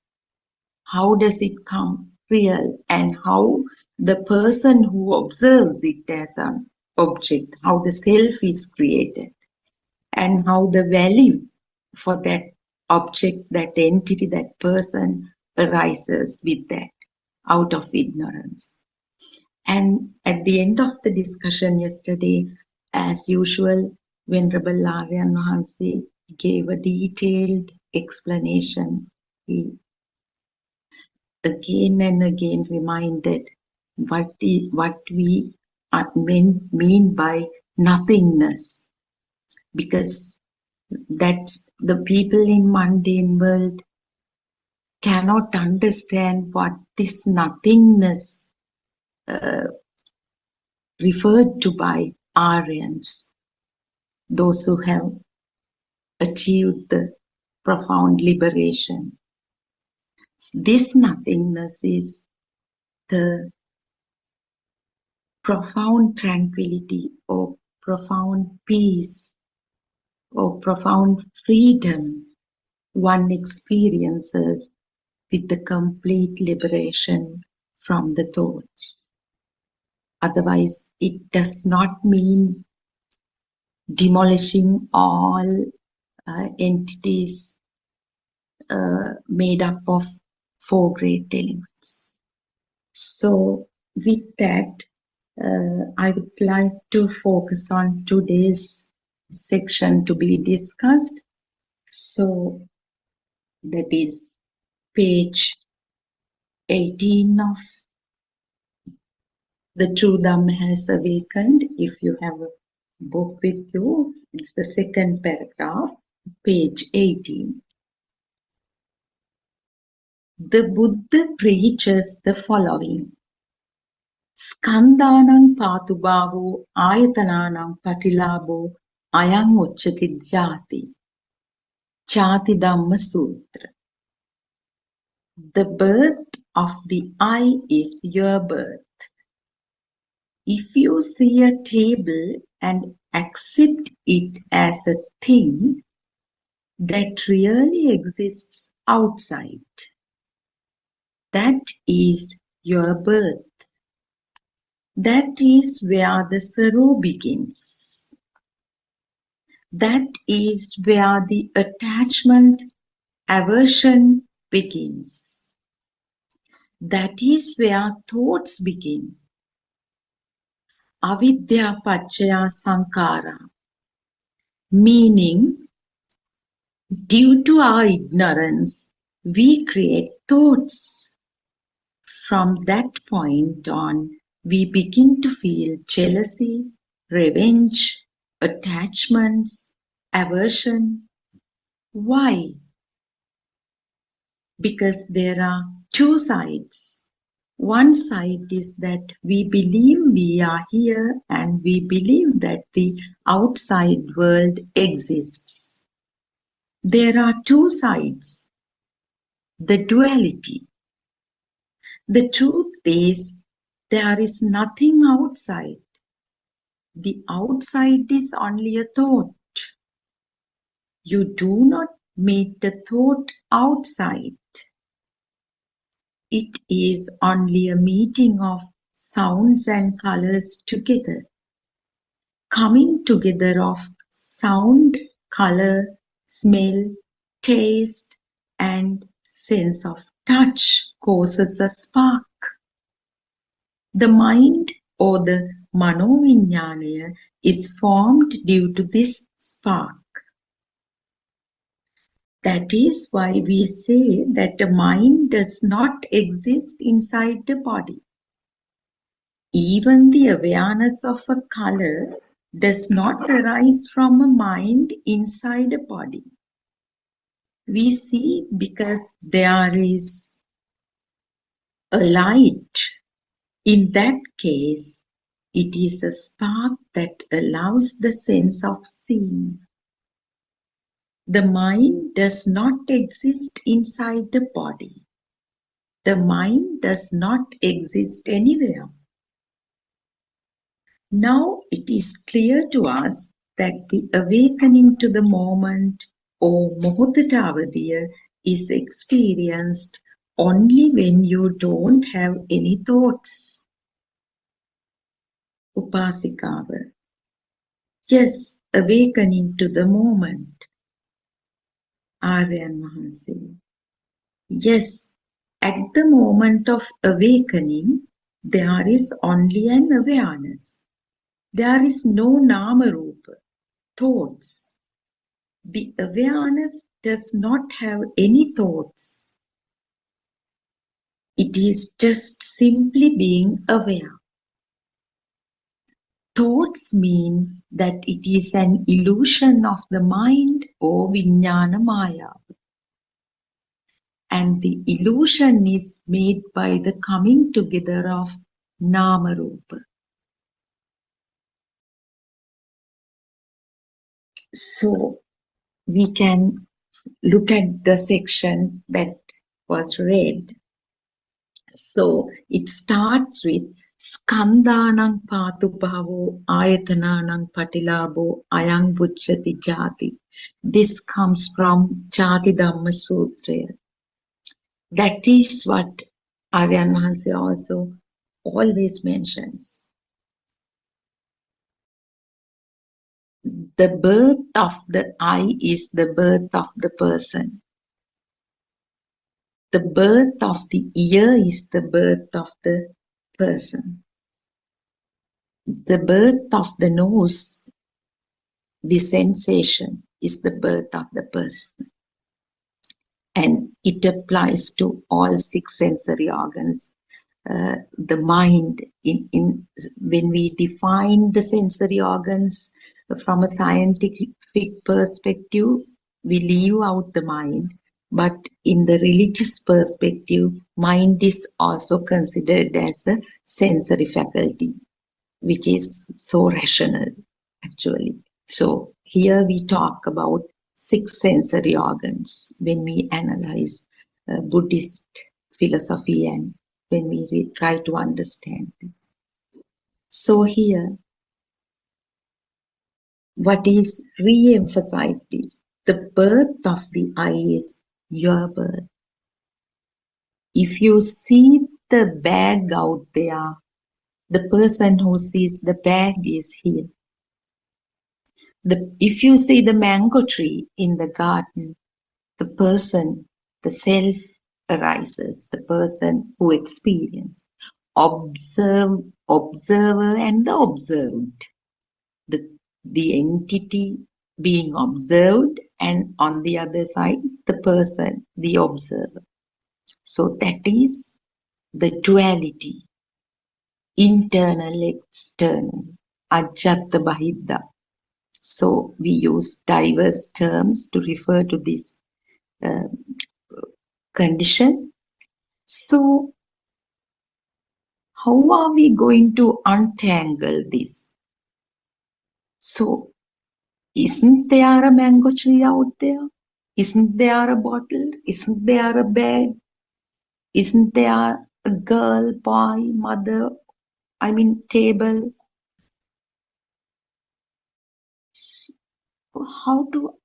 Let's try to untangle this by understanding this mechanism. So the basic concept or the principle is entire universe is made up of vibrations.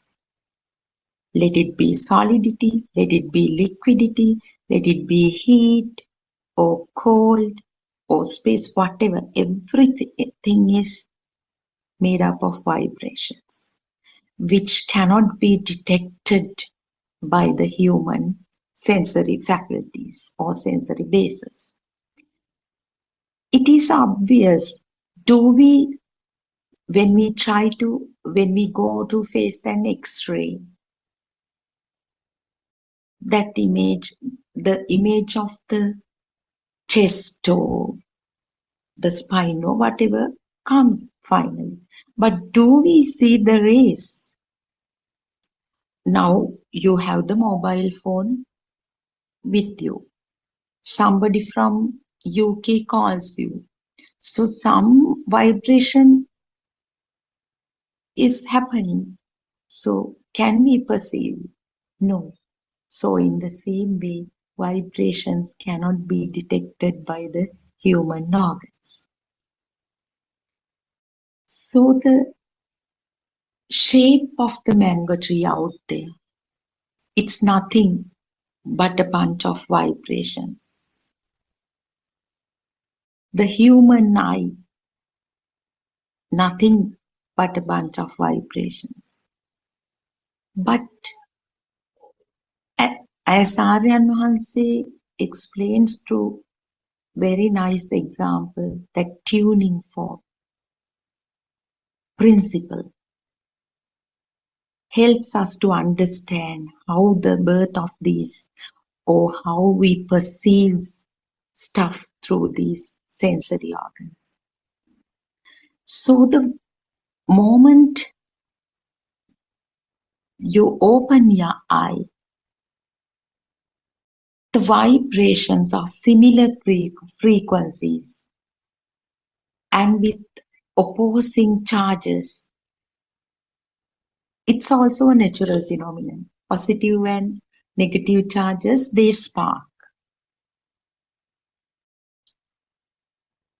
The sparking of similar vibrations with opposing charges occur. This happens continuously with a very high speed, which cannot be measured by human brain. No, we do not have the capacity to see that speed of the rapid occurrence of vibrations and rapid sparking. This sparking itself creates some power, just like in a whirlpool in a river. We know the water spins really fast, and it generates some power there, and it grabs anything around, maybe small sticks, leaves, whatever in the river around it. It happens due to this power generated due to the rapid speed of spinning of water. So same principle is present here, and this continuous sparking that happens with the rapid speed generates some power. That power, now only the eye is at work, but here even Gautama Buddha has explained, Aryan Wahanse has explained, re-explained it nicely, the 2 rounds of the functioning of 6 sensory faculties happen, which is known as Vattam Vattati. Now the eye perceives stuff, so it's nothing more than a shape of light. Some shape only, no identification. At this very moment, instantaneously, what happens is all other rest of the organs, rest of the sensory faculties come to work, and sparking happens The second round, although we say second round, they are immeasurable. All the qualities, properties, previous data related to the name, this is the the color identification. If you have touched the mango tree, that roughness of the trunk. If you have smelled the mango tree, that smell. If you have put your tongue on it, that feeling, all associated data at once come together, and the name mango tree appears, the sound, and that's what we say, sound and color combination, and the mind consciousness finally identifies it as the mango tree. So same mechanism is explained as coming together, or the fusion of ditta sutta mutta. In this analysis also it's so rational. Ditta is eye, seeing. Seeing means process of seeing, not this muscular eye. The process of seeing, not this physical eye, but the process of. Sutta, process of hearing. Mutta, the feelings. Feelings, that is smelling, tasting, and touch. So visual sensation, auditory sensation, tactile, gustatory, olfactory relation come together, the fusion of all sensory inputs come in one shot, and mind consciousness recognizes the mango tree. It doesn't stop there. That is why it becomes a grave thing. It doesn't stop there due to ignorance. The person, some sort of awareness, it goes beyond actually awareness. Some feeling, the person entertains. I mean, it may not be the entertainment that you get by watching a drama or eating some food, but undetectable level, by objectifying that projection, some kind of feeling occurs. And the perception, that is how the thought or the perception occurs, and the self is created on this side. The moment the mango tree objectifies or solidifies, the person who sees it here on the other side, here and there, or external mango tree, internal the person, ajjatta bahita, the duality arises. And that very moment, the need to keep it as a mango tree, the value, it is not the monetary value. Some subtle or some nuanced feeling, or a need to see it as a mango tree, or to have it as an object, occurs. So that is how we get caught in this unreal world, how the external world becomes a reality. So that mind power, the moment the mango tree becomes real, it doesn't stop there. That power, as I explained using the example of whirlpool, that power connects with the nervous system, and it has an ultimate impact on this change, the inner vibration too. So to untangle this knot, we all must have a very thorough understanding, clear understanding of the mechanism of the sensory organs. So as I mentioned, the moment the mango tree appears, on this side you are there, the value is there. With that value, this suffering defined in Buddhism, it is not the worldly suffering, the need to see it as a thing, keep it as a thing appears. Teruvan Saranai, Dr. Kokila. I read the section to be read today, and I was explaining the mechanism of the sensory organs, taking an example.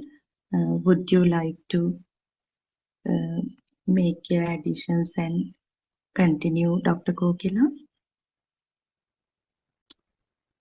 Yeah, actually, I wasn't listening again. I just joined. Okay. And there's, I can possibly join here and there. There's so many noises because of my kids. But what were you asking? What was the topic? Sorry. Topic, Dr. Kokila, I was reading page 18 of the book. It's just the continuation of awakening to the moment. And the line I clarified was Kandhanang Patubhavo Ayatananang Patilabo Ayang Uchati Jati. If you see a table and accept it as a thing that really exists outside. So taking the example of the mango tree, I went into detail with these vibrations and sparking and how the mind power is generated, and when we objectify it, how on the other side the self appears, and that value is given, and the suffering, etc. That bit only. Yeah, okay. Actually, we were talking about that yesterday as well, how this self arises and how this evolves. So actually, we were talking about the awakening to the moment. What's the importance of that? What's the importance of that is actually you get the non-self experience. When you get the non-self experience, this start to evolve again, because as a child, as a baby and as a child, we started to actually get into the self-perception. I don't know whether you have gone into that, how you felt there is a self.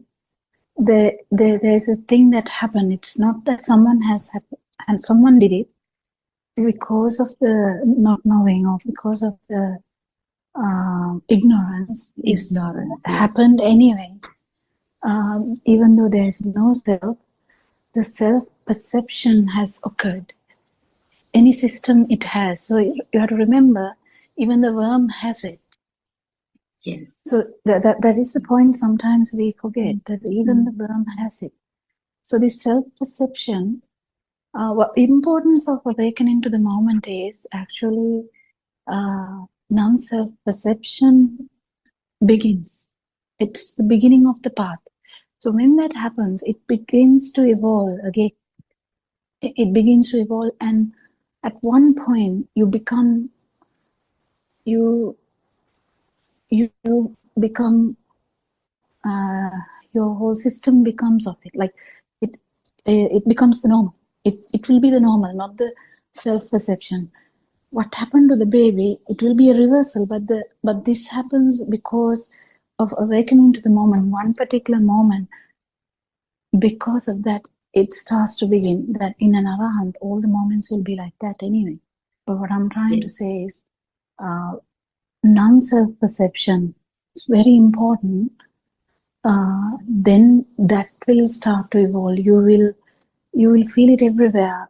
In the beginning, you won't feel it everywhere, but then with more and more insights, you will definitely feel it multiple times. So then what this says, what happens here will be understood more and felt more, and then it is easier to become. So this is the reversal of the child or the baby, what happened to that baby, and how the baby when becoming a child and becoming adult, how the self-perception has become a part of our life. It has never left us.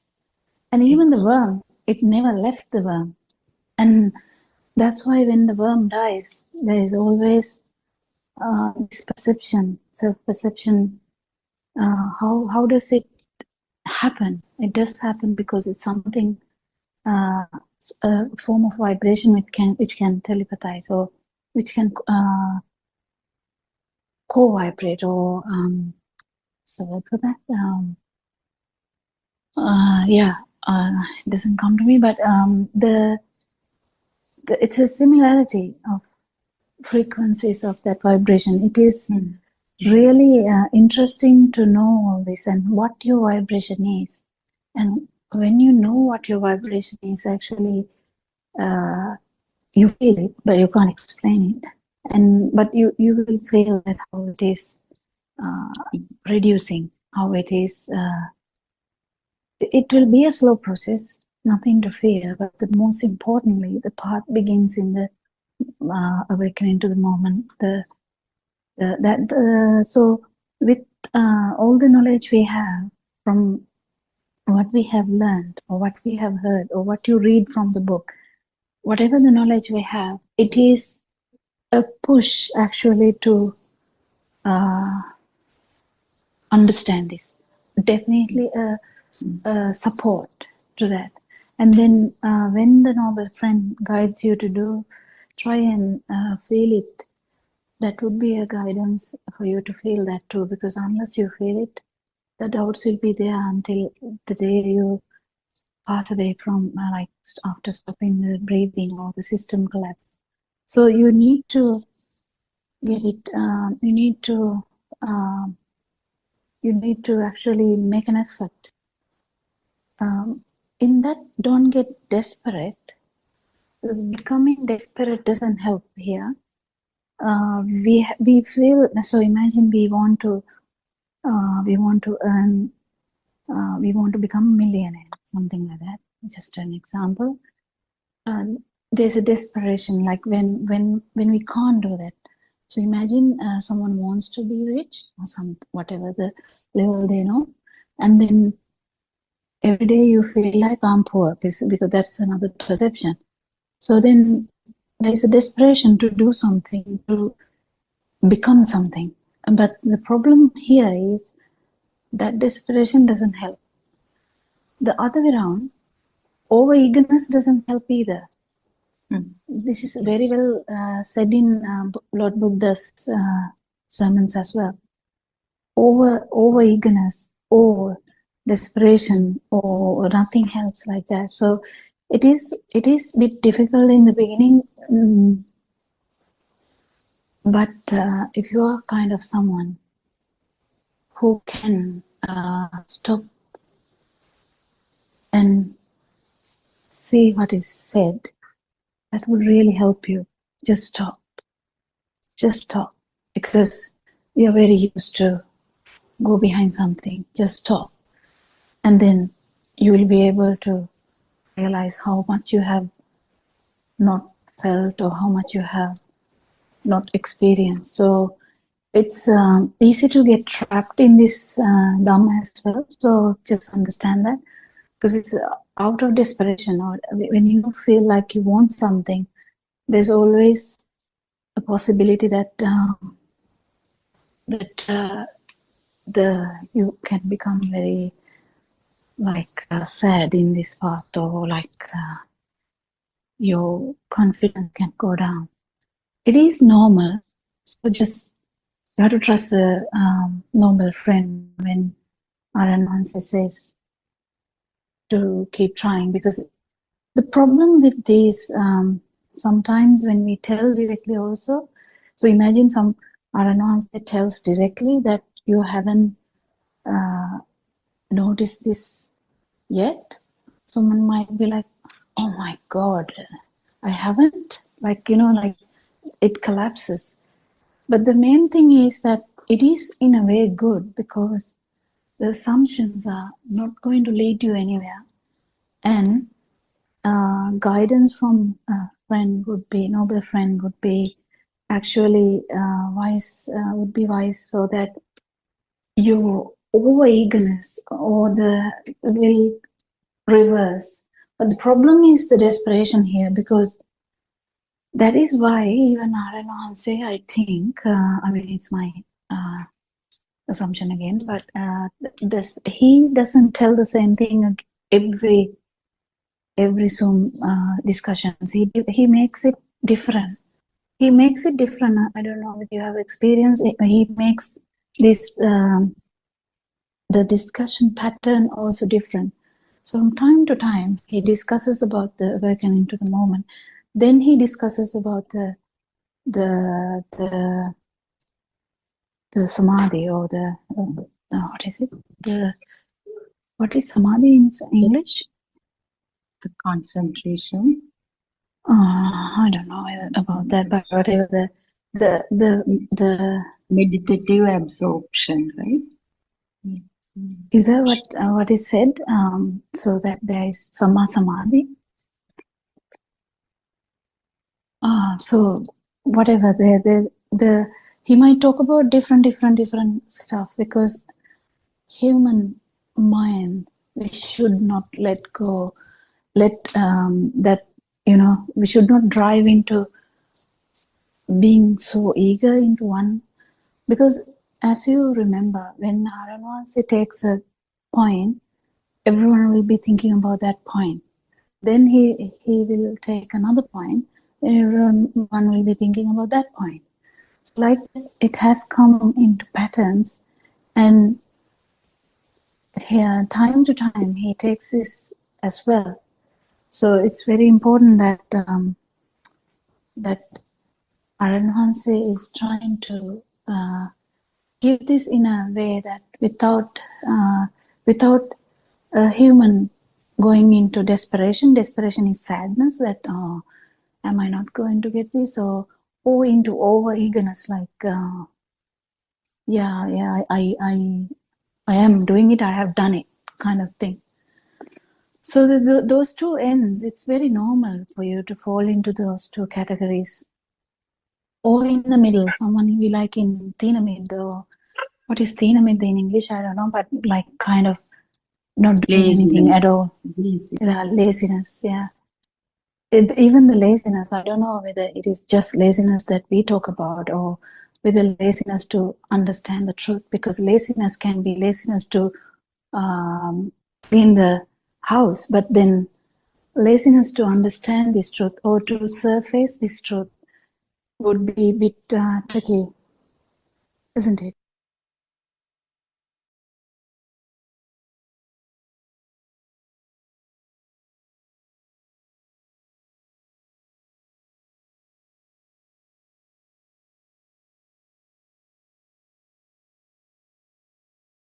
Sorry, there was some interruption here. Yes, Dr. Kokila, as you said, it goes beyond laziness. It could be kind of lethargy or some, I mean, it's a strong version of laziness, maybe.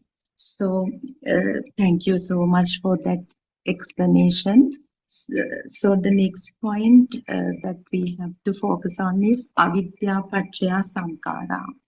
So, as I explained how the mind was created, I mean, all this mechanism of vibrations coming together, sparking, and the fusion of all five sensory inputs, and finally the objectifying of the mango tree or whatever.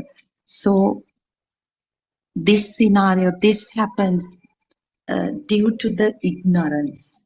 The sankara here means mental formations. Again, the how it leads to the perception. It's this through this phrase. It is actually an extension of the previous explanation given to skandhanam patubhavo ayatananam patilabho ayang uchati jati. So if we look at it from another perspective, it is the five aggregates. So one way we analyze as from the perspective of six consciousnesses, and similarly it is again the 5 aggregates: form, feeling, perception, mental formations, and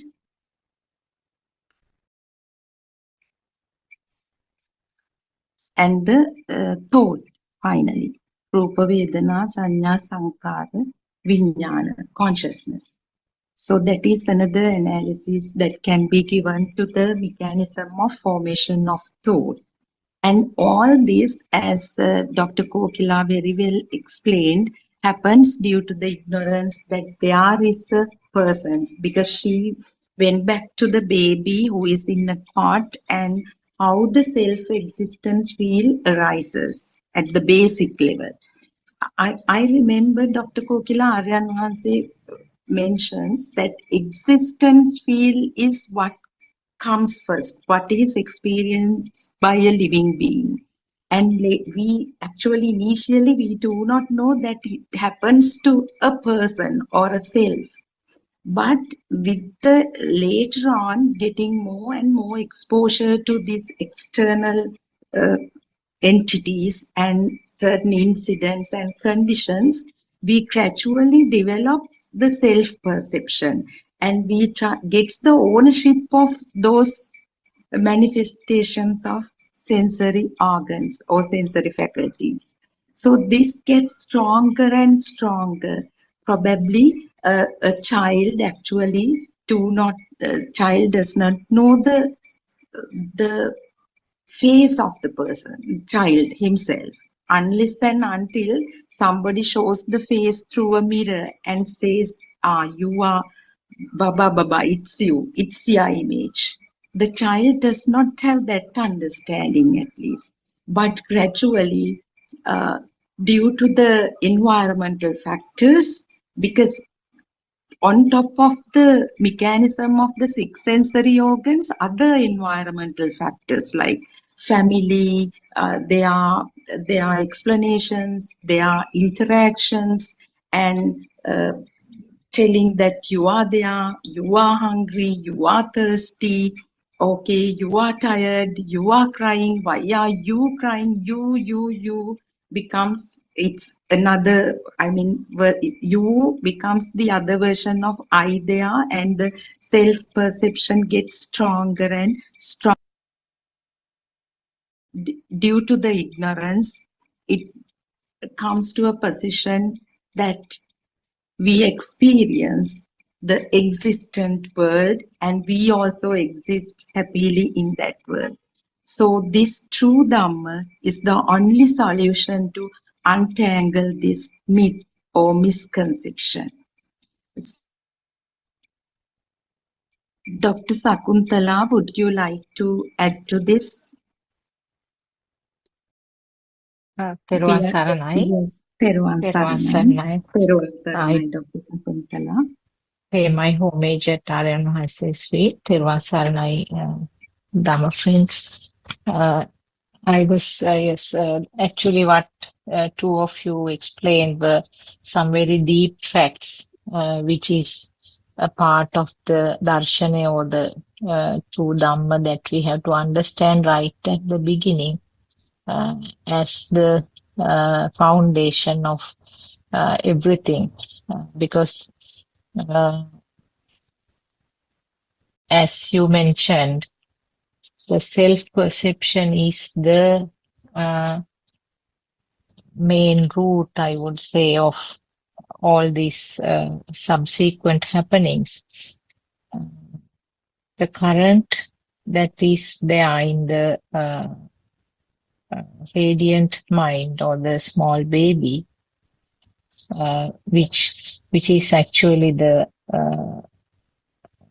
Atma Sanya, or the current which was telepathized right at the beginning to the zygote, and that current gives a push for the fetus to grow, and that is also named as tains or sasava, and because of that nature of the sasava or the tains, the baby also tend to feel that the light is existing, and the hearing is there. Hearing is something existing. So there is a very fine or subtle feel to the baby that these things are existing, what is created by the five senses.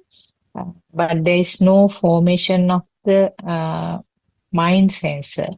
But still, that is why the baby cries when the baby is hungry, and when the baby is given milk, the baby is feeding with very eagerness, and sometimes turn the head to the sounds, to the voices. And when there is some discomfort, like when there is a wet nappy, the baby will indicate something uncomfortable. This is not what was explained by Dr. Kokila yesterday, not the level of intolerance to the sensor, but this is something beyond that. There is eye consciousness, ear consciousness, taste, smell, and tactile or the skin consciousness, body consciousness. So these things are formed at that level, and in a very subtle way, the baby feel that they are existing, but no defilements are formed at that time, because the mind sensor is not functioning. So in other words, this current which got telepathized is the one which is going like a stream underneath all these things. And when the thoughts are formed, when the child is a little bit bigger, there is a spontaneous creation of the thoughts by merging of these other five senses. So this is what leads to the defilements later on, which are manifested actually when these thoughts are formed. So actually the taints or the sasava are manifested as ashra or defilements later on. So this is a process where the illusion of an existing world also occurs.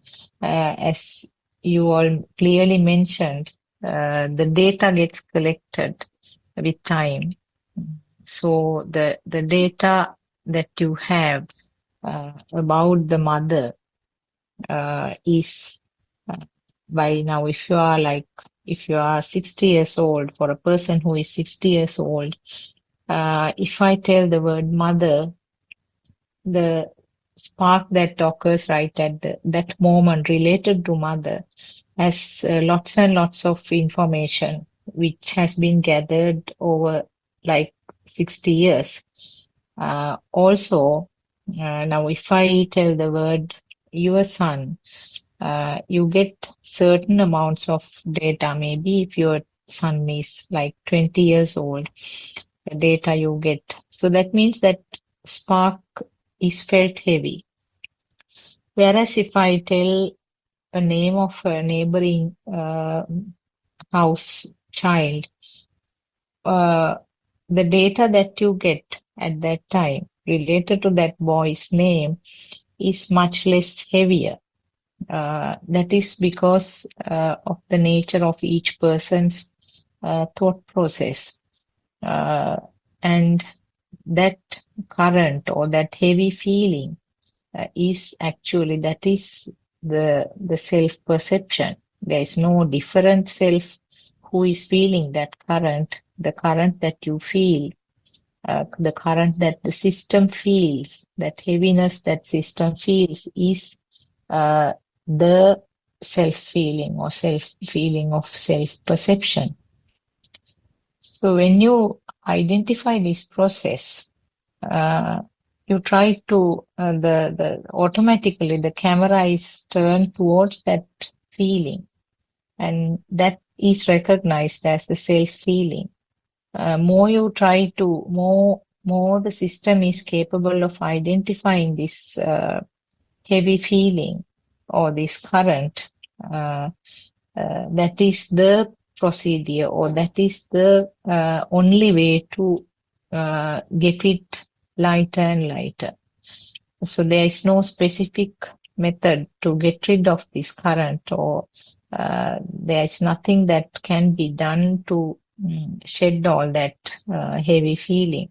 But only way is to identify it more and more by focusing. And then when you identify more and more, the strength of the current becomes less and less. So what ultimately will happen is that when I tell the name of your son, and when I tell the name of a neighboring house boy's name, the both ways, it is just a vibration of the ear, and there is my vibration of the mind sensor where the identification happens. But the heavy current that was constructed beneath that becomes more or less equal, or there is no current at all. So that is what this teaching is, because there won't be anything different from outside or from what you feel, but the system feels that there's no difference. The way that you feel, but that current which was underneath is not there.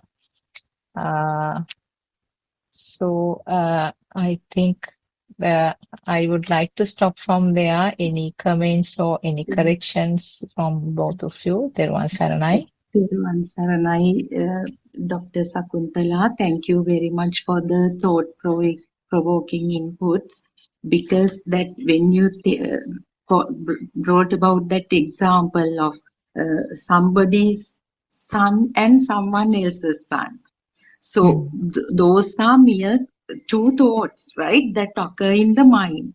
But when we hear that, let's say my son, when you say your son, why is it heavy? Why is that thought heavy? It is because the value, isn't it? Value.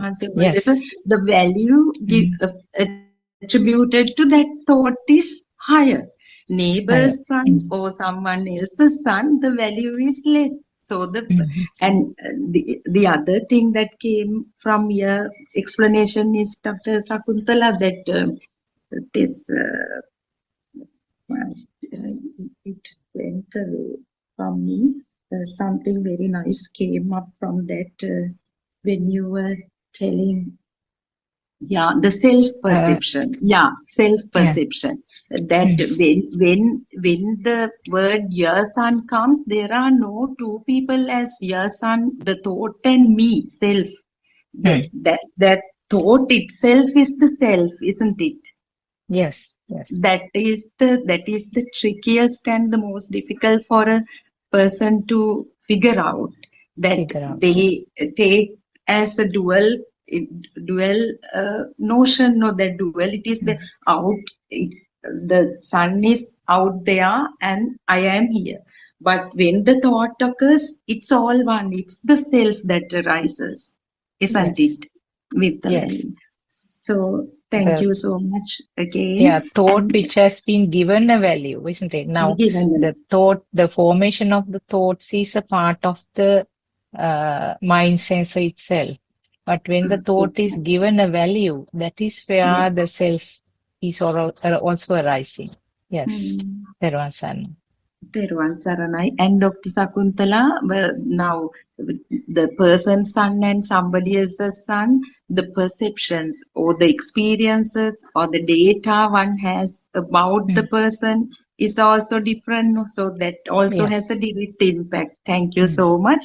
And Miss Surangika, Teruvan Saranai. would you like to add your thoughts to the discussion? Therwan Sarnai Sudharma, and let me pay my homage to Buddothpado and Mahansa. Therwan Sarnai Dhamma friends. I think that was a good explanation from Dr. Sakuntala, and thank you for initiating the whole conversation, Sudharma. That Skandhanang Patubhavo and that whole concept of ignorance. I think in recent times, Aryan Mahanse has given us in the controversial talks another very pertinent point to reflect on. The fact that, traditionally we have been thinking of it as avidya, paccaya, sankhara, meaning, one is coming after the other in sequence, and that's the way the whole Paticcasamuppada, or the law of cause and effect Dhamma is continuing, or how that manifests. But in effect, when you think about it, we all know that this whole thing happens because of the speed of vibration. And it is the speed that causes that whole manifestation to occur through the senses. And with that speed happens the construction. And that is why Aryan Mahanse clearly pointed out to us, which we have, I think, been very fortunate to be able to have such a noble spiritual friend to point these things out to us, that without that whole construction, without the whole sankhara, there is no ignorance. The construct itself is the manifestation. It is almost like creating magic out of nothing, isn't it? There is absolutely nothing, but the conjuring up is like a trick. Just like a magician conjures up a trick before our very eyes on a stage by just moving his hands with a click of a button, with all kinds of little instruments. He creates a trick, or he pulls a rabbit out of a hat. In a similar manner, the senses, due to the speed, there is that the manifestation that happens, and the manifestation is the construct. And with that construct comes the sensation, the feeling, and then the feeling, the representation of the feeling is sanya, or perception. And then finally, with that speedily occurring construction of those sensory perceptions, the thought or the mind consciousness occurs.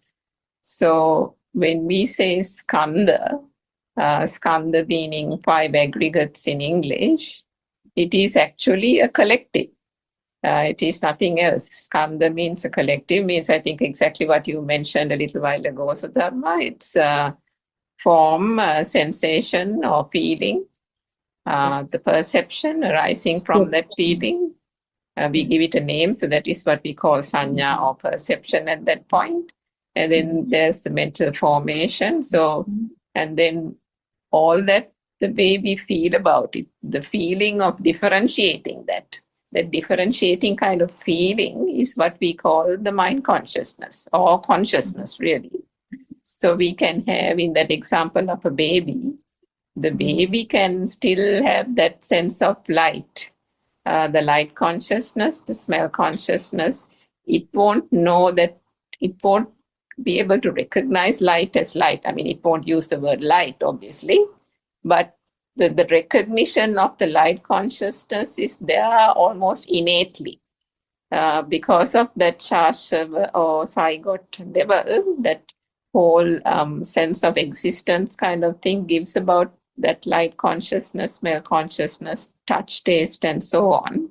And then later on, as the senses mature, and there is the teaching or the association of sound with that form, whether it is light form or smell or something, a sound is attached to that. And then with the combination of all those senses, the mind consciousness or the thought comes, and then the child will know, here is a ball, here is an apple, and here is my school bag, and so on. And so with that comes the mind objects and the manifestation of a world externally. And then comes again that notion of an existent field. So there is a chair, here is my mother, here is my father, So there also Aranwanse very clearly points out, not only do you get the perception that there is a mother, but then the other perception that the mother is there, the mother exists. And then finally, I want my mother, isn't it?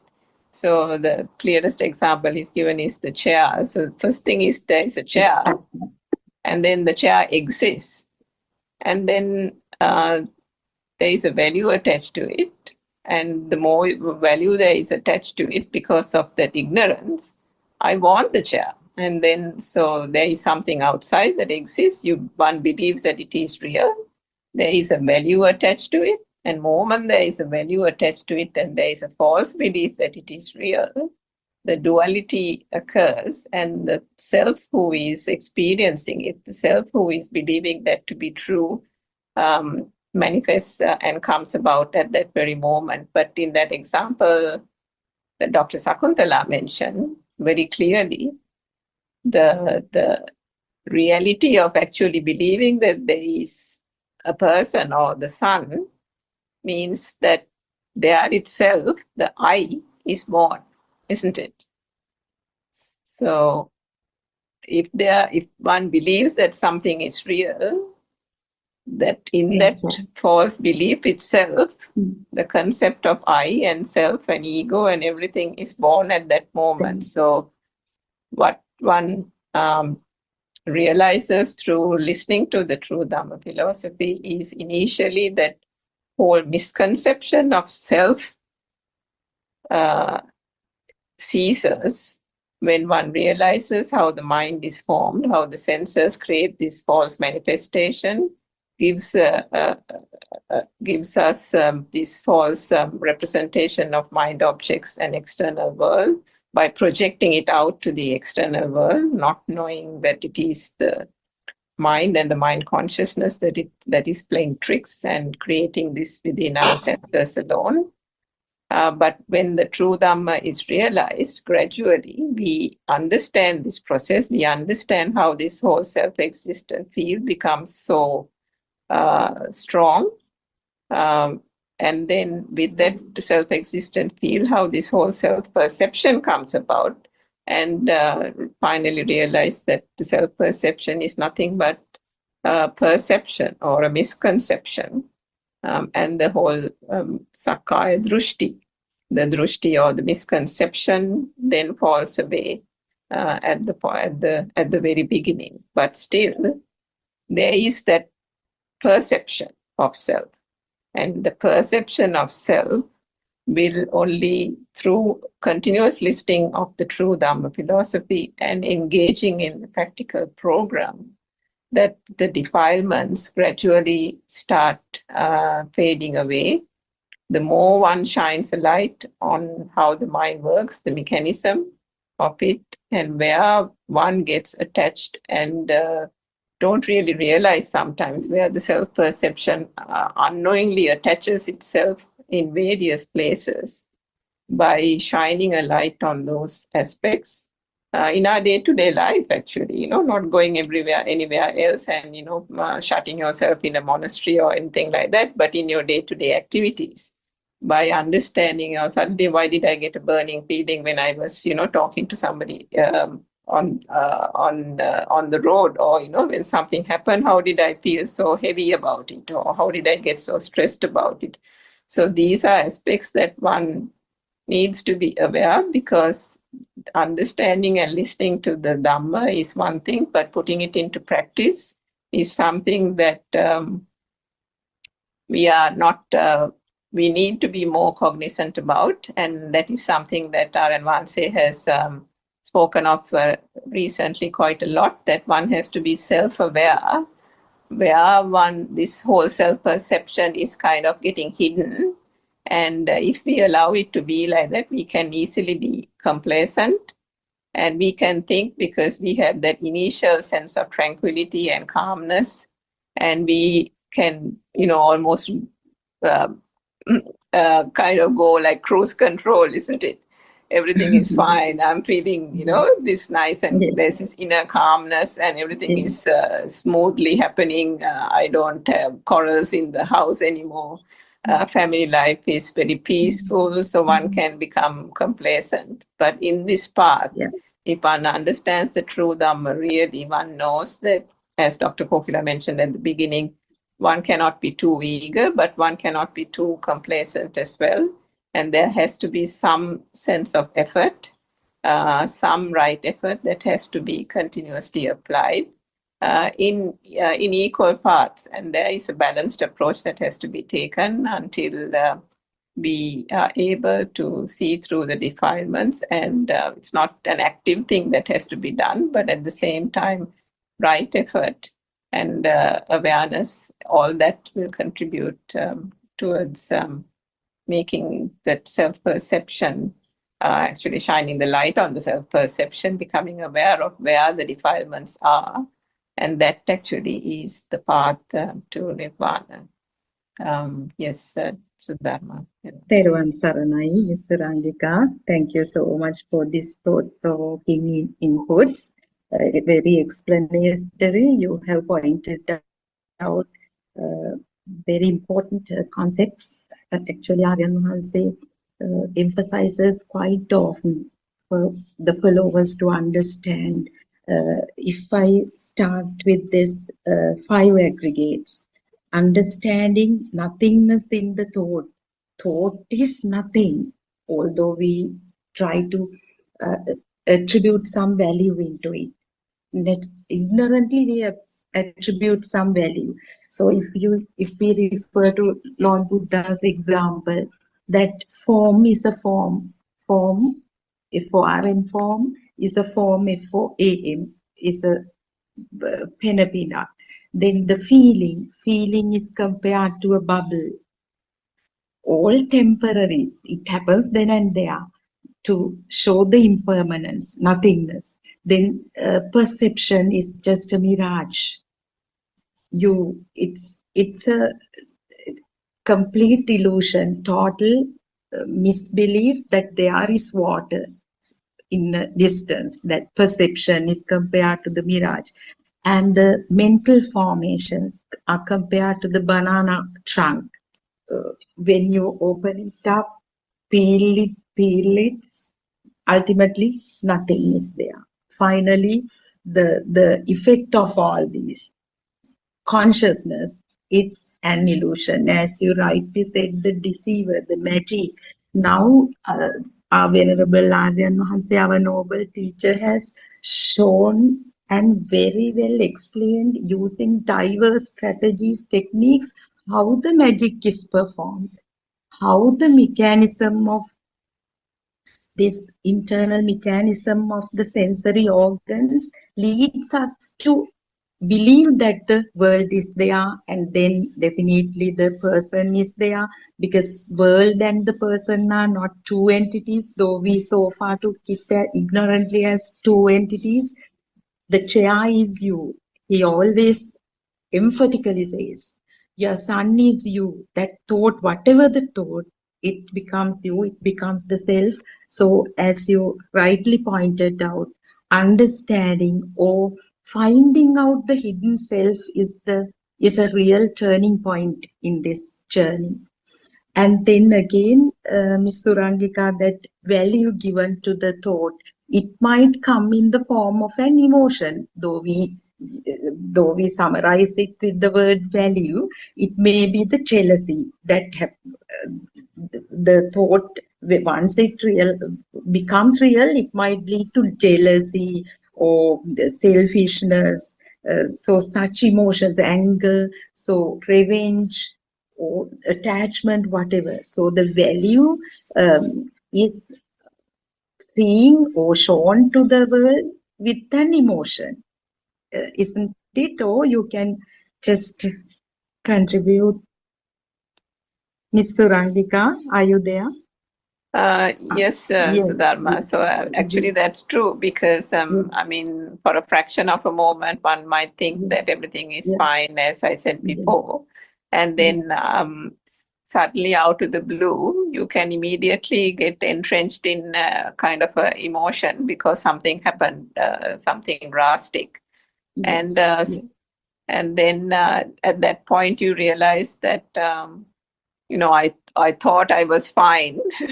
You get this feeling that everything was like you might even go for a month without any incident happening, and there might not be any discovery of a defilement as such, but then completely out of the blue some incident can occur, or it's something can be just very subtle, somebody saying something, and it might not even occur at that moment. Later on, maybe in the evening or in the night when one is reflecting on it, one can then start getting agitated and getting that burning feeling, and then you start wondering what on earth happened.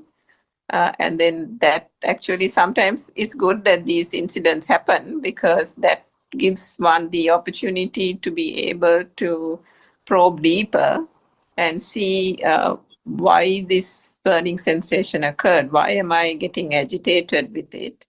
And then realizing whether, going back to the basic principles of the practical program even, and thinking, how did this thing become real to me? And then, going through the whole mechanism of how did this object or person become real to me? Or what was heard was just a sound. So how did the sound become real?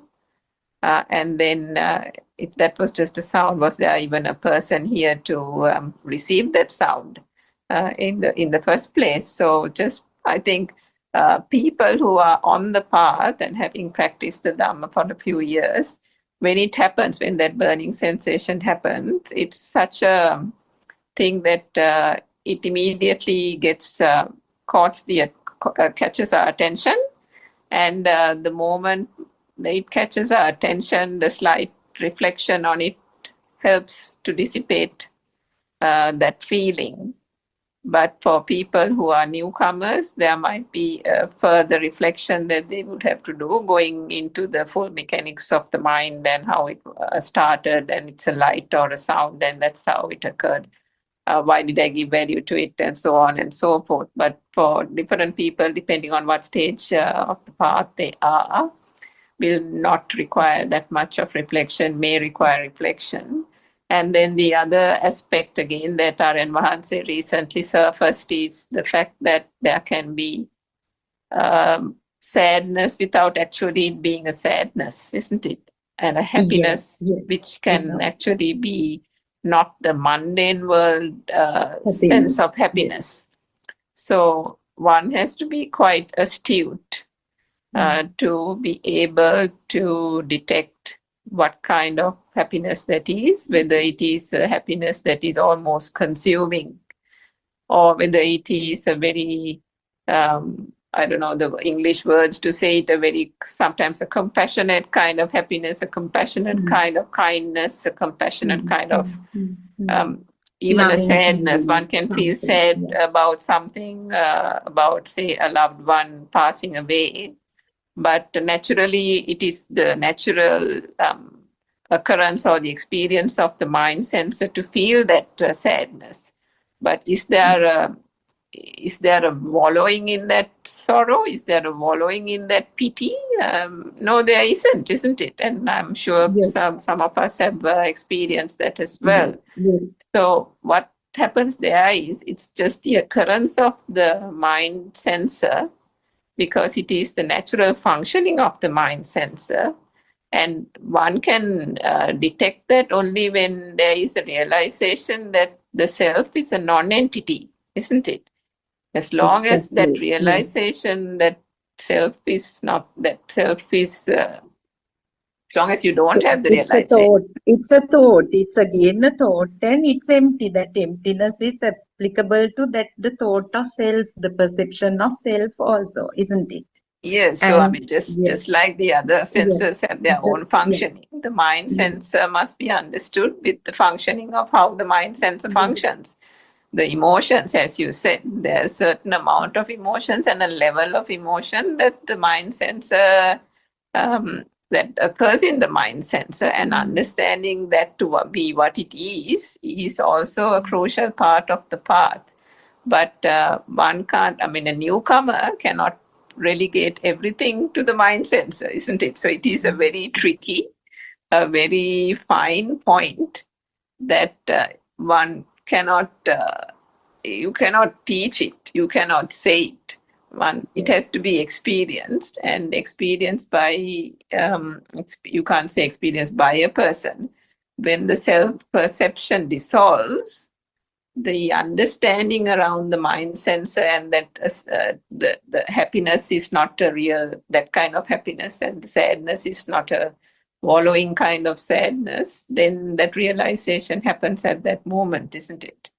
Yes, and you brought up a nice point that the common empathy, transition from selective empathy to common empathy, that divine love, loving kindness, that is, I mean, in the mundane world, we love, we are compassionate, but we are selective for our people, our friends, our family, because all woven around the self-centered kind of love, affection, then compassion, all attachment is there. But once you realize the notion of self is a myth, and once you gradually liberate from the world, that it converts into common empathy. Without my part, that common empathy, you are compassionate with everyone. Every entity, even that's what Aryan Hanse always mentions, there's no difference being compassionate with creatures also, isn't it? Now, nice thing was mentioned by Mrs. Sarnamali yesterday, that in refined mind or Sukumasita, there are no kind of aversions to anything. Even somebody speaks angrily, it's nice for them. If somebody shouts or somebody kind of talks in a very negative tone, it's also fine with them. So we are trying to define the experiences of Aryans through words, and that's why Aryan Hanse always mentions he doesn't want to reveal everything, so the listeners take them using the mundane mind and try to experience it using the illusionary mind. Yes, that's true. Yeah, and then again, you pointed out the three realms, how you can see the experience, the three realms in the single thought, that sensual realm, form and formless. When the moment the chair appears, when the value is assigned, it's the sensual world experience of the thought. And then if the value diminished or it perished fully, when it appeared just as a form, then it's the form world. And then if it stays as the light of, shape only without objectifying, that's the formless world. That is another form of analyzing the thought. So today, basically, it is an extension of understanding, awakening to the moment. And as Aryan Mahase clearly explained, it is nothingness in thought. So we can't understand what this nothingness is unless we are crystal clear about the mechanism of sensory organs and how the thought is created. So, Mr. Justin, would you like to express your thoughts as well?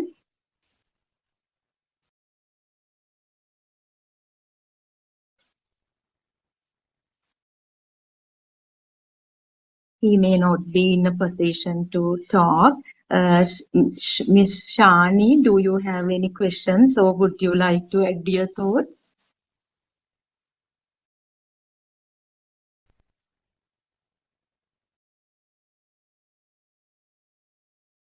Aryan Mahanse's presence is here as well. Thiruvan Saranai Aryan Mahanse.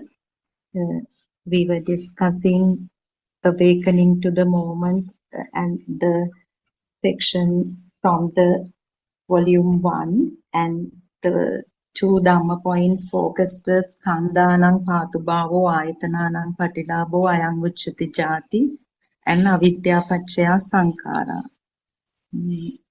Are you in a position to explain our answer?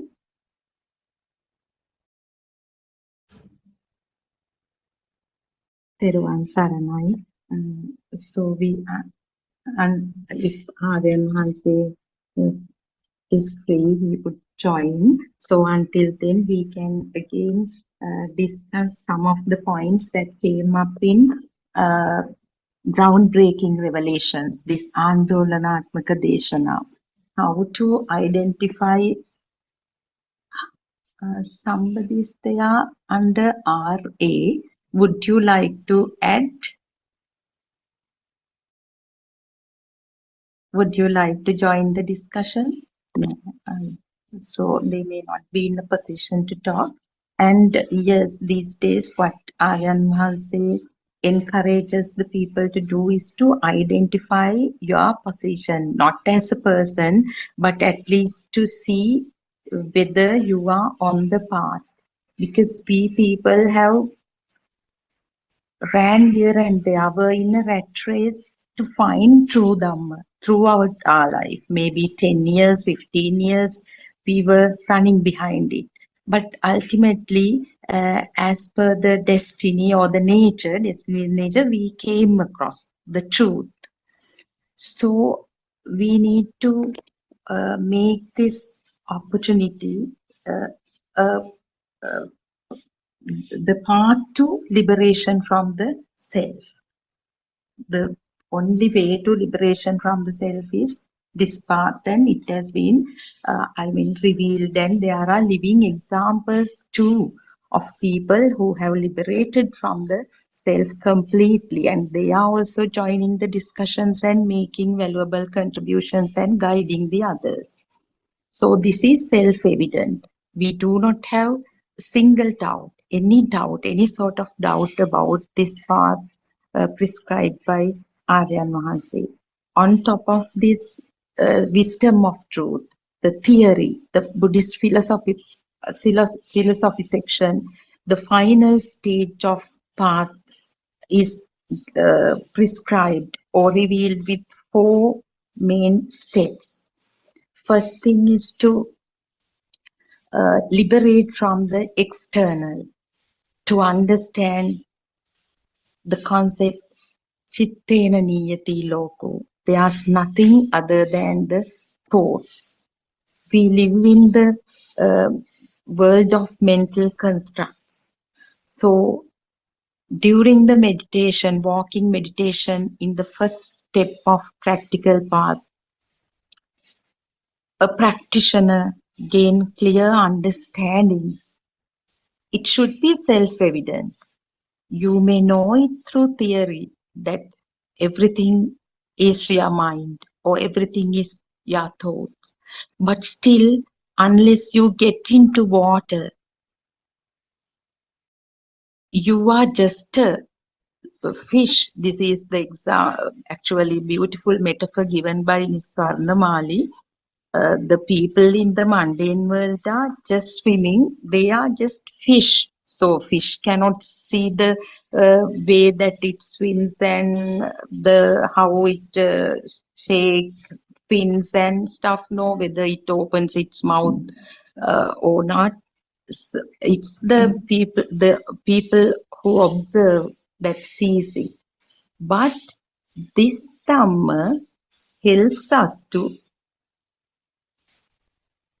see the observer, to the notion of the self, ignorant self, the misconception becomes the fish, and we get the ability to observe the nature, that way that we swim.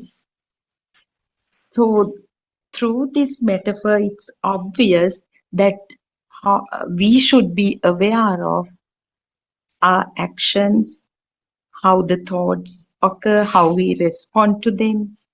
That inner awareness should be there, because we cannot differentiate this awareness from the self. Actually, still I cannot separate. So this awareness is something inner, but still that awareness is the ability to not to judge, but to it's kind of mindfulness. It's kind of concentration, power that helps us to see how everything happens as an objective version. Objective. No, normally we are subjective. The self gets involved in all actions. But objective stands to see or to observe how the self comes to play, or how the self is absent, or whether the self is present or absent in the actions. This realization definitely is a milestone in one's path. So this doesn't come only through knowledge. So the practical path, it really helps us to understand without doubts that this is nothing more than the mental world. Mental world means the thoughts. Everything is mind. For example, I go back to the starting point. The moment the shape of the tree occurs, we have the knowledge that it is vibrations, though we cannot detect vibrations or what stuff like that. That knowledge has been shared to us by Buddothpado Aryan. And then with that knowledge, what happens is the whole process appears.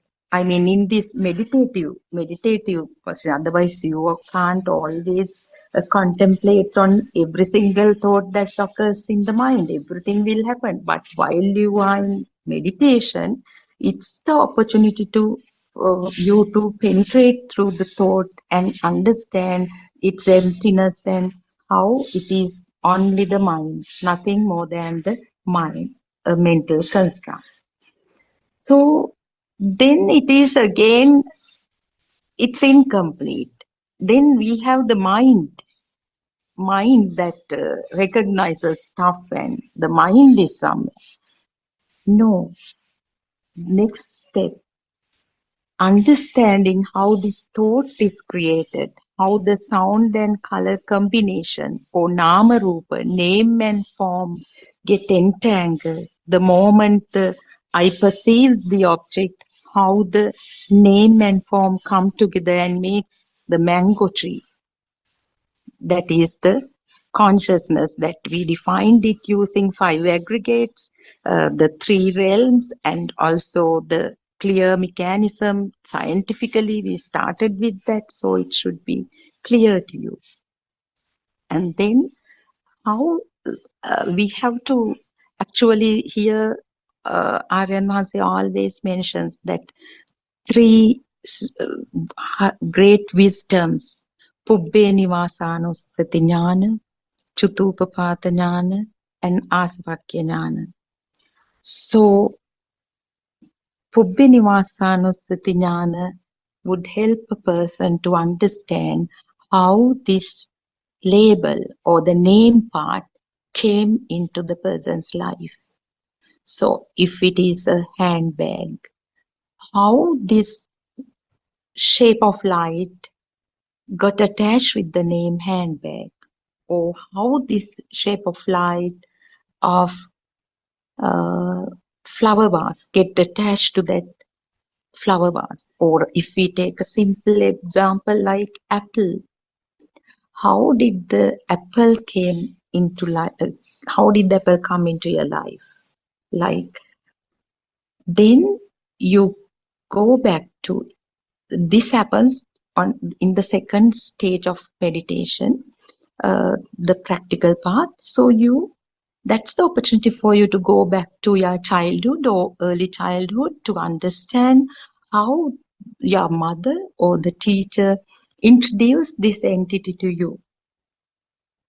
So when you do that with couple of things, what happens is you gradually realizes that it's a myth. Nothingness in name and form, it becomes self-evident to you. You still may eat the apple. You still may buy apples. You still may call it an apple.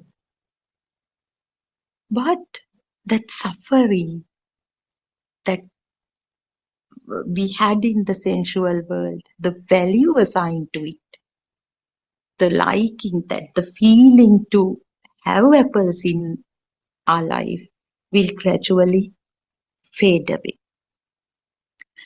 And then the third step is, actually we can't demarcate this into 4 steps, but to make it more people friendly and for the easiness or of introducing it, it is given in 4 stages like this.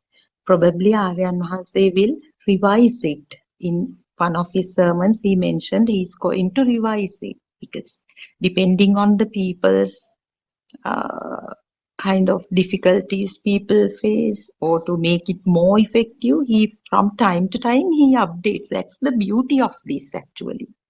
He is an active engager of this as a noble teacher. Actually, it's not flattering or anything. It comes from the bottom of our hearts. All of you will agree. If he practiced renunciation in a way most of the others do, being in solitude in a forest, monastery or somewhere, what would be our plight? So can we appreciate his effort or the contribution to the world in words? That's the most difficult thing to do. Aryan Mahansa, all of our gratitude is for you and may you live long. The more you realize Dhamma, you unknowingly grow that gratitude, although he says not to take me as a person or thing. It's actually his nature, but what he does for the mankind is immeasurable. So in the third stage of meditation, the practitioner gets the experience of this process, how it happens as a mechanism, not getting the ownership of any sensory faculty. It's not my eye, it's not my ear, it's not my body, it's not my nose that smells, it's not we get rid of gradually, we experience it as a process. So if you actually engage in this meditative position, contemplation, point of contemplation, kamatahana, honestly, you definitely experience how it happens without the experience of the self. And then again, they also how it happens without the self. It's the eye that sees, not me. It's the ear that hears, not me. So it gets clearer and clearer. The process, how everything happens as a process, is self-evident. And actually, Dr. Sakuntala, if she is there, she personally engages in conducting these meditation programs.